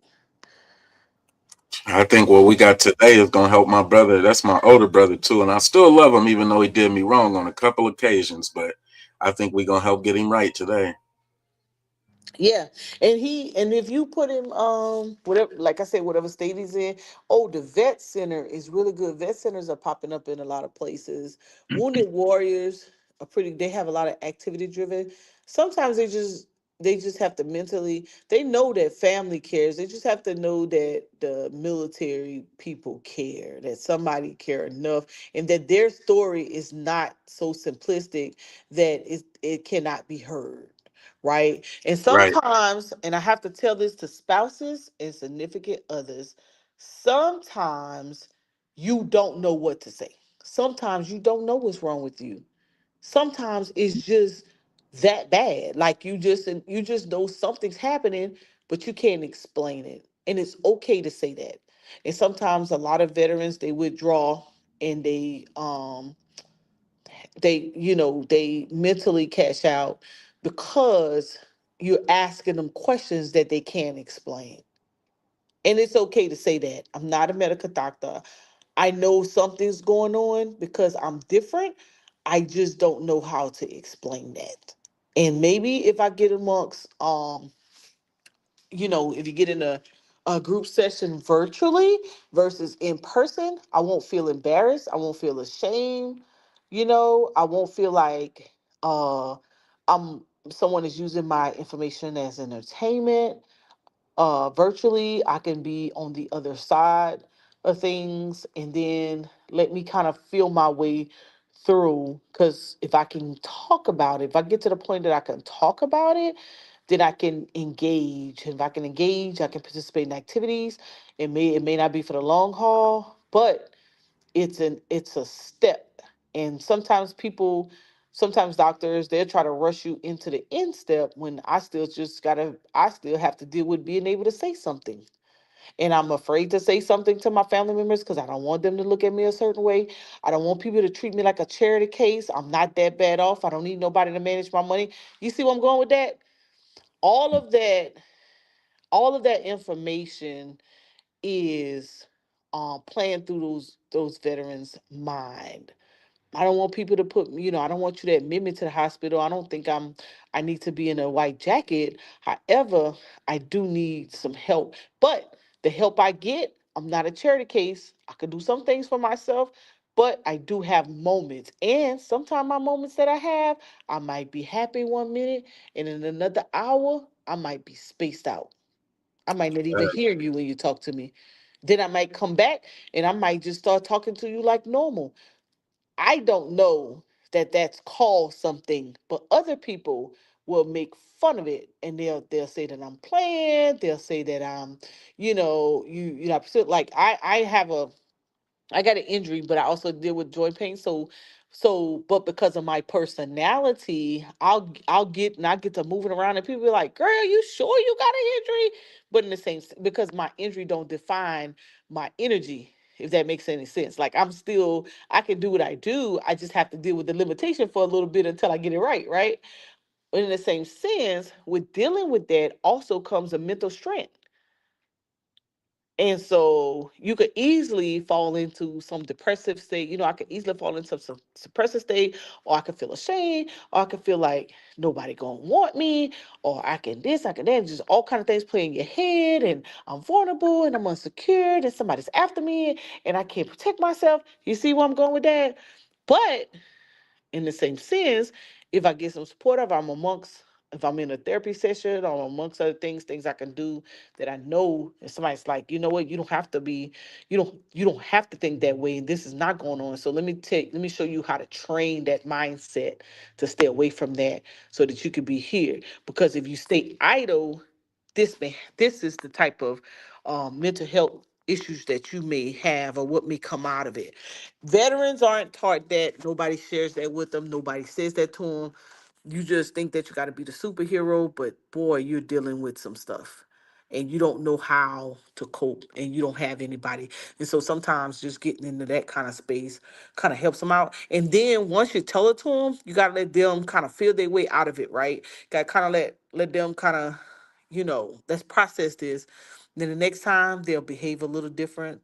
And then the next time they'll get a little bit more inactive or they'll calm down a little bit, uh it'll just become to be a process. But guess what?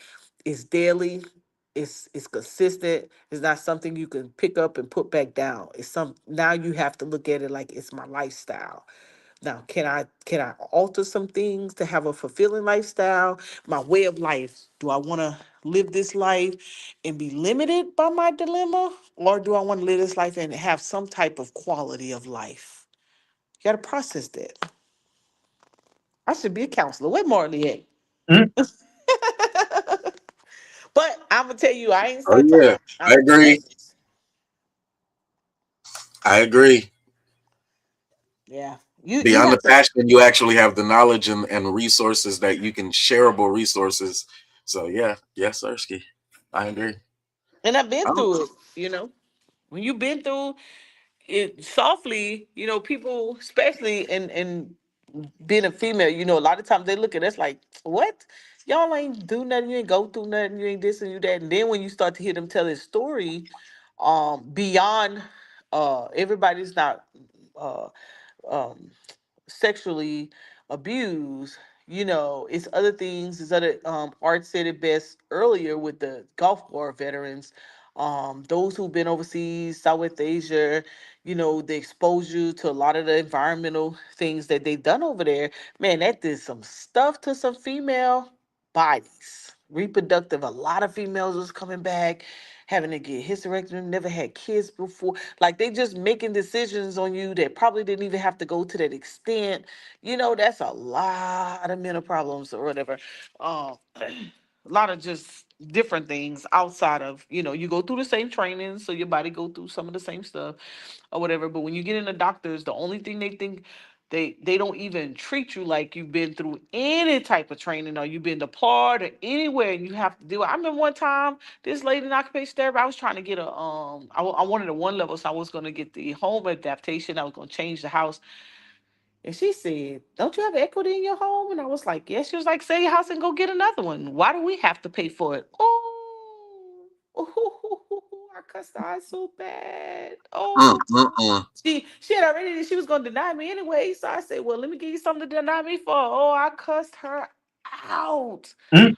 What? Oh my God. I was like, so my friend made me go back. I said, so I Don't you was have equity in your home? Sell it and go get a sell new it. one. That's Yep. crazy work. Yep. She said you knew you had an injury before you had the house. I said, you think if I knew I had an injury that I would have bought a two-story? Like that's just stupid. Like, and that's another thing, when you come out of the service, you may not discover an issue until 6 months, a year, down the line, especially if if you're still active, even may even be longer. And when those things Good show morning, up, everyone. Good morning, right? Dr. Mike. Hey, and you can't put Good. your hand on it. And when you can't put your hand on something come later, you've been and made other decisions, things happen. So boy, when she told me that, go sell my house, I got equity or whatever. And then and so the next time I came, I said, okay, well, she wouldn't give me the home adaptation. And I didn't want to sell my house. I said, okay, well then maybe I get a stair lift or something. And so I was in another program, and the lady, she had the same credentials. And I said, hey, I gotta go see this lady, but is this something you could do? Can you evaluate me and get it?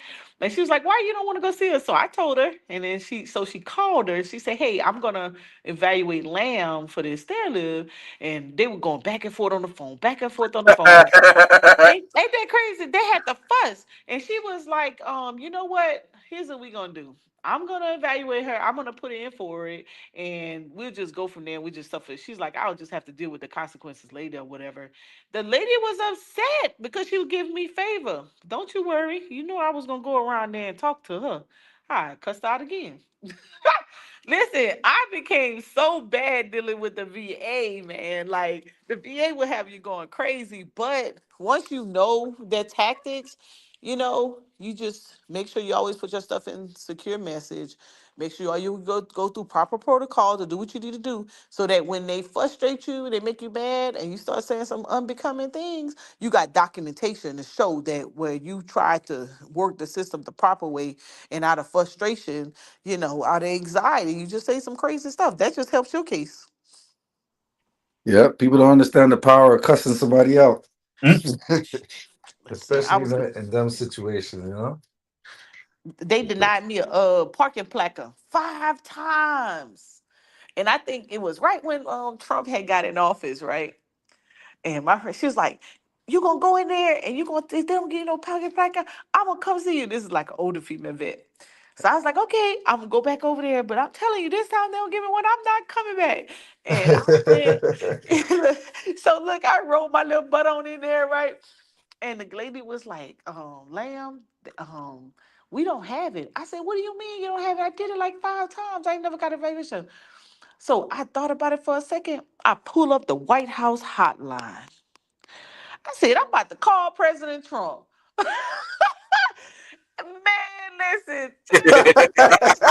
Hey, you went overboard. You I overruled. But did. that's what you gotta do sometimes. Hey, you got to do what you I got see to do. his plaque. I see his number. I'm finna call it right now. I'm calling the house. They had put something out that veterans could call. Man, I pull that number up. I said, I'm calling the president right now. Calling It Trump. must have been like an ombuds button or something. Yes, I don't listen. Whatever it was, but they had put that information out that if the veterans have a problem, you call Trump, right?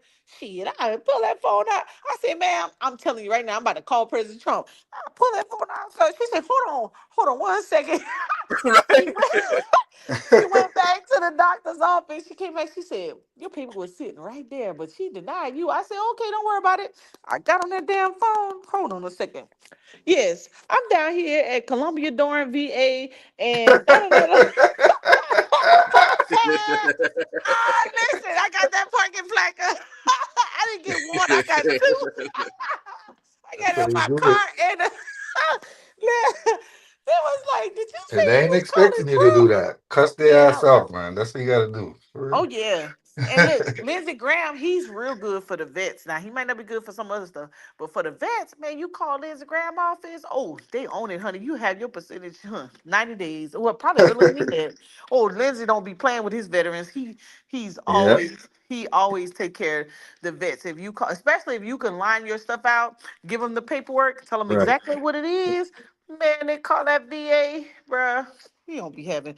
That's why and sometimes, when you have that's another thing. If you have since you're gonna be getting into veteran services, find out who your local representative is, senator or house representative, and then meet with them, let them know what you're gonna be doing for vets or whatever. Or they're gonna have your back 100%. So they'll say, oh, if you have any issues with a veteran, call my office or send me a letter, and they're gonna get behind it. That's where your power gonna be with your nonprofit, because when they know you got that congressional backing or whatever, they ain't gonna mess with you. Shoot, they gon' Right. So right here, that's where I'm at today. I was like, let's do it. When my wife made the suggestion, and then I was like, well, first things first, I need to be able to help the people who are in my immediate circle. If it actually can help those folks, then yeah, I'll be more comfortable going like more public with it and sharing the email address and doing the whole gambit. But on the back end, though, I did do the civil engagement here. So I did meet the senator. I met our mayor. I met his wife. We had lunch and a couple of things, a couple of different ceremonies. And so I did meet them. And then this year, 2026, is where I'll be laying more of the grassroots and connecting with like the businesses that already offer like veterans discounts, making, trying to make a resource that can actually start helping today with bringing down costs. I think that's like one of my first ones. Because I live in Arizona, we have like this big ass Luke Air Force Base, which is right here. And so we do have a good population of currently serving. And then we have those who have retired from the military. But where I live, though, on the west side of the valley, we don't have the veteran services like we don't have we have the VAW group, but they don't have an official facility yet. We don't have the hospital on this side. It's just about 30 miles away, and they had one that was in between, but it got shut down due to COVID. And so we have to work on getting that back up for veterans this way. And I love what you said about equine therapy services. I think I'm gonna make that. No, I don't think I will make that connection this year to make sure that we can broaden and actually get more support with helping veterans utilize the equine. I know of at least 2 facilities that have equine, and I remember having the conversation with our city council and our city council representatives, and it's not specific towards equine therapy, but it is an avenue that they were also interested in. And so those are the 3 different ways that I was looking at. And I wanted to just get your opinion on the other ways where veterans are transitioning and what kind of education we can help with. Marley said they do have a TAPS program now in our era, but it may not have been something for the veterans of like the previous eras. Right. And so, It was called ACAP. okay, what is that? But some veterans don't go through all of the sections to do the ACAP or TAP, and because they don't, sometimes it takes the people who actually been out to come back and say, hey, you have to go through those programs because you have to transition. These are the things you're gonna be involved in. But one of the other things that it'll help you find out if you have a vet center, right? A vet center, because the VA only going to offer so much, and then they trying to change. They're making a lot of changes at the VA right now, but the vet center is connecting with those other service organizations who've been around for a while, but also your main piece, those retreat type centers, like our Big Red Barn is big for us here because of a lot of veterans and their mental, a lot of the activities they offer, it helps out and it redirects for those vets. And then you got your homes. You talked about the homes. Also, if a vet is transitioning and they don't have funding, right? All veterans are not receiving VA. All veterans don't have a job. They find out career fairs, tech centers, workforce solutions, and when you do your Right. events, invite out. So what I used to do, I would invite out one of those services every time I had an event. Right? If you do 3 hours, you just couldn't do one. If you do 5, then you could have 2. And those people will offer there's a VA service that helps alter bathrooms or some of the home repair type stuff, but you got to go through VRE. So get real acquainted with your regional office, because everybody I'm talking about has outreach and it's free. So they could come out and speak to a group. And don't forget about caretakers. Do not forget about caretakers. Facts. They're so Do not forget. underappreciated, but Yes, because they need to be educated, and many people don't understand that they can be a caretaker for a vet, but it's a lot of things about the caretaker that people don't know how to get into, and it's not the in-home health, it's the caretaker, and then it's not just caretaker, they have aid and attendance, and all of that comes with a different type of service that's available. Yeah. I know recently they streamlined the mileage reimbursement. So when you actually are making your appointments, it's easier to get that little $20 or $30, whatever it is, depending on the distance that you travel. But I used to have to go all the way in, and I used to wait till I had like 6 months worth of appointments done, and then I would go in and then go back and try to do it that way. Doing Yeah. all of the mileage claims individually, but I think they have a streamlined version of that one as well. Yeah, it's online. You can file it online. Same thing. Don't forget clothing allowance. I get 4 clothing allowances. Um, you get clothing allowance for different things. If you're getting some type of cream, if you wear a particular type of brace, um, and so many things. Those are other opportunities that vets don't know about. So transitioning, man, you could have a whole year worth of things about transitioning. You could just invite each one of those outreach programs to come and speak on any of that, because it's so much stuff that we have, like the insurance, right? There used to be just one type of insurance you can get, or you could keep your insurance for 6 months and nothing else. But now the VA has several insurance packages that's cost efficient for vets, things like that. Oh, we didn't turn this into the How vet. much space do you think I would need for a veteran center, like square foot, like 2,500 or more? Or you could start small, and if you get over capacity, then expand.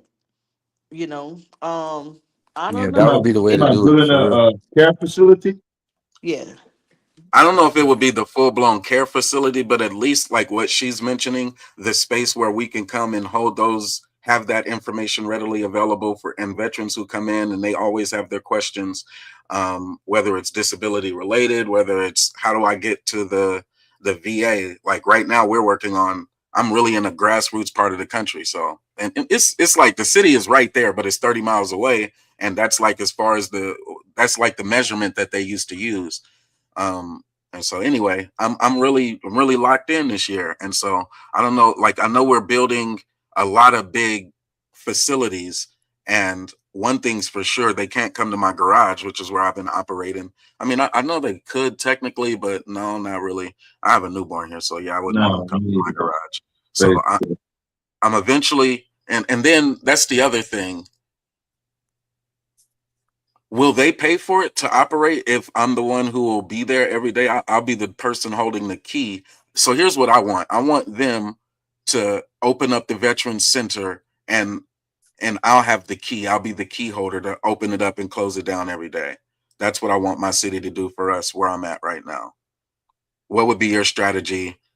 Like reach out to the senator, reach out to the congressperson, reach out to the folks who I've already established relationships with, make my request known, and then what would be like your 30, 60, 90 day kind of plan to get a vet center opened up? I know you also mentioned work with the regionals. I do have the commander's email for the DAV, so that's one segment, but I haven't really connected with any of the actual administrators of the VA itself.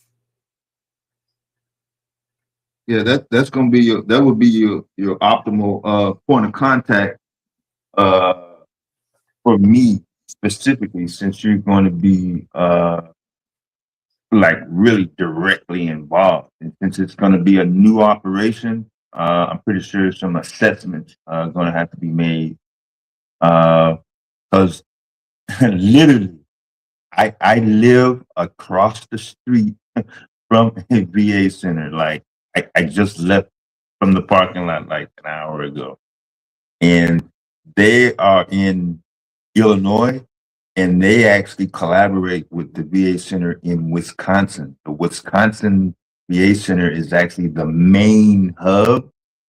So everything that goes through this Illinois VA office is either signed off or monitored by the VA office in an entirely different state, which is like 60 miles away. So I'm not sure what your geographical situation is and your jurisdiction is, but yeah, that would probably be the best line. That way, your chain of command won't be, you won't be have to worry about which direction go when you're talking about chain of command.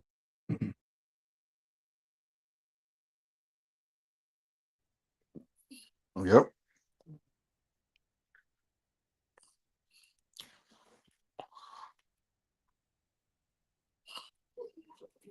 You got to go to your commander in chief.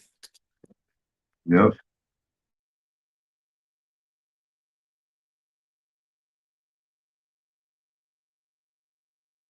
Because where GQ is and Skinny and all the other guys that are closer to the city, they're under a totally different chain of command when they're dealing with VA related stuff.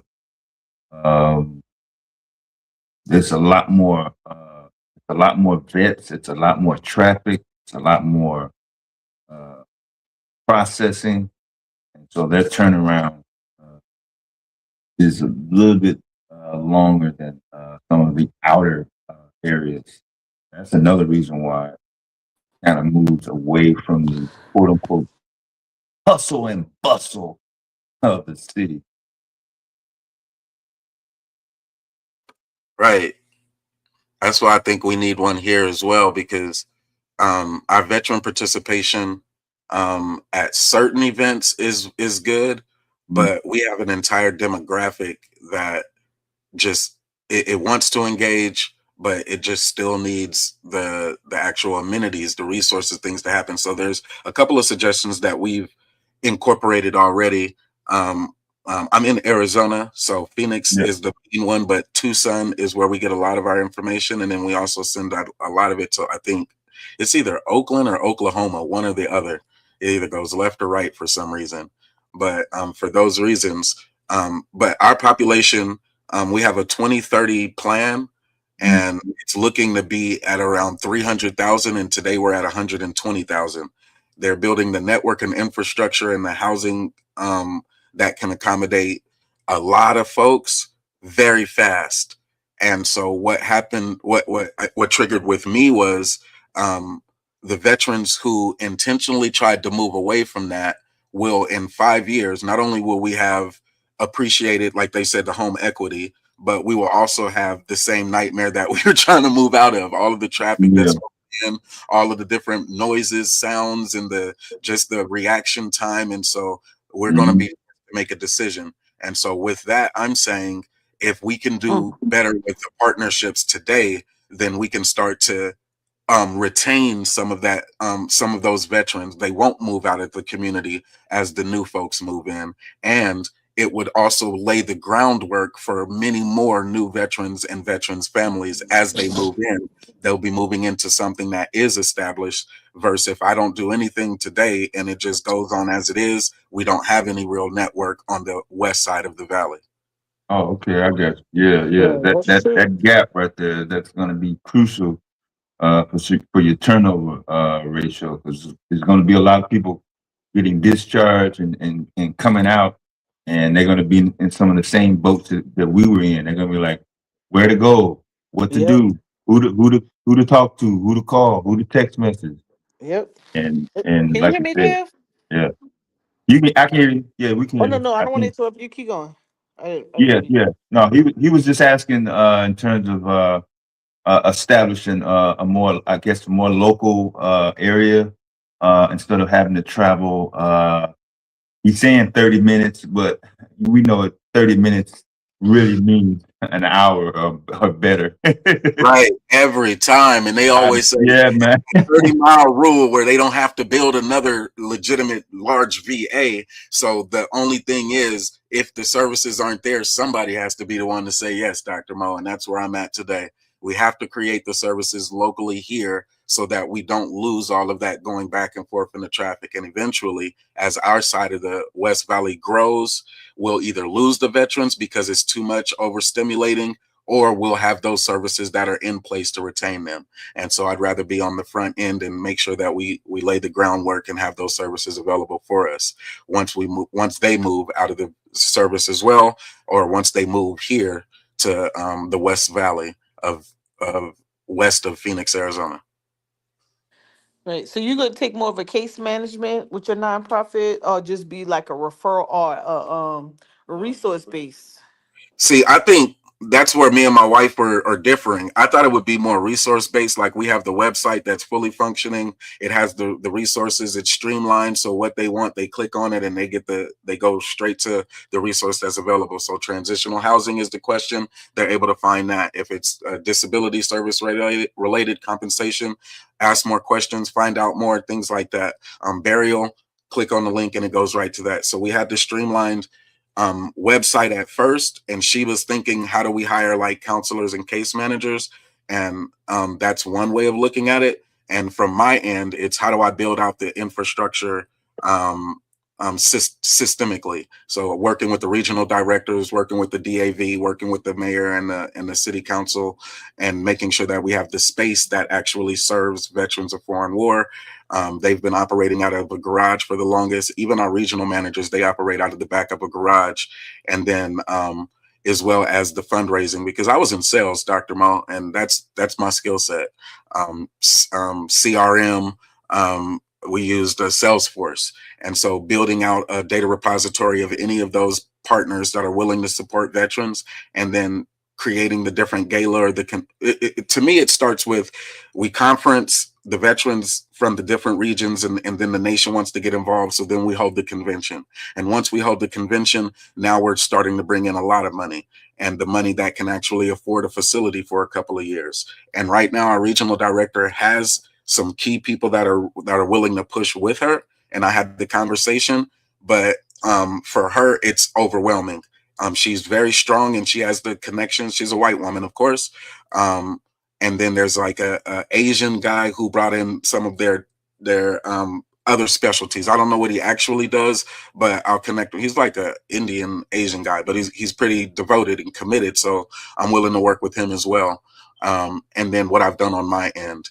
But it seems like in order to expedite this journey of mine, I do have to come to that consensus. Will it be a case management helping individual veterans and their families move forward with where they're at in their personal transitions? Or is it going to be an actual facility where any veteran of any era can come and get the benefits or look for benefits and services at that facility itself? And I haven't ironed that one out yet.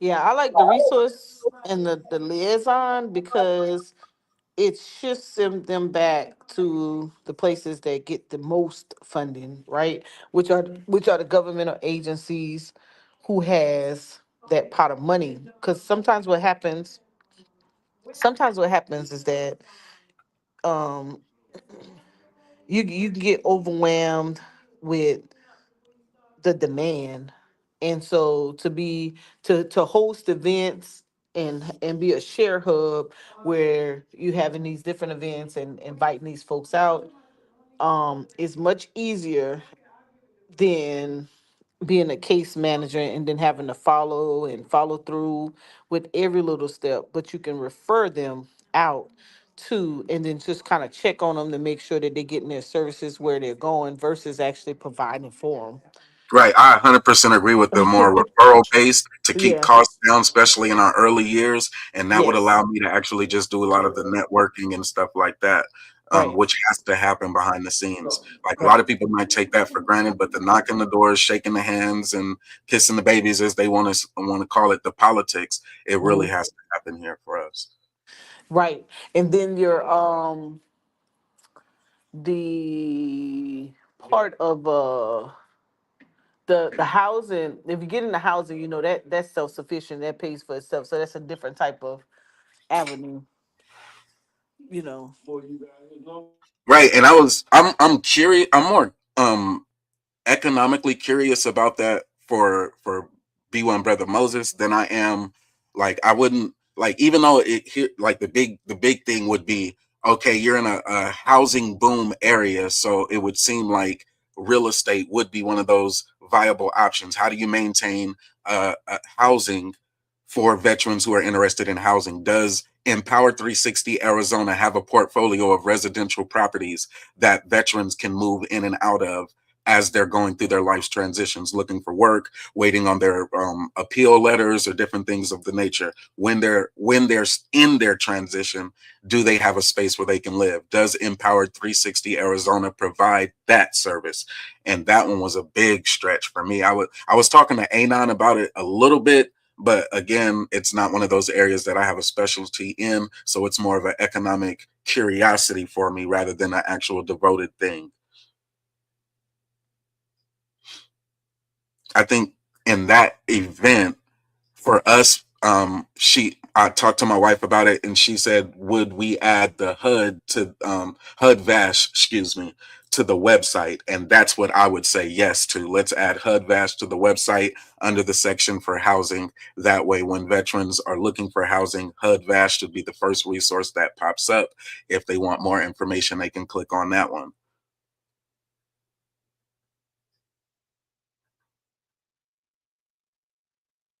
All right. Yeah, you got. All right. You definitely got a good plan. So just think about leaning on other services to help your venture, and because that's what they're there for. Their outreach, and we don't use them enough. Make them do what they're supposed to be doing. Just community engagement is real big right now, and support and partnering with community organizations is real big right now. Well, it's always been, we just never knew and couldn't tap into it. But now that we know, get them to do their job. I have been so forth charged by Dr. Mo. And thus it shall be. Appreciate your time, Dr. Mo. I will always steal my free consultations when I hear you're up, especially on a good Saturday where, Do you get free consultation? Absolutely free. Hey, I'm gonna write y'all off on my taxes. Don't invoice it. Invoice it to listen. That's all about counsel, baby.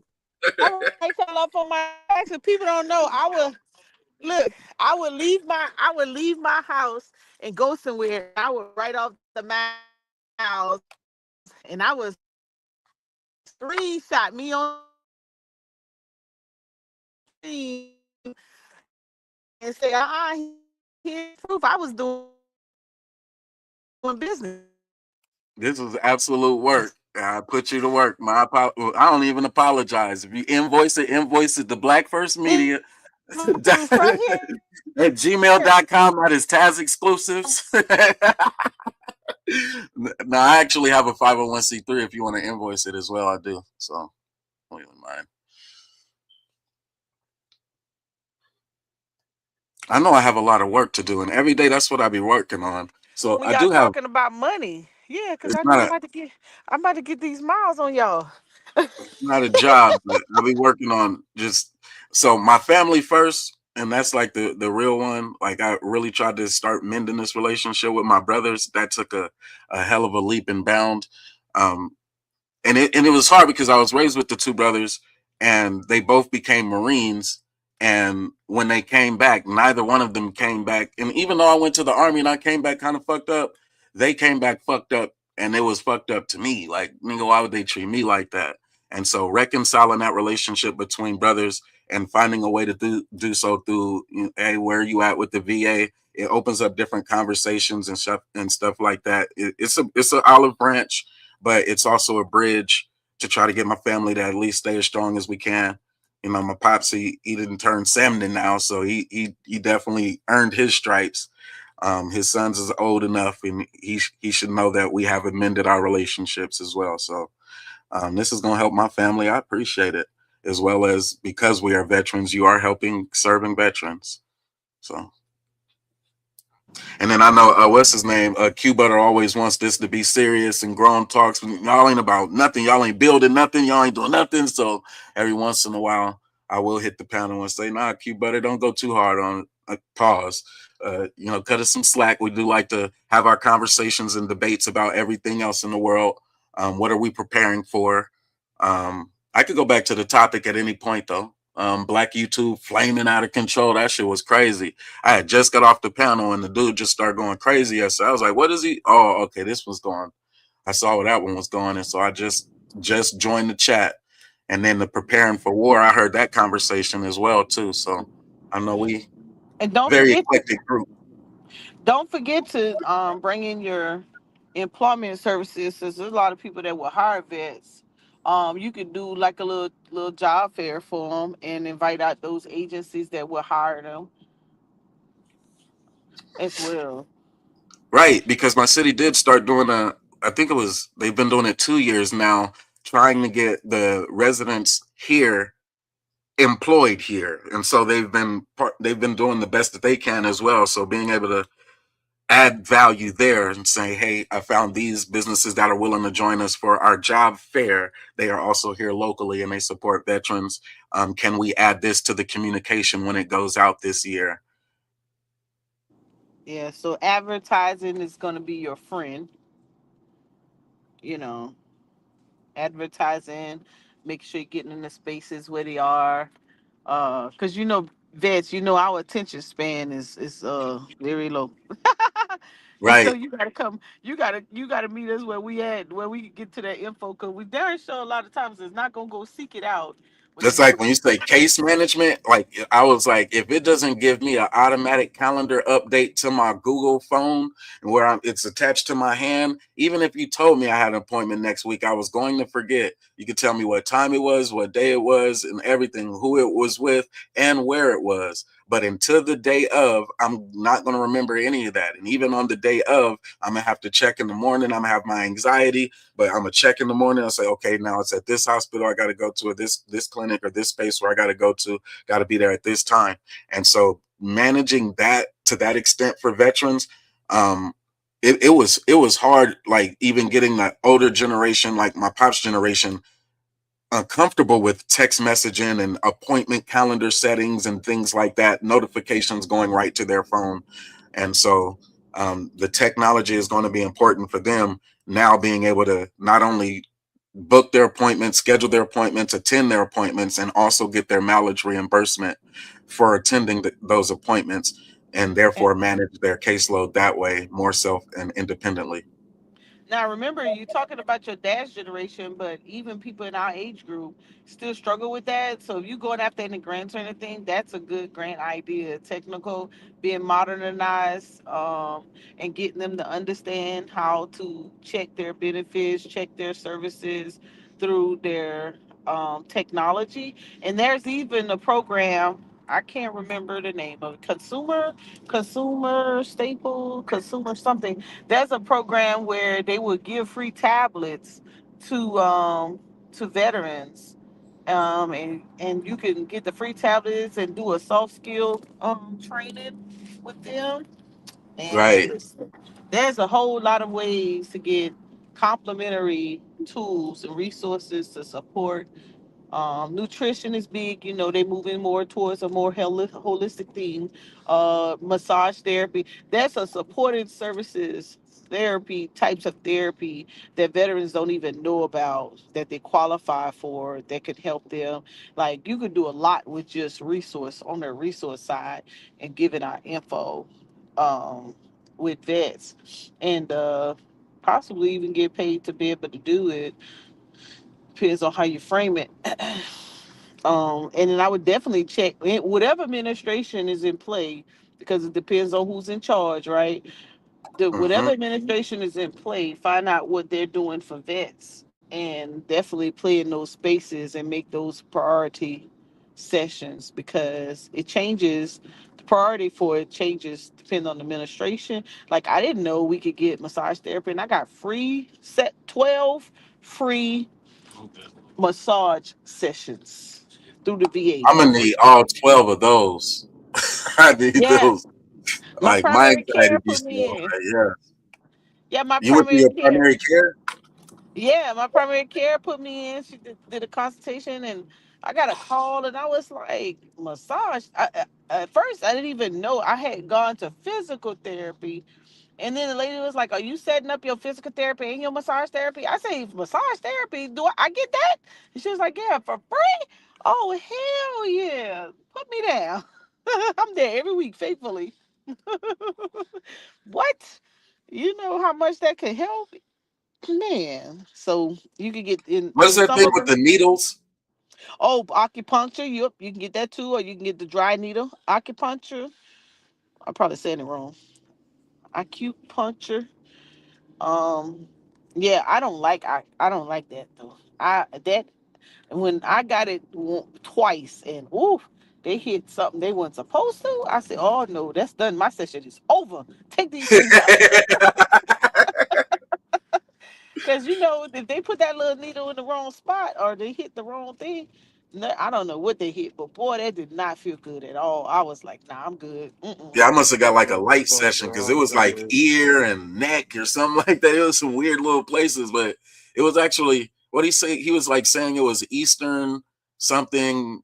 I don't know. He was calling it Eastern, and then they played some like bell chimes or some bowl they played. It was Oh yeah. I was like, okay, whatever. I just kind of went with it, but yeah, it was nothing that I was used to, so I kind of didn't. I don't know if my body got a benefit, and I'm not so spiritually attuned to say that it did anything spiritually for me. So I don't know. I don't know what it actually served. But I will say this: I didn't experience the anxiety that I was experiencing. So while I was actually there, the only anxiety was just the curiosity of what it was. But once I kind of relaxed, and then I was just like, okay, yeah. So my anxiety did come down. I'll tell you that. I did. I'll give them that. But acupuncture, massage therapy, equine therapy, you said earlier, I would absolutely rock with that. I used to be afraid of horses, but there's just something different about it. It's a regal beast. It is very regal, but it's still a Yeah. beast. It's something about that. I had it on my back and it's oh man. I probably was more afraid of it than it probably harmed me. And I probably was over exaggerating because if it's something, I have a tendency to do that, especially if I'm trying to get out of it or whatever. I've learned how to over exaggerate, but I just didn't. That was just not my thing. Tai Chi, I've taken Tai Chi as well. Tai Chi, was it massage therapy, Tai Chi, yoga, Yeah, stretching. now the yoga stuff, now that was actually physical. I didn't know that they got like all of that stretching stuff. You'd be like, okay, yeah, I did. I can now stretch a little bit further now. So that one kind of did work. Yeah, yeah. Breathing exercises, mindfulness. That's how I learned how to just chill out. Man, I didn't know how to chill out. I didn't know how to chill out. Now I would give mindfulness 5 fucking stars. That one is the Yes. one for me. Mindfulness made more sense than any of the other shit that they was talking about. Like, can you center yourself? Can you just relax right now? I was like, nah, I No. ain't fucking relax. The fuck is you trying to talk to me? And then after all of it, like about 30 it took a while, but then yes, mindfulness started to make sense. I was like, yeah, that's what they're telling you. You're not able to calm down. Hey, I had to learn how to breathe. I didn't even know. You think you're doing something, and boy, you had to slow that breathing down. I was like, oh, this a challenge. And so Breathing now I try. exercises are great. Yeah, Yes. for anxiety. Yeah.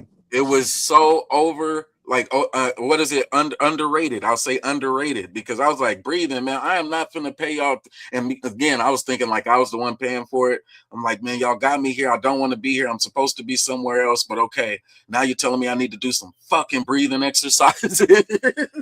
I was not processing none of that shit at first. I struggled with everything they were trying to tell me. I didn't understand none of that mental health shit they was going through. Hey, but isn't it amazing though? Isn't it amazing the most simplest things is what help you? And you Facts. reject it? Yes. Yes. Calm down. Calm down. Don't talk. Calm down. I don't understand nothing you say right now. You gotta calm down. Then you could talk to me. People be like, "What?" If you don't, I'm like, "No, calm down. It's okay. Breathe." Yeah. Right. Simple. I think mindfulness helped too because I disorient. Like you can say something, and if it triggered me, now I'm stuck in the emotion and the thoughts that come with it, and I might be in that rabbit hole. Like you know how some people do research, and it's not the point that they were looking for, but it was interesting, and now they're reading about that for like 3 hours instead of the point that they were trying to make during the research. That's what tends to happen. Like, and I'll just drift into that feeling, and it's not even a good space, and oftentimes it goes right back into the dark spaces that I had been fighting to get out of. And for all those reasons, mindfulness was beneficial for me at even recognizing when I was disorienting, and then trying to give me some of those strategies to say, okay, you are disorienting. What are some things that you can do to bring you back into this present moment? And then that could help me refocus, because being absent-minded, I'll just say it the way that white folks like to say it when they're looking for a reason to fire your ass. Being obtuse or absent-minded or not present during the meetings or whatever it might be, while yes, it is a natural thing, many people may experience it. Being stuck there for like 3 hours is definitely not normal. And then not being able to recover from it, and it being something that can impair your entire day, all of your social relationships, your interactions. And the job just wants you to be productive. They don't give a fuck about your emotions or your state of mind. They just say, get back to being productive. So it really didn't work for me in my corporate space, because I was in a call center type environment where I was supposed to be on the next call in 30 seconds. And I done spaced out for like 2 hours.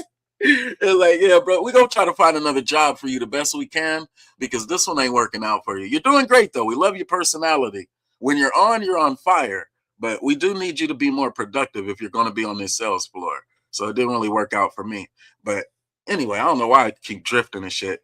That mental health note, but mindfulness was one of them. I've always been a rambler, though. I'll just say that in my own defense.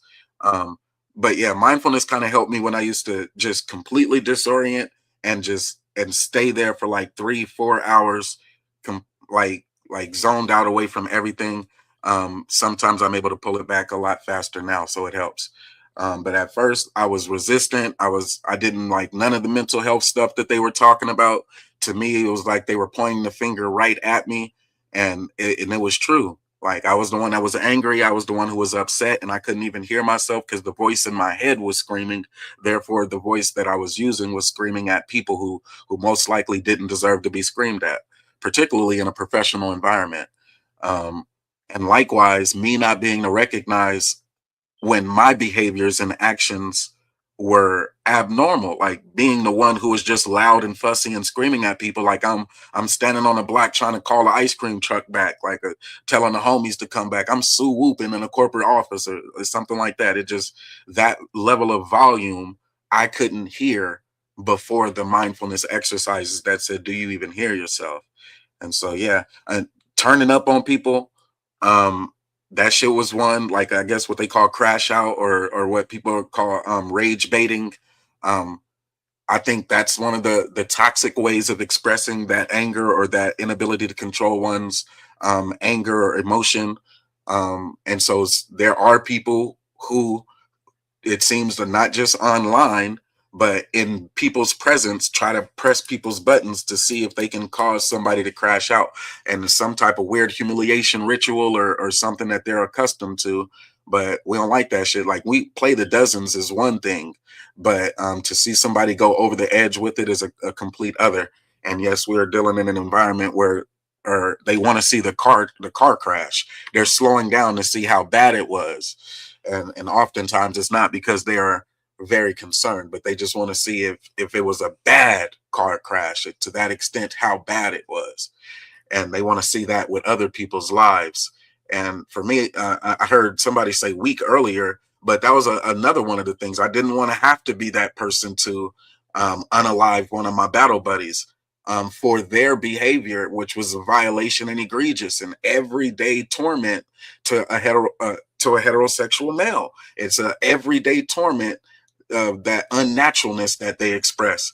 And I don't like to be like you can't put your hands on me. And that's one of the things in the military where, oh, you just have to get over it. And I guess when people are authority, or people are, and I guess it could also just be people who are taller than you, or people who feel like they're in their moment. They like to put their hand on your shoulder or grab, they like to, nigga, I ain't like none of that shit. None of it. And so being somebody who didn't like none of it and wasn't having none of that shit, social relationships are always impaired by those type of responses that I have. And so whatever set me off, it could be a slight trigger, but oftentimes it was just the other side of the spectrum, the homoerotic behavior. I never could understand that in any social paradigm, how that is considered okay, professionally acceptable. And it's not just a question of what they do in their bedroom, but no, when they aggress in real human life and what that does and how it's deemed offensive. They're telling me that I'm the one who needs to work on it. I shouldn't be offended by it. Like the dude who came up yesterday was like, oh, he took it as a compliment. And that shit, I was glad I was off the panel at that point. I was like, what? How? Okay, well, I can understand now with mindfulness. Maybe he's been through some sessions of mindfulness, some mental health awareness type sessions, maybe a couple of group sessions about mental health awareness where they focused on anger and how it represents you in public when you put on the persona of anger. Anyway, I think in the military, it may have been an easier adjustment for the physical demands, because, you know, the athleticism was always encouraged before joining the military, but the social dynamics of integration never really emphasized. Maybe they did, but it could have just been another one of those things, like Marley said, like taps on our way out. But integration never really emphasized how homoerotic the Greek culture is, and the ways that it manifests in its social dynamics, and the type of brothers they look like us black people, what it takes to be a black man who can be accommodating of the Greek philosophy and behaviors and morals and norms, and to me it feels like black men would have to acquiesce in order to be in their presence for the long term and just endure it and to keep going forward, just keep pressing through, and you'll make it one day. And so, yes, to me, it did take a different type of brother to make it inside of the military. I saw it in the chat earlier. Somebody said, well, do we still recommend the modern black family to our boys and girls to join the military? Some do, some don't. It's just in how do you prepare them for going? Like, Are you saying there's a bunch of gays in the military? Is there? I think the don't ask, don't tell, and the repealing of it was the very evidence that you need to answer that question for yourself. We didn't have to say it. They had to make it known. And then when you look at the population of the military, who do you believe they were talking to? Crazy. And I'm not just saying like it was like the good old boy behavior. Like when I read what Dev put in the chat, getting the VA benefits with a bad conduct discharge. And then they had a special court martial for bad conduct discharge. It says before June 25th, 2024, many veterans with a bad conduct discharge from a special court martial were barred from benefits due to regulatory bars such as willful and persistent misconduct. But after June 25th, 2024, the VA may allow compelling circumstances such as combat-related trauma, which I agree with, PTSD I agree with, military sexual trauma, family emergencies, to overcome certain regulatory bars, including willful and persistent misconduct. And this is the one that kind of raised my eyebrow. It was like the dishonorable discharge that the aggressor that I would have just called a sissy boo or whatever it was, the F word. I may have let one slip earlier, but the homo male who violates other men, and then they discharged him for bad conduct because of his violations. It looks like after June 25th, 2024, even they can have their special court martials overturned for reasons of VA healthcare service connected conditions that they may have also incurred, disability compensation they may be eligible for any of the illnesses that they incurred or aggravated during service, and other VA programs. So what that tells me is both sides of that coin, the heterosexual male who was violated and said, or in most cases, I'll be honest, it was the heterosexual female who experienced military sexual trauma. And now they're saying, well, those males who were habitual violators can still be eligible. So yes, there are a lot of gays in the military, and systematically they are making that known to America with these types of policies. And I'm not for the like, when I look at the character, the discharge that applied to the violators, that shit irks my soul. But I do also understand that it is necessary for it to be repealed for all of those, the women soldiers and the few cases where the men were violated, in order for them to get their benefits and their cases heard. It was necessary for the overall overturning of the ban. But yes, there are a lot of gays in there, and the culture that allowed their behavior to be normal, even more normal than just being a heterosexual male with a, or a heterosexual female. That shit is irksome to me. Do I recommend my children go to the military? No, I ain't tell none of my children to go to it. Not at all. No siree. Not the Marines, not the Air Force, not the Army. But when my son was interested or curious about it, I said if there was any of them, probably the Air Force, you won't get your promotions as fast as, say, the Army, but your living accommodations are leaps, or at the time, leaps and bounds above what the Army's barracks were. The Air Force had better living accommodations. So if you're going to be there for whatever term, you might as well live in better housing. And that was like the only advice that I would give towards that. But he wasn't really interested. He's more of a gamer, so he wanted to go to college for game design, and so he went to ASU, and that was that. But that was the answering the question in the chat. Yeah, I'm talking about a lot, but overall, the general theme of it was the mental preparedness or mental health, and the major premise from these special combat related trauma, I am 100% in agreement with, and the PTSD for any of our veterans of any era that they may have experienced in their preparation for or in deploying, and then even the returning. I don't want the VAs heavily regulating against our veterans who are asking for help, whether it's help with their housing, whether it's help with mental health, whether it's help with any of the resources set asides that were intended for our veterans since Abraham Lincoln made the declaration, or whoever made it before. I want that same benefit to be extended to them. And when I look at, like, for that same nevermind, when I look at the Homestead Act in like 1862 and 1864 and what was afforded and how many acres it was, like 120 acres, and it was like $1.25. So, but there was so many different ways that land was appropriated. I would be radical today to say that that is the same extent to which our government should be blessing our veterans who have served in the military, and particularly those who served abroad and went and put on that uniform and picked up that rifle and carried it abroad somewhere in order to further America's interests abroad. I would say they deserve the same 120 acre allotment.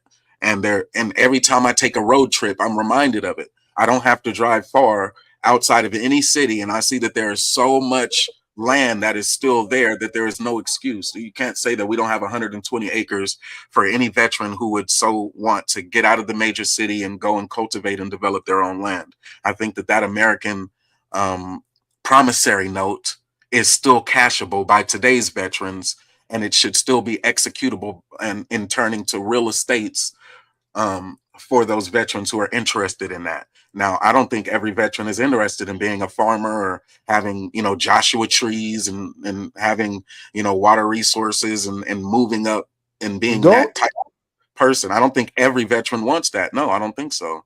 I think some veterans have different aims. Like one of my brothers, for instance, he would really be a great world traveler, not somebody stationary on a plantation or a farm or on the side of a mountain somewhere. He would rather be a traveler. And so for him as a veteran, yeah, he should travel the world. But for those Veterans should veterans, be allowed to travel for free, in my opinion. that's another radical thought. I don't think that there's an airplane that should tell them no if they want to fly some damn where. And we have a lot of different multinational corporations that can afford to make that possible for any veteran to experience that. Why? Because we know what the veterans may be experiencing in their interpersonal lives every day. So when they finally do say, I need to get away, let them. Yeah. When they've been deployed anywhere in the world, they'd have to go. So I hear Domo coming up with some pretty extreme scenarios where the world is going to end. So here's my little one. I don't want to see our veterans who experience disorientation and disillusionment. I don't want to see them having to get gunned down in the street by the ICE agents or anti-protest current Federal Reserves or what are they called? What are the troops called? The reserve troops. Anybody being deployed now, I don't want to see our veterans having to get cut down in the street because they've joined some radical protest movement and they feel disillusioned today more than they would have felt coming off of a plantation in 1862. How is it that the black men in 1862 who did take up Uncle Sam on his offer, like Elijah Montgomery, I thought he was even like a Confederate in that point, but places like Mound Bayou in Mississippi and such. I mean, there was a lot of them. Like when I started looking at the name Randolph, like people who came all the way out to Arizona, even there's a lot of black cities, and some of them where black veterans actually did cash that promissory note and try to take advantage of land opportunities. And I think that same promissory note should be extended to today's veterans as we are moving forward with what should we do in the golden age of America. We want to reach a real golden age. That's the promissory note that needs to be tenured right now. A lot of people look at reparations and different things, and so they find reasons. I have a lot of comments. Like when it comes to reparations, I looked at the Somali fraud in Minnesota and all of that as them cashing reparations in America. They came and started cashing checks. When America said no to black people, the Somalis were making America say yes. And there are many veterans who are experiencing homelessness who could have benefited from the set-asides, the resources that are already there for veterans. They're already there for veterans in need, but they're experiencing homelessness while we have this Somali fraud going on. And they're saying that they fed so many millions of people while we have our veterans right there who are like, nah, we didn't get none of those meals. And so I know it shouldn't be a competition. If there is money to feed the kids, then there's money to feed the Man, that vets. was a whole psyop, yo. Imagine the government give them $1 billion. They said $1 billion. How did they get to $1 billion? But you're still telling us that our veterans are and that They're giving away money like water, but you know what I'm saying? Substance abuse. It's poor decision making. It's not knowing how to manage their credit. It's just life decision after life decision. No, I rephrase that. We call it transitions. And these are veterans who are still experiencing a rough transition. But we know that there are veterans who are on the positive end. And because we can see veterans who are in high, like ELT or executive leadership positions in corporations like Wells Fargo or banking systems, wherever they're at, wherever veterans are doing well in wherever spaces, we know that there is the opposite of homelessness for veterans. Veterans can get out of the service and do well with better decisions. So we don't just say, well, we're going to spend the money on Somali refugees instead of our veterans. No, we find a way to connect with our veterans still. Anyway, I feel the same way about black people, but I just inserted the word veterans for today's conversation. And then Somali, I know that there's a lot of Pan-African thought that just says we are all a universal Pan-African family. And so what happens in America starts to become a bit possessive, like cousins fighting, like they're distant cousins because they have the same melanated skin and similar type of facial features. And that one's a hard conversation to negotiate because their blackness is often expressed in the same ways that our blackness is expressed. For some reason, they seem to gravitate to some of the same types of music, culture, movies, fashion. They may have a more Arabized, Muslim-based religion for a lot of them, but in many other ways they're similar. And so I don't want to say their children should not be fed, like fuck them Somali kids. But at the same time, I do understand that $1 billion could have gone a long way towards our reparations. And for them to say they don't have it, and then to say, well, these Somalis just scammed us for $1 billion, you can't say both. You have it, and you're choosing to not just delineate, but you're choosing to allocate. That's the word. And where those resources get allocated, it seems to be missing us, even in places like Minnesota. And so it's ironic, but those conversations, I think they're necessary as well. But their blackness, then I challenge, say that they're taking blackness or co-opting blackness, putting it on for the sake of applying for American benefits. And that makes it seem like they're a part of the American infrastructure because they are recipients of the same American benefits from the same American treasury. They get the same type of tax benefits or whatever, tax dollars, Listen, whatever. I don't understand how Somalis are starving in Minnesota. Minnesota? Starving Somalis?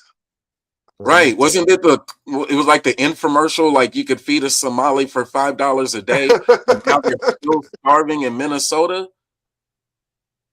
Doesn't make any sense. Obviously, that $5 a day wasn't enough. Them commercials wasn't enough. They came to America and said, no, we need $1 billion.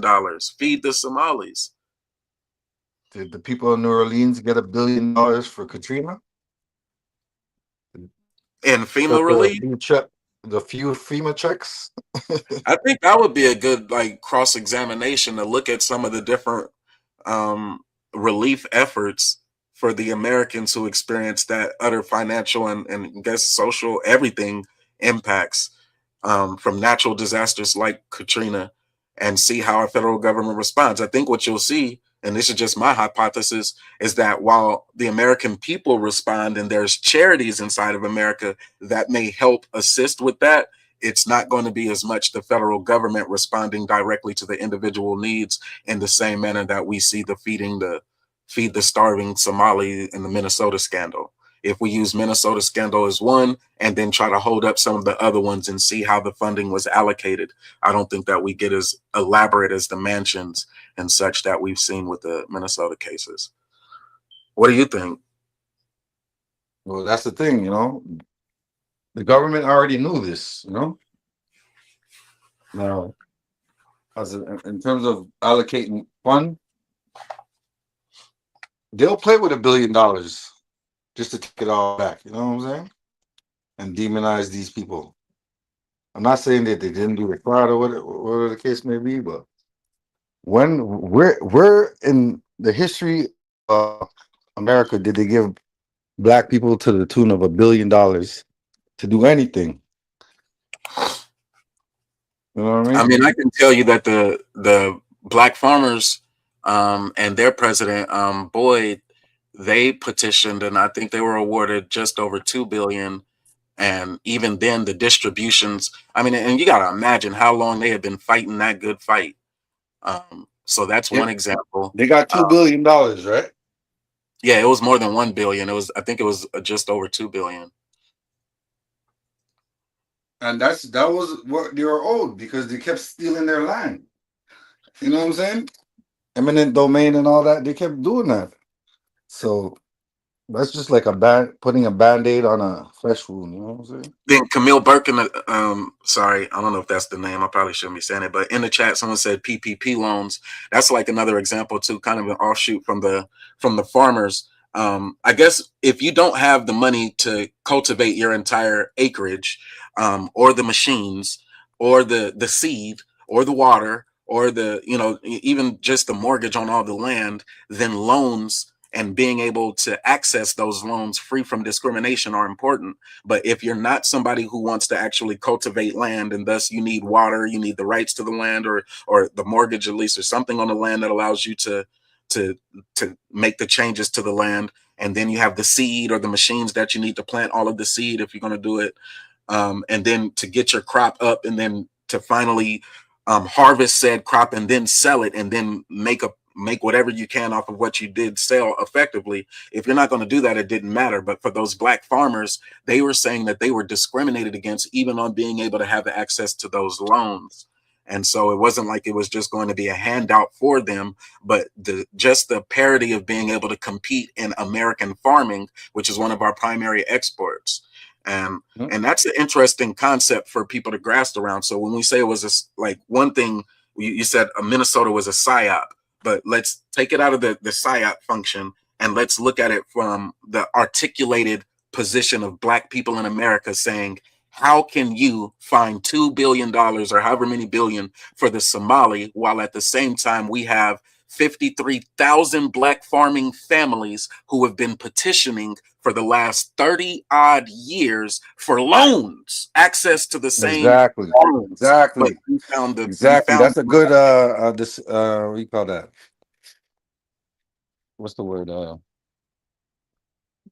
Contrast, you know? A good contrast. Oh, appreciate it, Shursky. But they found that money. And so that the PPP loans, the reason why it was shocked when it was like, oh, these people were getting over gaming the system. No, once again, scale it back. You have black people who have been living in, like, we don't understand how bad poverty is until you think about $12,000 a year or $1,000 a month.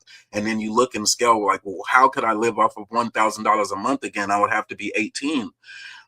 But in any event, $12,000 a year is the poverty level, and how many black people have experienced that for the last 30, 40 some odd years.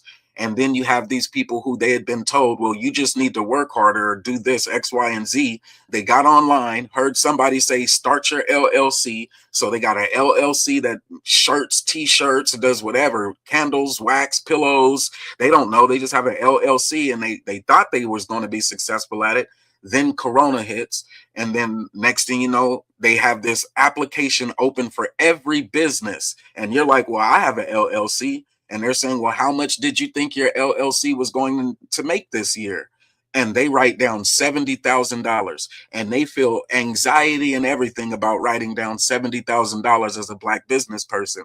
And so the people audit and say, well, can you show receipts that show that you've earned anywhere near $70,000?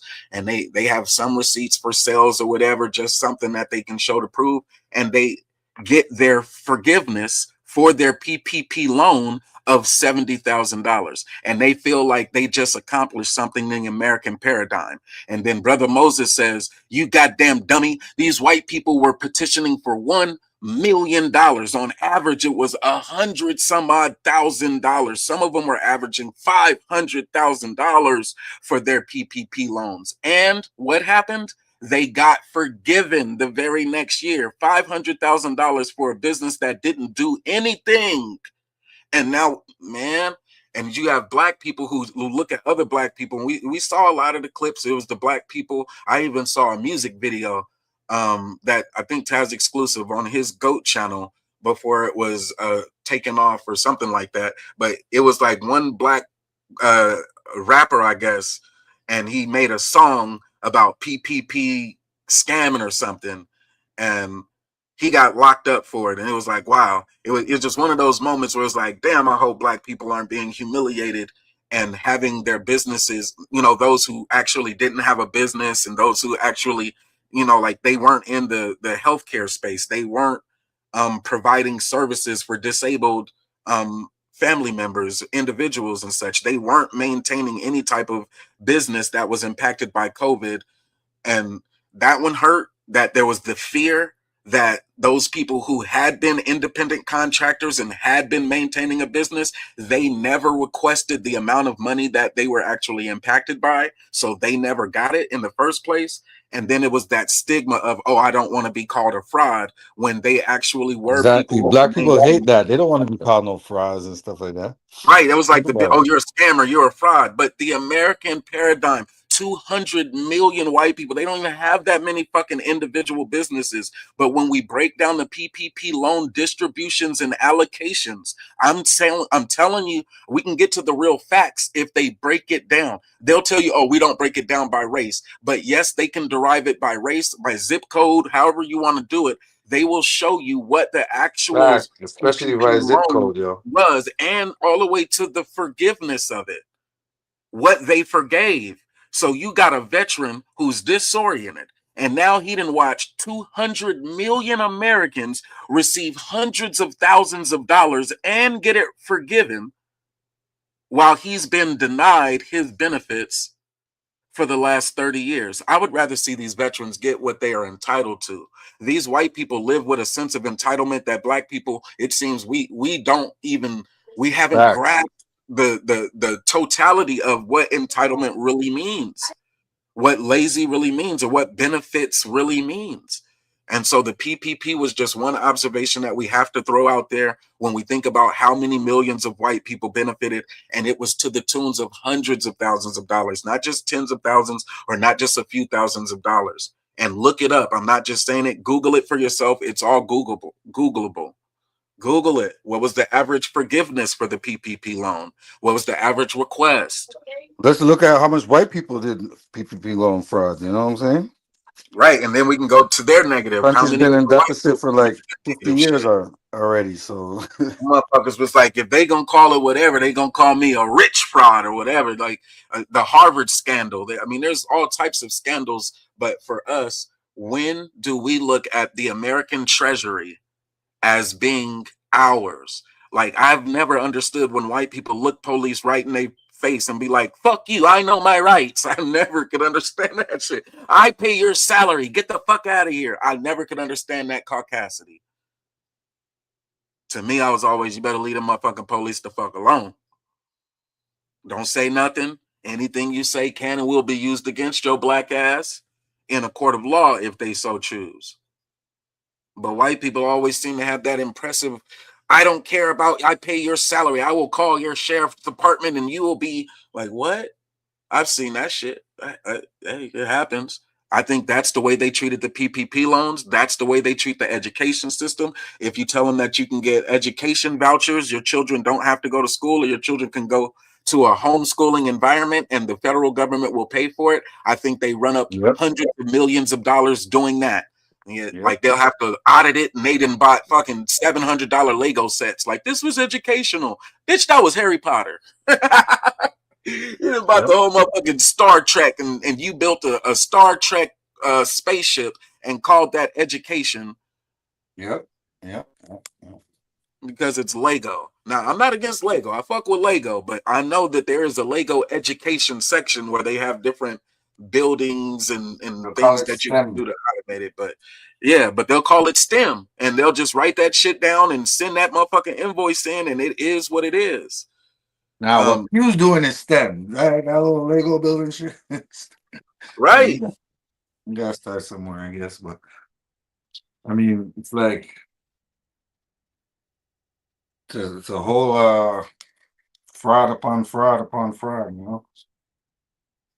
So instead of like, why do we even call it fraud? I think that's just the word that they use to discourage those who, I mean, and that's my case. If you're not in the right, then yeah, it might be wrong. But it's everyday stuff that we might see as everyday stuff, but that we might then attach the word fraud to, or I wouldn't want to do that, or that we typically don't hear black folks talking about. I fuck with Q Butter because he was one of the people who actually, I was at Morehouse College, first of all, when I kind of learned about Q Butter and shit. And let me see, I didn't graduate till 2016, but by 2016 there had already been a couple of things. But anyway, to me it was like if you're going to pay for student, if the federal government, is going to pay for students to be in the chair at a high school, and that's what they're paying for. It doesn't really matter what the high school is, where the high school is. They're paying for the butt in the chair. And now they are moving from that model of education into a model that is open and accepting of home education. Then black folks need to understand what it is. I don't know if they're going to pull their kids out of the public education system, but they should at least know what that new model or that other model is. And it may be the old model when black folks weren't allowed to go to these segregated schools in the first place, or where school was a commodity. You know, schools were so far, like we heard the stories from my dad's generation of walking 20 miles both way uphill to get to school and back. And because there weren't a lot of schools, I would take it, But for us in our lifetime, the model is changing from going and putting the federal government paying for the butt being in the chair to now, are you educating? And the federal government is still willing to pay for it. And because of that, we shouldn't attach fraud to it. We should try to understand what it is. And I live in Arizona. I've seen the numbers. It's hundreds of millions. There's not a lot of black people in Arizona like that to where we could say, oh, this stay at home, educate your children at home, and the federal government is still paying for it. Nigga, that is still at this point a lot of white people doing this shit. I mean, so I tip my hat and I salute Q Butter for trying to make that education, that model and learning about that model even available. And then he'll take it a step further and say, and if you want your children to actually experience a home education, we have resources that are available to help you with that transition. So again, to me, I'm just taking the words that they had, like we're struggling or we're failing in the education system. The education is failing for us. No, right now we're in a transition of the model and the approach to how the federal government is willing to pay for it. They were willing to pay for it if your child was going into this classroom. They weren't willing to pay for our Sunday school lessons. And you know, they call it a 501c3. We'll give you a tax write-off for that spiritual stuff.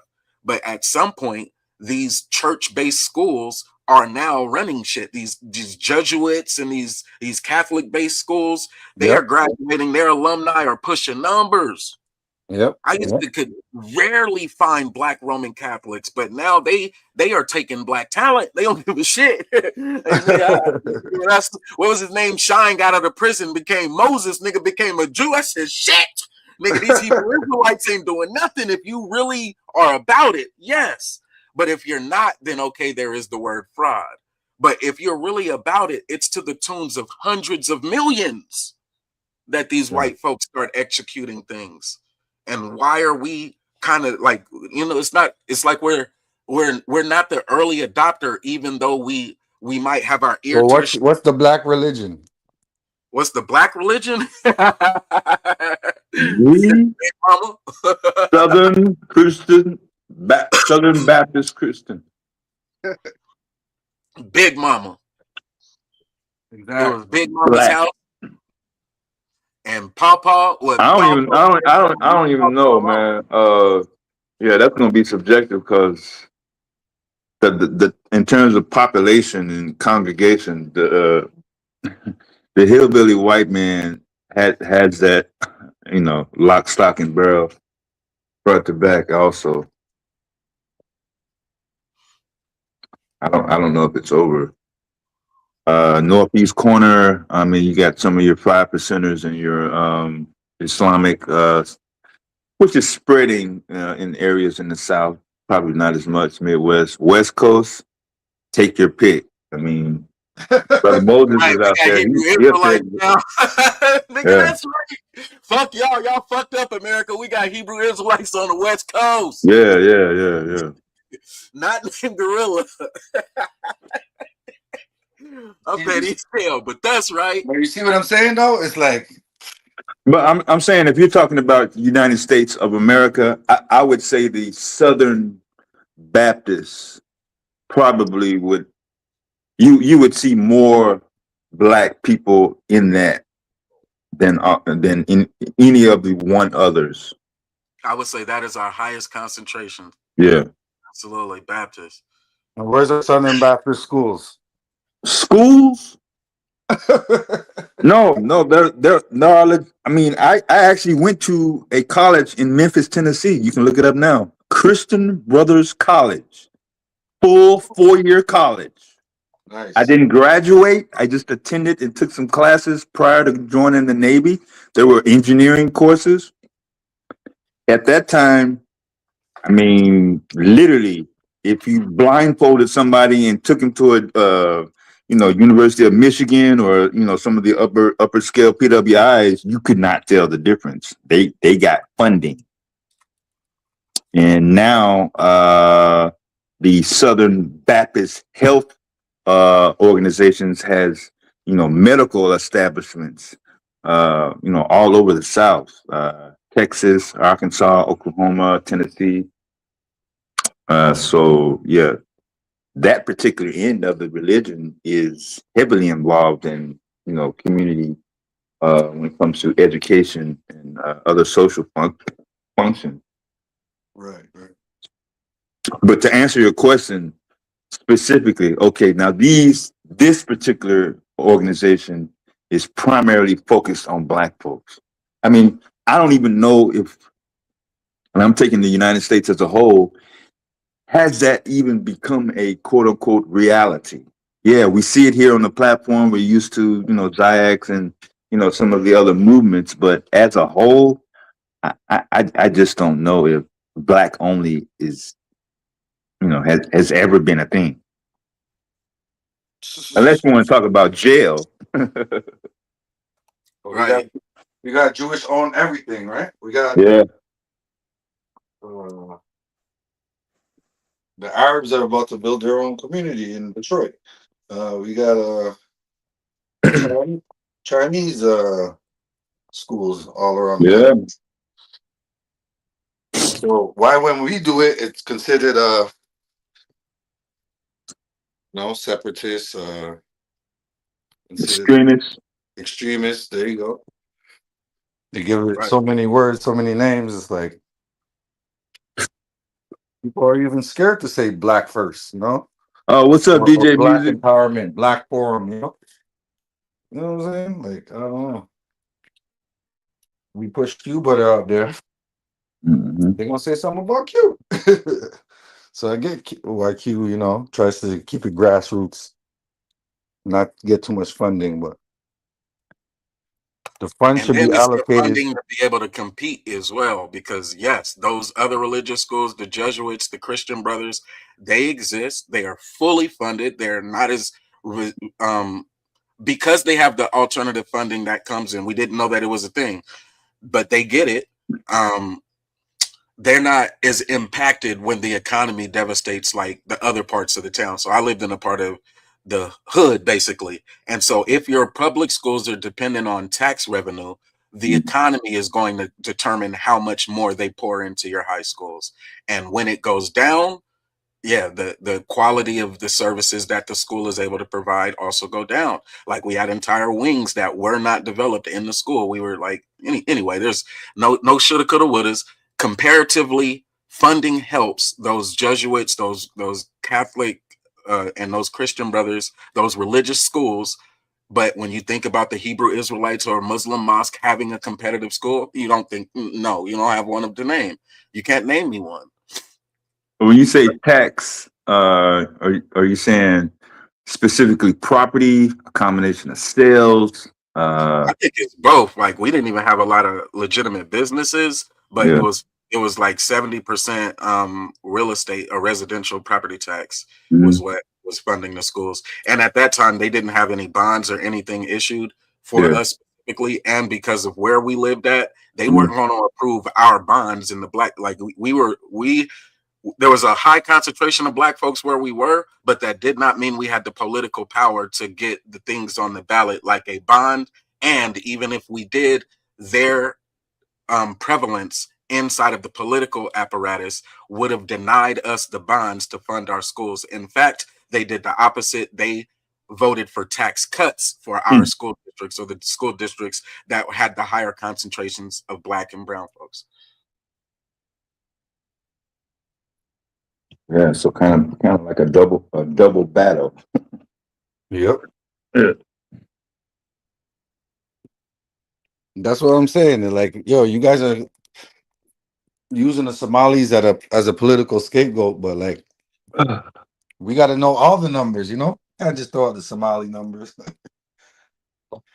And why did y'all give him $1 billion without checking in on what's going on? You know what I'm saying? I think I only use, well, maybe other folks as well, but Somalia is a political scapegoat because it's expedient. Right now, it gives us a good cross-point reference, and 1 billion is an easy number to say. So $1 billion for the Somalis is a very concise sentence. Yeah, but the GDP, comparisons. The country's in a debt of the tune of $77 trillion. So oh, you said our country is in debt 77 trillion? Yeah. Is that like our unfunded liability and all of that? When we talk about turning over a profit, this country's not too good on that. Point blank, period. You know, just to be honest.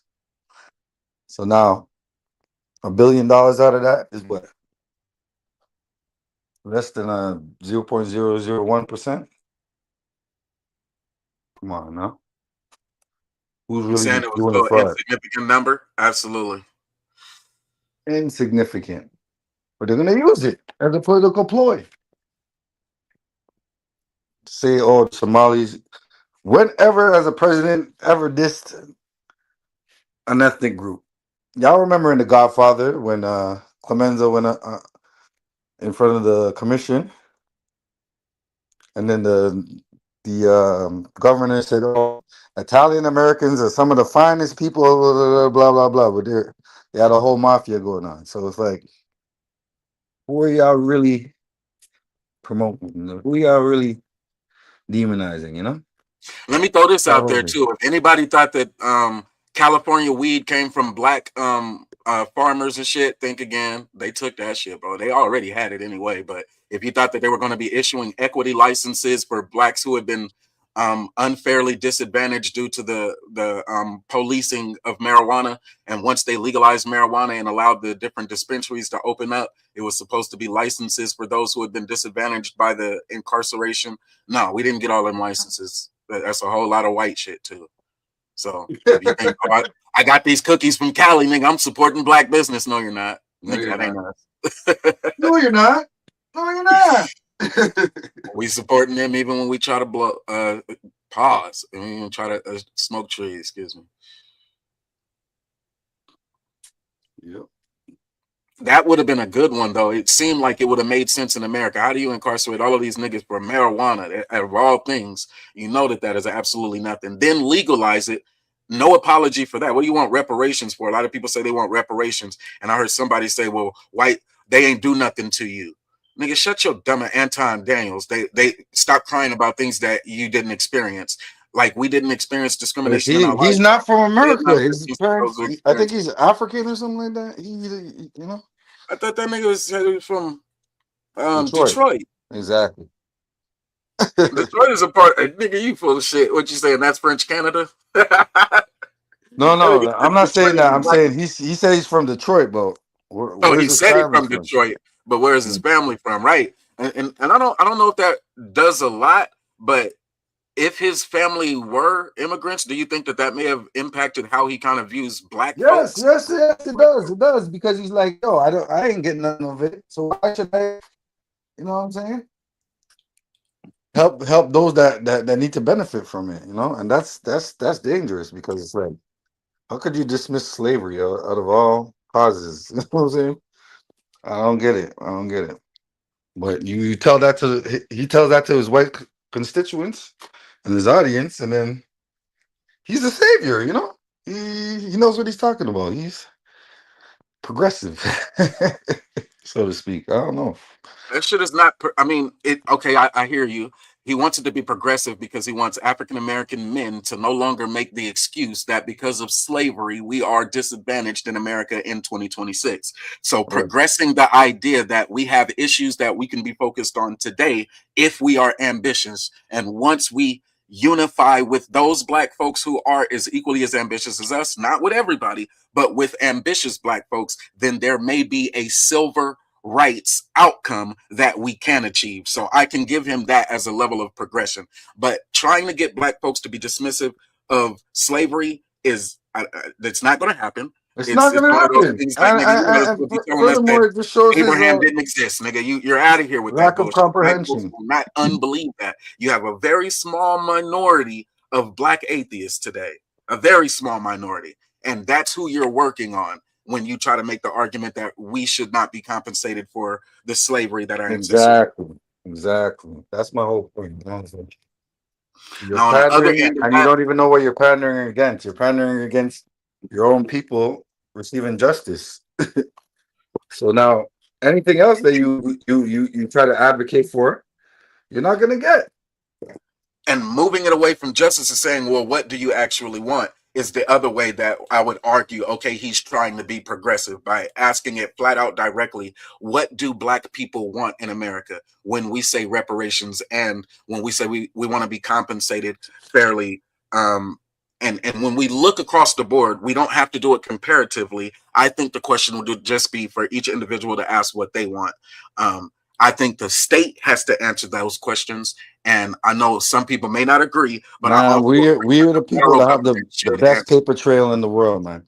They Right, know I said it exactly with us. I how said they us can as allocate that. individuals, we have to answer that. But then the state also has to. I do not absolve the state or the federal government from answering that question. I just do not absolve them from the original sin. I don't think that them saying, well, we won't teach it in our history lessons, nor changing the model to which they're willing to fund public education will take that slavery existed out of America. It will not remove that out of the psyche of Black Americans. Not now, not in 100 years. I think that is a foolish thing. That is like asking us to think against Darwin's survival of the fittest. No, we are still here based on this story. We are here and we are still and I would say I'll tell competitive that against Anton so many dumbass of the other Daniels that. world groups that you could line us up against wherever there are in the world, physically, spiritually, even in some cases economically. You can line us up against your Czechoslovakians, your Ukrainians, your Polish, your any groups that you want to, and look at the groups of African Americans and now give us a task. What do you want these groups to compete at and accomplish? And let's see what can actually happen in this world.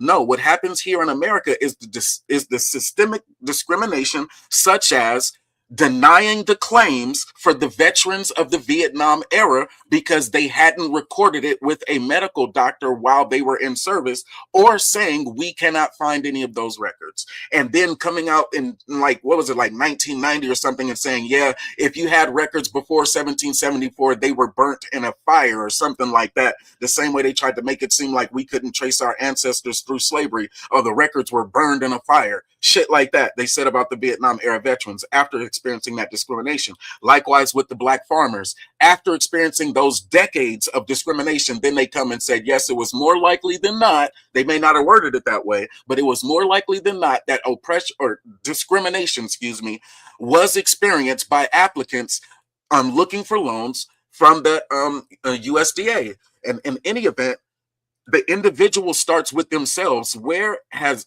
either myself or my family experienced something to where we need reparations, we need repair, we need restorative justice for?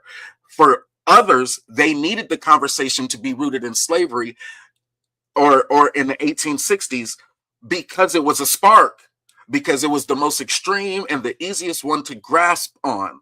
But for many of us today, we have to identify that if the American government has aggrieved you, that is a claim, it is an actual thing. And I heard, what was it, Brother Deity? He was, before he crashed out, I heard that he crashed out, or I heard that he got incarcerated for something. I don't know the full extent of it, but he was one who was actually pushing this reparations conversation forward as well. Not the preparing for war. Man, DD's locked up? Preparing for. Damn, yo. Right, I heard that was a while back in 2025, and I haven't heard an update from him. Back in 2025. Right, a while back in 2025, bringing up old shit, couple months at least. He'll be still in there, man. I hope DT's all right, man. Yes, sir, Ski. He's all right. You know, his heart's in the right place. He just needs to. I mean, he used to work out every day and do all of the same shit that he would probably be doing in there. And he read every day, so that was probably the same stuff that he'd be doing if he is still incarcerated somewhere. So. But I'm bringing him up to say that he was one of the people who was trying to carry the conversation from a very layman's point of view. There are different things that people have experienced right now today that they should be seeking justice for, that they don't have the courage for. And that's just not the American way. America was based in this protest ideology, or this idea that we can change the circumstance if things aren't the way that they should be. Now that was held against Black people, or held down or away from Black people for hella years. But we have the instances like the Dred Scott case or Plessy versus Ferguson, where they were challenging back legally. And there is a lot more that I can name, but I just give the two obvious ones. Plessy versus Ferguson, what was that, 1854? And then, no, Plessy is 96? And then Dred Scott was the 1854. But instances where Africans, and when it comes specifically to reparations, I know there was some I'll do the military one, Harriet Tubman, and they was like, well, after she was no longer inside of the military, did she qualify for a pension? And so they were fighting for years for the pension for Harriet Tubman, and that's one of the things. Did she actually exist? Did she actually receive a pension for her service? What was her pension, and did she actually cash the check for a pension? Harriet Tubman. That argument was curious today, because they were like, well, do we issue a new $20 bill and do we put a woman on it? And out of all the women that they said, or out of all the people, excuse me, that they said they could put on a bill, would Harriet Tubman be a good fit? And people were making an argument, well, maybe not, because she was against the commodification of Black bodies. So why would she then want her face to be on the dollar, which is the representation of the commodification? So in any event, she didn't get put on the standard money, but that was a debate. I've also heard. So because all the presidents were into slavery, they deserve to be on the money? I don't know, but I would think that Trump at some point would want to see himself on some money. Well, that's the thing, you know, like we have a woman here in Canada. She's on the $10 bill named Viola Davis. And she was a part of the civil rights movement, you know, so it's like it goes both ways, you know. It's a historical thing, it's symbolic, but is it really? I mean, we had Susan B. Anthony as one. She was on a standard issue coin. I mean, and I know they like to say Lady Liberty, but not actually the representation, but like the standard issue everyday, like 1.5 standard denomination money. I think Trump would want to see his face on one of those. Nah, we got to change it all up, man. Put Martin Luther King on a $100 bill. Give me Frederick Douglass on the 50. Give me Malcolm X for the 20. I'll take 10 for the. No. But you know what I'm saying. You feel me, though. It's like symbology. It has its place. Mm-hmm. But sometimes it's used for the wrong reasons. I know some people were making a conversation that we're experiencing. What is it?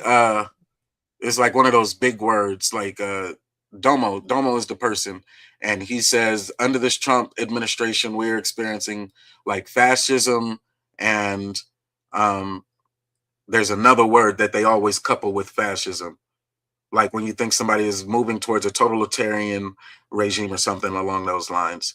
Do you agree with that? Say that again. Are we moving towards like fascism, or like, to me it was like they were making the parallels that America is moving towards like what Nazi Germany experienced. Do you agree with that? Like that this is more like hell yeah, this is fascism. What the hell you think it is? What do you think ICE is? This is all fascist shit. Yeah, it's gonna be maybe flashpoints or segments, which if you isolate it, okay, but to have the other things that do remain in place, like all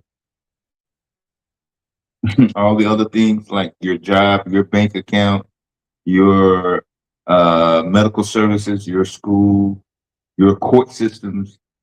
I don't know if there's enough of the other things in the infrastructure and in society that are following what you see, you know, with ICE, with executive orders, with foreign policy, tariffs, to say, okay, boom, for sure, this nation is moving toward. You know what I mean? So I'm just gonna be realistic with you. You know what I'm saying, and say less than 10%. And once again, 2025, that 10% probably is the most that I've seen it move towards fascism since I popped out in you know, during the Vietnam War. And I went through Reaganomics, Nixon, you know what I'm saying? So, but to say everything is moving, I'm not gonna say everything. Once you get done with ICE and tariffs and, you know, a few executive orders and, you know, some domestic policies. Where are we? Are we back at 2024 prior to the election, or? You know?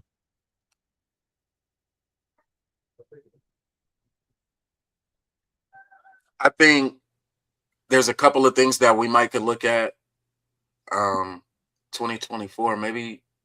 Yeah, because that was the new normal. So 2024 is still the new normal. It's after I would have maybe 2022 as an economy. Yeah.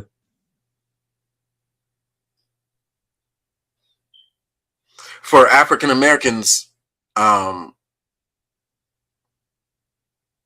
what lessons should we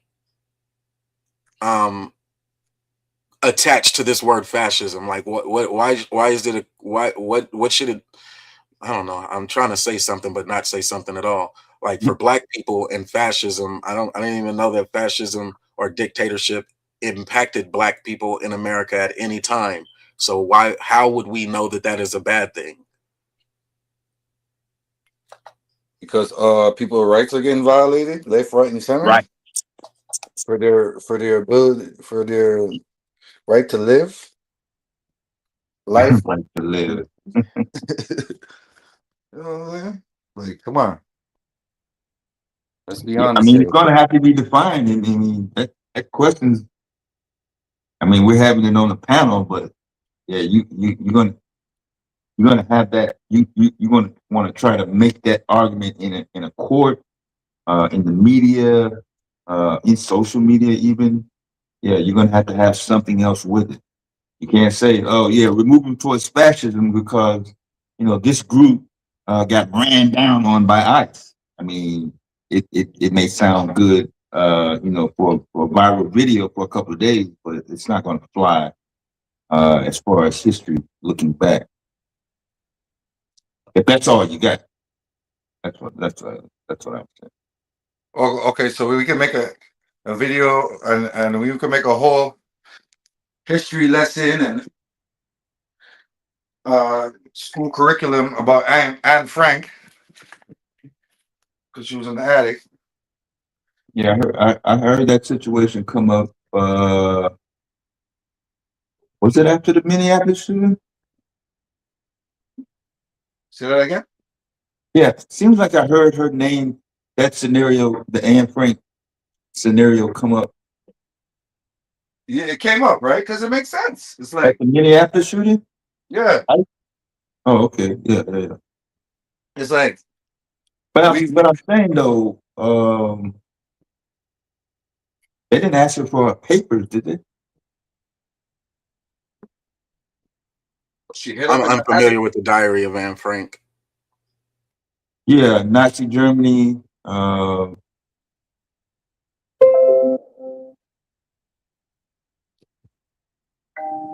Sorry. Yeah, Nazi Germany memoirs, and basically detailing how the SS literally checking IDs, where are your papers, the whole Gestapo type of situation. Yep. Yeah. Yeah, they didn't stop her. I get that. Or maybe they did. Yeah. And she was like, "Fuck you. I'm a white woman. You can't do shit to me." Mm-hmm. You know. Anne Frank didn't have that luxury, so I guess it's not the same, right? Oh, so okay, now with the chat, so the chat is writing while you're talking, and so they said because of going door to door, Anne Frank hid in the attic. So like ICE is going door to door, and the people who are experiencing it would relate to Anne Frank's hiding in the attic to get away from ICE. Yeah. So, but the difference is the SS, the Nazi SS, is knocking on every single address. ICE is not knocking on every single address. It is targeted because we don't know at the time that they're doing it It may Because they seem don't have to knock random, on but every single address. They got technology. They got jump out boys and masks on. Come on now. no, I agree. I'm not disputing the access that they have access to. Obviously, we consented to allow the government to have our address. So I'm sure they got a database of all the Spanish people that yeah. they believe that's illegal, and then they're running down on them like that. But it's still a violation. Like in some ways, it's like, oh, I believe ICE is for the people, so let us just watch them carry out their job. The same way that happened in Nazi Germany. Oh, we thought the SS was for the people. Let them carry out their job. And later on down the line, it was about the Aryan whitewashing. What do you call that? The virile people or whatever. Blonde hair, blue eyes, bullshit. You know what I'm saying? So it's like, are we just masking it and calling it a different word? Because at the end of the day, the only people they're really stopping is the people that are not blonde hair, blue eyed, and that's a Snapple top fact. So Rachel Good didn't have blonde hair and blue eyes, or Renee Good didn't have blonde hair and blue eyes? Renee Good had blonde hair, blue eyes. Yeah. Renee Good. She wasn't the target though. Exactly. She wasn't being targeted. She was protesting it. You know? And they offed her.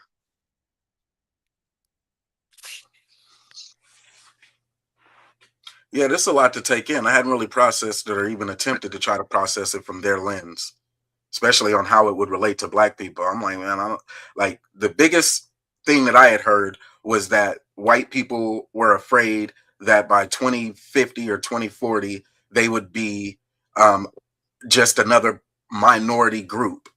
Like they would no longer be the majority. That's the thing, though. They've always been a minority group.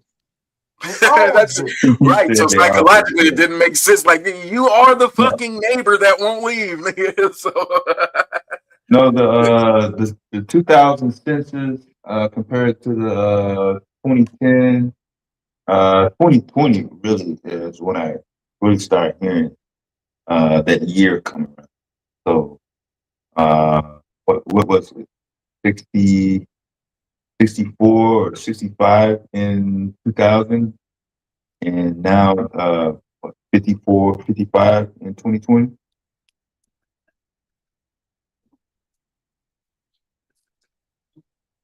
So are they saying that nobody else is gonna have sex, or I'm not sure how they would rate? Yeah, no matter what, in this year, it's only gonna be this amount of white people, and that's such a huge. right. I thought that was like when the brother said psyop earlier, and I just say the brother, I don't know your name. Is it Mac Mizzle? Yeah. Okay, so Mac Mizzle was like, oh, it's just a part of the psyop. That to me just gives like a blanket statement, and it can include everything from the media devices that we're accustomed to using and leveraging media as programming, to fear tactics being spread through, like I'll just say the Barley Burke assassination, and that is a blanket statement for being a part of the psyop, all the way to different conspiracies or the different eugenics movement, even as a broader term, being a part of the different psychological operations that are taking place. I don't know a lot about it, so I kind of want other people to kind of talk about it. When they say psyop, what do you mean by psyop? Yeah, I think most people just get it's a thrill psyop. off the buzzwords. Right. they don't even really formulate psychological operation. It's like saying the word psyop and saying psyop. Psychoanalysis or psychoanalytical operative. They probably got a longer word for it, and we just say psyop. But it is a psyop because let's keep it real. If we want reparations, we got to ask for reparations for white supremacy, not just slavery. You know what I'm saying? But they know that they're already carrying it out. So the best way to do it is distort, demonize, deflect, and divide. You know what I'm saying? People don't even know they're living in white supremacy. They just say, us niggas getting on the panel and we just jaw jacking and talking shit. But that's not what it is. Dr. King and all them, they burn the midnight oil trying to figure out how to combat racism. You know what I'm saying? Pass certain laws, they have to stay in rooms for hours upon end. You know what I'm saying? It's as a Morehouse man, I can appreciate the reference you use right there. Dr. Martin Luther King. Yeah, it's serious. It's being able to dictate another person, like one individual, being able to dictate their behavior, especially if it's preemptive, like not reacting to what they do, but be in a position to say, okay, no matter what I do today, this one person will behave a certain way or not cross a line, what I deem to be evil or bad, and then to put that on an entire group. I mean, what are we really saying? Right?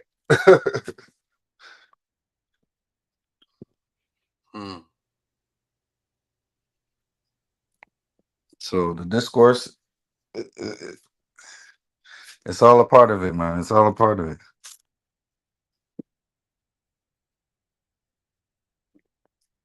But is anything going to be done? I don't know. Are people listening to us right now? Yes, they are. You know. Work in progress. And then what they do on the internet, they suppress the views. They suppress the, you know what I'm saying? They push what they want on Levine. I mean, Anton Daniels is going to be at the forefront of your all day. Well, and that shit hurt my feelings a little bit. This nigga said Anton Daniels is going to be our representative at the forefront for black media. Yeah, that shit just hurt a little bit. we're definitely doomed if that's the best we can do. Yeah. I just got a physical almost punch in the right side of my stomach. Think about it, bro. A man invited him onto his show, asked him asked him an intelligent question about black people, and he turned it around and made it into some gay shit. And we all around with it. You know what I'm saying? Come on, it man. did lead the media for a week for us, man. I ain't gonna cap. Almost every stations I don't even follow. I heard a mediocre tutorial review got back in my algorithm because he was talking about that Anton Daniels shit. I was like, shit, they didn't make this nigga important to me, nigga. For some reason, I ain't even watching none of these videos. And nobody I done heard watches him. the niggas talk about it, but listen they make it talk. irrelevant. He's a moron. Come on, bro. And when I scroll down my YouTube, when I hit home and then I scroll down, I can look for 50 different videos or see 50 different recommended videos. Why the fuck did Anton Daniels become like 7 of them this week out of 50? I said, shit. Talking about that nothing, nigga a whole lot of nothing. You know something, nigga. Something went right Black for him. bravado. Nigga. Oh, did he who punked who? Like, yo. Right, the black who punked who again. He didn't even get stole on or smacked. He even delicately smacking like, I'm gonna smack you like a bitch because that's the benefit of the doubt. I'm not even gonna close my fist and punch you in your shit. I'm just gonna smack you like a bitch. He didn't even do that. He just talked to him like real firmly in his face, like a drill sergeant would have.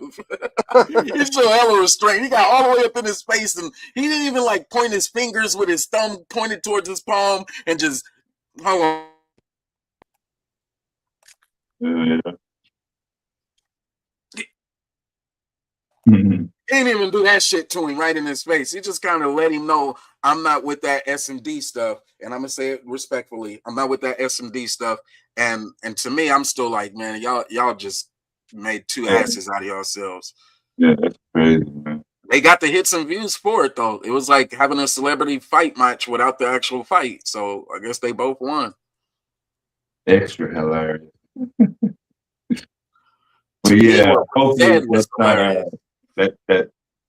hopefully that's not the future of representation in any capacity.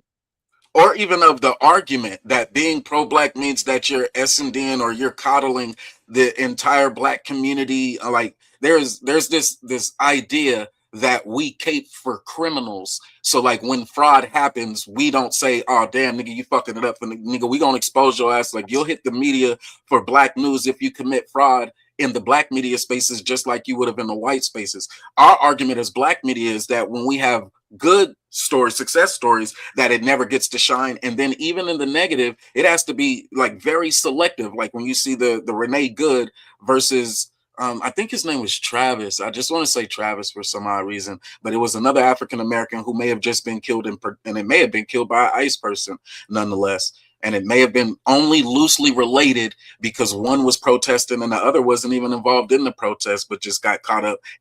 But the outcome was the same. They lost their lives at the hands of the ICE agents. But when you just look again and see, well, what were the 50 media groups that talked about the Renee Good being murdered in the streets versus the black life that was lost? Now that's another one of those issues that I hold contention with, because it seems like for the longest they loved benefiting and monetizing off the destruction of black bodies to the extent where it was almost mandated that they showed that however long the clip was of George Floyd and the officers who put their boot on his neck or the knee on his neck, and they wanted to watch it and consume it, to the extent where when Barley Burke was assassinated, it moved so rapidly. And do they really want us to believe, like people say psyop, do they really want us to believe that the networks that were given access and the access to those videos that were being shared and viewed on their platforms, that they had no control mechanisms in place?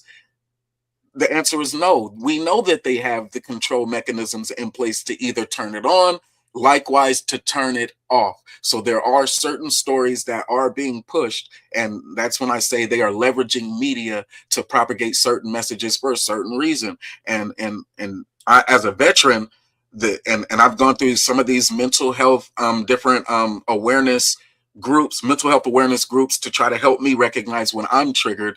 I can only relate when other people are experiencing this and they haven't even been they haven't gone through any specified training or nothing like that to want to I say defend black people themselves need to for it. be triggered even more. You know what I'm saying? What? Yeah, man. Get your trigger on, bro. I'm telling you. Shit, I was like, man, I need to talk to somebody because every day I feel like I'm finna flash The on shit you somebody because triggered I'm fucking about busy. is actually what's going on in the world, you know? They like, no, you should.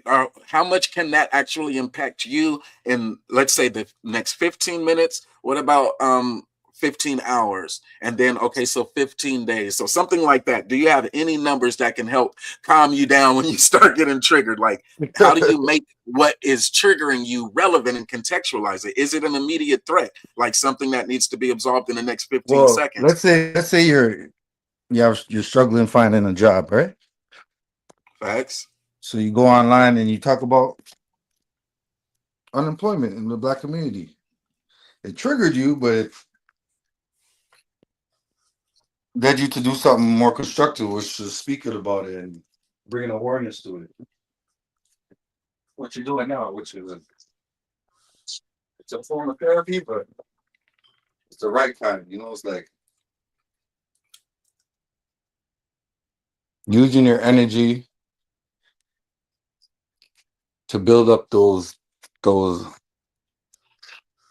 allyship instead of using it to be like, okay, oh fuck, we're messed up, we're messed up in the game, we're out. You know what I'm saying? We're not on the playing field, so to speak. Yeah, I get that, but we're all in the same boat. So you can have coping mechanisms for it, but at the end of the day, it's all the same shit, bro. We're all experiencing racism, white supremacy. Point blank, period. No way around it. You know what I'm saying? Yeah. We have problems helping our veterans, helping our elderly. You know what I'm saying? It's all stressed out. It's all stressful. But they got state of the art old folks' homes for white folks. It's goes a long way. A lot of things have to be implemented in the system. Actually, call it a system. Other than that, it's just smoke and mirrors, man. Smoke and mirrors. I would so things that should be implemented in the system. I would love to see a 50 state resolution on the cultivation, distribution, and whatever on marijuana and the licensing thereof. And I would love to see African Americans pushed to the front of that line. I think that's one of the systemic ways that we can help with the equity, and definitely as a capital equity, finding ways to open up the capitalist instruments that are there for all American citizens, and not just talk financial literacy, but to deploy financial capital towards equity in America. And then the social justice or corporate social responsibility.